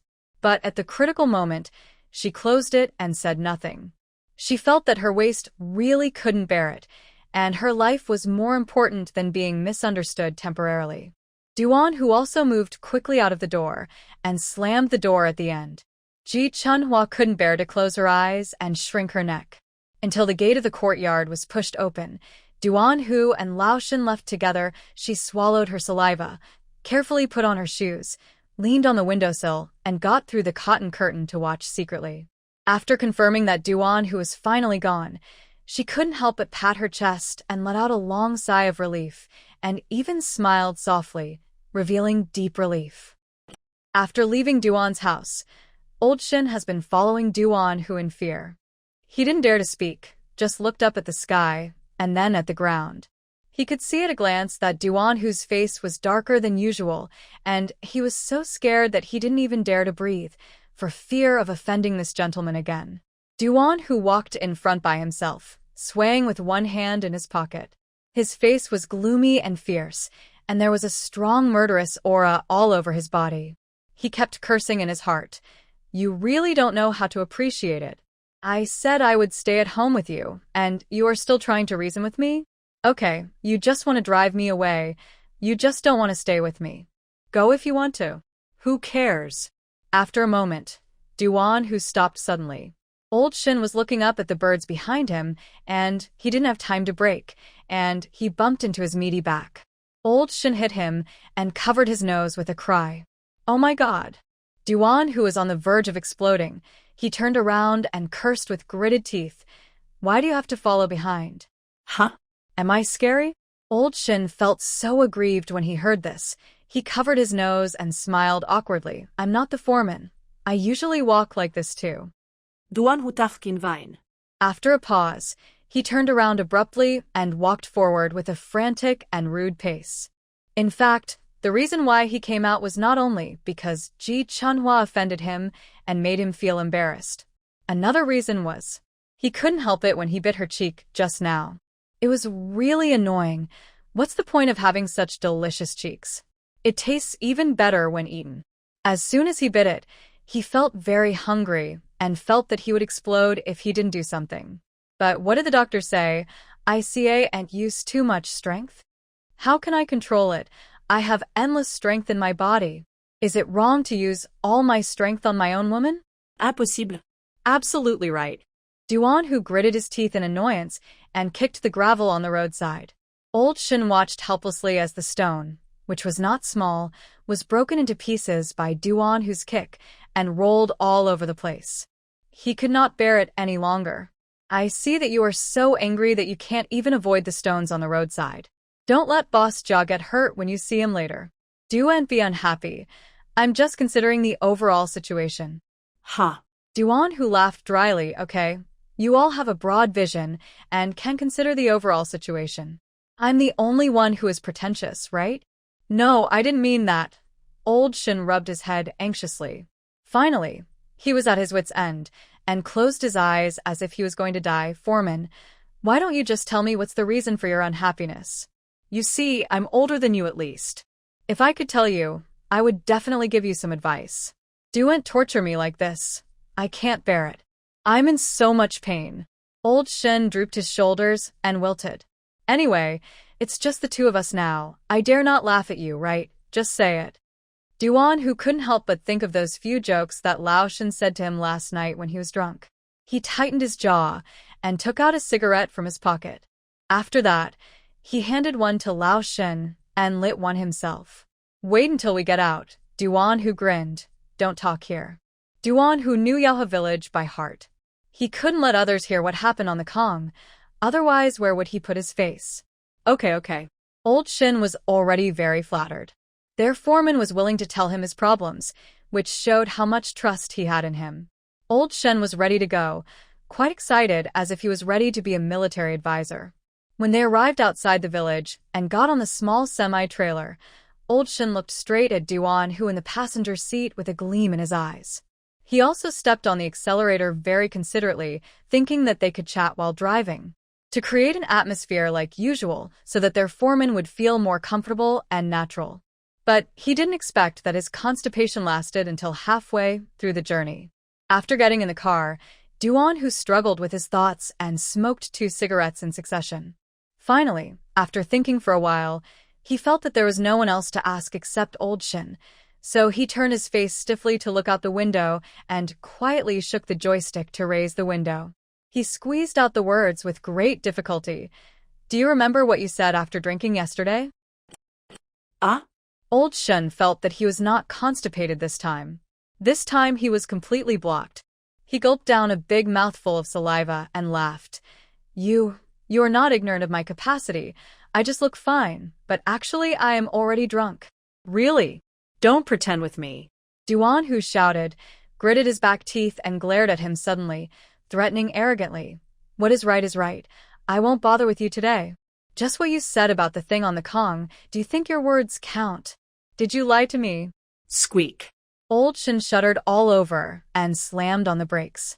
Sweat was running down his forehead, and he wiped it randomly. Worker, foreman. Old Shin said in a trembling voice, if you talk to me about this, then we have to drink more.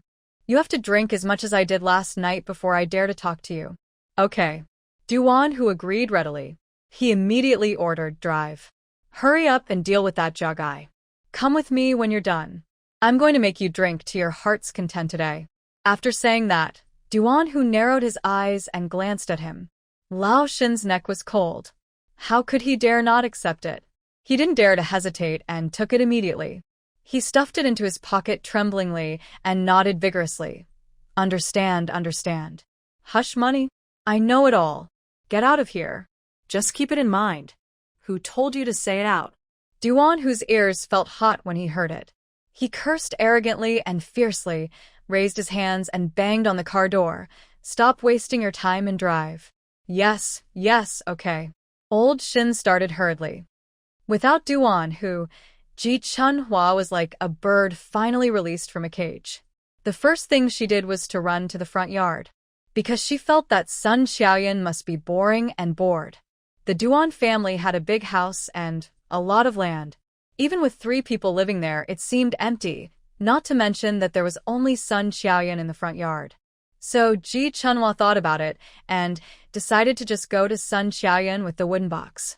She didn't ask about many things in a hurry yesterday, so she didn't know how the housekeeper managed Ji Chunhua. She knew that housekeeper Su Li just kept accounts and bought things for the family.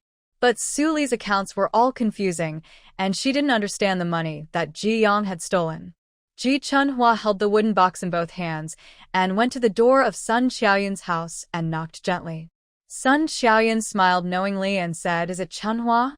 Come in quickly. The door is not closed tightly. Hey, Mom, it's me. Ji Chunhua opened the door and went in with a smile, closing it tightly. She couldn't help but worry, Mom. It's cold today. Please don't leave the door open. What if you catch a cold? I just opened it. Sun Xiaoyan covered her mouth and laughed. Huzi greeted me when he went out, and Mom thought you would come over. Seeing the wooden box in Ji Chunhua's hand, Sun Xiaoyan was surprised. You are such a thoughtful kid. Actually, there is no rush for 1 or 2 days. You just got married, and our big feast hasn't been set up yet. Ji Chunhua walked to the Kong and sat down, putting the wooden box on the Kong. She smiled shyly, a little embarrassed. I think slowly, and I'm stupid. Don't people say that the stupid bird has to fly first? Ha ha ha. Sun Xiaoyan was amused by her, but finally sighed and shook her head. That's not the case, Chunhua. You're just slow-tempered, not stupid. You'll understand later, and I won't say much now. Sun Xiaoyan put a small quilt on her legs, covering her feet as well, and crossed her legs to get closer and open the wooden box. Here's a small booklet. She handed it to Ji Chunhua. It contains the accounts that my mother kept in the past. I started over with these accounts after the Duan family collapsed, and those things from the past. Before she passed away, Grandma Duan Hu told me to burn them all. Sun Xiaoyan's eyes were filled with sadness and nostalgia, and she said slowly, my mother-in-law said that if we keep on holding on to those glorious and wealthy pasts, it will be difficult for Duan Hu and I to move forward. The more we hold on to, the harder it will be to let go. She touched the wooden box and smiled bitterly. So, except for the things that must be kept and kept for the continuation of the family line, everything else will be burned. Mom. Ji Chunhua's eyes were also reddened, and she sighed from the bottom of her heart. You are such an amazing person. I really admire you, and I also envy Duan Hu for having a mother like you. Don't say that, my girl. Sun Xiaoyan knew why Chunhua was envious, and touched her hand and said, your mother is also a very good person. She is a silly woman with a sincere heart. Her kindness and true feelings are never wrong. Mom can see that, and she gave all these things to you. Sun Xiaoyan smiled earnestly and said, my girl, there is nothing wrong with being kind and loyal. The ones who are wrong are those who take advantage of your kindness. But my girl, Sun Xiaoyan said, your life is so short. If you choose what kind of person you want to be, never regret it. No matter what you get, whether it is satisfactory or not, and whether it is worthy of your kindness, it is all your own choice. On the other hand, if you don't want to be wrongly treated by those heartless people, you have to know how to identify. Identify who is worthy of being nice to them and who is not. The most frightening thing is hesitation. You want to be kind, but your heart cannot be relaxed. You cannot be completely selfless. You want to end resistance, but you cannot be really cruel. You can't go up or down, and you can't get it out of the sticky mess. In the end, it's not only you who suffers, but also the people who accompany you and care about you. Ji Chunhua's eyes trembled when she heard it, and she pursed her lips with a resolute face. I understand, Mom. Duan Hu also talked to me about similar things. I know you are afraid that I and the Ji family can't be cruel. Don't worry, Mom. Ji Chunhua unconsciously clenched the small account book in her hand and looked at Sun Xiaoyan. I can only vaguely see now why the Duan family can fall and rise again. Because you and Duan, who are both smart people, you're transparent people who say what you mean and do what you think. She curved her eyes, her voice soft but firm. I am now the daughter-in-law of the Duan family. Duan Hu said that he spent a lot of money to marry me. I can't let you and Duan Hu suffer losses, and I can't let the family that you two have worked so hard to build be exposed because of my mess. Just look forward and see what I do. I'm not good at talking, and I can't say anything. Okay, girl. Sun Xiaoyan patted her chubby hands repeatedly. Don't worry. Let's take it slowly. No one can do everything well in one day. It's good to be progressive and willing to work hard. Before Sun Xiaoyan finished speaking, she heard the gate of the courtyard being knocked again. Ji Chunhua was stunned and asked with her eyes, but Sun Xiaoyan's smile gradually faded, and she shook her head with certainty. The door is not locked, it's not Huzi. She took the small account book from Ji Chunhua's hand, put it into the wooden box, closed it, and covered it with a quilt. She raised her chin to the outside. Go, Chunhua. Mom guessed it should be someone from the Ji family. This matter will come sooner or later. Do whatever you want. As long as it is not murder or arson and breaks the law, nothing else will matter. Sun Xiaoyan looked at Ji Chunhua steadily, and just one look gave her a backbone. She nodded and said, go ahead and do it. You have your mother and your man now. The daughter-in-law of our Duan family is a grandmother at home. How can she let others bully her? Ji Chunhua's blood boiled when she heard it, and she felt her head buzzing. She clenched her chubby fists and suddenly stood up, rushing out the door as if she was ready to go to the battlefield, and replied loudly, "Okay, then I'll go, Mom."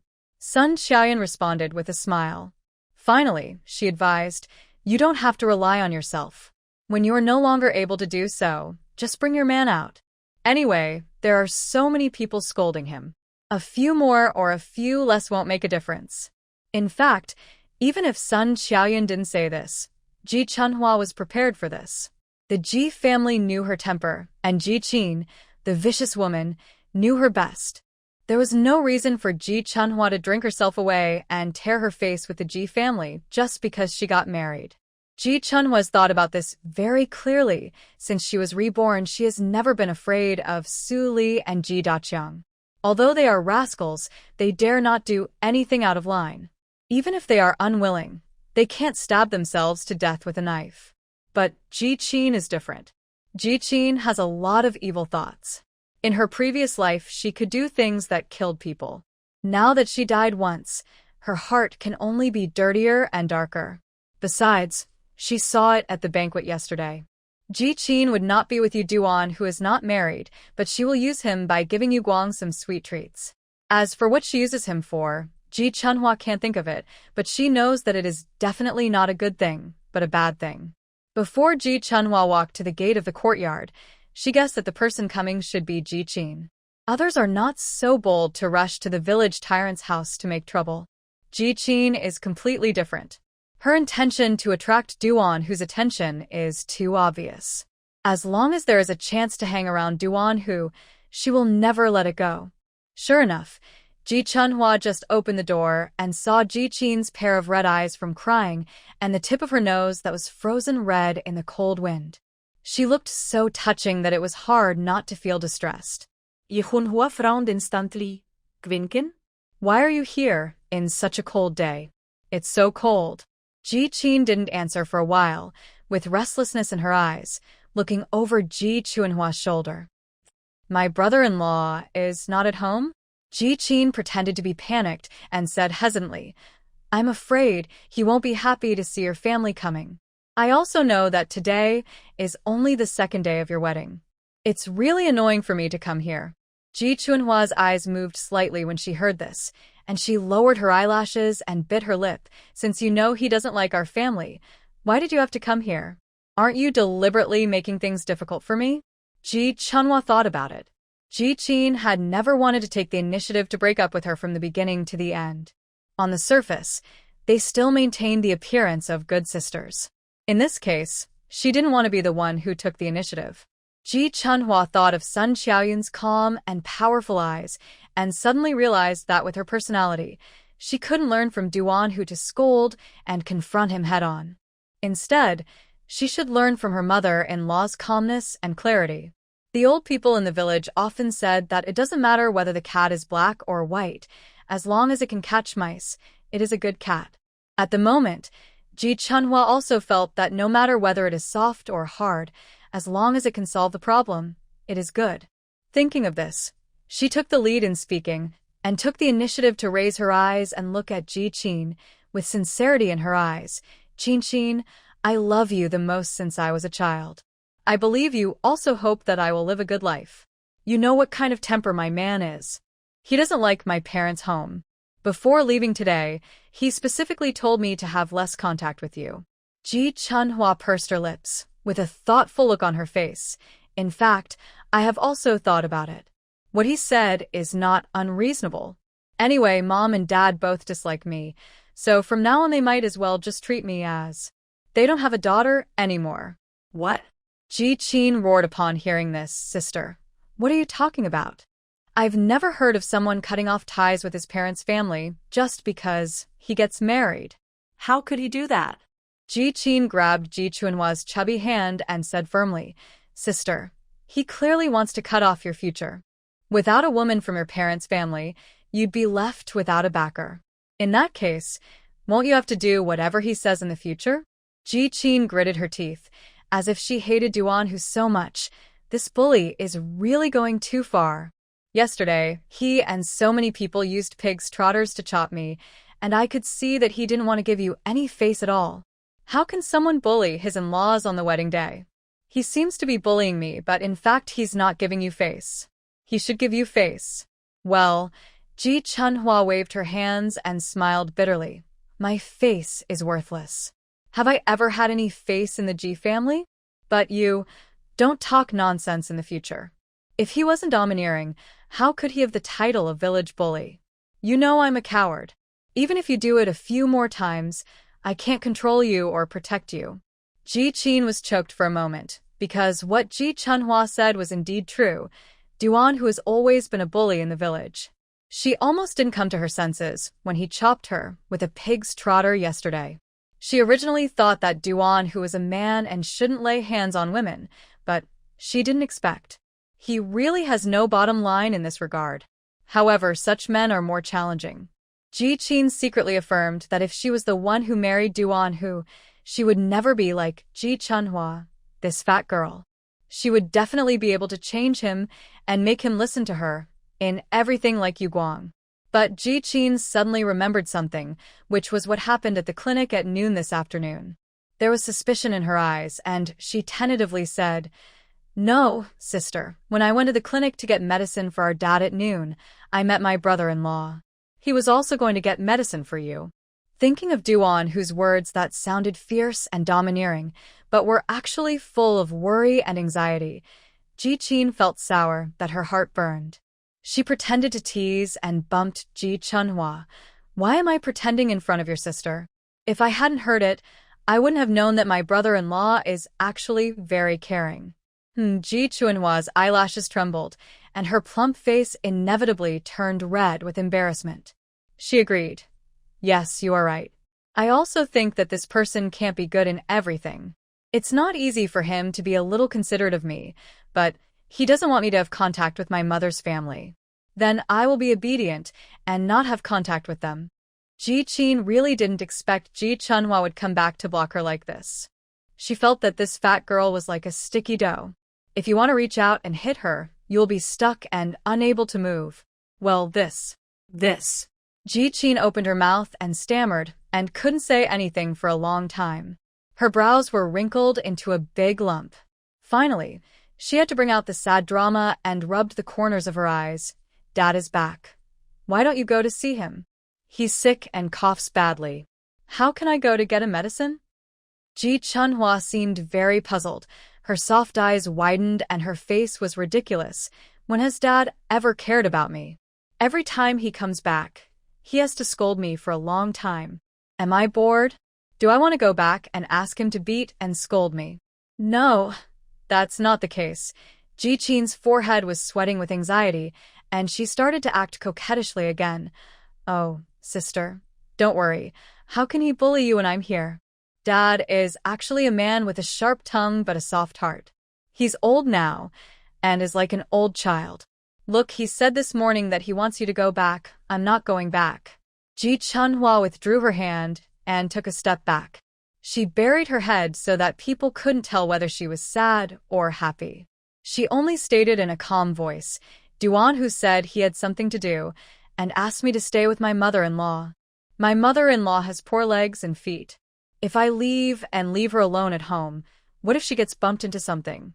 Then I'll be beaten by Dad when I go home, and by Duan Hu when I come back. Ji Chunhua was about to cry, and sobbed aggrievedly. Then I'm not too wronged. No, sister. Ji Qin was so anxious that she wanted to say something. However, Ji Chunhua slammed the door in front of her and said through the heavy door, Go back, Qin. Don't come again if there is nothing important. If you really want to do this for your sister's good, just explain it to them clearly. I have no ability. I only know how to obey my father at home and my husband after marriage. Now, I just want to live a peaceful life, nothing else. I won't say anymore. I have to go make soup for my mother-in-law. You go. After saying that, Ji Chunhua turned around quickly and deliberately made her footsteps very heavy. Ji Qin outside the door did not move for a long time and could not think of anything else to say. Her forehead was throbbing, and her eyes were bleeding as she stared at the door. She was so angry that it seemed as if something was stuck in her throat, and she couldn't swallow it or spit it out. Until her cheeks were frozen stiff by the cold wind, she had to clench her fists, turn around, and leave angrily. Ji Chunhua couldn't help laughing after taking a few steps. Although there was no fierce quarrel, she just felt inexplicably that she had the upper hand this time. She drove Ji Qin away and left her speechless. Thinking of this, Ji Chunhua couldn't help but raise her lips high, smiling like a little fat cat who tasted sweetness, pushed the door, and said, "Mom, Mom." I drove her away. Hee hee, I'll listen to you. Just say that Duan Hu doesn't let me associate with them. Unexpectedly, when I pushed the door open, I saw Sun Xiaoyan already wearing shoes, peeking through the window. Uffed. Ji Chunhua couldn't help laughing and went to help her. Mom, are you afraid that I'll be bullied? Sun Xiaoyan didn't hide it either, and supported her with her strength, covering her mouth and laughing. Mom's happy that you talked about being beaten by Huzi. If he heard this, he would be furious. For the men in our Duan family, beating their own women is something only beasts can do. Ji Chunhua said calmly, "It doesn't matter. Duan Hu looks so fierce anyway. She doesn't know what he does to me behind closed doors." Mom, I don't care what outsiders think of me now. Even if they say that I was wronged in the Duan family, it doesn't matter. I just need to know whether I am happy or not. The old teacher said, "One drinks the water, one knows whether it is hot or cold." Oh, my dear daughter, Sun Xiaoyan narrowed her eyes, took Ji Chunhua's hand and sat down on the Kong, and said, "Yes, that's right. Just like other people say that Huzi is foolishly filial and listens to me in everything, and they think I'm a mother who cares about everything, but they don't know that I actually take care of very few things, and I'm happy to have some free time. Take this wooden box, for example." Sun Xiaoyan finally lifted the quilt and pushed it out. "You don't know how long your mother has been looking forward to having a daughter-in-law to take her away soon." Ji Chunhua blinked, and after thinking carefully, she finally came up with a but. She said, "But as time goes by, there will always be holes in the lies I tell." "It doesn't matter." Sun Xiaoyan shook her head. "No one has foresight, and no one can predict the future. When the enemy comes, we will fight him. When the water comes, we will block it with earth." Sun Xiaoyan told the truth. Mom knows that with your current temperament, it is not easy to say and do this. The reason I encouraged you just now was to give you the confidence to say and do whatever you want without hesitation. I didn't want you to learn from your men to go out and be violent and domineering. My daughter, you are not confident enough, and you still have a lot of growth to grow. When you grow up to that level, you will understand what you really want, and you will know how to say and do it better, more happily and more directly. Okay, Mom. Ji Chunhua listened seriously and expectantly and nodded vigorously, subconsciously. But after nodding, she couldn't help being confused and asked foolishly, "Then, Mom, how can I be so confident? Will I be able to do it when I grow up? When I reach your age, will I be able to be confident?" Sun Xiaoyan laughed immediately and was so adorable by Ji Chunhua's curious look. She couldn't help but rub her black hair and sighed like a loving mother. "Chunhua, this has nothing to do with age. It requires two things," Sun Xiaoyan said patiently and gently. "One is to have someone who loves you. The second is to have something to do and to do it better and better. Even if you only have one of the two, Mom will tell you now that you will have both." She looked at Ji Chunhua's clean and soft eyebrows, saw through the lively and powerful little flames dancing in her eyes, and murmured to herself, "You have to trust Mom. Mom will not make a mistake or misjudge people." In the evening, when it was time for dinner, Duan Hu took Laoshan to walk around the county for a long time before finding a deserted and slightly deserted stir-fry restaurant. That's not all. After entering the store, he went straight to the corner and sat there like a big boss, telling Laoshan to order whatever he wanted to eat. The most important thing is that there must be enough wine. Enough for him to drink like he did last night. Laoshan went there in a hurry and ordered a lot of dishes. He brought 2 bottles of erguo and a dozen beers, and started to guzzle them before all the dishes were served. He was so conscious that he wanted to get up immediately. He got into a drunken state so as to complete the task of being a military advisor. Hard work pays off. In just a short while, Comrade Shin Baoqiang, with a monkey-like face, began to call Foreman Duan his brother. He got bolder after drinking and started to talk nonsense. He simply sat next to Duan Hu, put his arm around his shoulders and smiled slyly, with a big scar on his face trembling, just like a wretched street urchin. Duan Hu resisted the urge to kick him away, reminding himself that it was more important to get the business done. He tilted his head back and took a sip of white wine, his Adam's apple rolling, and said, "Don't waste your time. Let's get to the point."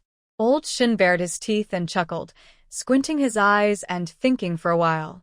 Then he asked abruptly, "Did you kiss?" Duan Hu's sturdy body suddenly froze, like a hard statue. After a long time, he turned his head to look at him, with a look of astonishment and confusion on his face. "Honey, you mean kissing?" Ah. Old Shin nodded. "What else? Isn't the wedding night just about rolling in bed? Can I find the right place?" Duan Hu frowned and waved his hands angrily. Oh my God. Old Shin was absolutely right. Under normal circumstances, he would not dare to swear at Duan Hu even if he was beaten to death. He slammed the table directly, his face full of unreasonableness. "Foreman, you are going too far. You are too ignorant. How can you just roll in bed? You don't even understand what kissing is, and you are doing it." Old Shin shook his head like a rattle, sighing in disappointment. "Don't tell me anything else, Foreman. Go back and talk to your wife about kissing first. The other things are too complicated. I know my limits, and it's not good to say too much. As your elder brother, I just want to say a few words to you about what's going on between you two young couples on the Kong." Duan Hu's thick black eyebrows were tightly knitted, and he kept silent for a long time with the tip of his tongue against his upper teeth. He raised his hand and filled another glass of white wine. Then he tilted his head back and drank it directly. His neck was about to smoke, and his ears were also burning. Finally, he looked at Old Shin again. With difficulty and effort, his voice was hoarse, and he hummed like a hum. "How do you kiss? Just put your lips together?" I still have to. Duan Hu closed his eyes impatiently, gritted his teeth, and continued to squeeze. "I still have to. A few more bites?" Old Shin stared at Duan Hu for a long time with his eyes wide open, and finally covered his face with a wail. "Oh my God." After howling, he couldn't help laughing, shaking with joy. "Foreman, ha ha ha, oh my God. You really have such a big body for nothing.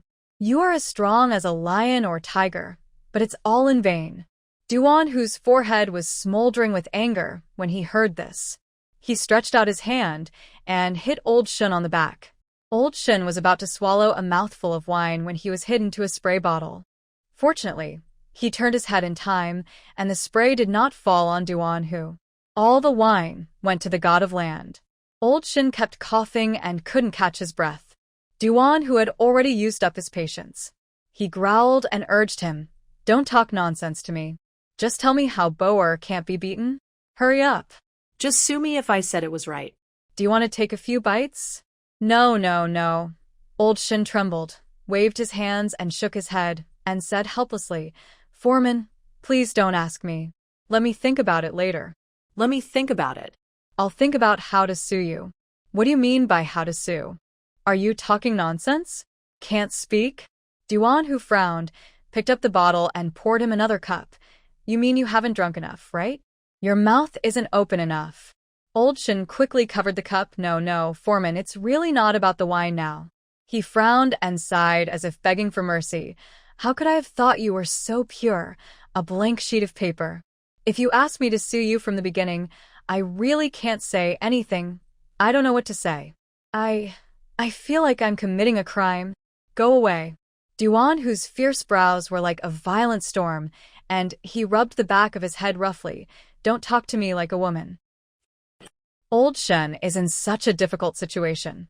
Old Shin stopped talking again. He thought, "That's right. Why don't you let people say it? No wonder he has such a good relationship with Li Shotsai's white-cut chicken and has been together for so many years. Although the two of them are very different in appearance and figure, they are both as pure and clean as young girls. It's really a perfect match." Old Shin looked thoughtful, and after a moment of silence, he suddenly stood up and prepared to pay the bill. He turned his face and said, Don't worry, foreman, I'll pay the bill first. Last time, Li Shotsai said that there is a corner alley, and there is a kid who is looking for books. He has all kinds of books. You can read too. This trick will definitely work. Old Shun went to the counter after he finished speaking. Duan Hu frowned, obviously not believing it. The place where Li Shotsai sells romance novels? Ah. Old Shun quickly paid the bill and came back to pick up the unfinished beer. Don't worry. The bookseller must have seen Shotsai's physique and thought he was not yet an adult, so he didn't dare to give him too much stimulation for fear that he would lose control.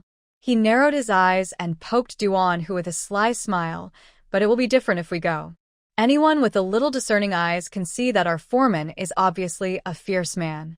If he is not a good and stimulating guy, he is not worthy of you. Ha ha ha. Duan Hu finally understood what book he was talking about after hearing this. As soon as the two of them walked out of the stir-fry restaurant, he quit and pushed Lao Shen, snorting disdainfully. Oh, so you want to take me to deal in pornographic books? He snorted and walked away, saying without hesitation, I don't read those crooked things. My mother said that reading dirty things will make people's brains and hearts dirty. My wife and I are a decent couple. Why should we read those filthy and dirty things? After saying this, Duan Hu also figured it out. He suddenly stopped worrying about it. He put one hand in his pocket and took out a cigarette box, put a cigarette between his lips and lit it with a pop, squinted his eyes subtly in the swirling bitter smoke, and muttered almost silently, Isn't it just kissing? If you can't, then don't. He bit the cigarette holder unconsciously and hummed hoarsely, Anyway, I can't do it and she can't do it either. Can't we study it slowly? We just have two mouths. What's the difficulty? Old Shin didn't hear clearly at the back and yelled, Foreman. Where are you going? We went the wrong way. Not that direction. Duan Hu sneered in a low voice first. Where are you going? Go home to find my woman to study kissing. Then he waved his hand casually and replied happily and domineeringly, No, it's getting dark. I'm a married man now, which is different from before. I have to go home when it gets dark. Go wherever you want, but don't send the money back to me in a roundabout way. If you keep making trouble for me, I'll give you a paycheck. After saying this, Old Shin couldn't think of books anymore. He felt like a whip was stuck in his throat, and his eye sockets were swollen and sore. As the sun was setting, Duan Hu's sturdy and ferocious figure was reflected on the ground, looking like a terrible beast. But Old Shin was no longer frightened and dared not look directly at him, as he usually did. Instead, he stared at him until he disappeared at the end of the long street. Why do you always do this, Foreman? Old Shin smiled bitterly and reached out to touch the remaining money in his pocket. There was still a lot. He knew in his heart that Duan Hu was using this as an excuse to help him. When Shun Baoqiang was young, he was not very consistent. He dated this person today and that person tomorrow. Later, he dated a socialite, not knowing that she was a local girl, and they got together without knowing it.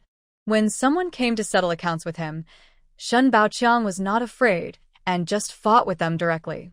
Who would have thought that the other party had a very powerful godfather who just moved his little finger and sent Shin Baoqiang inside? When he came out again, the local girl had already gone to another city. The girl he used to date was very popular. No one dared to look for him anymore. He first went to seek refuge with a former brother, but not long after he moved in, a baby of only a few years old came. The baby was brought here by a pale-faced woman whom Old Shin knew but could not remember her name.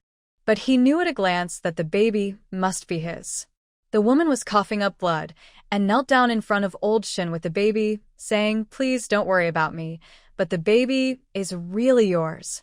Old Shin did not speak for a long time. He himself did not know how he would get through tomorrow, so how could he bear the responsibility? But he could not bear it, he really could not bear it. In the end, he had to grit his teeth, stomp his feet, close his eyes, and squeeze out a sentence, Okay, then you can keep the baby, but I don't know how he can eat or live with me. The woman thought very clearly, without any hesitation. She kept crying and thanking him. She only took one last look at the kid and turned and ran away. It was not until a few days later that Old Shin realized that this kid was a little silly and was not the same as other kids. At the beginning, Duan Hu arranged a dormitory for him, saying that this was so that they could rest more and work hard for him, but Shun Baoqiang knew it better than anyone else regardless of others, only considering himself. Duan Hu did it all for him to be more convenient with the kid. Old Shun's face was wet, but he didn't wipe it. Finally, he took a deep look at the end of the street, picked up the bottle of green stick with his teeth, turned around and drank it. Facing the winter wind, he said, "What if Boer can't beat it well, Foreman? You are such a good person, so good that people can't stand it. In the future, you will definitely be good at everything." He pulled the corner of his mouth and sighed like a dream. "Don't learn from me. You don't have to learn everything from me to be good." Ji Chunhua stayed in Sun Xiaoyun's room for a long time and humbly asked her for advice on the housekeeper's accounting. When she saw that it was getting late, she prepared to cook dinner. Sun Xiaoyun stopped her, saying that no daughter-in-law would cook as soon as she entered the house, and told her to wait in the room for her to cook. Sun Xiaoyun was afraid that Chunhua was kind and soft-hearted and would treat her like a useless person in the future, so she spoke to her from the bottom of her heart. "Chunhua, Mom can't walk for a long time, and she can't stand for a long time. I can still walk for such a small thing, and such a short distance at home. People can't stay still. At my age, the less I move, the sooner I will die." These words successfully scared Ji Chunhua. She just felt that her mother-in-law was very smart and lived a very thorough life, so whatever she said must be reasonable. So she took a step back and said, "Mom, how about this? I feel uncomfortable if you ask me to just wait for food. Let's go together, I'll help you." Sun Xiaoyun was stunned, then smiled with relief. Okay, let's do it." Then the mother-in-law and daughter-in-law went into the front yard kitchen together to get busy. Sun Xiaoyun said, "If Huzi doesn't come back now, he must have eaten outside. We were too engrossed in talking, and it's getting late. Don't be like this in the future, Chunhua. Everything can wait, but eating and sleeping can't. People live for these two things. If you can't do these two things comfortably and well, then nothing will go smoothly, because you won't have the energy." "Yeah." Ji Chunhua was sitting on a small stool picking beans, and responded softly and obediently, "Mom is right, I remember."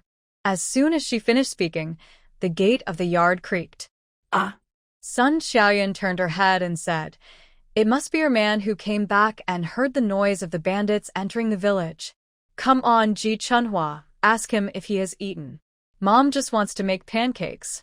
If he hasn't eaten, I'll have to scoop out several more bowls of noodles." Oh. Ji Chunhua seemed to be in a daze, holding a few beans in her hand, and got up to go out. Ouch. Ji Chunhua didn't even see clearly. She just felt her body shaking and her forehead hurt. She clutched the beans and covered her head, feeling a buzzing in her head. Duan, who was standing in front of her, and was suddenly hit in the chest by her. He was stunned for a moment. When he saw her covering her forehead, his face sank, and he reached out to grab her chin. He cursed, "Do you have eyes on the back of your head? You are so old. Can't you look carefully? I told you to walk with your head down all day long. If you had walked with your head up, would you have bumped into me?" He frowned and pulled her hand domineeringly. "Get out of the way. How can you see anything if you cover it? Show me a look." "It's okay." Ji Chunhua laughed and raised her head to let him see obediently, with the beans still tightly clenched in her hand. Duan Hu frowned and looked at her forehead carefully and saw that it was indeed fine, just a little red, and her complexion was slightly better. He pursed his lips and asked inside, "Mom, are you cooking?" Sun Xiaoyun suppressed a smile and replied, Cooking. Stew the beans with some meat slices and make 2 pancakes." "Oh." Duan Hu snatched the beans from Ji Chunhua's hand and strode in, "You go back, I'll clean it." "I didn't eat it either." Okay. When it came to her own son, Sun Xiaoyun suddenly did not refuse. She took off her apron happily and put it next to the stove. But before leaving, she turned her head and added, "Chunhua, you can't be partial. If you help your mom, you have to help your dad as well." Yeah. Ji Chunhua nodded repeatedly. She didn't hear anything wrong and said seriously, "Of course, Mom. Don't worry, you go back to the room and rest."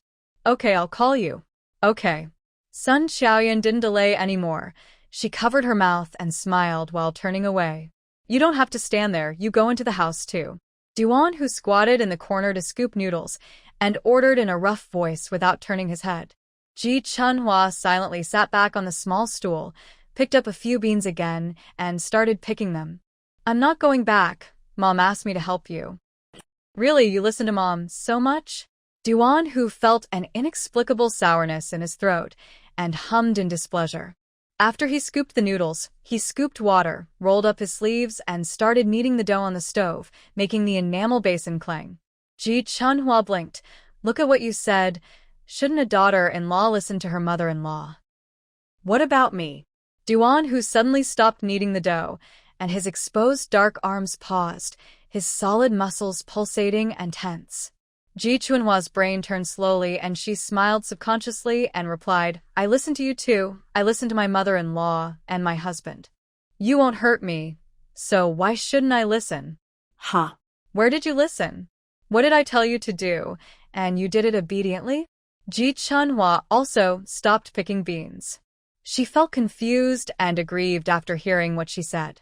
She frowned and said, What did you say that I didn't listen to you? Duan Hu withdrew his hand from the basin with a snap and walked towards her with a fierce look on his big palm. Ji Chunhua was stunned, but couldn't bear to shrink her neck. She saw Duan Hu squatting in front of her, staring at her with burning and fierce eyes. I told you to take a bath with me, but you didn't. I told you to turn on the light, but you didn't. Today I told you not to waste the brown sugar water, but you didn't listen. His forehead throbbed, and he asked in a forced manner, You sue me. Why did you listen to me, huh? Wash. Is it not enough for me to wash? Ji Chunhua was so excited by his one sentence after another that her head was hot, and she said something without thinking carefully. After she finished speaking, she realized belatedly that she was ashamed and angry, but she knew that he was telling the truth. So she lowered her eyelashes and hummed softly as if to comfort herself. Wash it. Wash it.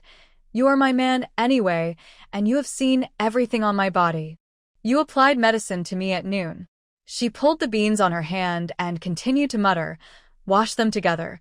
You can't lose a piece of meat. Oh.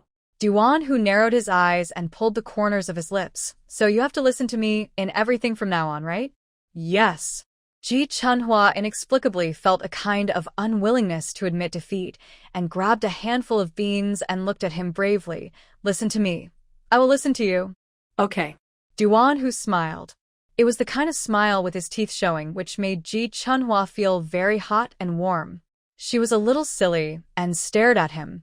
But he suddenly approached her, stretched out his hand to grab the small stool under her ace, and pulled it squeak. Ji Chunhua held the beans against his chest, with a look of panic in her eyes. Duan Hu lowered his head, raised his eyebrows recklessly, closed his eyes. Don't just talk. Prove it to me. Make up for the lunch first. What? How to make up? Ji Chunhua's tongue began to get tangled, and the beans were about to be crushed by her. Duan Hu did not hesitate, and was extremely arrogant. Eat me. Hurry up. Eat. Eat.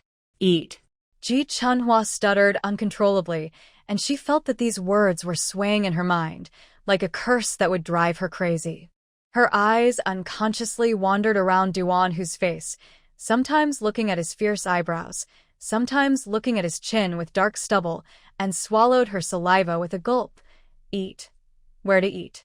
The beans in her hand were finally pulled into several pieces, but this time she gritted her teeth and didn't want to escape again. She figured it out. Didn't he just want her to be closer to him, warmer? She would do it. People should keep their words, and she clearly promised it with her own mouth just now, so no matter how embarrassed she was, she couldn't go back on her word. Duan Hu impatiently lifted his eyelids slightly, leaving a dark gap. I don't care where you eat. Eat wherever you like, whatever. His eyes were filled with impatience, and he snorted disdainfully. Do you f***ing think I'm as hypocritical as you? I'm always full of shoot unexpectedly. Before he finished speaking, his eyes widened suddenly.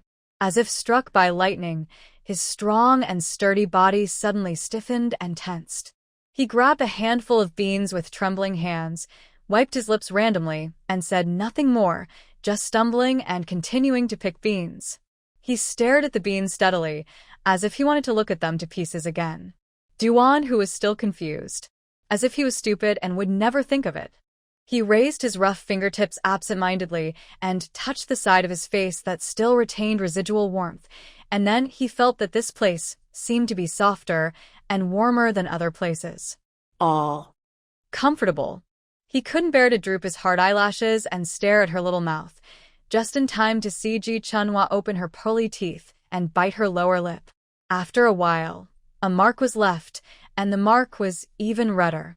Duan Hu's Adam's apple rolled suddenly, and without time to think about it, he directly grabbed her plump chin with his right hand stained with white flour and asked her to raise her neck high, looking fragile and helpless. Don't. Don't bother me anymore, Ji Chunhua pulled him, begging. I've listened to you. I've finished eating. Mom hasn't eaten yet. Let's shut up. Duan Hu applied force with his fingertips, and Ji Chunhua suddenly pursed her lips. He tooted unhappily. Who told you to shut up so tightly? Are you a clam? Loosen up a bit, he ordered in a hoarse voice, lowering his head and approaching again. Ji Chunhua's chubby little hands were restrained again. She was about to cry anxiously, accusing and sobbing. Why do you like to make things difficult for others? Just now you just told me to make up for the lunch, and I did. Now why do you want? Again, what again? Duan Hu interrupted, his hot breath almost brushing the tip of Ji Chunhua's small nose. A sound like burning firewood came from the depths of his throat, hissing, You're allowed to eat, but I am not? I want to eat too. I want to eat your mouth. As the voice fell wildly, he quickly bit her lower lip. As ferocious as a hungry beast, not gentle or lingering at all. Ji Chunhua was bitten hard and wanted to hide in pain. The corners of her eyes were already red. She didn't care about anything else and slapped her chubby little hands. It hurts. You bite me, and it hurts. How can I eat like this? I didn't even use any strength just now. No. Duan Hu also sensed something was wrong and growled, Don't move. Let me study you. Rascal, I don't want it. Ji Chunhua struggled hard to refuse. I don't want it anymore. I don't want it anymore. How can you be so torturous? You are deliberately bullying me. No. Duan Hu was so anxious that his eyes were crackling with sparks, and he gritted his teeth and tightened his arms to hold her soft and plump waist. While saying this fiercely, he rubbed her tightly closed lips anxiously and roughly. He frowned deeply and tried to reduce the force. Ji Chunhua's struggle also gradually slowed down. She trembled her lips and thought, Good. It seems that it doesn't hurt so much. He didn't seem to want to bite her again this time. Duan Hu was panting, and his body and face were sweating. His forehead was wet. The sweat flowed down along the brow bone and just flowed to the philtrum. Duan Hu felt a little itchy and licked his mouth subconsciously. Unexpectedly, Ji Chunhua suddenly hummed. And then, as if she was scalded, she jumped up from the stool in an instant. She didn't know where she got the strength from. When she recovered, she had covered her mouth with both hands, and her eyes were wide open in shock. The drops were round, oozing out soft mist and revealing water. Duan Hu was not in a good condition either. He seemed to be able to hear the humming just now in his ears. It was so light and sticky that it made him itch. But he didn't know where it itched. He was very uncomfortable. But he wanted to feel uncomfortable for a while longer. He stretched out his hand to grab her and said fiercely, Why are you hiding? It must not hurt just now. Don't try to trick me. Ji Chunhua clenched her fists, turned around quickly, and rushed out the door. She also deliberately shouted loudly, Mom. Duan Hu didn't ask me to help. I'm here to chat with you, Mom. Duan Hu stood up angrily. His face was full of ferocity and his teeth were chattering. But he couldn't chase Sun Xiaoyan directly into the house to arrest her, so he could only rub his head angrily, as if he had given up, cursing angrily. The only one who knows how to run. He also turned around and went back to the stove, continuing to knead the dough with a clang. The poor enamel basin was knocked against each other even harder, making a helpless cry. But after a moment, it was drowned out by Duan Hu's bandit-like shouting and cursing. He stared at the white, soft and sticky dough under his hands, gritted his teeth and increased his strength. I'll need you to death. I'll need you to death. While cursing, he grabbed the white flour from the bowl and sprinkled it into the large basin, growling, "Not only will I need it, I'll also make it into delicious big pancakes for you. After that, chew it all up and swallow it. I'll eat it. I'll eat it." At dinner time, they all gathered in the main room and ate around the big round table. Sun Xiaoyan picked up a piece of beans while rolling up the pancake and was stunned. Then she put it in her mouth and chewed it, and couldn't help but mutter, "Why are the beans so finely picked today?" Duan, who was staring at Ji Chunhua while chewing the pancake, as if examining her. When he heard this, he didn't think twice and replied directly, "I picked it." "Oh, then it's not surprising." Sun Xiaoyan was happy to reveal Duan Hu's past to Ji Chunhua. "Chunhua, you don't know. If Huzi was given a delicate job like picking beans, he would definitely do it badly. You didn't even see him cut the potatoes, just 4 cuts. Those are really big pieces of potatoes." "Yeah." Ji Chunhua almost put her head into the bowl and laughed dryly. "Yet, as nothing. It's all the same in the stomach anyway." "Huh." Duan Hu laughed, but it was not a good laugh. It was sarcastic and ironic. "What are you laughing at?" Sun Xiaoyan raised her eyebrows and straightened her back to scold him. "Why are you making such a noise while having a good meal?" Sun Xiaoyan put down her chopsticks with a pop and her face was serious. "I didn't want to talk to you these 2 days, seeing as you two just got married yesterday. But you have to force me, so don't blame me in front of Chunhua and not give you face." "What's wrong with me?" Duan, who was not convinced, his face was aggrieved and he snorted. "You don't even let me talk? I can't even laugh. I don't even want to breathe." He bit the lower half of the pancake hard with resentment. Ji Chunhua looked at Duan Hu, then at Sun Xiaoyan. She felt guilty about the beans, so she couldn't help but try to smooth things over. "It's okay, Mom. He's just like that." I understand it all." Ji Chunhua's eyebrows were soft. She had no temper at all, and she was even a little serious. Duan Hu is just foul-mouthed, but not at heart. "I don't think there's anything wrong with him being like this, Mom." She pursed her lips and smiled. "He has always lived like this. How can he change after marrying me? Wouldn't that be too uncomfortable?" "It's okay, Mom. He was like he was before. Don't say anything about him. Listen to how sensible your wife is and how much she thinks about you." Sun Xiaoyan picked up the chopsticks and even forgot her manners and kept tapping the edge of the bowl. Finally, she ordered without any room for argument, "Okay, I won't talk to you about anything else, but you have to change that name for me. From now on, if I hear you calling Chunhua fat woman again, do you think I will let you into our house?"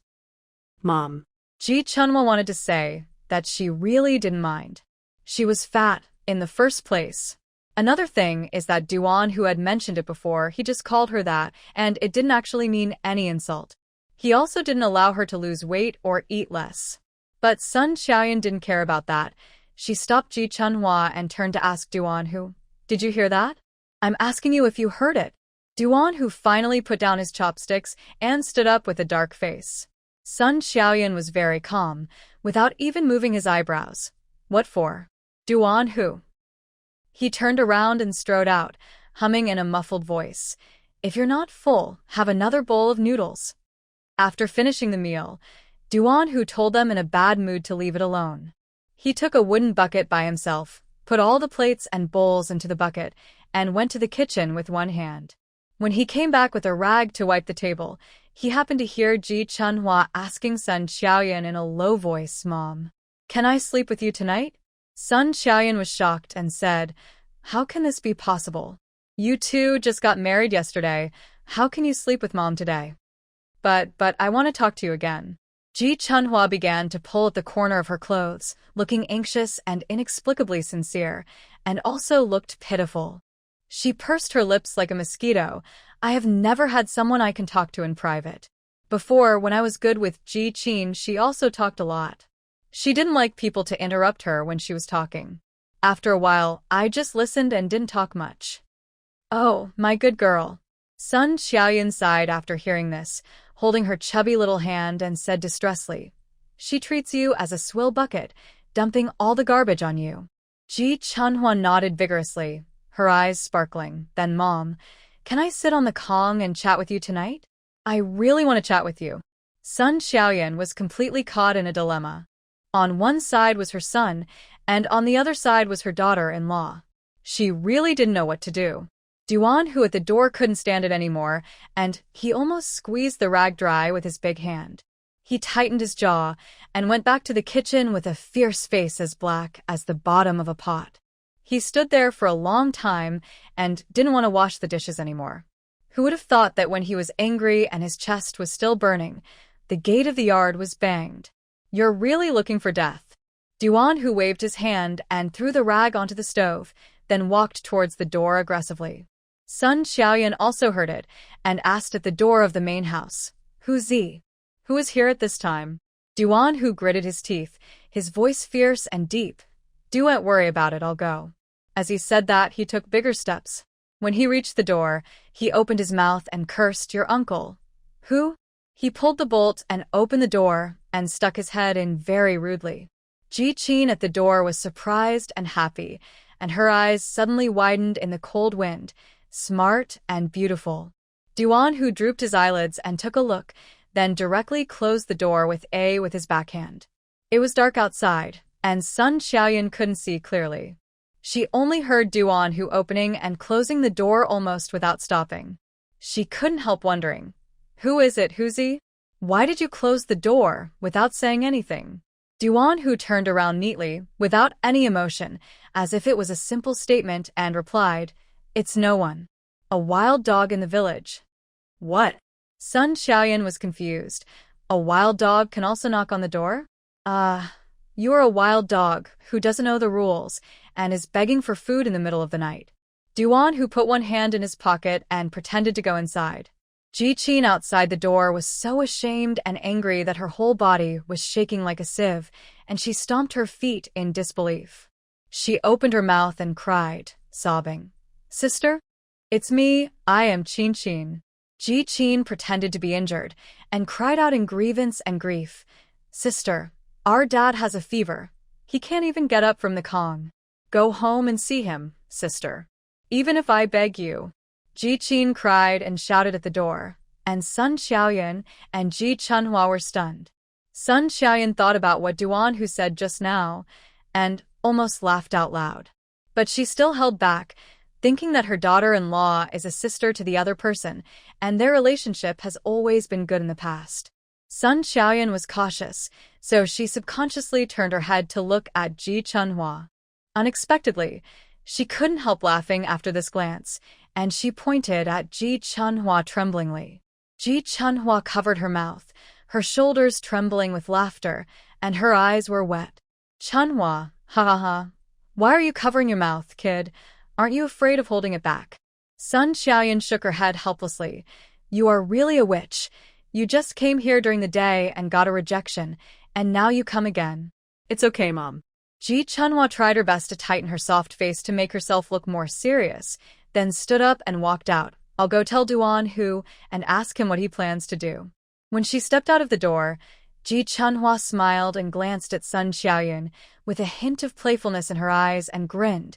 "Anyway, I'll tell her today. I'm afraid of my man, so I'll listen to him.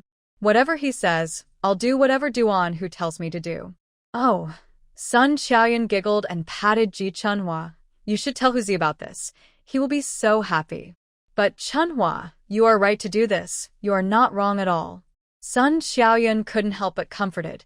"You two can't hide things from each other. You have to discuss everything. Forget it, Mom doesn't care. With you two, Mom doesn't have to worry about that." Having said that, Sun Xiaoyan also left the main house after Ji Chunhua and walked towards her own room. Ji Chunhua nodded. "Okay, Mom, it's getting late. You should go to bed early." After replying, she immediately hurried to find Duan Hu. But it happened that Duan Hu was getting more and more annoyed by the crying outside the door. He scratched his ears and sneered sarcastically, Call your mother. Your sister is not your mother, and I am not your father? We don't have a doctor in our Duan family." Duan Hu didn't want to care anymore and said with a chuckle, "Hurry up and go where you should go. If you keep yelling, I have plenty of ways to deal with you." As he said that, he walked towards Ji Chunhua in a swaying manner. Ji Chunhua saw him coming and immediately leaned over and half covered her mouth, as if she wanted to whisper to him. When Duan Hu saw her, his face suddenly darkened a few points. He turned his head and looked away, deliberately not looking at her, and said fiercely, "What are you doing? Are you still afraid that she will hear you? How can I not be a coward?" No. Ji Chunhua was a little anxious and couldn't help stretching out her chubby little hand to pull his coat. I just want to tell you that she came here today during the day. Ji Chunhua frowned, feeling sad and helpless. She couldn't tell Duan Hu. I was reborn, and I was killed by Ji Qin in my previous life. If I took the initiative to break up with her, I was afraid that she would be desperate. So, she couldn't bear to bring some flattery and pulled his coat harder. Just think of me as a coward. You know how I got along with them in the past, and I can't do it like you scold her away. Then, she stared at Duan Hu's fierce profile with flashing eyes, and her tone was very frank. So I said at noon that I obey my father at home and my husband after marriage. I said I'm afraid of you. If you don't ask me to interact with my parents' family, I won't. I'll listen till you get out of here. Duan Hu frowned and immediately turned his head to glare at Ji Chunhua. Sparks were flashing in his eyes, and there was a hint of resentment. He gritted his teeth and growled in a hoarse voice, "Don't try to feed me with love potions again." Duan Hu pinched Ji Chunhua's chubby face as if to vent his anger, lowered his head and squinted his eyes. "You listen to me? Are you afraid of me? Fat woman, do you believe what you said, huh? How are you afraid of me? When have you ever listened to me completely? Those few nice words you said were all coaxing me like a 3-year-old kid." Ji Chunhua felt aggrieved by his yelling. Her soft eyes turned red. She raised her face and argued with reason. "You said I coaxed you, which is not unreasonable, but why don't I coax others but you?" Her fine eyelashes trembled, and she looked at him intently. "That's because you are my man.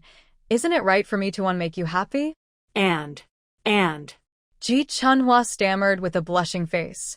Her already watery and soft face became even more delicious in Duan Hu's eyes.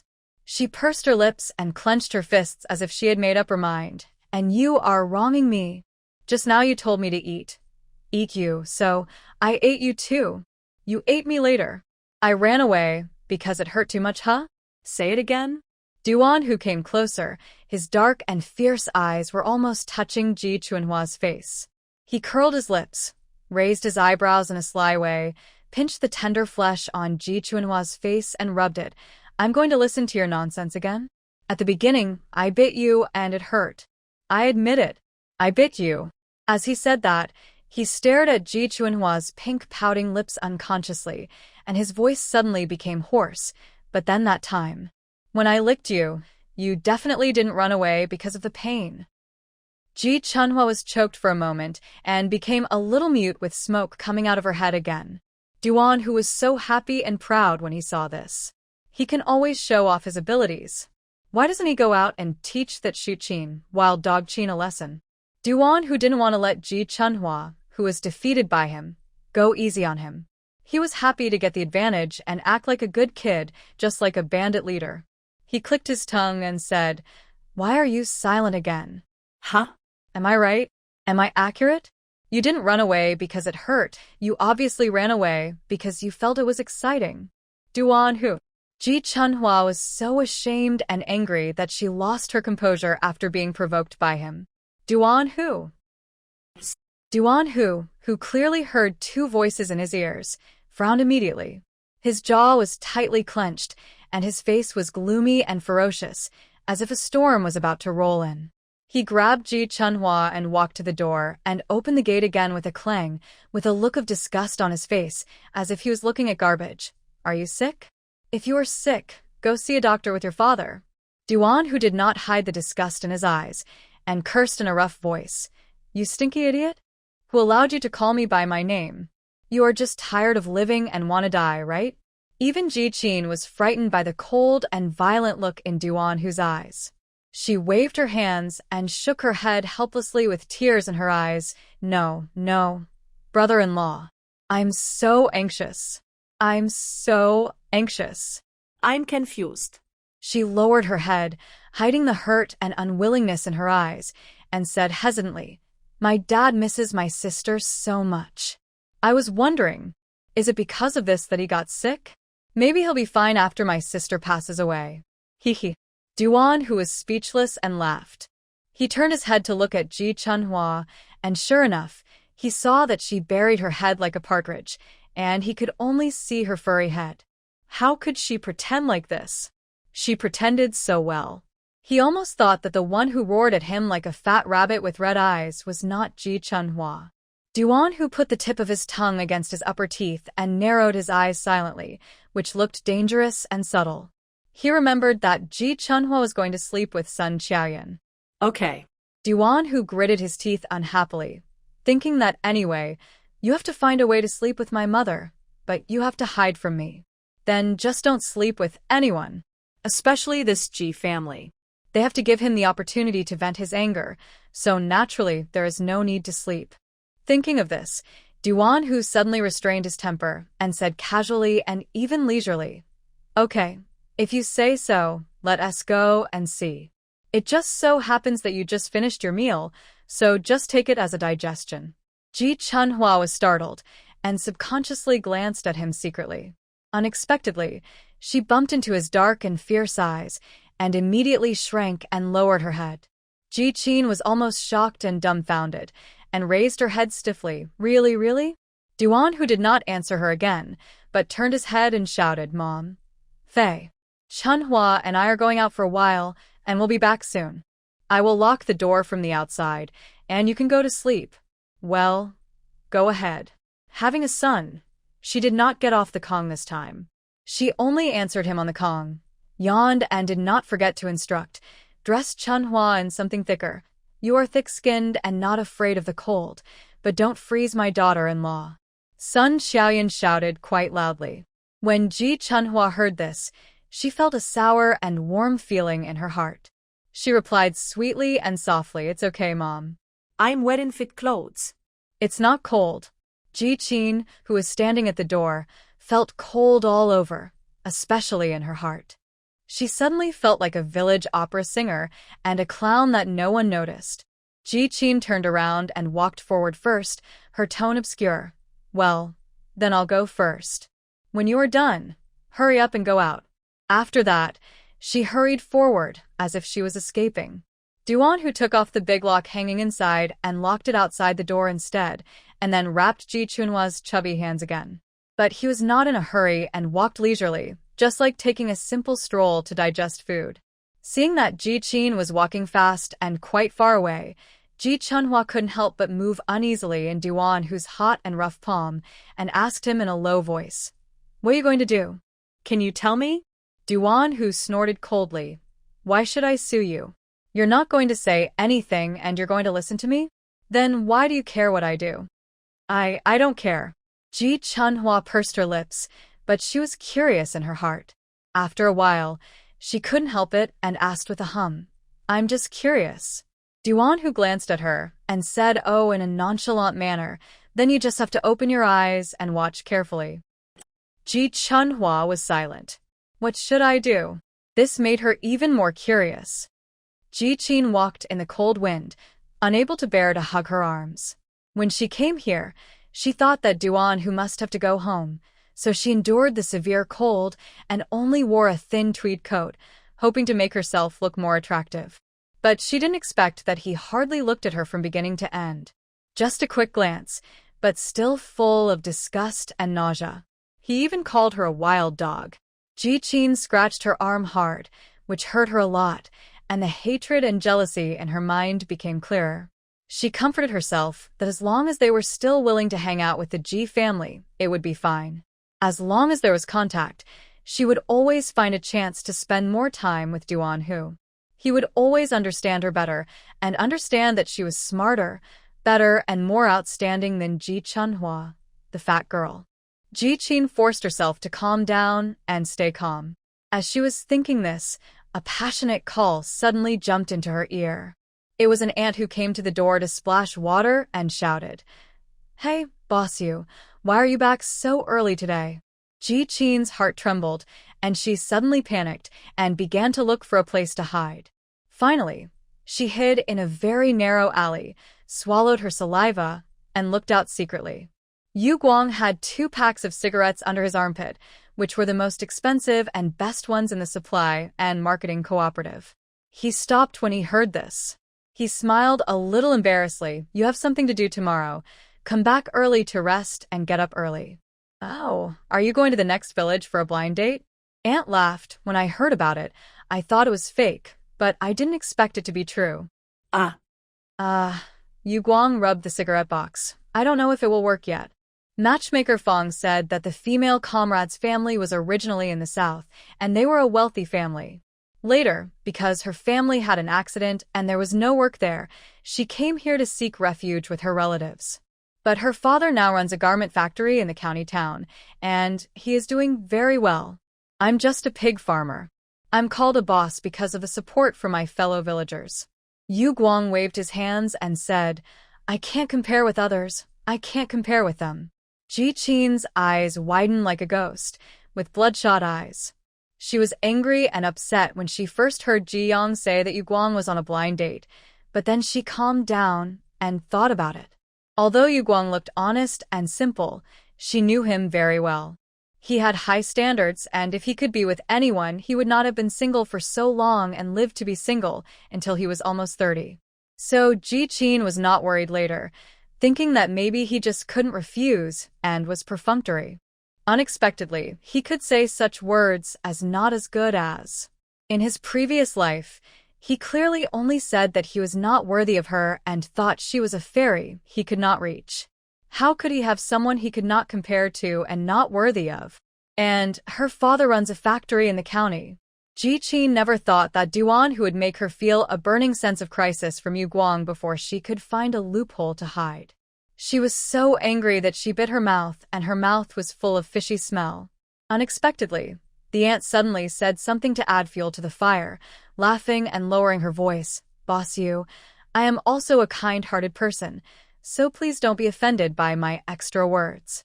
In my opinion, that poor lady who has suffered a lot is much better than the second daughter of the Ji family that you have always coveted.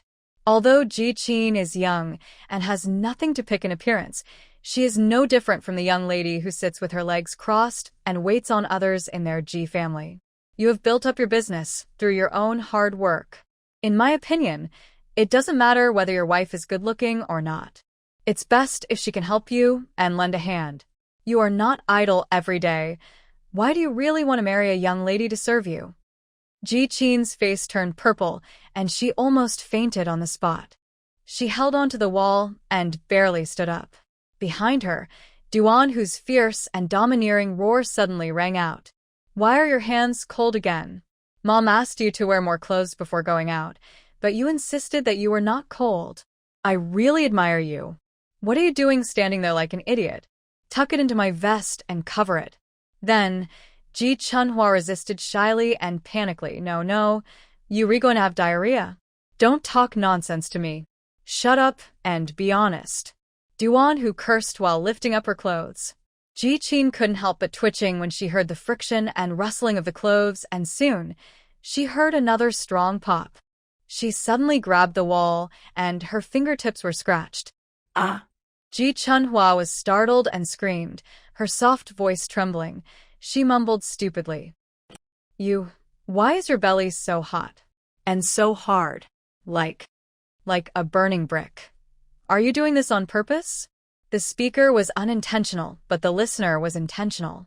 Duan Hu's abdomen immediately tightened and his forehead throbbed, and the brick immediately became harder. Ji Chunhua was slow to realize what he said. Her white and soft face turned red as if blood was dripping, and she struggled desperately to pull her hand out. No, I don't want you to cover it. Oh my God, she really didn't think so much. But when he said that, she suddenly remembered that it seemed that his body was hard everywhere. I'm really not cold. I'm not lying to you, I just like my hands to be cool, even when the weather is hot. Ji Chunhua was so embarrassed that she didn't dare to think about it anymore, let alone touch his strong body. She simply curled her hands tightly. Ji Qin, who was hiding in the dark, couldn't bear it anymore. She blocked her ears with both hands, wishing that all the sounds she didn't want to hear would disappear. All disappear. Then I'll leave first, Aunt. You should go home and have a rest too. Amid Ji Qin's curses and resentments, the sound of Yu Guang's footsteps gradually receding finally came from the front. She was stunned and tentatively let go of her hands. The sound that pierced her ears and blocked her heart was finally reduced, but the burning sensation that drove people crazy did not subside at all. Ji Qin sneered and muttered in a very low voice with sourness, "It seems that he really has to get up early. Okay, just go. Do you really think Yu Guang are someone you know? Is there no one else who is eager to coax me and love me except you?" After saying that, she didn't stop. She turned around and slipped out from the other side of the alley. Anyway, Duan Hu and the fat guy were walking towards Ji's house, so she didn't want to go with them. Today, there were enough things that made her angry and frustrated. But just wait a little longer. As long as they agree to go to Ji's house, Ji Chunhua, that fat guy, will be disgusted anyway. When she goes back, she might be so annoyed that she can't sleep. Maybe even, this matter will cause some conflicts between her and Duan Hu. She didn't believe that Ji Chunhua had been afraid of Ji Daqiang for more than 20 years, and now she would be disobedient just because she got married. I'm afraid that by then, she will be embarrassed and can't please both sides. She will be reduced to the point where Zhu Beiji looks in the mirror and is neither human inside nor outside. Ji Qin thought about it and couldn't help laughing for a moment, humming a tune, and her steps became lighter. When they reached the door of Ji's house, Ji Chunhua's mind was in a mess. How could she care about what Duan Hu was going to do next? As soon as she reached the door, she began to cry and beg him, "It's okay, you can't let me do this." After entering, she pulled his coat with one hand and started to push his belly with the other hand. "I'm really not cold, my palms are sweating." Duan Hu snorted and squinted his eyes, lazy and casual, which was completely different from Ji Chunhua's anxious state. Although he didn't stop her again, he smiled thickly. "What? Are you afraid that you will be exposed if you are exposed by others? Anyone who sees it will think something is wrong. They will think that you are so afraid of me. How dare you put your hand in my coat?" Ji Chunhua's eyes became redder, and the bottom of her soft eyes was filled with mist. She retorted, aggrieved and ashamed, You are exposed. It was obviously you who put my hand in there, and you also didn't let me take it out, Mom. It's my sister. My sister, and the others are here." Ji Chunhua was interrupted by the footsteps of Ji Qin before she finished her words. She quickly closed her mouth, and she didn't know what she was thinking, but subconsciously she grabbed Duan Hu's coat tightly and stuck to him. Duan Hu scratched his ear and sneered with disdain and ferocity, "You're really embarrassing me." Ji Chunhua's eyelashes trembled, and her mouth felt a little bitter. She didn't want to be like this, but her mind just couldn't turn around. She could only think that there were two people in this room who hurt her the most. One was Ji Daqiang, who beat and scolded her the most severely, and the other was Ji Qin, who directly killed her.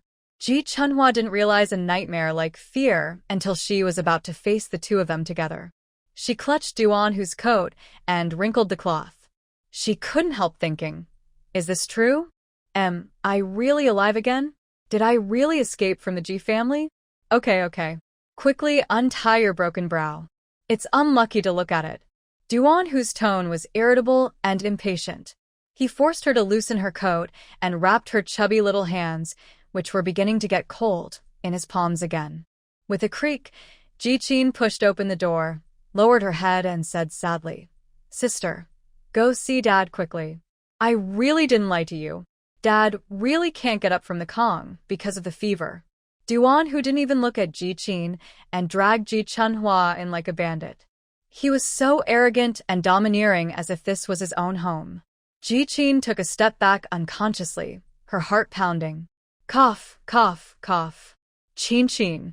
Duan Hu was walking to the door with Ji Chunhua, and he frowned when he heard this, and was about to kick the door. Unexpectedly, Ji Qin just said that my sister is back, and didn't have time to say that Duan Hu is here too. Ji Daqiang was already having a fever, and his mind was not very clear.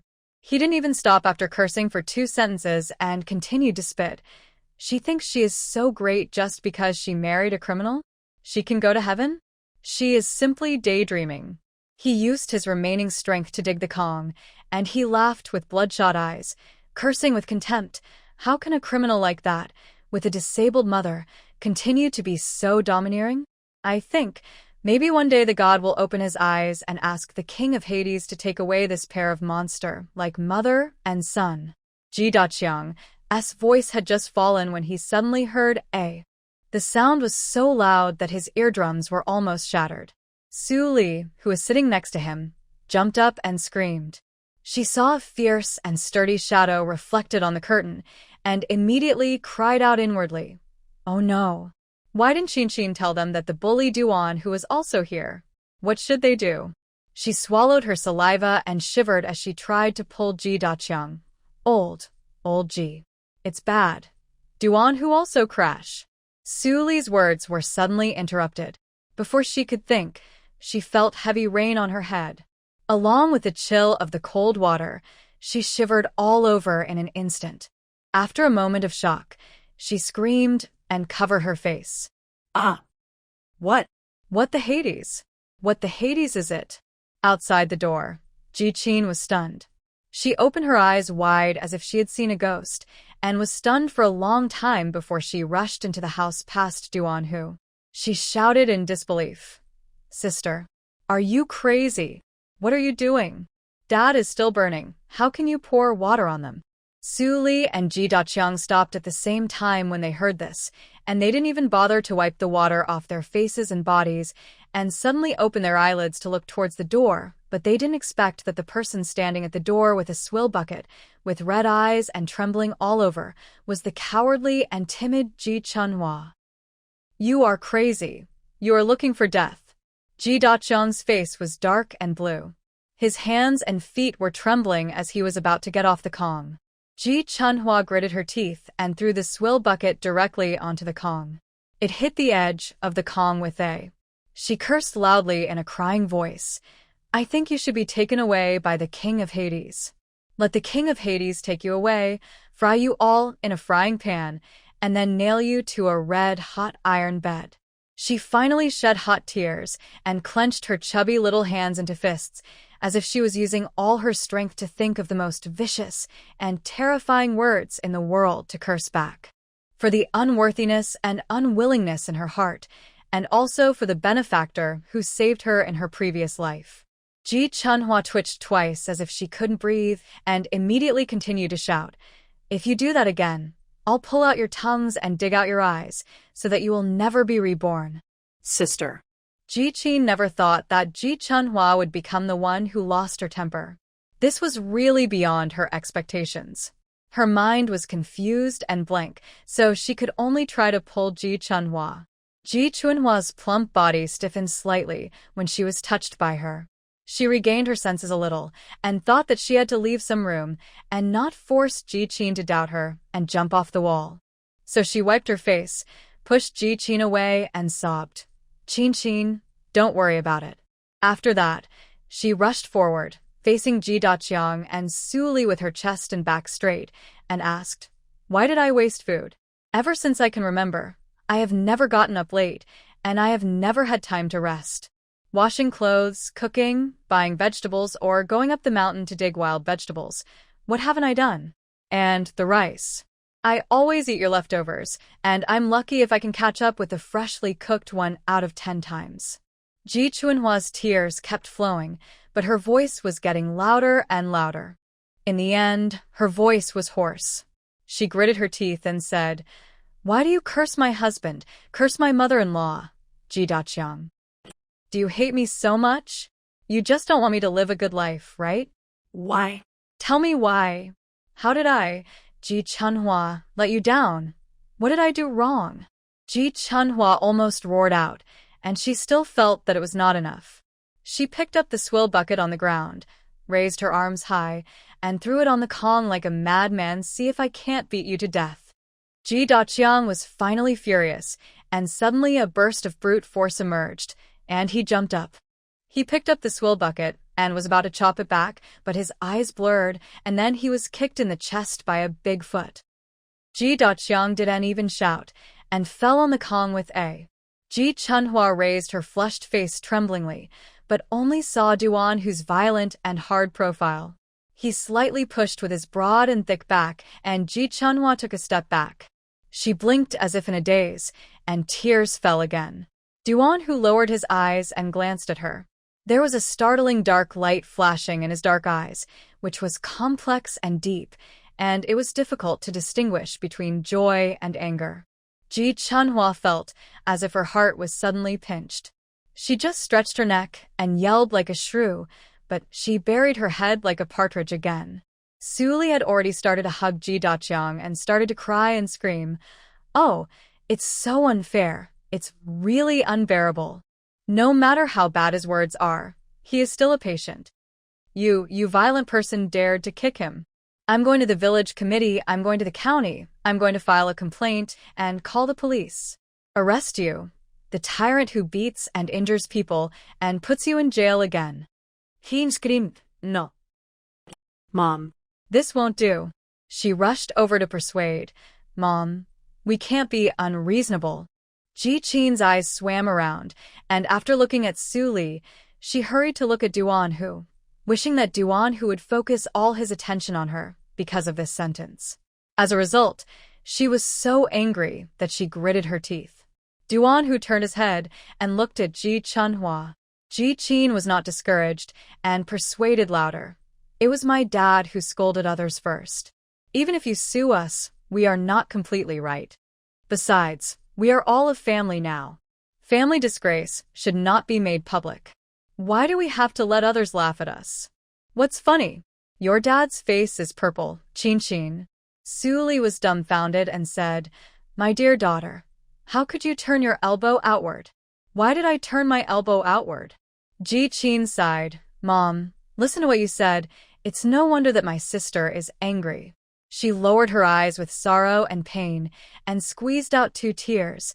"What you said to my dad were all heart-wrenching words. You all know that my sister's original image. No one looked down on her." Ji Qin said anxiously, "She is finally married now. She is already very pitiful. Why do you still have to curse her husband and her mother-in-law? You are the ones who said the wrong thing first." "Ahem, forget it. Forget it." Ji Daqiang loved Ji Qin the most, and even though his mouth was full of the taste of blood, he suppressed his temper because of his daughter's persuasion. He hummed as if to do a favor. "I'll forgive you this time because you got married and added a lot of money to our family." Ji Daqiang didn't even mention the time when Duan Hu kicked him. He just pointed at Ji Chunhua and said, "Kneel down and kowtow to me and your mother 3 times, and you don't have to leave today. Just stay here and serve." Ha. Duan Hu suddenly laughed, his chest trembling slowly with his mouth wide open. His laughter was wanton and arrogant. It was as if he heard a joke. He picked up the chair leaning against the wall, slammed it under his eyelids. His smile disappeared in an instant, and he ordered with a stern face and hoarsely, "Sit down for me." Ji Chunhua shrank her neck, rubbed her feet on the ground and moved to the chair, then sat down obediently. Duan Hu raised his eyebrows, looking like a tyrannical gangster. "No, let's not worry about it. You can go to the village committee to file a complaint, or the county, the police station, it's all fine, call them all over." "Ah, but I just remembered something." Duan Hu gritted his teeth and smiled wildly. "Ji Daqiang, you're working hard outside, right? Which construction site? If you tell me, I know everything. Aren't you an old man? You don't have much strength to do. I'll use my connections to help you get by." As he said that, he waved his hand and said, "It's okay, it's really okay. You don't have to thank me. My mother always taught me to repay evil with kindness, and I'm very open-minded." Ji Qin broke out in a cold sweat on the back of her neck after hearing this. She closed her eyes as if she could not bear to watch, and she was so aggrieved that she cursed Ji Daqiang and Su Li in her heart. As stupid as pigs. Don't they know what they are capable of? They have to go against someone like Duan Hu, who is rich, experienced, and strong. That is just like throwing eggs at a stubborn stone. Thinking of this, Ji Qin felt more and more itchy. She must get such a capable man. So now, they must not tear their faces apart, otherwise, she will not even have the opportunity to associate with Duan Hu. Although Ji Chunhua is disgusting and an eyesore, she has no choice but to use her now. Ji Qin concealed the calculation in her eyes, pinched her fingertips, frowned, and looked up. Dad, you can't be so excessive. If you force my sister like this again, then I won't live at home anymore. I'll pack my bags and go to their house with my sister and brother-in-law. Duan Hu laughed again. This time his laugh was so cold and disdainful that he looked up at the ceiling and chuckled hoarsely. You are such a hopeless idiot. Your face is thicker than the ash at the bottom of a pot. I think I don't want to bother with you. You're still singing non-stop. He drooped his eyelids and put his big hand on the back of the chair behind Ji Chunhua. His ferocious body like a beast seemed to cover her and the chair. Then he took out a cigarette from his pocket and lit it. Come on. It's a waste of saliva to talk to you rascals about other things. Duan Hu narrowed his eyes in the smoke, his face full of arrogance and barbarity. Tell me, how much can you sell my wife to me? I want a one-time buyout. Ji Chunhua was stunned when she heard this, and immediately stood up suddenly, as if she was pricked by a needle. No. Why should you? Duan Hu frowned while holding a cigarette in his mouth, and without any effort, he pressed her shoulder and asked her to sit down again. Are you allowed to interrupt? Don't you know that women are not allowed to interrupt when we men are talking? When Ji Daqiang saw this scene, he felt inexplicably relieved. He snorted twice, and when he looked at Duan Hu again, there was a hint of pleasure in his expression. He couldn't help but think that this bully seemed to be quite reasonable and worldly wise. Ji Qin, on the other hand, had been completely turned pale by Duan Hu's retort. She sat on the Kong like a wronged flower and leaned against Su Li. When Su Li saw this, she felt distressed. She held her hand unhappily and said sarcastically, Did you see that, Qin Qin? You are still speaking for them? Humph, your kindness has been taken for granted. Su Li rubbed Ji Qin's hand and rolled her eyes. It is said that people from the same family stick together. In my opinion, you two are both ignorant of good and bad and grateful. Shut up. Ji Daqiang was thinking in his mind when he heard Su Li muttering beside him. He picked up a pillow and threw it at Su Li. You have no manners. Your son-in-law has told you women not to interrupt. Are your ears blocked by pigmenter? Didn't you hear? Old Ji you. Su Li was almost angry to death. When she was about to refute, she was pulled by Ji Qin. Ji Qin still lowered her head, her tone was light, and she sounded very tired. Forget it, Mom. Let's just ignore it and let them talk. She had a few calculations in her eyes, and her eyelids twitched. She thought that maybe she could change her path. Duan, who was so generous when he gave her the engagement money, let alone now. If he could really give her a big sum, she would naturally get a lot of benefits. It was just right that while Ji Daqiang was at home, she could act like a spoiled child and ask for more money to use for herself. Whether it was to buy clothes or find a place to study and improve herself. As for Ji Chunhua, thinking that Ji Chunhua was able to control herself from getting angry at her sister when she went crazy just now, Ji Qin smiled smugly. She said that this fat guy still loved her in his heart and couldn't bear to leave her as his sister. It would be better if the other people in the Ji family broke up with her. In the future, if she gave the fat guy some sweet treats, she would definitely pamper and rely on her as before. She would regard her as the last support of her mother's family, like a drowning person grabbing a floating wood. In the end, when she successfully took down Duan Hu, she would kick her away and let her have no place to go, even to the stinking mud pit of the Ji family. Haha. You deserve it, Ji Chunhua. Who told you to block my way? Who told you to grow up to be like Sun Xiaoyun, an old woman in the old society? Thinking of this, Ji Qin felt that this trick was better and more decisive. So she tried to squeeze out a few tears and sighed to Su Li. Since Dad and my sister already have a knot in their hearts, no one will be happy to look at each other, and there is really no need to force a relationship.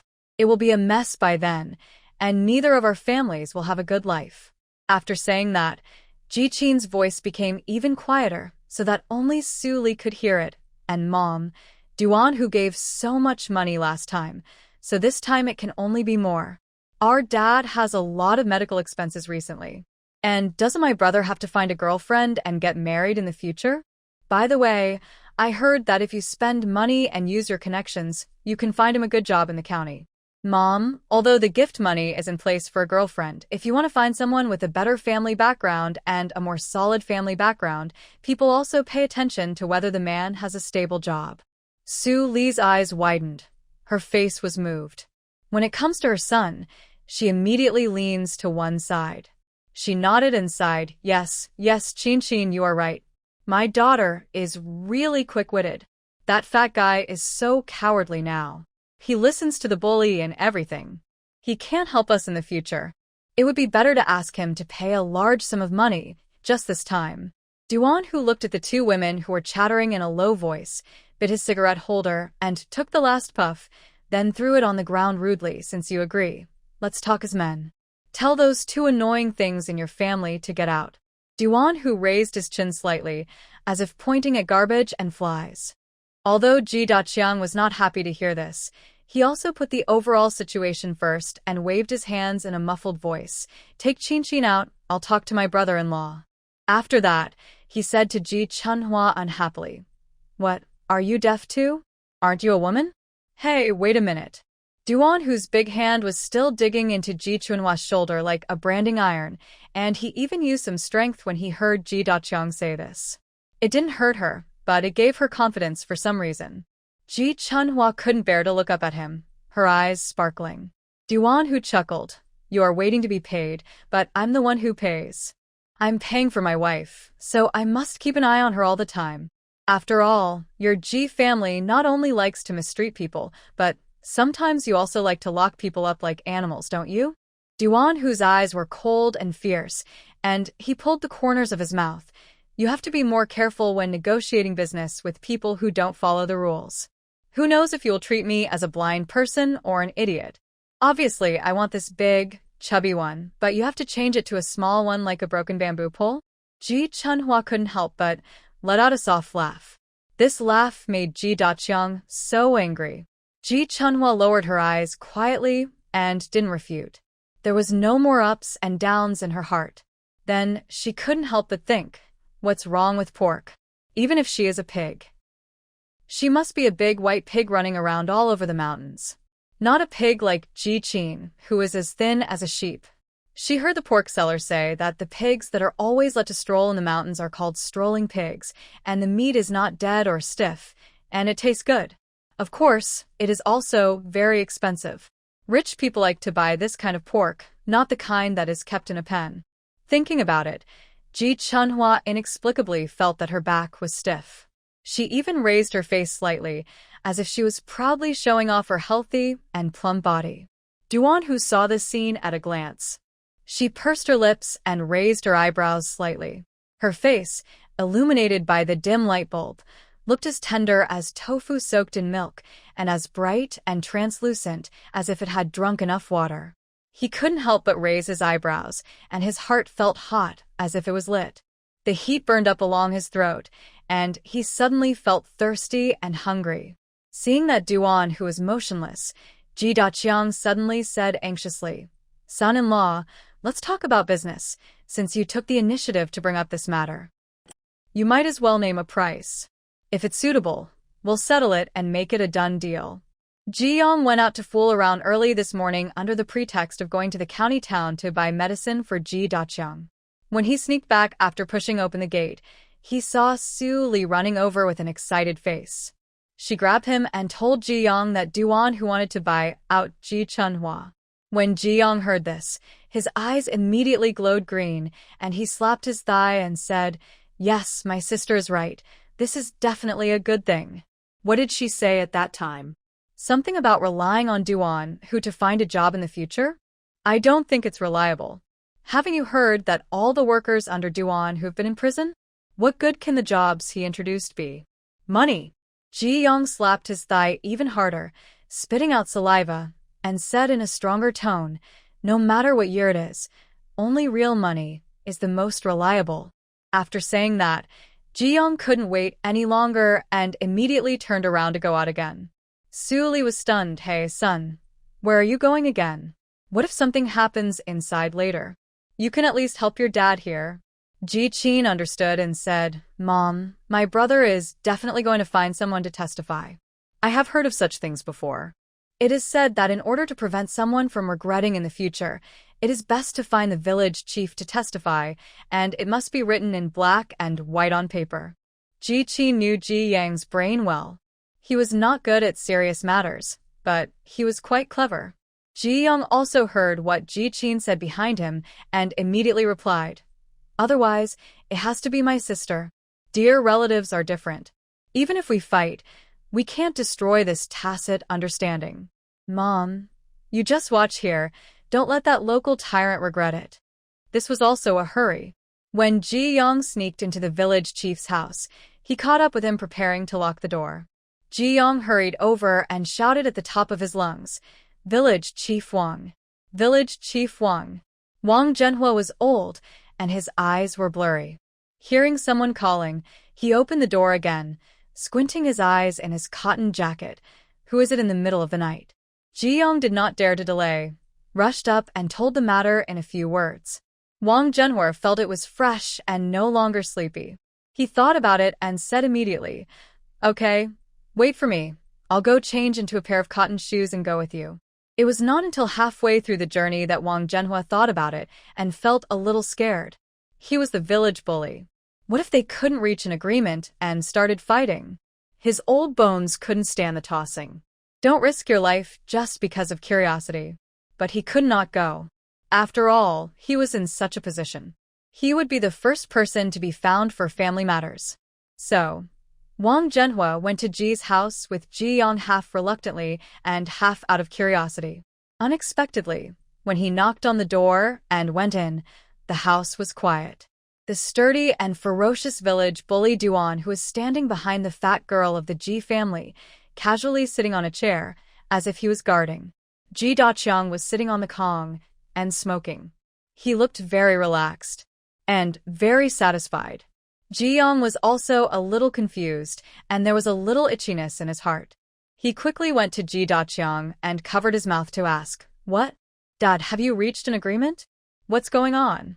When Ji Daqiang heard this, he couldn't help but curl up the corners of his mouth and let out a sly aw. Ji Yang couldn't help swallowing. How much? Ji Daqiang glared at him and counted 3. 300. It's a bit too little. Ji Yang frowned, not very satisfied. This was not much different from the engagement money they finally got. Ji Daqiang bared his yellow and black teeth. Could your father be so stupid? How can you ask for so little after buying it out? Ji Yang's eyes almost popped out, and he swallowed a bigger mouthful of saliva, trembling, and asked, No, it can't be 3. What, 3,000? Wang Zhenhua bravely asked Duan Hu what he meant, but he said directly, I've finished talking, just give me a written document as a proof. 3,000. I bought my wife. I will have nothing to do with the Ji family in the future, and I will completely cut off all ties with them. Just treat it as if the Ji family doesn't have this daughter. Wang Zhenhua was really shocked by such a number, and he couldn't help but screamed. Then he unconsciously began to stare at the fat girl of the Ji family, and he got close to her for fear that he couldn't see clearly. His eyebrows were almost wrinkled into a knot, and he secretly muttered in his heart, Oh my God! Is this fat girl inlaid with gold? I have to take a good look. Village Chief Wang knew the situation of the 2 sisters of the Ji family. It was said that the eldest sister of the Ji family was fat, didn't pay attention to personal hygiene, was depressed, and didn't like to talk. She was not welcomed by the Ji family since she was a child. Oh, this is pitiful enough.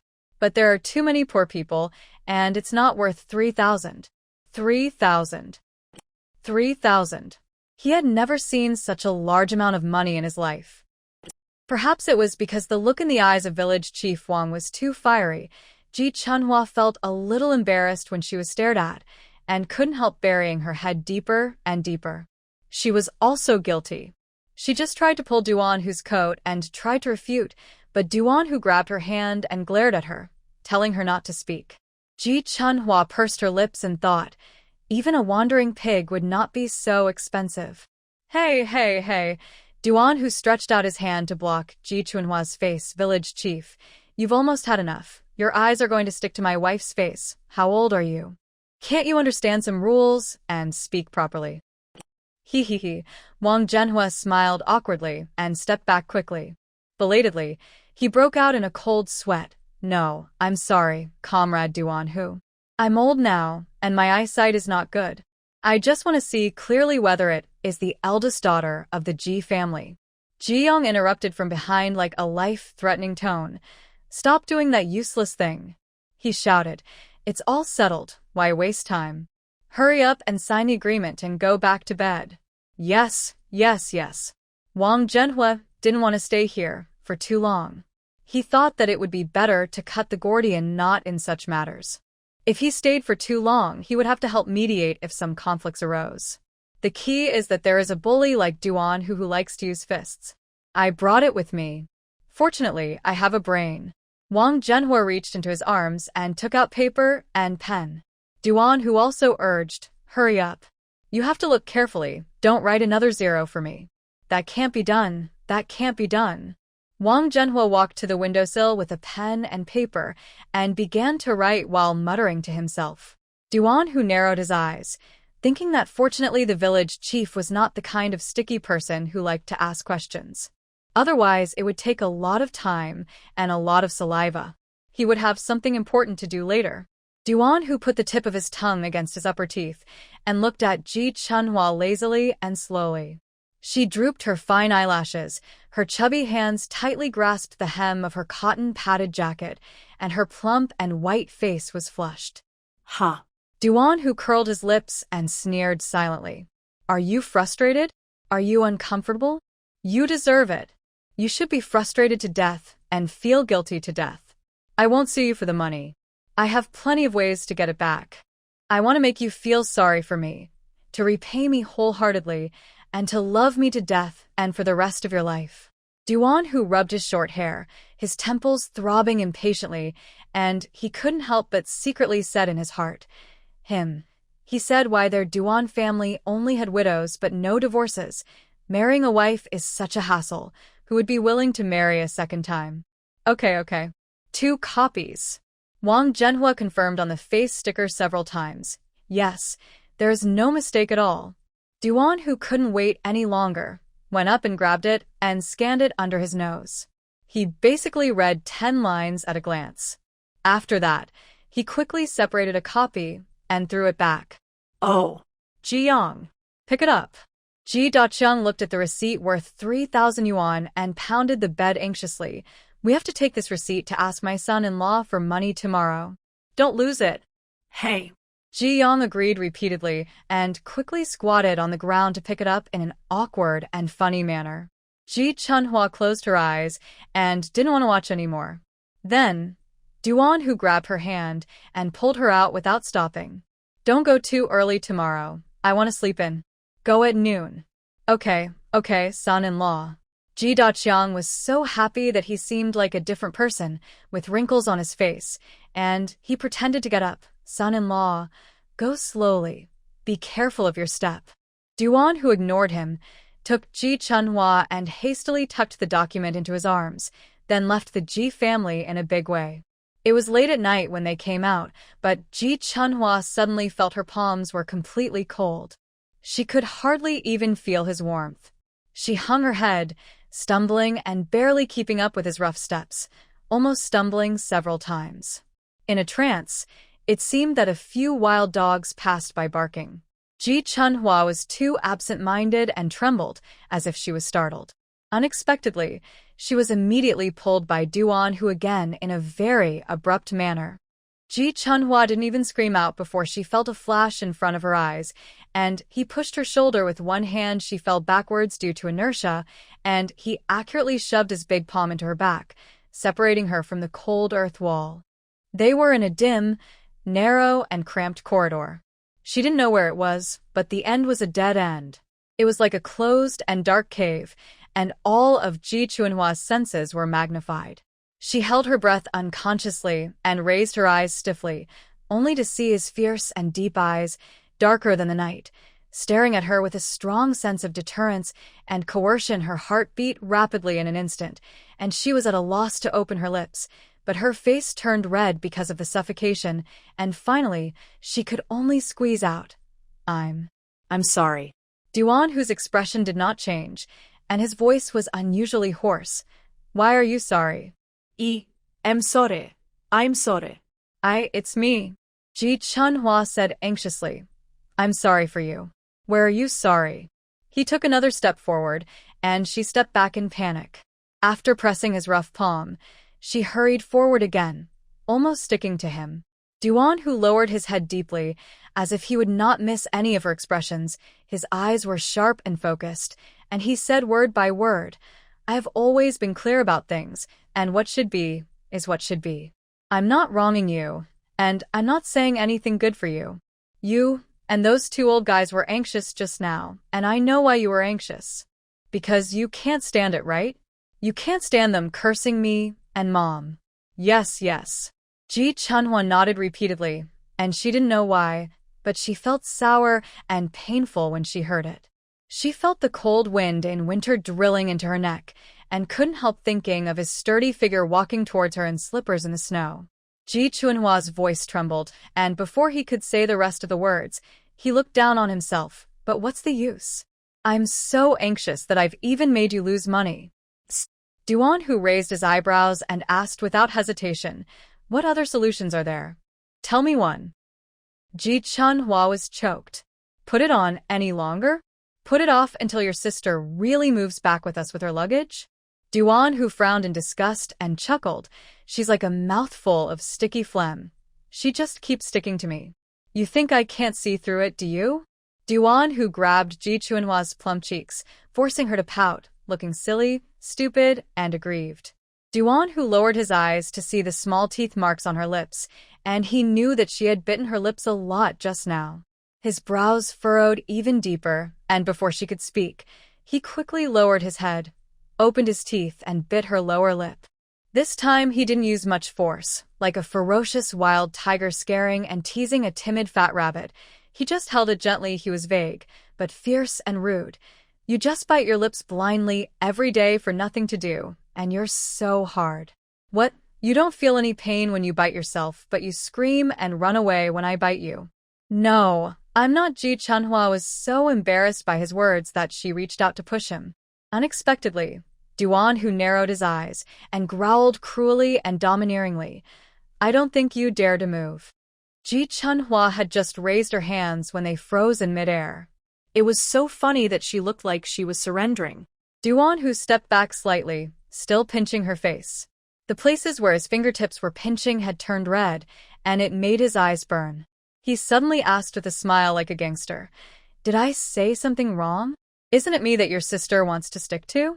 Get in bed with me. No. Ji Chunhua exploded as if she was ignited, and she was so anxious that she was on fire. She suddenly lost control, as if she had developed a strange power, and pushed Duan Hu away, shouting with red and wet eyes, I don't want it. I don't want her to kiss you. I don't want her to roll in bed with you. She is so dark and vicious. She only hurts people. Ji Chunhua hated this problem of hers. She would cry when she got emotional. She was no longer sad. She hated Ji Qin so much. But why couldn't she control her crying? She was crying heavily because he was pressing her step by step. She couldn't bear to imagine in her mind that the person who married Duan Hu was really Ji Qin. Ji Chunhua closed her eyes with trembling lips and finally understood and saw through her own thoughts. She said as if begging very hard, Please, Duan Hu, don't say such things anymore. I just heard Ji Daqiang scolding you and Mom. Although I felt sorry for my past self, I felt more pain in my heart. He cursed you and Mom to be taken away by the king of Hades. I can't stand it. I can't bear it. You rewrite. Ji Chunhua raised her hand, sobbing and wiping her tears. Ji Qin wants to marry you, and she hasn't given up yet. But I can't stand the thought. Ji Chunhua's mouth felt bitter and sour, and she raised her face high through the thick fog. Her soft and tender hands trembled uneasily, and she finally couldn't help but clutching his shirt on his chest. I've never wanted anything, and I don't think anything belongs to me. But you told me. If you want it, just say you want it. Ji Chunhua made up her mind and clutched his shirt with her fingertips until she felt stiff and painful. Her eyelashes fluttered, and tears fell on the back of her hand. She asked nervously and bravely, I want you, Duan Hu. I want you to belong to me. To me alone. Is it okay? Duan Hu was suddenly stunned, and the big hand that was clenched on her face unconsciously loosened. His head was buzzing, and he couldn't say a word for a long time, as if he was hit by a club.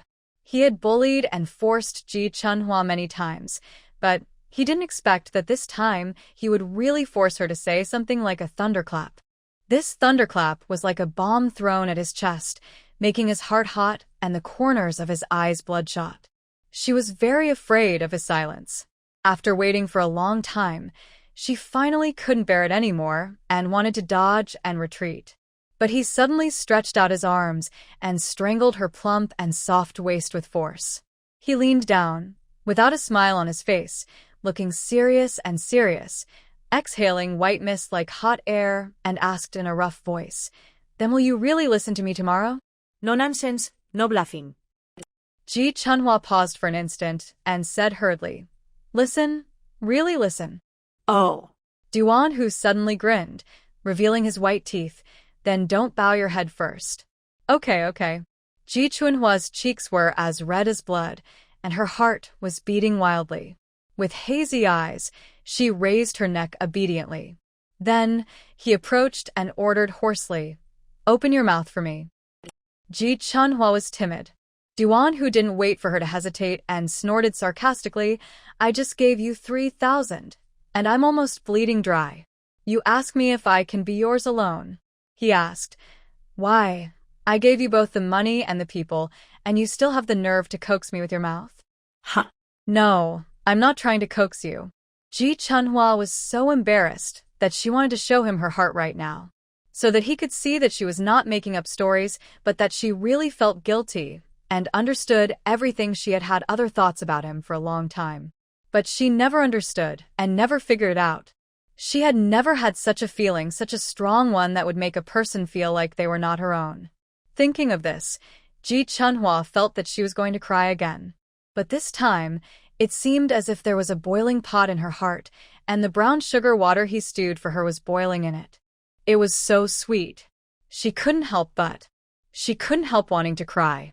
She closed her eyes tightly, and finally, when Duan Hu was about to get angry and curse, she suddenly stood on tiptoe, opened her soft mouth with sincerity, and bit his thin lip line awkwardly but actively. All the dirty words he was about to blurt out were blocked by her bite. The veins on the side of her neck suddenly bulged and throbbed violently. Ji Chunhua bit very hard, looking very hard and serious, and her brain seemed to be filled with boiling syrup, sticky and chaotic, so that she couldn't think of anything. She was just subconsciously surprised. His mouth looked hard, but it was not hard at all when she bit it.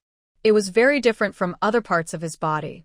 Ji Chunhua thought so, and moved unconsciously, tentatively opened it lightly. She remembered the time when he licked her lips accidentally. When that strange feeling suddenly arose, it was so fierce and hot that she couldn't control herself and ran away. The coolness in Ji Chunhua's palms had long been warmed up by Duan Hu's furnace-like body temperature, and even her hands were wet due to being too embarrassed and nervous. She couldn't help but think of the 3,000 yuan again, and then she thought, he said that he had bled for her. In order to deal with her mess once and for all, he made a great sacrifice. Then she had to sacrifice too. Ji Chunhua made up her mind and frowned unconsciously.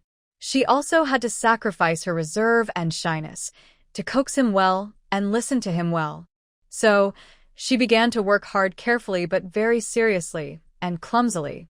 She tried to recall the sugar ice cream that she could only eat once every many years. She was reluctant to eat it every time and ate it very slowly. Ji Chunhua felt that she was too stupid to figure it out, so she just used stupid methods, so she just followed the example carefully. This way, her nervousness was inexplicably relieved. The chubby hands that were clenched on his collar gradually loosened, and his body was no longer so stiff. But Duan Hu was the opposite of her. He was thrown into the furnace and burned with a fierce fire. It burned so hot that sparks burst out. A hoarse groan seemed to come from the depths of his throat, and he cursed vaguely. Ji Chunhua calmed down a little, but became anxious and flustered because of his curse. "Did I hurt you?" she asked fearfully, her voice soft and ashamed, and she pretended to put her heels down. Unexpectedly, she was quickly stopped by a palm like a branding iron, and he lifted her up again and stuffed her whole body into his arms. "It hurts. Do you think I'm as hard to please as you?" Duan Hu muttered as he sealed her mouth, and quickly and roughly repeated everything she had just done. But he was different from her.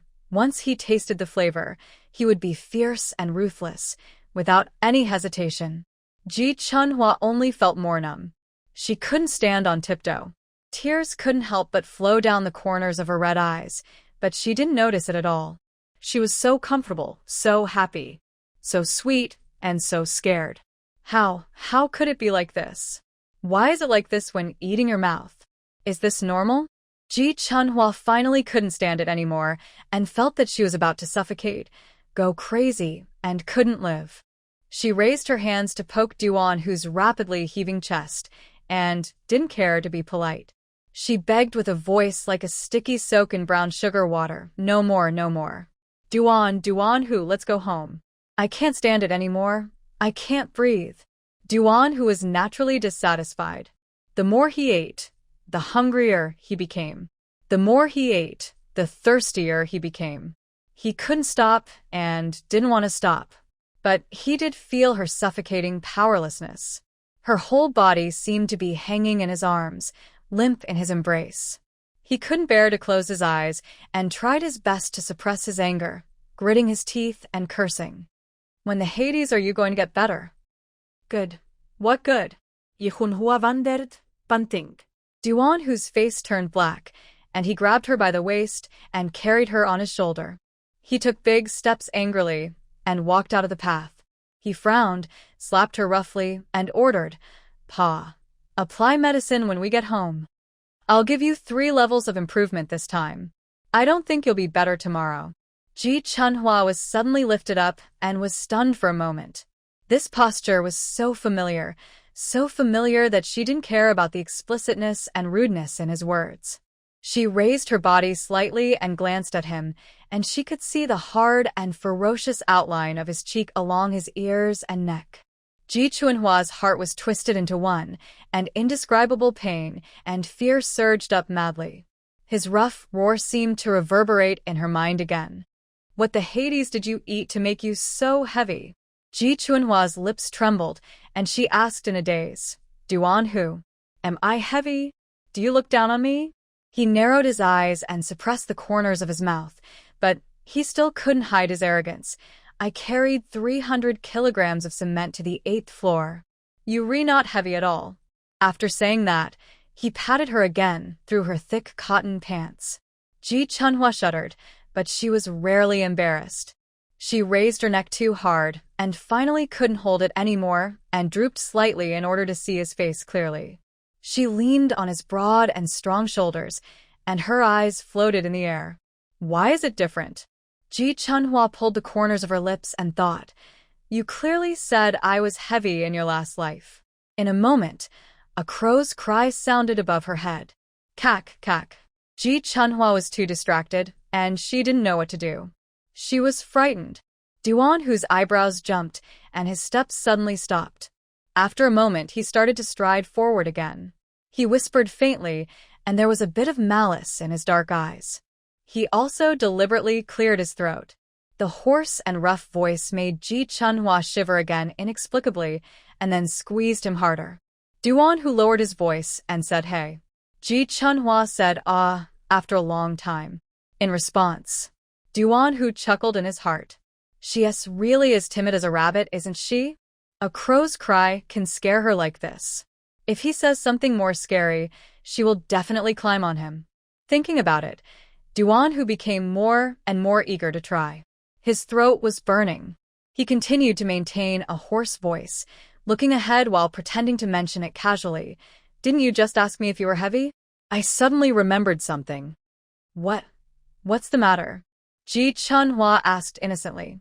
Duan Hu touched the roof of his mouth with the tip of his tongue and recalled. It happened when I was 17 or 18. At that time, I was still working hard for others. I did both short-term and long-term work, and I didn't choose. Later there was a time. I forgot where it was. A worker on the construction site was too lazy to wear a safety helmet and was hit by something falling from a height. Ji Chunhua's soft eyes trembled, and she felt terrified. She swallowed and couldn't help asking with empathetic concern. Then, what happened next? Did he go to the hospital? Was he saved? Is he dead? Duan Hu felt the trembling warmth on his shoulder, and he couldn't suppress the corners of his mouth. So he quickly put on a stern face, looking even more ferocious and intimidating. TSK, don't interrupt. I tell the story in order, do you understand? Ji Chunhua suddenly closed her mouth and held her breath uncontrollably. It was as if she was concentrating and praying for a good ending. Duan Hu continued to tell the story in his order. At that time, he was hit on the back of the head, and blood was all over the floor. Ah. Ji Chunhua's heart tightened even more, and she even inexplicably felt the chill of the blood gradually drying up before death spreading throughout her body again. She pressed against him tighter and tighter, squeezing him, plump but not weak, full of youthful vitality. Hugging his hard muscles intimately, Duan Hu felt his spine and even his scalp go numb. He couldn't wait any longer and continued. At that time, other people were afraid and didn't dare to step forward.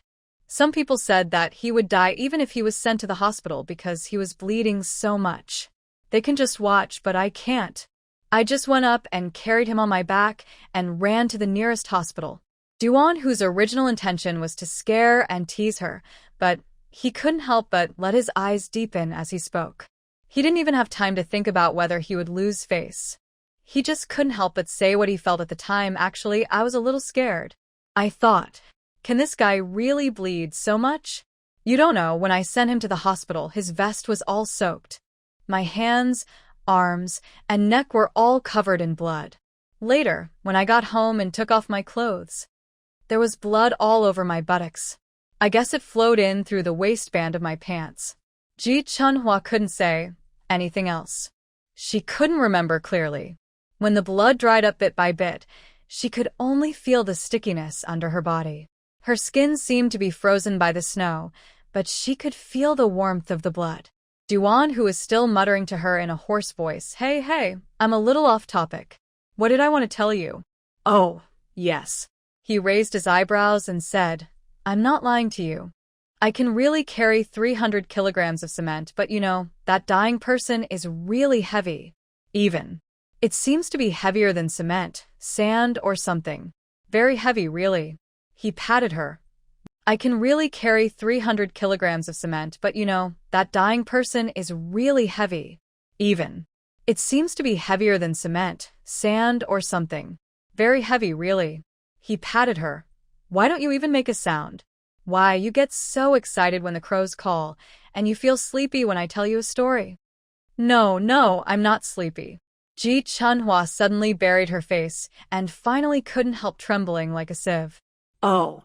Duan Hu glanced at her. The effect of his inner words was really good. Dead.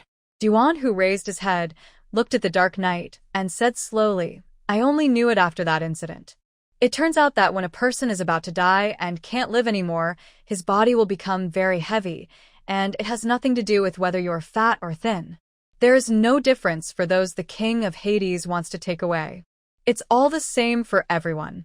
Ji Chunhua suddenly felt that her breathing was held, her heart was pounding, and her soft eyes widened unconsciously. After a long time, she grabbed his arm through her coat, forcefully and nervously, and asked tentatively, Then if you encounter a very heavy person again in the future, you know she probably won't survive. You. Her throat was dry and bitter. She couldn't help licking her lips. Will you save her again? Duan Hu laughed. Disdainful and arrogant. Like a tyrant who doesn't care about anything and is no longer afraid of anything. He cursed with certainty and resolution. He must be saved.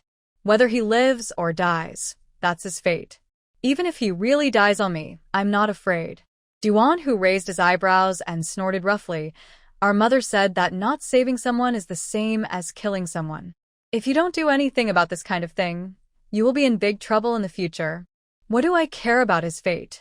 Anyway, I don't want to be in big trouble, he said, and there was no response. Then there was another long silence. Duan, who was slightly stunned and gnashed his teeth unhappily. This time, he must have really fallen asleep. He hasn't said a word for such a long time. Sleep, sleep, sleep. I finally got to tell you about my youth, but you're the opposite. The more you listen, the more sleepy you get. The hot moisture behind his shoulder suddenly penetrated the thin fabric and wet his right arm. Duan, whose throat was immediately choked, and without waiting, he slightly bent down and threw her to the ground. The silvery moonlight reflected his fierce face, which was without a smile and unusually cold. What for? Did I say too much? The words that came out of his mouth sounded like a contemptuous ridicule, but his face was stern and expressionless. Ji Chunhua drooped her eyelashes, and tears flowed down like a faucet that had been opened. Duan Hu opened his mouth again, but closed it again because of guilt. He tightened his jaw and rubbed his head in annoyance. You've been crying several times since I hit you. If you keep going like this, I'll have to find someone to ask. You only know that people can die if they bleed too much, but you don't know if they can die if they shed too many tears. Duan Hu, Ji Chunhua called him with a muffled nasal voice. Why do you call you a man? He finally waited for her to speak and unconsciously took a step forward. His tone was rough, and his eyes were focused. He stared at her white and tender cheeks like a silver plate, as if he wanted to see through her drooping wet eyebrows and eyes to see her heart. To see how scared she was to cry like this. Ji Chunhua shook her head and took a step forward. She raised her chubby arms and suddenly hugged him. She buried her head in his chest, closed her eyes, and called again. Duan Hu. Here, here, calling for my soul in the middle of the night. Duan Hu was uncontrollably raised his head by her soft lean. His rough big hand froze in midair for a while before he hugged her tightly and tucked her into his arms. He frowned, patted her back like coaxing a child, and clicked his tongue twice. That's enough. It's just that the story is a little scary. Besides, you don't sleep alone at night. He became angry when he thought of Ji Chunhua begging Sun Qiayan to sleep with her. After a pause, he emphasized his tone as if a thief deliberately. Anyway, you will sleep with me when you go back. You have a man to accompany you. What are you afraid of? Puff. Ji Chunhua was successfully amused by his swear words. The shyness that had not been felt for a long time emerged again. She couldn't help but mutter in his arms, You don't curse like that. Why are you cursing like that? You have to draft before you say a dirty word. Why are you so troublesome? Ji Chunhua bit her lip and couldn't help scratching his collar. No. Don't talk about that. Eggs. Duan Hu eggs? Yihunhua. Duan Hu laughed roughly. What's the matter? It's not like you didn't touch it. Ji Chunhua screamed, raised her head from his arms, and glared at him anxiously. I didn't touch it. I didn't touch it. Her watery eyes were thoroughly washed by tears and were wet. There were still tears hanging on her fluffy eyelashes. But now she was frowning and glaring, looking like a fat rabbit that was annoyed. The redness at the corners of her eyes burned all the way to her cheeks and spread to her ears that were half covered by her hair. Duan, who was staring at her again.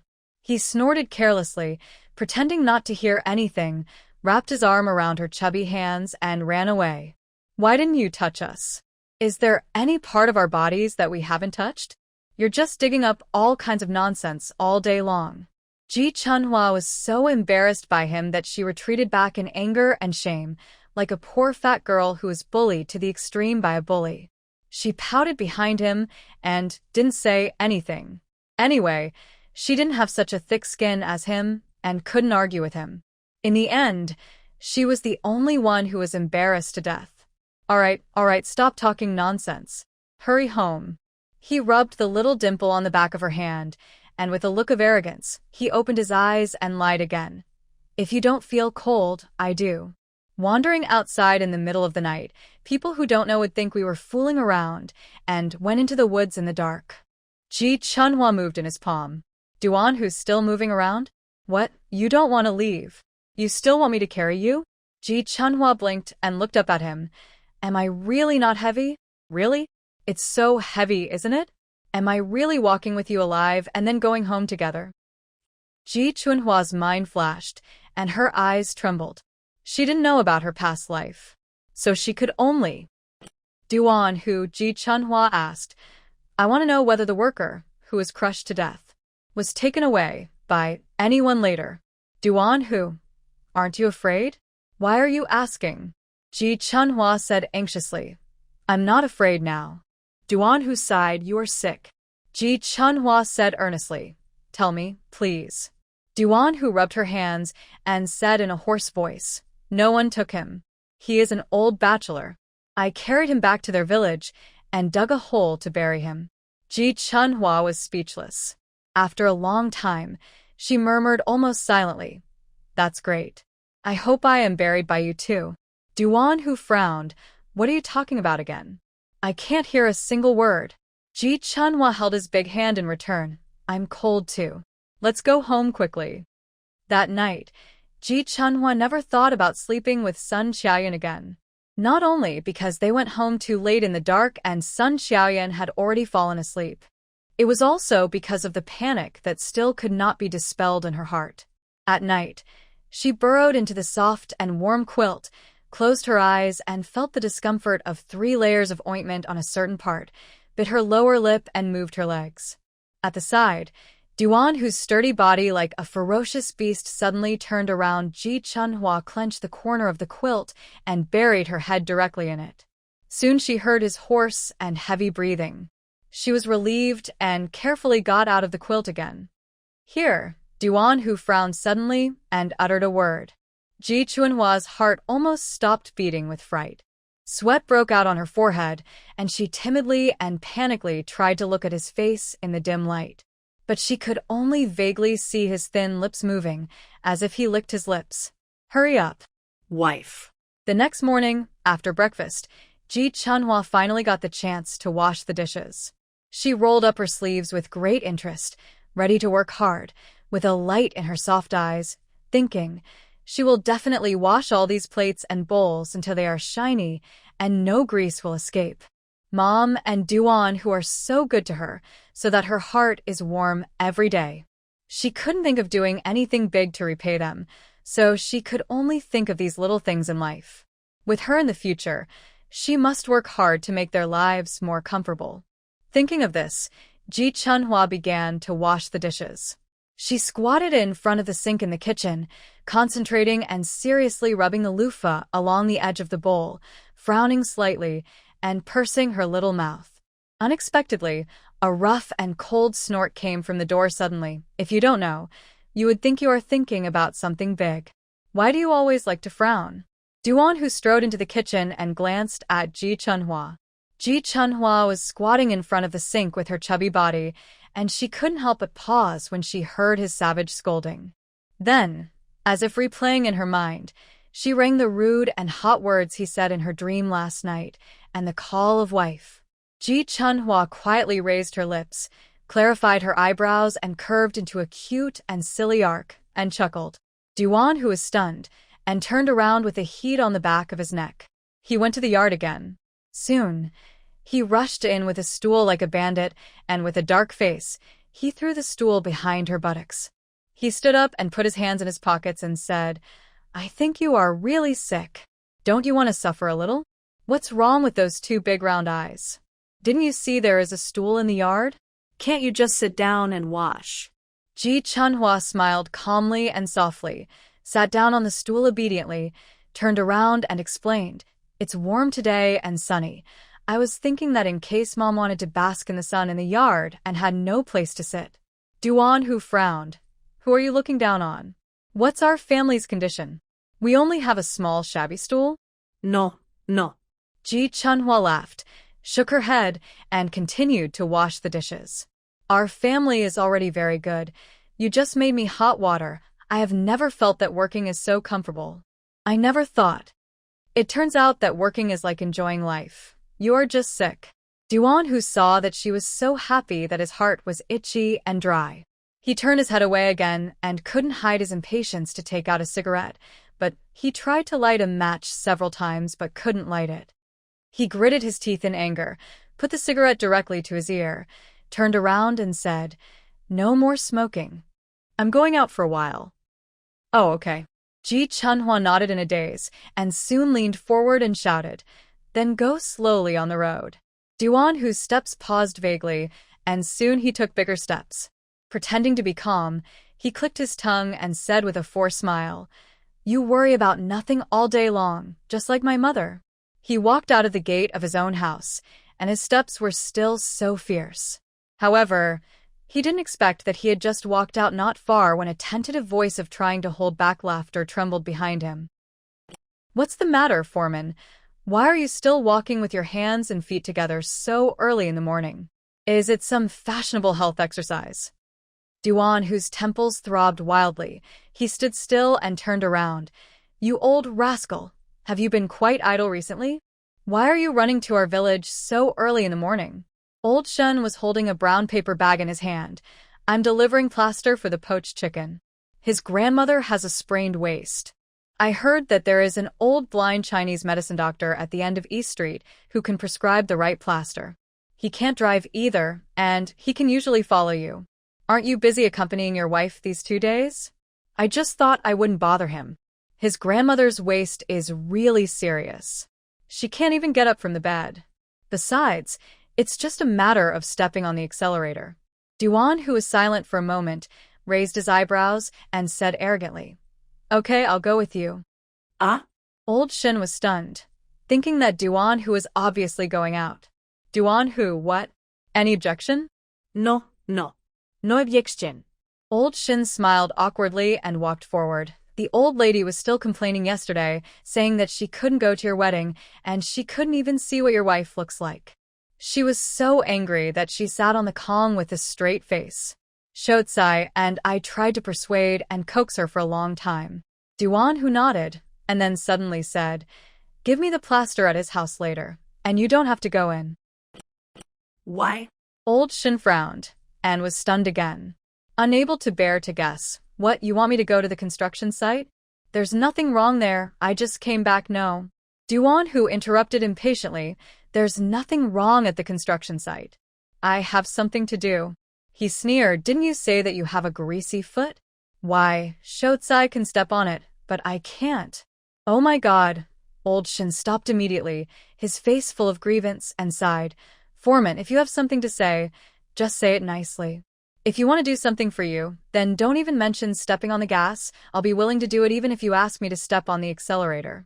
After that, he handed the plaster to Duan, who, "Tell me, what's the matter?" "I'd better not go. You can take it, I'll go out and drive to do it for you now." Duan, who also stopped with him. After thinking for a while, he waved his hand, motioning him to come closer.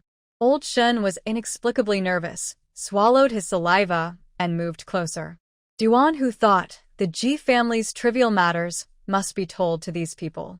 These old rascals have known each other for a long time, and in the future, he will have to deal with his soft-hearted and timid fat woman. Besides, he will have to ask them for help in the future. Especially Shen Baoqiang, who is full of bad intentions. So, Duan, who put on a stern face and lowered his voice to tell old Shen about what happened last night, including his future plans, in a simple and clear manner.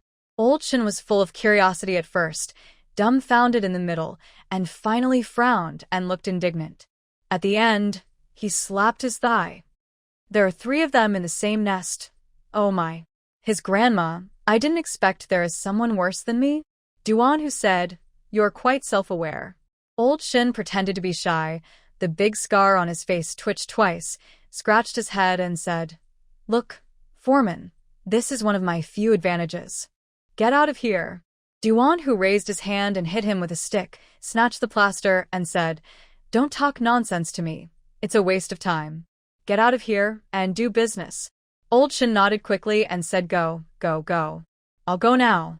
Then he paused, but couldn't help but said, "Foreman, don't think I'm too talkative. I guess you must say that your wife is a coward and you can't stand it. But foreman, it's better for this person to be soft-hearted and cowardly after being bullied and abused than to be driven crazy by hatred. Didn't you have one under your command originally? His situation was similar to your wife's, except that he was a man. In the end, he stabbed his rascal parents to death, and then he committed suicide by jumping into a ditch. Foreman, your wife has a good heart. She is a kind-hearted and pure-eyed person at heart. Can't you see through the look in that fat girl's eyes? She was so warm. Think about who has looked at you like that. It's because she has a pure heart and clear eyes that she can see what kind of person you are. Old Shin shook his head and said earnestly with the vicissitudes of life, Foreman, no one is good in every way. If you want this person to be kind, you can't blame her for not being ruthless. If you want this person to be straightforward, you can't blame her for being fierce. What's fierce about her? Duan Hu frowned and interrupted immediately. With an annoyed face, he pushed Lao Shin again. What kind of person are you? Are you still talking about teaching me? I don't care who is hot or not. I only have this one soft-hearted and cowardly person in my family. I only care about this one person, and I will only care about this one person in my life. I'm just giving an example. Lao Shin snorted and finally turned around. Okay, I won't rush to ask for scolding. Let's go, and be an errand boy for our bully. Let's be a minion of the evil forces. Duan Hu's face was full of murderous intent, and he gritted his teeth and glared at him. I won't argue with you. If I beat you up, there will be no one to enslave me. Shun Baoqiang laughed and waved his hand with his back to him. Don't worry, I'll think about this matter when I go back. Lately I've been feeling that my life as a middle-aged bachelor is a bit boring. That's good, I have something to do. Duan Hu stood there for a while holding the plaster, then turned around and took a shortcut to Li Shouzai's house. He took off the cigarette stuck on his ear, took out a match and lit it with a swish. He cursed faintly. How can it be lit now? Then he took a deep puff, as if to vent his anger. Who is my wife? Why are you arguing with me? He held a cigarette in his mouth and narrowed his eyes, thinking, what do you need to tell me about the way she looks at me?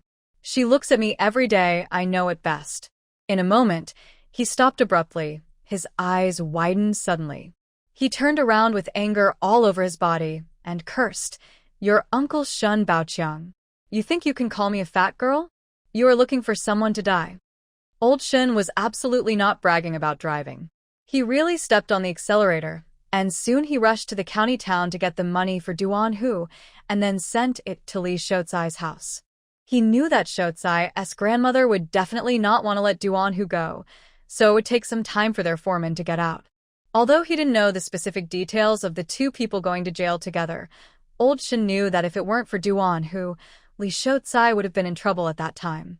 This was not until Old Shin and Li Shouzai went back from Duan's house the day before, and they slept on the Kong together, and he heard him talking in his sleep in the middle of the night. Li Shouzai was crying and urinating in his dream at that time, saying, Brother Huzi, what are you doing? There are so many of them.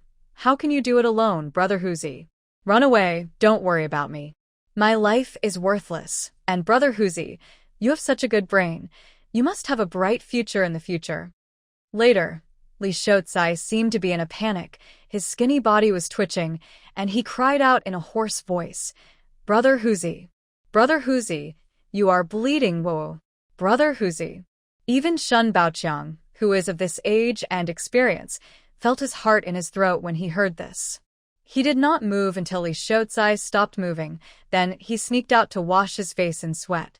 Old Shin finally understood why Li Shouzai's grandmother loved Duan Hu so much. She could not go to Duan Hu's wedding and could not get up from the Kong, but she still gave him a very thick red envelope and specifically told Li Shouzai not to write his name on it and not to give it personally. Ask someone else to get involved, otherwise your brother Huzi will definitely send it back to us. Old Shin's throat was blocked, and he stood at the door for a long time with a big envelope before knocking. Duan Hu understood and pointed outside the house with Li Shouzai. I guess Old Shin is back. Open the door. After saying that, he stood up. Li Shouzai's grandmother Zhao Feng saw him stand up and was reluctant to let him go, so she also struggled to get up from the Kong. Duan Hu was quick-witted and immediately stopped her with a frown. Grandma, What are you doing? The plaster hasn't been applied yet. If you keep moving around, you won't need it anymore. We have to go to the county tomorrow. No, no, no. Grandma Zhao was frightened by Duan Hu's words and quickly lay down again. She sighed. Huzi, don't try to persuade me. I know what I'm doing. This time for the doctor, you're definitely not going to ask our family to save money and pay. Duan Hu raised his eyebrows. So what? If you don't ask him to pay, he'll have to work harder tomorrow. Grandma Zhao smiled bitterly, lying on the Kong and looking at Duan Hu, with a hint of moisture in the corners of her eyes. She didn't say anything else, and there was nothing to say. She wanted to say that it was all his destiny, that it was you who saved Shotsai's life, and even if you don't give him money, Shotsai should repay you by working like a captive for you. But Grandma Zhao knew that she couldn't say that, or Duan Hu would get angry. She was silent for a while, fearing that Duan Hu would forget about it after he went back, and emphasized, then you must not forget when Grandma lets you go back, and you must ask your wife if you can let Grandma take a look. Shotsai said that your wife is so fair and chubby, and when she smiles, she looks like the big Fua in the New Year pictures. I don't know when Grandma's waist will be healed. I really can't wait to see the big Fua. Big lucky doll, Grandma Zhao repeated twice and said happily, it sounds festive and attracts people. Maybe after Grandma looks at your wife, she will get up from the Kong and be all right. Oh. Is that so? Duan Hu raised his eyebrows and smiled delicately. Just in time, Li Shotsai brought old Shin into the house. Duan Hu turned his head to look at him, narrowed his fierce eyes, and looked dangerous and cold. Li Shotsai immediately shouted in his heart that it was not good. His whole body was straight and stiff in place. Duan Hu touched the tip of his tongue to the upper palate and laughed.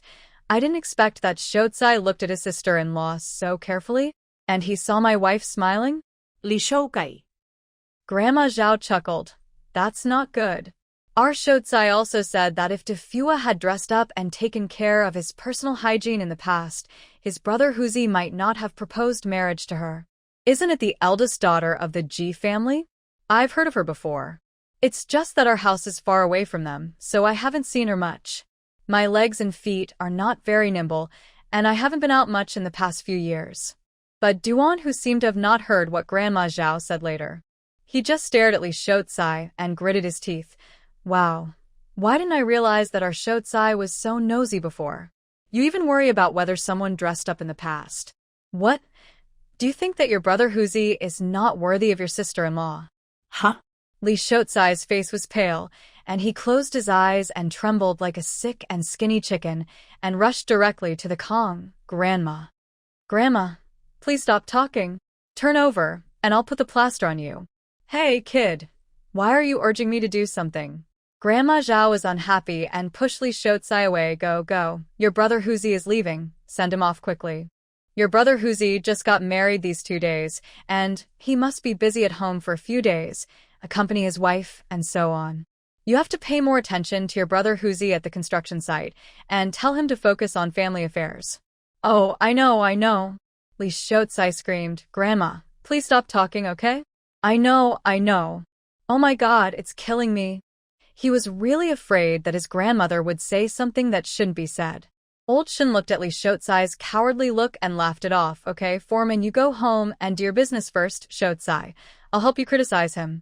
Old Shin winked and said, even if I am a minion of the evil forces, I have to do my job well. Huh? Duan Hu smiled rudely, but turned around and changed his face, and instructed Grandma Zhao. Grandma Zhao, I will tell my wife when I go back. Let's take some time to visit you in the next 2 days, and you are not allowed to move around. Hey, okay, Huzi. Grandma Zhao smiled happily. I feel at ease and happy when you say that. I will definitely not move around. Go back soon. Go back. I'll send him off, Shotsai. You put the plaster on Grandma. Old Shun whistled at Li Shotsai. Li Shotsai turned around immediately and bowed wildly, as if he was moved by heaven and earth. Old Shin and Duan Hu walked to the yard and handed him the envelope. I took out 3,500 for you, just in case. Nothing. Duan Hu took the envelope without even looking at it, and said disdainfully, I don't have time to argue with those rascals. The document has been signed. What if something happens? It's almost done. I'll go back to the construction site tomorrow if I have nothing to do. I have a mother and a wife to support at home. If anyone dares to waste my time again, I'll tear them to pieces. Hey, okay. Old Shin just thought it through. In fact, he knew that Duan Hu knew what was going on. Duan Hu turned around and left with the envelope in his hand, and at the end he said, "You stepped on the accelerator so slowly for me. Pay attention next time." Old Shan was stunned and chuckled. "No, I did something by the way." "What's it?" Duan Hu opened the gate and asked lazily. The big scar on Old Shin's face was throbbing slightly, and he was smiling with evil eyes. "We agreed to be your lackeys, so I have to inquire and think about where to start? Is it worth thinking about?" Duan Hu looked down on him, glared at him, and then raised his leg. "Doesn't they have a little rascal in their family who can't even pick himself up? That's not a reason, you're just slow anyway." Duan Hu's domineering and barbaric voice faded away. "If you're slow, you can't ask for your salary for the next 2 days. I'll deduct it from you." "Hey, no problem." Foreman Old Shin, whose salary was deducted, smiled like a flower, and the wrinkles at the corners of his eyes were squeezed out. He poked his head out of the door and waved his hand. "Please take your time." Foreman, he closed the door and turned around after he left, grinning. "Hey, how can I not understand you, your brother? I know all the shoot that happens when you stick your ace out. Escape. You must be jealous you don't like me calling people fat girls after talking to himself." Old Shin staggered into the house. Li Shotsai had just applied a plaster to his grandmother, and he came over tremblingly, holding his chest. "Brother Huzi is gone?" Old Shin narrowed his eyes and patted his thin shoulders. "Shotsai, your mouth is full of sieves. You leak everything. You have to be more careful tomorrow. You can leak other things, but you are not allowed to talk about your sister-in-law again. Otherwise your brother will have a bad stomach." After saying this, Old Shin went in to chat with Grandma Zhao, leaving Li Shotsai confused. What bad stomach? His big body has to eat rice by the bowl every day. What can I do to say a few words to him to say that his stomach is not good? Li Shotsai scratched his head. "No, drinking too much vinegar will cause stomach problems, and he has heartburn." Old Shin replied casually. "He doesn't like to eat sour things. He has not liked to eat them since he was a child." Old Shin covered his face and lamented to Grandma Zhao. "Grandma, when your waist is better, please find a partner for our Shotsai. If I don't find a partner for him, I will go crazy sooner or later." Duan Hu calculated the time and took out the extra 500 yuan in advance and put it in his pocket separately, leaving only 3,000 yuan in the envelope. As soon as he arrived at the door of Duan's house, he saw Ji Yong wandering back and forth furtively and uncontrollably. He raised his eyebrows and walked over casually, neither hurried nor slow. But the footsteps were still heavy and solid, and Ji Yong heard it immediately. He turned his head and immediately grinned and rubbed his hands, smiling in a fawning and mean manner, and ran over and called, "Brother-in-law, brother-in-law." Duan Hu walked forward without even looking at him.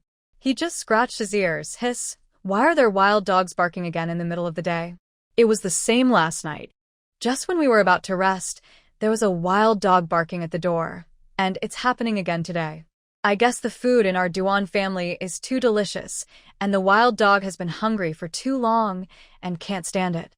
Jiyoung had been hanging out with a bunch of scoundrels. How could he not hear that Duan Hu was making indirect accusations?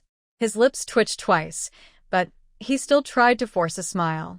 He comforted himself. It's not shameful to sell your self-esteem for money. Real money is the right thing to do. Then he continued to nod and bow.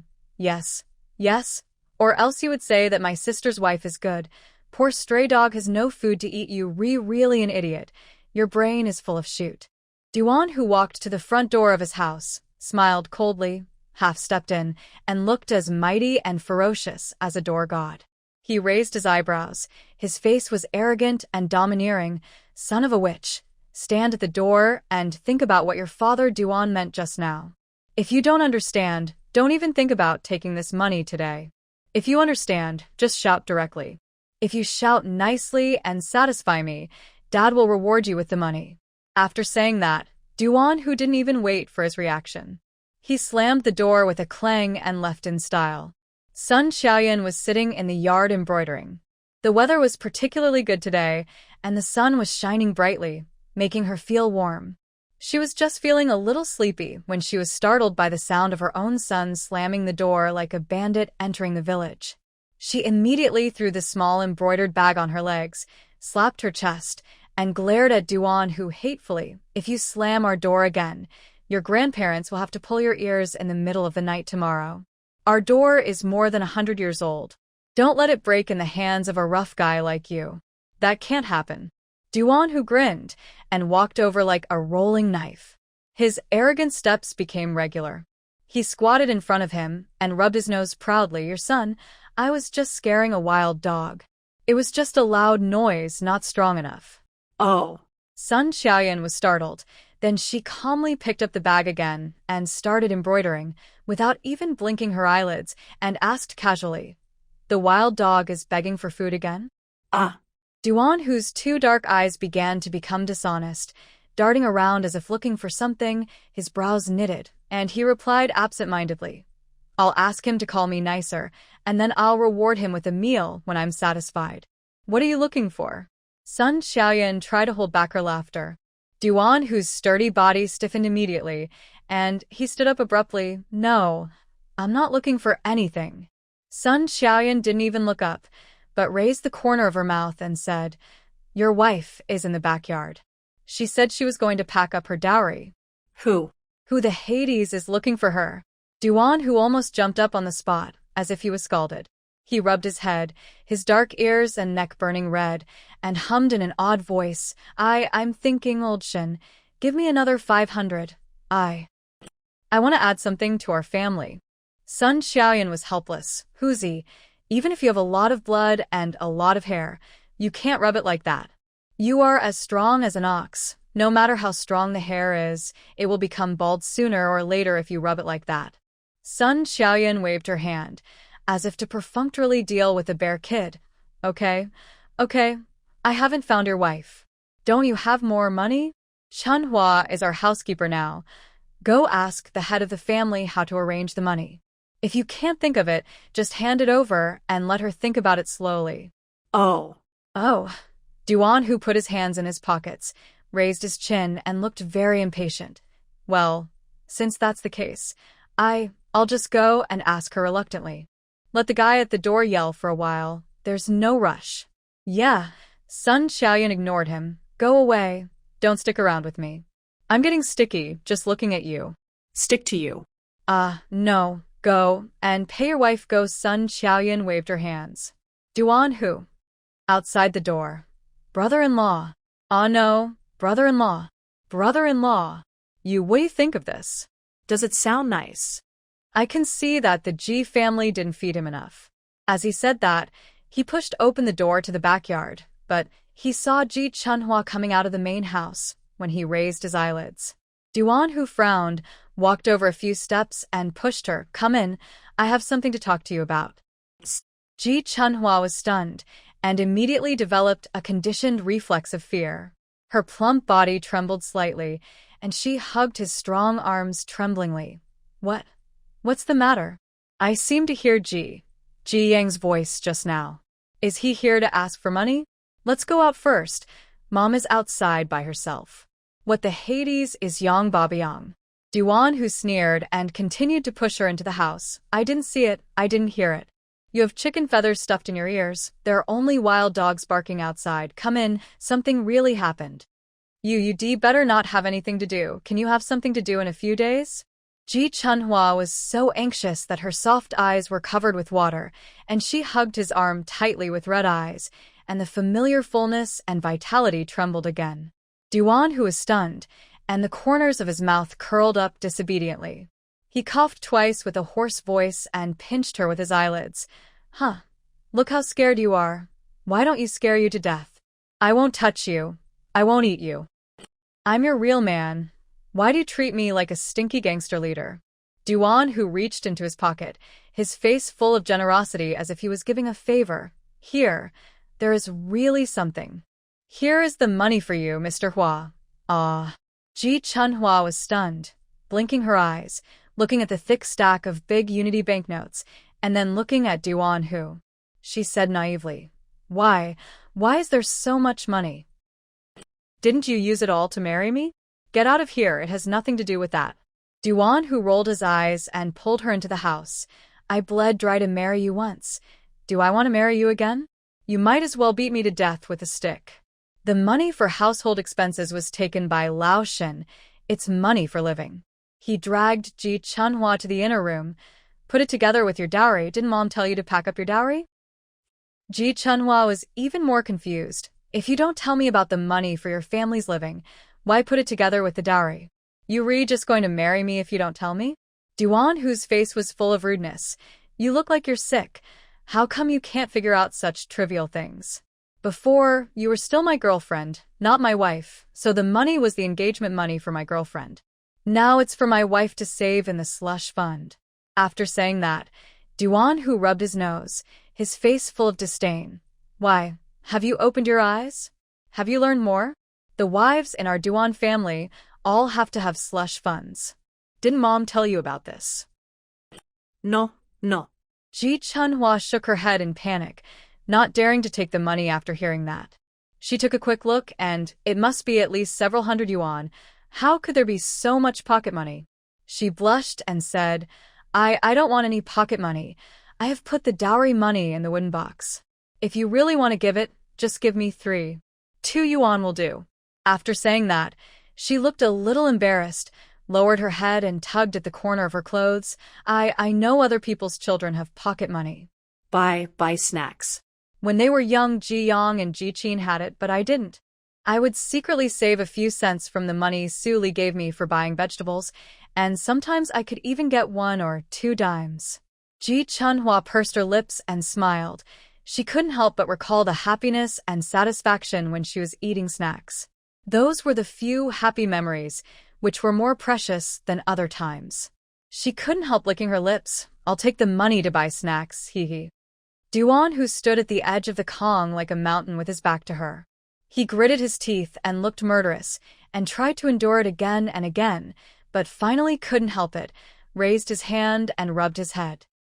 He turned around angrily, pulled Ji Chunhua, and walked out. There was a storm on his face, and his jaw was so tense that veins throbbing. Ji Chunhua was shocked. What are you going to do?" Duan Hu cursed. "Go buy snacks for you. His grandmother, it really makes me upset." Just after leaving the house, Duan Hu raised his big foot and kicked the straw basket at the door. Ji Chunhua suddenly widened her eyes and opened her mouth, but no words came out. She was not afraid, but just stunned after realizing it belatedly. Her heart seemed to be bubbling with sour and sweet bubbles, and she forced herself to sob and grin softly. "If you take that old money to buy snacks, you will be hated by other kids. What do I care whether they hate me or not? There are many people who hate me, and I don't need a few of them who haven't even grown all their hair yet." Duan Hu laughed and pushed open the gate of the courtyard roughly. "Let's go. Listen to the wild dogs barking first, and then I'll take you to buy snacks. Let's not eat today, let's eat snacks. I don't believe you won't have enough to eat." Ji Yong stood at the door and yelled until his voice became hoarse, but there was still no movement in the Duan family's yard. Usually, the neighbors didn't dare to get close to the Duan family's gate, but today they really couldn't help it. Several old ladies stood on tiptoe and stared over here under the pretext of going out to pour out the slop or buy vegetables. It was a very cold day, and Ji Yang's forehead was sweating from shouting. When he was blown by the cold wind, he felt very uncomfortable. With a face that was sometimes red and sometimes purple, he turned around and cursed. "Look, what are you looking at? Haven't you seen a brother-in-law trying to please his brother-in-law? What? Are you jealous of the good relationship between me and my brother-in-law? Get out, get out. You are so bored. I'll dig out all your eyeballs if you look at me again." Unexpectedly, Ji Yang's fury could not scare the villagers at all. An aunt in her 50s laughed contemptuously upon hearing this, and even threw the swill bucket to the door and spat on the ground. "Who are you pretending to be? Everyone knows that village chief, Wang, went to your Ji family to sign a document last night." "That's right." After the aunt finished speaking, another elder sister couldn't help it and joined in. You still have the nerve to say that you are trying to please your brother-in-law? You obviously can't wait to sell your daughter. Sell? What's wrong with selling your daughter? Ji-young grinned shamelessly. I think you are jealous? Your daughter wants to sell it at such a high price, and she can't even sell it. Humph. Everyone was speechless because of Ji-young, especially the women, who were immediately filled with indignation after hearing this. The older aunt couldn't help but said, although Duan Hu is a bully in our village, and he had some stains in the past, but at least he really loves his mother, which also means that he respects us women. But look at the son of the Ji family. He is such a rascal. I heard before that old Ji's wife doted on him, but in the end, he became such a thing? He is a shameless person who only cares about money, doesn't know the rules and has no quality, and doesn't do anything serious. The aunt's voice was louder than Ji Yang's, and it was very sharp and piercing. After a while, more villagers came. An old man with a cane listened and sighed. I was wondering why the eldest daughter of the Ji family would rather marry the village bully than live in the Ji family. Now it seems that fat girl is also pitiful. I saw them when they got married that day. The daughter was well-groomed and pretty, but it was because of her irresponsible parents that no one cared about her before. Ji-young saw that more and more people were coming, and he felt a breath stuck in his chest. He choked for a long time and finally got angry and jumped his feet and shouted, "Get out! She is not my mother's biological daughter. My mother has raised her to this age in vain. She has done her best. It's obvious that her biological mother is too cheap, and she is in a hurry to give birth to a baby for my father." Crash. The stinking cold water poured on Ji Yang's head suddenly interrupted his shouting and cursing. Before he could react, his eyes went dark and his feet slipped. He fell flat on his face with a. There was silence all around. After a few seconds, there was a sudden burst of thunderous laughter. Some sharp-eyed people saw it and laughed breathlessly. Hey, there's still some greasy stuff in the swill. No wonder the kid from the Ji family fell flat on his face. It must have been the village bully who splashed it. The fat girl from the Ji family is so cowardly, she's used to being bullied by them. In the yard, Ji Chunhua's eyes were wet, and she was trembling as she tried to raise her hand to wipe them. Duan Hu hissed immediately and said arrogantly, "Don't you mind the dirt? You wiping your eyes with your hands right after splashing the swill? Didn't I tell you not to rub that eye randomly? It's easy to go blind." Ji Chunhua paused, looked down, and her soft face immediately flushed with shame. She felt her hands were dirty and dared not touch him, so she had to anxiously say, You put me down quickly? I'm done splashing. Don't let you ride me to death. I'm heavy." Duan, who was about to squat on the ground and lift her off his shoulders, but he suddenly stopped. He raised his thick and black eyebrows, like a gangster. "I said I would carry 300 kilograms of cement to the 8th floor. What can you do if you ride it for a while longer?" He narrowed his fierce eyes and looked up at her. He rolled his protruding Adam's apple twice and said hoarsely, "Why, if you don't believe me, try it tonight? Can you ride me to death if you try?" Ji Chunhua's brain exploded with a buzzing sound. One of her chubby hands held the swill bucket, and the other one swung around helplessly. If she touched him, she was afraid of getting him dirty, but if she didn't touch him, she didn't know how to ask him to put her down. Ji Chunhua was so anxious that her mind went blank. Her chubby face turned red, so red that it seemed to bleed. Finally, as if to vent her anger, she suddenly clenched her fists and chiseled the high wall twice. Why did you have to build the wall of your house so high? Can't they be shorter and use fewer bricks?" Yihunhua. Ji-young outside finally heard a familiar voice amid the noise of the crowd. He immediately closed his eyes and struggled to get up from the ground. He didn't expect that as soon as his hand touched the ground, he slipped on the greasy swill again. With a plop, he prostrated himself on the ground again. Ha ha ha. "Oh my God. Why do you say that the Duan family is well off? There is so much oil in the swill. When I wash the dishes in my house, I don't even use much water. I just wipe them with loofah. How can there be any oil? But I really didn't expect that the bully Duan who really wanted this fat daughter-in-law. Not only did he set up the banquet for 3 days, but he also spent 3,000 yuan to buy her and let her cut off ties with the Ji family in the future, an older sister interrupted. Well, that's 2 different things. Although her mother's family is not a good thing, Ji Chunhua has always been bullied at home, but as long as there is a son-in-law in her family, she will always be a little cautious about it. If the relationship is really completely cut off, Duan Hu will be even more unscrupulous if he is not satisfied or does something he doesn't like in the future, won't he? The fat girl of the Ji family will be bullied or beaten to death by him, right? But who do you think Duan Hu will be afraid of? Even if Ji Chunhua still has dealings with the Ji family? The eldest sister was silent. Then she smiled embarrassedly and scratched her head. Oh, I still have corn porridge cooking on the stove at home. You are all confused. I have to leave quickly. Just wait and see. Haha, just wait and see.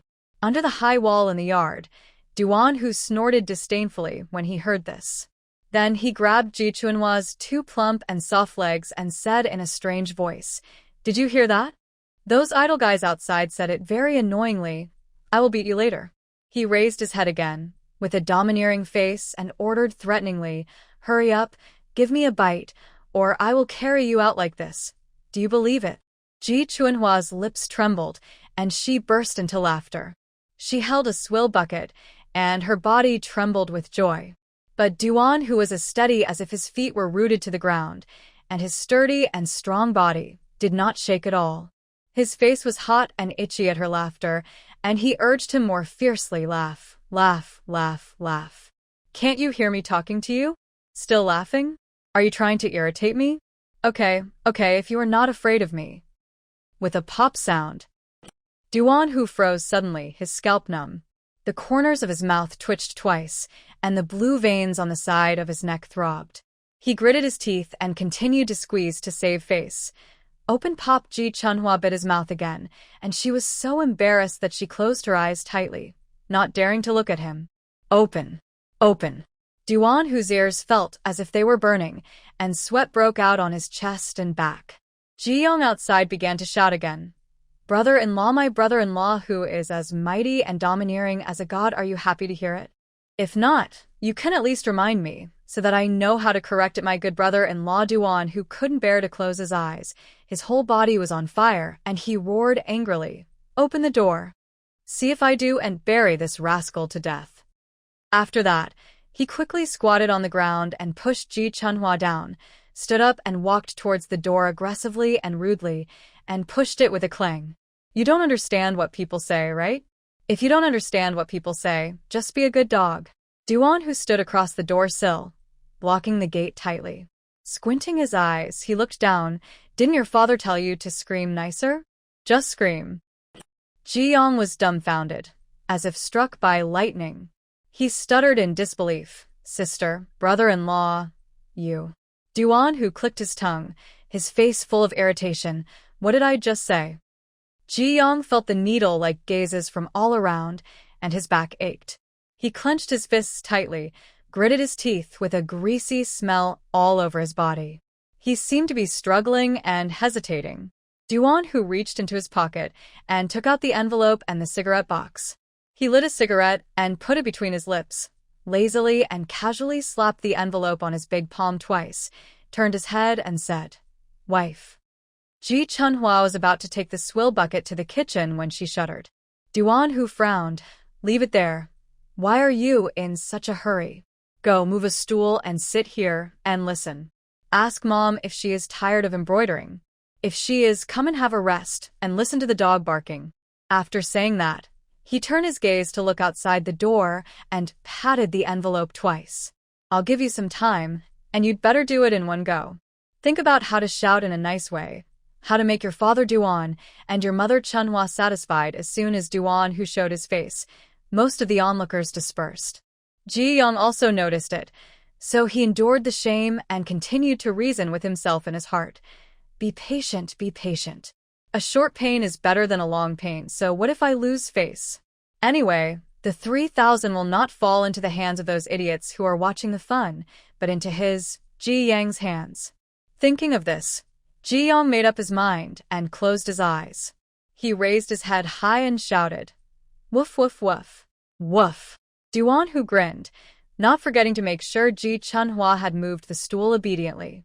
He glanced and saw Ji Chunhua and Sun Xiaoyan sitting in a row at the foot of the wall, and he was immediately refreshed and happy.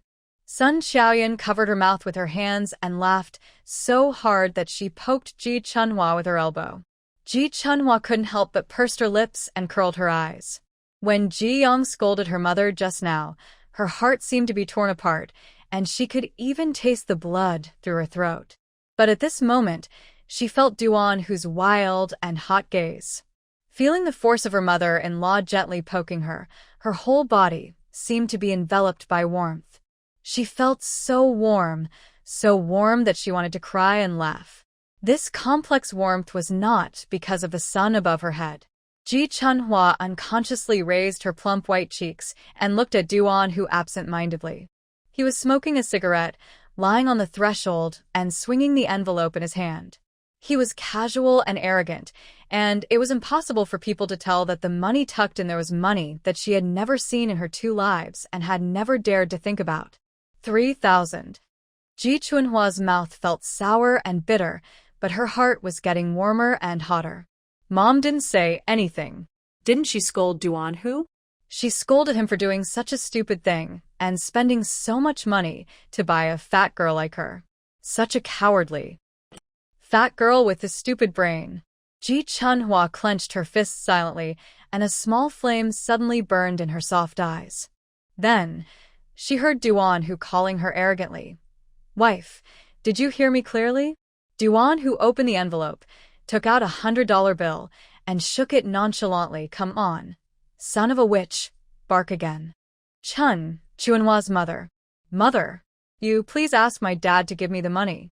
Ji Yang's forehead was covered with cold sweat dripping down due to shame and indignation. He could no longer bear it and buried his head deeply. At the same time, he continued to cheer himself up. "Daeong, you can do it. You can do it. It's almost there. It's almost there." Duan Hu raised his eyebrows and looked at Ji Chunhua, calling her, "Come here, mother, promise me. Your son is asking you for money. Why don't you pay attention to him, you dog boy?" Ji Chunhua laughed out loud and stood up obediently. Her steps became brisk and calm, until she stopped beside him and looked out with her little head. But she saw that Ji Yong looked like his neck was broken, and he didn't even raise his face. He just lowered his head and continued to shout, "Mom, please be kind. Just ask my dad to give me the money." Ji Chunhua's expression froze, with mixed feelings in her heart. She was very happy, but also felt sad and ridiculous. A rascal who was obviously her younger brother, but forced her to call him brother. Hateful, but not scary. Or rather, in the Ji family, except for the vicious Ji Qin, there is no one who can make her feel scary. Ji Chunhua was stunned, and in a moment she felt a big hand like a branding iron falling on her head. She looked up stupidly, only to see Duan Hu handing her an envelope containing 3,000 yuan. "Go, give the money to your son of a witch. Everyone calls you mother." Duan Hu yawned lazily and scratched his ears. He seemed bored and disdainful. But when Ji Chunhua happily took the envelope and walked towards Ji Yong, the sleepiness on Duan Hu's face disappeared. His eyebrows raised, and he stared at her plump and straight waist and back tisk. Duan Hu put the tip of his tongue against his upper palate and thought proudly, "That's right. Just say she is a good woman to me." He narrowed his fierce eyes and secretly calculated, this money must be given by her personally. If she is not allowed to give it out personally, how can she feel sorry for it? Only if she feels sorry for it can she be more willing to eat it obediently for him. Very good. Duan Hu nodded with satisfaction and decided I must get into bed with her tonight and eat well. It must take at least 3 hours. 1,000 yuan, 1 hour. It's so reasonable. When Ji Yong heard Duan Hu asking Ji Chunhua to give him the money, he suddenly felt his head was not so heavy anymore. He pulled his face and was about to raise his head unconsciously, but there was a pop sound under his feet. Ji Yong was stunned and looked around with drooping eyelids. He saw that the envelope containing the huge sum of 3,000 yuan was actually thrown directly to the ground by Ji Chunhua. It was quite far away from him.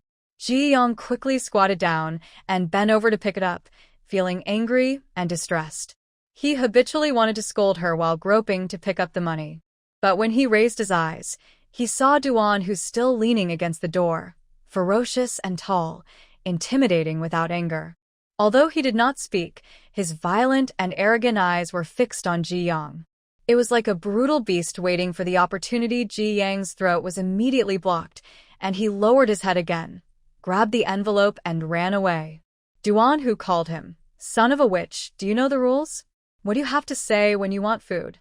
Ji Yang paused for a moment and said stiffly, "Thank you, Father Duan. Thank you, Mother Chunhua." Duan Hu snorted coldly, "Get lost." Ji Yang didn't delay any longer and ran away with a smelly body and a fire burning from his ace. He disappeared in a short while, and Ji Chunhua slowly withdrew her sight. Turning around, she was about to walk into the yard. When passing the threshold, Duan Hu raised his big thick arm. "What are you going back for?" Go buy some snacks. Sun Xiaoyan thought about it and added, "Don't be in a hurry to come back. You can go out and take Chunhua for a good walk, otherwise she'll be bored." Sun Xiaoyan's reminder reminded Duan Hu that he would go to the construction site tomorrow. He thought for a moment and replied, "I know."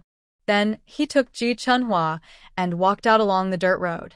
Ji Chunhua lowered her eyes quietly, pursed her lips, and had no reaction, and she didn't look happy. Duan Hu raised the big hand on her shoulder, pinched the soft flesh on her cheek, and snorted. "What? You don't like me taking you away? Who are you showing your big face to?" No. Ji Chunhua turned her face away in panic, her eyes full of sincerity. "I'm because." As she spoke, she couldn't help but redden her eyes because of guilt and distress. She stammered, "I'm angry and upset because you gave so much money to that rascal. I'm angry with myself, and I feel it's not worth it for you and Mom." Ji Chunhua sighed. "You are all so good to me, and I just got married, and you have spent so much money." She clenched her fists unconsciously and gritted her teeth. "I feel so upset, uncomfortable, and guilty. But I don't know what I should do." She suddenly looked at him again, looking up at her plump and watery face, with earnestness in her eyes. "Can I do more work when I go back? You go back and talk to Mom, tell her not to stop me all the time. I really can do it. I can do so many things and I won't be tired. Go away, don't bother me with this useless thing." Duan Hu didn't buy it at all, and his eyebrows were raised and his eyes were extremely fierce. He pinched the soft flesh on her face red, squinted his eyes and said, "I won't tell you anymore. If you want to be my wife, you have to be obedient. You have to do whatever I tell you to do, and you can't do something if I don't tell you to do it. Just do these two things, and don't talk to me about other things." "Listen." "I listen." Ji Chunhua's soft eyes were shining, bright and serious. Then she suddenly remembered something, and her face was flushed. She dodged her gaze and said, You just asked me to eat your mouth. I ate it. Isn't it enough to listen to you? In broad daylight, I did such a shameful thing. I have listened to you very much." "Yeah." Duan Hu responded in a hoarse voice. Then he continued to pull her forward, taking a long step forward. Ji Chunhua followed with great difficulty, and because of shyness, she didn't dare to ask him to slow down. Unexpectedly, Duan Hu suddenly laughed at her head. "Very good. There is progress. But you still have to keep working hard." Ji Chunhua was about to make a promise upon hearing this. Duan Hu continued, "Not only do we have to work during the day, we have to work at night as well." Ji Chunhua lowered her head again and grabbed the corner of her clothes, pretending not to hear anything. The two of them walked along the path to a wider road. Ji Chunhua was still wondering, isn't it just to buy some snacks? Why did we walk so far? There is a grocery store near her home. Although there are not many things, there are still snacks. Then she realized that Duan Hu seemed to be walking towards the village entrance. Huh? Ji Chunhua blinked and asked stupidly, "Are we going out?" Ah. Duan Hu answered lazily, "My car is parked outside." "Car?" Ji Chunhua wondered. "What do you want a car for? Is it the car for the construction site?" She did hear from Sun Xiaoyan that Duan Hu had a small truck, which he used when he went out to work. Because the roads in the village were narrow and difficult to drive, he basically parked his car at the entrance of the village because he thought it was troublesome. Sun Xiaoyan also said that Duan Hu's car was as dirty as if it had crawled out of a mud pit. Sometimes when she saw it, she couldn't help but scold Duan Hu for not cleaning it up. But Duan Hu said disdainfully, "It's just a thing that carries cement, sand, and big bricks. Why bother to clean it up? It's useless to clean it up." Thinking of this, Ji Chunhua hurriedly said, "Do you have something to do at the construction site? Then go and get busy. I don't need to buy snacks. I'm not in a hurry to eat. It doesn't matter if I can't eat it. Why are you so talkative? Huh. I'll take you wherever I want. Ask.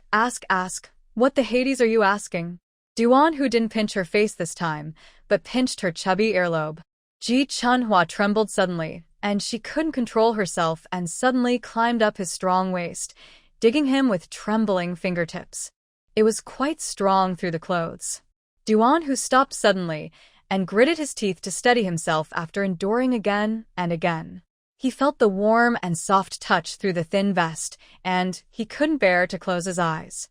The veins on his forehead were throbbing wildly. He cursed in his heart. What a snack. I have to go home to eat now. I can't wait until night. Then, he gritted his teeth with a dark face, grabbed her chubby little hand, and pulled it out. You want to dig into my flesh? Huh?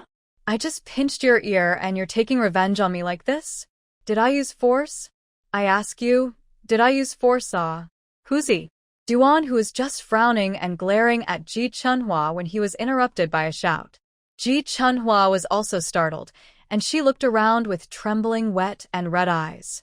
When she suddenly saw who was coming, she was stunned and called politely and softly, "Matchmaker Fong?" Matchmaker Fong rushed straight towards them, slapped Duan Hu's hand away when she got to the front, and took Ji Chunhua and stepped back 2 steps. With a face full of anger, she scolded, "What are you doing? You just got married for only 2 days, and you are bullying someone else's girl in broad daylight, right? You little rascal are so bad. You brought her out here to bully. Let's go. I'll go home with you." Matchmaker Fong was furious, and she took Ji Chunhua back to the village.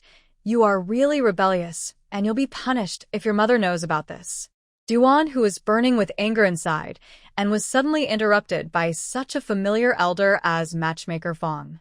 He felt awkward and aggrieved, and his ears were burning for a while, so he couldn't say anything. He was not in a hurry, but Ji Chunhua was very excited. She said anxiously, "Matchmaker Fong." "Matchmaker Fong is not like that. You misunderstood Duan Hu." "What did I misunderstand?" "I am old, but I am not blind."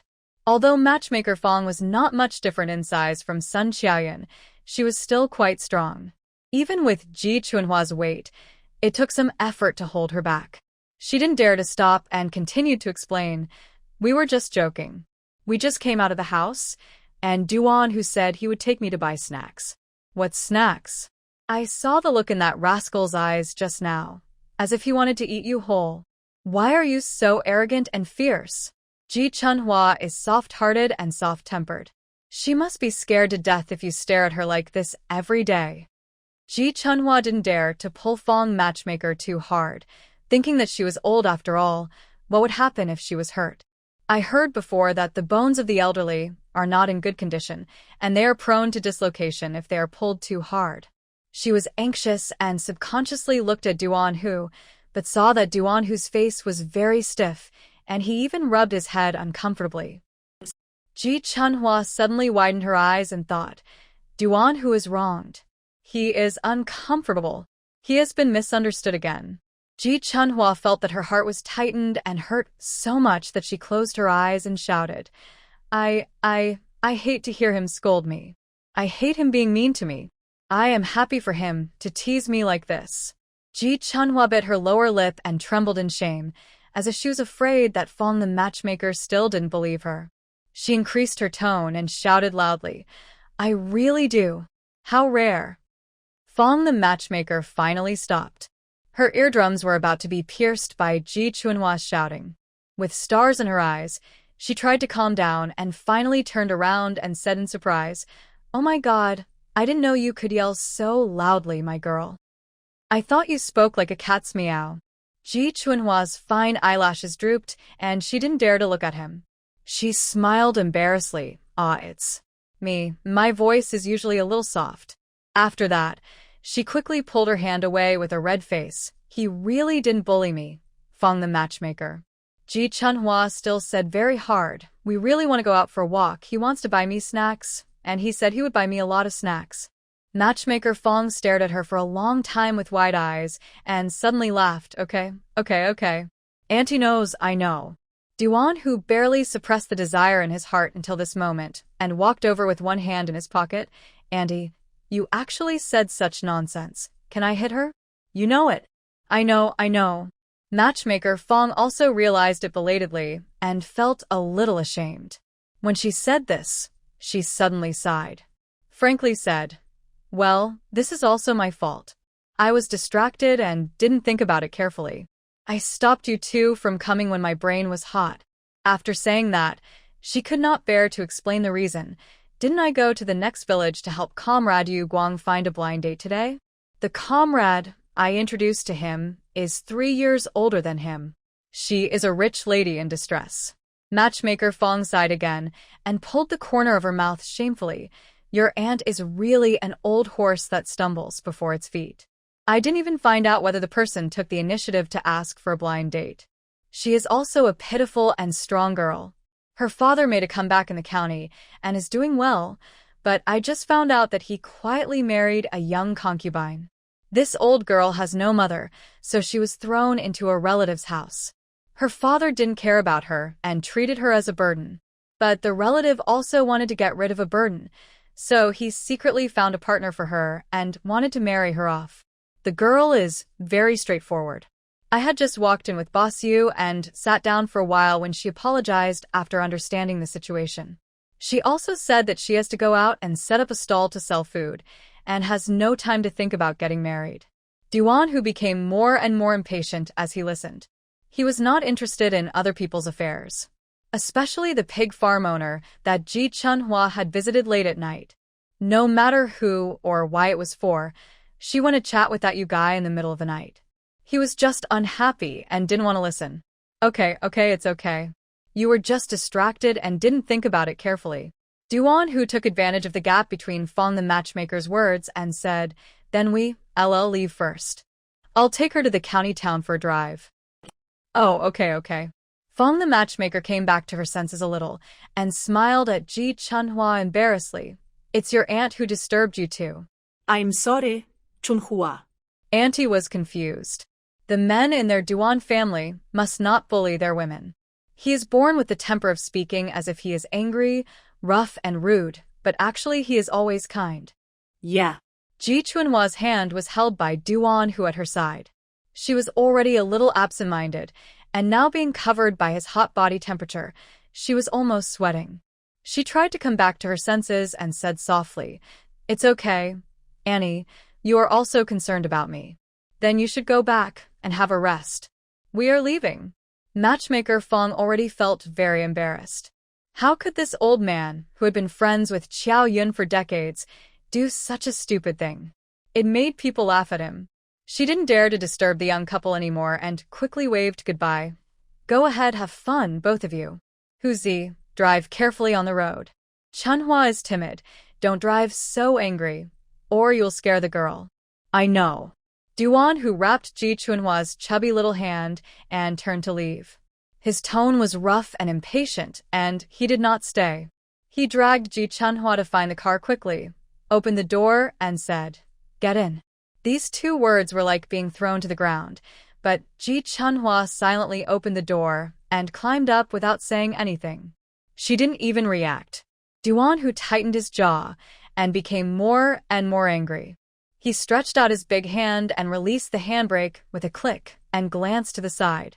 But she didn't notice the rough movement like dismantling a car at all, and lowered her eyes and pursed her lips as if she was thinking about something. But no matter what it was none of his, Duan Hu's business. Duan Hu's thick black eyebrows were instantly frowned, and he clicked the handbrake twice. He put it down and raised it, and put it down again. Then he did not start the car, but reached into his pocket to take out a cigarette. He took out a matchbox, struck a match, and glanced to the side with the cigarette in his mouth. Ji Chunhua did not react. Duan Hu bit the cigarette holder hard and threw the burning match out of the car window. He took out another one and threw it out with a schwa. He took out another one. Schwa. Ji Chunhua finally realized that something was wrong and turned her head to look at him stupidly. Seeing Duan Hu's repetitive and incomprehensible actions, she asked hesitantly, "Aren't you already striking a match? Why do you throw it away and strike it again?" Duan Hu bit the cigarette holder even harder, imagining it was her soft and chubby cheek. He snorted coldly. "What do you care about me? Is it not okay for me to just set off sparks with matches?" Ji Chunhua was stunned. Then he muttered cautiously, But you'd better make a check to see if it's out. What if you accidentally light some weeds on fire?" Duan Hu's face turned even darker, and he panted heavily, so angry that he even stopped smoking. He extinguished the foreign match in his hand, and the cigarette flew out of the car window with his backhand, and took a look outside. He raised his eyebrows, turned his head, and raised his chin domineeringly and disdainfully. "I only park my car in open spaces, and there is nothing on the ground except sand and gravel. If you don't believe me, just stare at those two big eyes. The match has been extinguished long ago." "Didn't you just peek again? Then I won't get off. Your car is high, and I'm heavy. It's hard enough to climb up." Ji Chunhua grinned, praising innocently and sincerely. "Duan Hu, actually you are very nice. You know there is nothing outside, and you still come to confirm it. What the Hades?" Duan Hu's head was buzzing, and he suddenly avoided his sight and looked at the windshield. His big hand trembled slightly as he touched the handbrake roughly and recklessly put it down. He gritted his teeth and stepped on the accelerator. The truck hummed and sped forward. Ji Chunhua was almost startled by the sudden start and subconsciously grabbed the door. Duan Hu saw it from the corner of his eye, and his dark pupils suddenly contracted violently. Click, and he slammed on the brakes again. "Ah!" Ji Chunhua was shaken and couldn't help screaming. She was about to speak, but saw Duan Hu start to curse like a villain. "Is there shoot in your brain? "Ah!" Don't you know you have to wear a seat belt when riding in a car?" Ji Chunhua pried at the car door pitifully, her mouth drooping. I've only ridden in those bucket trucks that pull chickens, ducks, and geese, and I basically sat in the bucket at the back. There were no seat belts at all." She looked at Duan Hu with red eyes, her fluffy eyelashes trembling. "Besides, you didn't wear it either. If you had worn it just now, wouldn't I? I'll see if you again." Duan Hu exploded, his eyes blazing with fire, and he rushed towards Ji Chunhua. His movements were savage and ferocious, like a hungry tiger pouncing on its prey. He stretched out his big hand and suddenly grabbed her soft chin, then quickly bent down and bit her face. Ji Chunhua hissed, inevitably feeling a little pain. But fortunately, compared with the pain on the wedding night, this little pain was really nothing. But in addition to the pain, she also felt numb and itchy. Her heart felt strange, and her body felt strange too, just like when he was eating her mouth. It was a sweet, very comfortable, but also a little uncomfortable and a little tormented. Ji Chunhua was pressed by most of his body, tightly against the car door. Duan Hu narrowed his eyes, freed his hand, passed over her shoulder, and locked the car door. Ji Chunhua took advantage of the time when his hands and mouth slightly moved away and quickly dodged to the side, asking helplessly, "What's wrong with you? Why do I feel that you have been a little strange since just now? Is it because Fong Matchmaker misunderstood that you bullied me just now?" Ji Chunhua's eyes were soft and moist, and she comforted him seriously and sincerely. "Don't be unhappy, Duan Hu. I don't think you are bad. What I said just now is true." When mentioning this, Ji Chunhua instantly remembered the extremely embarrassing scene just now. She closed her eyes and shouted loudly to Fong Matchmaker, and shouted that she liked him to scold her and be mean to her. Would Fong Matchmaker secretly think that she was sick in her head? Duan Hu had said this to her before. Unexpectedly, Duan Hu suddenly remembered something because of her words, and his anger not only did not subside, but even became more and more intense. He held the seat behind her with one hand, and veins bulged on the back of his dark hand. He approached fiercely, gnashing his back teeth. "It's better if you don't say anything. If you say something, I will really ask you a question. Fat woman, tell me the truth. Why are you not afraid of that old rascal Shin Baoqiang?" Duan Hu's voice became hoarse and heavy as he spoke, and finally, he almost shouted at him. "He has a big scar on his face. Most women are afraid of him. Why aren't you afraid? And you're still smiling at people. Don't you like guys who look fierce, don't look like good people, and look like bandits? You don't like me because my last name is Duan Minghu, right?" Ji Chunhua was silent for a long time. She stared at Duan Hu with her round, watery eyes wide open in astonishment and shock. She kept her mouth slightly open for a long time, unable to say anything. Seeing her like this, Duan Hu didn't rush to refute or react at all, and seemed to be stupid. He suddenly felt manic, vaguely, aggrieved and helpless. He clenched his fist and punched the back of the car seat very hard. It was as if he was eager to vent his anger, but had no other way. He didn't want to look at her anymore and turned his body to touch the steering wheel. No matter how he thought about it, he suddenly felt a warm and soft touch on his exposed arm. Itchy and soft. It was as soft as the rain that had just fallen from the sky in early spring, and it made his body tremble instantly. Ji Chunhua was so happy that her eyes narrowed into a thin slit, poking his stiff arm and laughing non-stop. Duan Hu laughed so hard that his body was numb, and the back of his neck was hot and sweaty. He grabbed the steering wheel, turned his face away stiffly again, and looked out the window on his side. Laugh, laugh, laugh. What a laugh. "You heartless guy. You always fool people with your smiling face. Who knows what you are really thinking?" "Anyway, I don't understand. Are you upset?" Ji Chunhua interrupted suddenly, smiling sweetly with her white and soft face. Duan Hu was speechless for a moment. His ears were burning red. Ji Chunhua was completely sure. "You're just upset. You think I like fierce men, don't you?" Duan Hu. Ji Chunhua didn't know whether to laugh or cry. She felt it was ridiculous and irrational. At the same time, she felt that he was just like a bare kid, annoying and cute, and he was so annoying. She poked his arm and said helplessly, "If you say so, I should be the first to like Ji Daqiang and Ji Yang, right? Why should I hate them? I have been beaten and scolded by them since I was a child. If I really like these people who abuse and mistreat me, not only should I not hate them, I should also kneel down and kowtow to them. Thank them for being so mean and bad to me every day." Duan Hu, I just realized, why are you so stupid? You always say I'm stupid, but I think you're not very smart either. Don't try to make trouble. Duan Hu listened with his mouth about to curl up disobediently. He immediately suppressed his anger, turned around and glared at her in retort. "What I am saying is, you look fierce. You don't look like a good person. You don't look fierce." Ji Chunhua blinked and said firmly, "You just speak louder and look darker. You're taller and stronger. Not fierce." She emphasized again, "Really not." Duan Hu. Ji Chunhua said anxiously, You're so good-looking. And so cute." She lowered her eyes shyly, grabbed the corner of Duan Hu's clothes, and hummed, I really like the fact that you look fierce, but are actually very cute when you like to make trouble. Like a little tiger that loves to get angry. It makes my heart soft. I always can't help wanting to coax you and treat you well."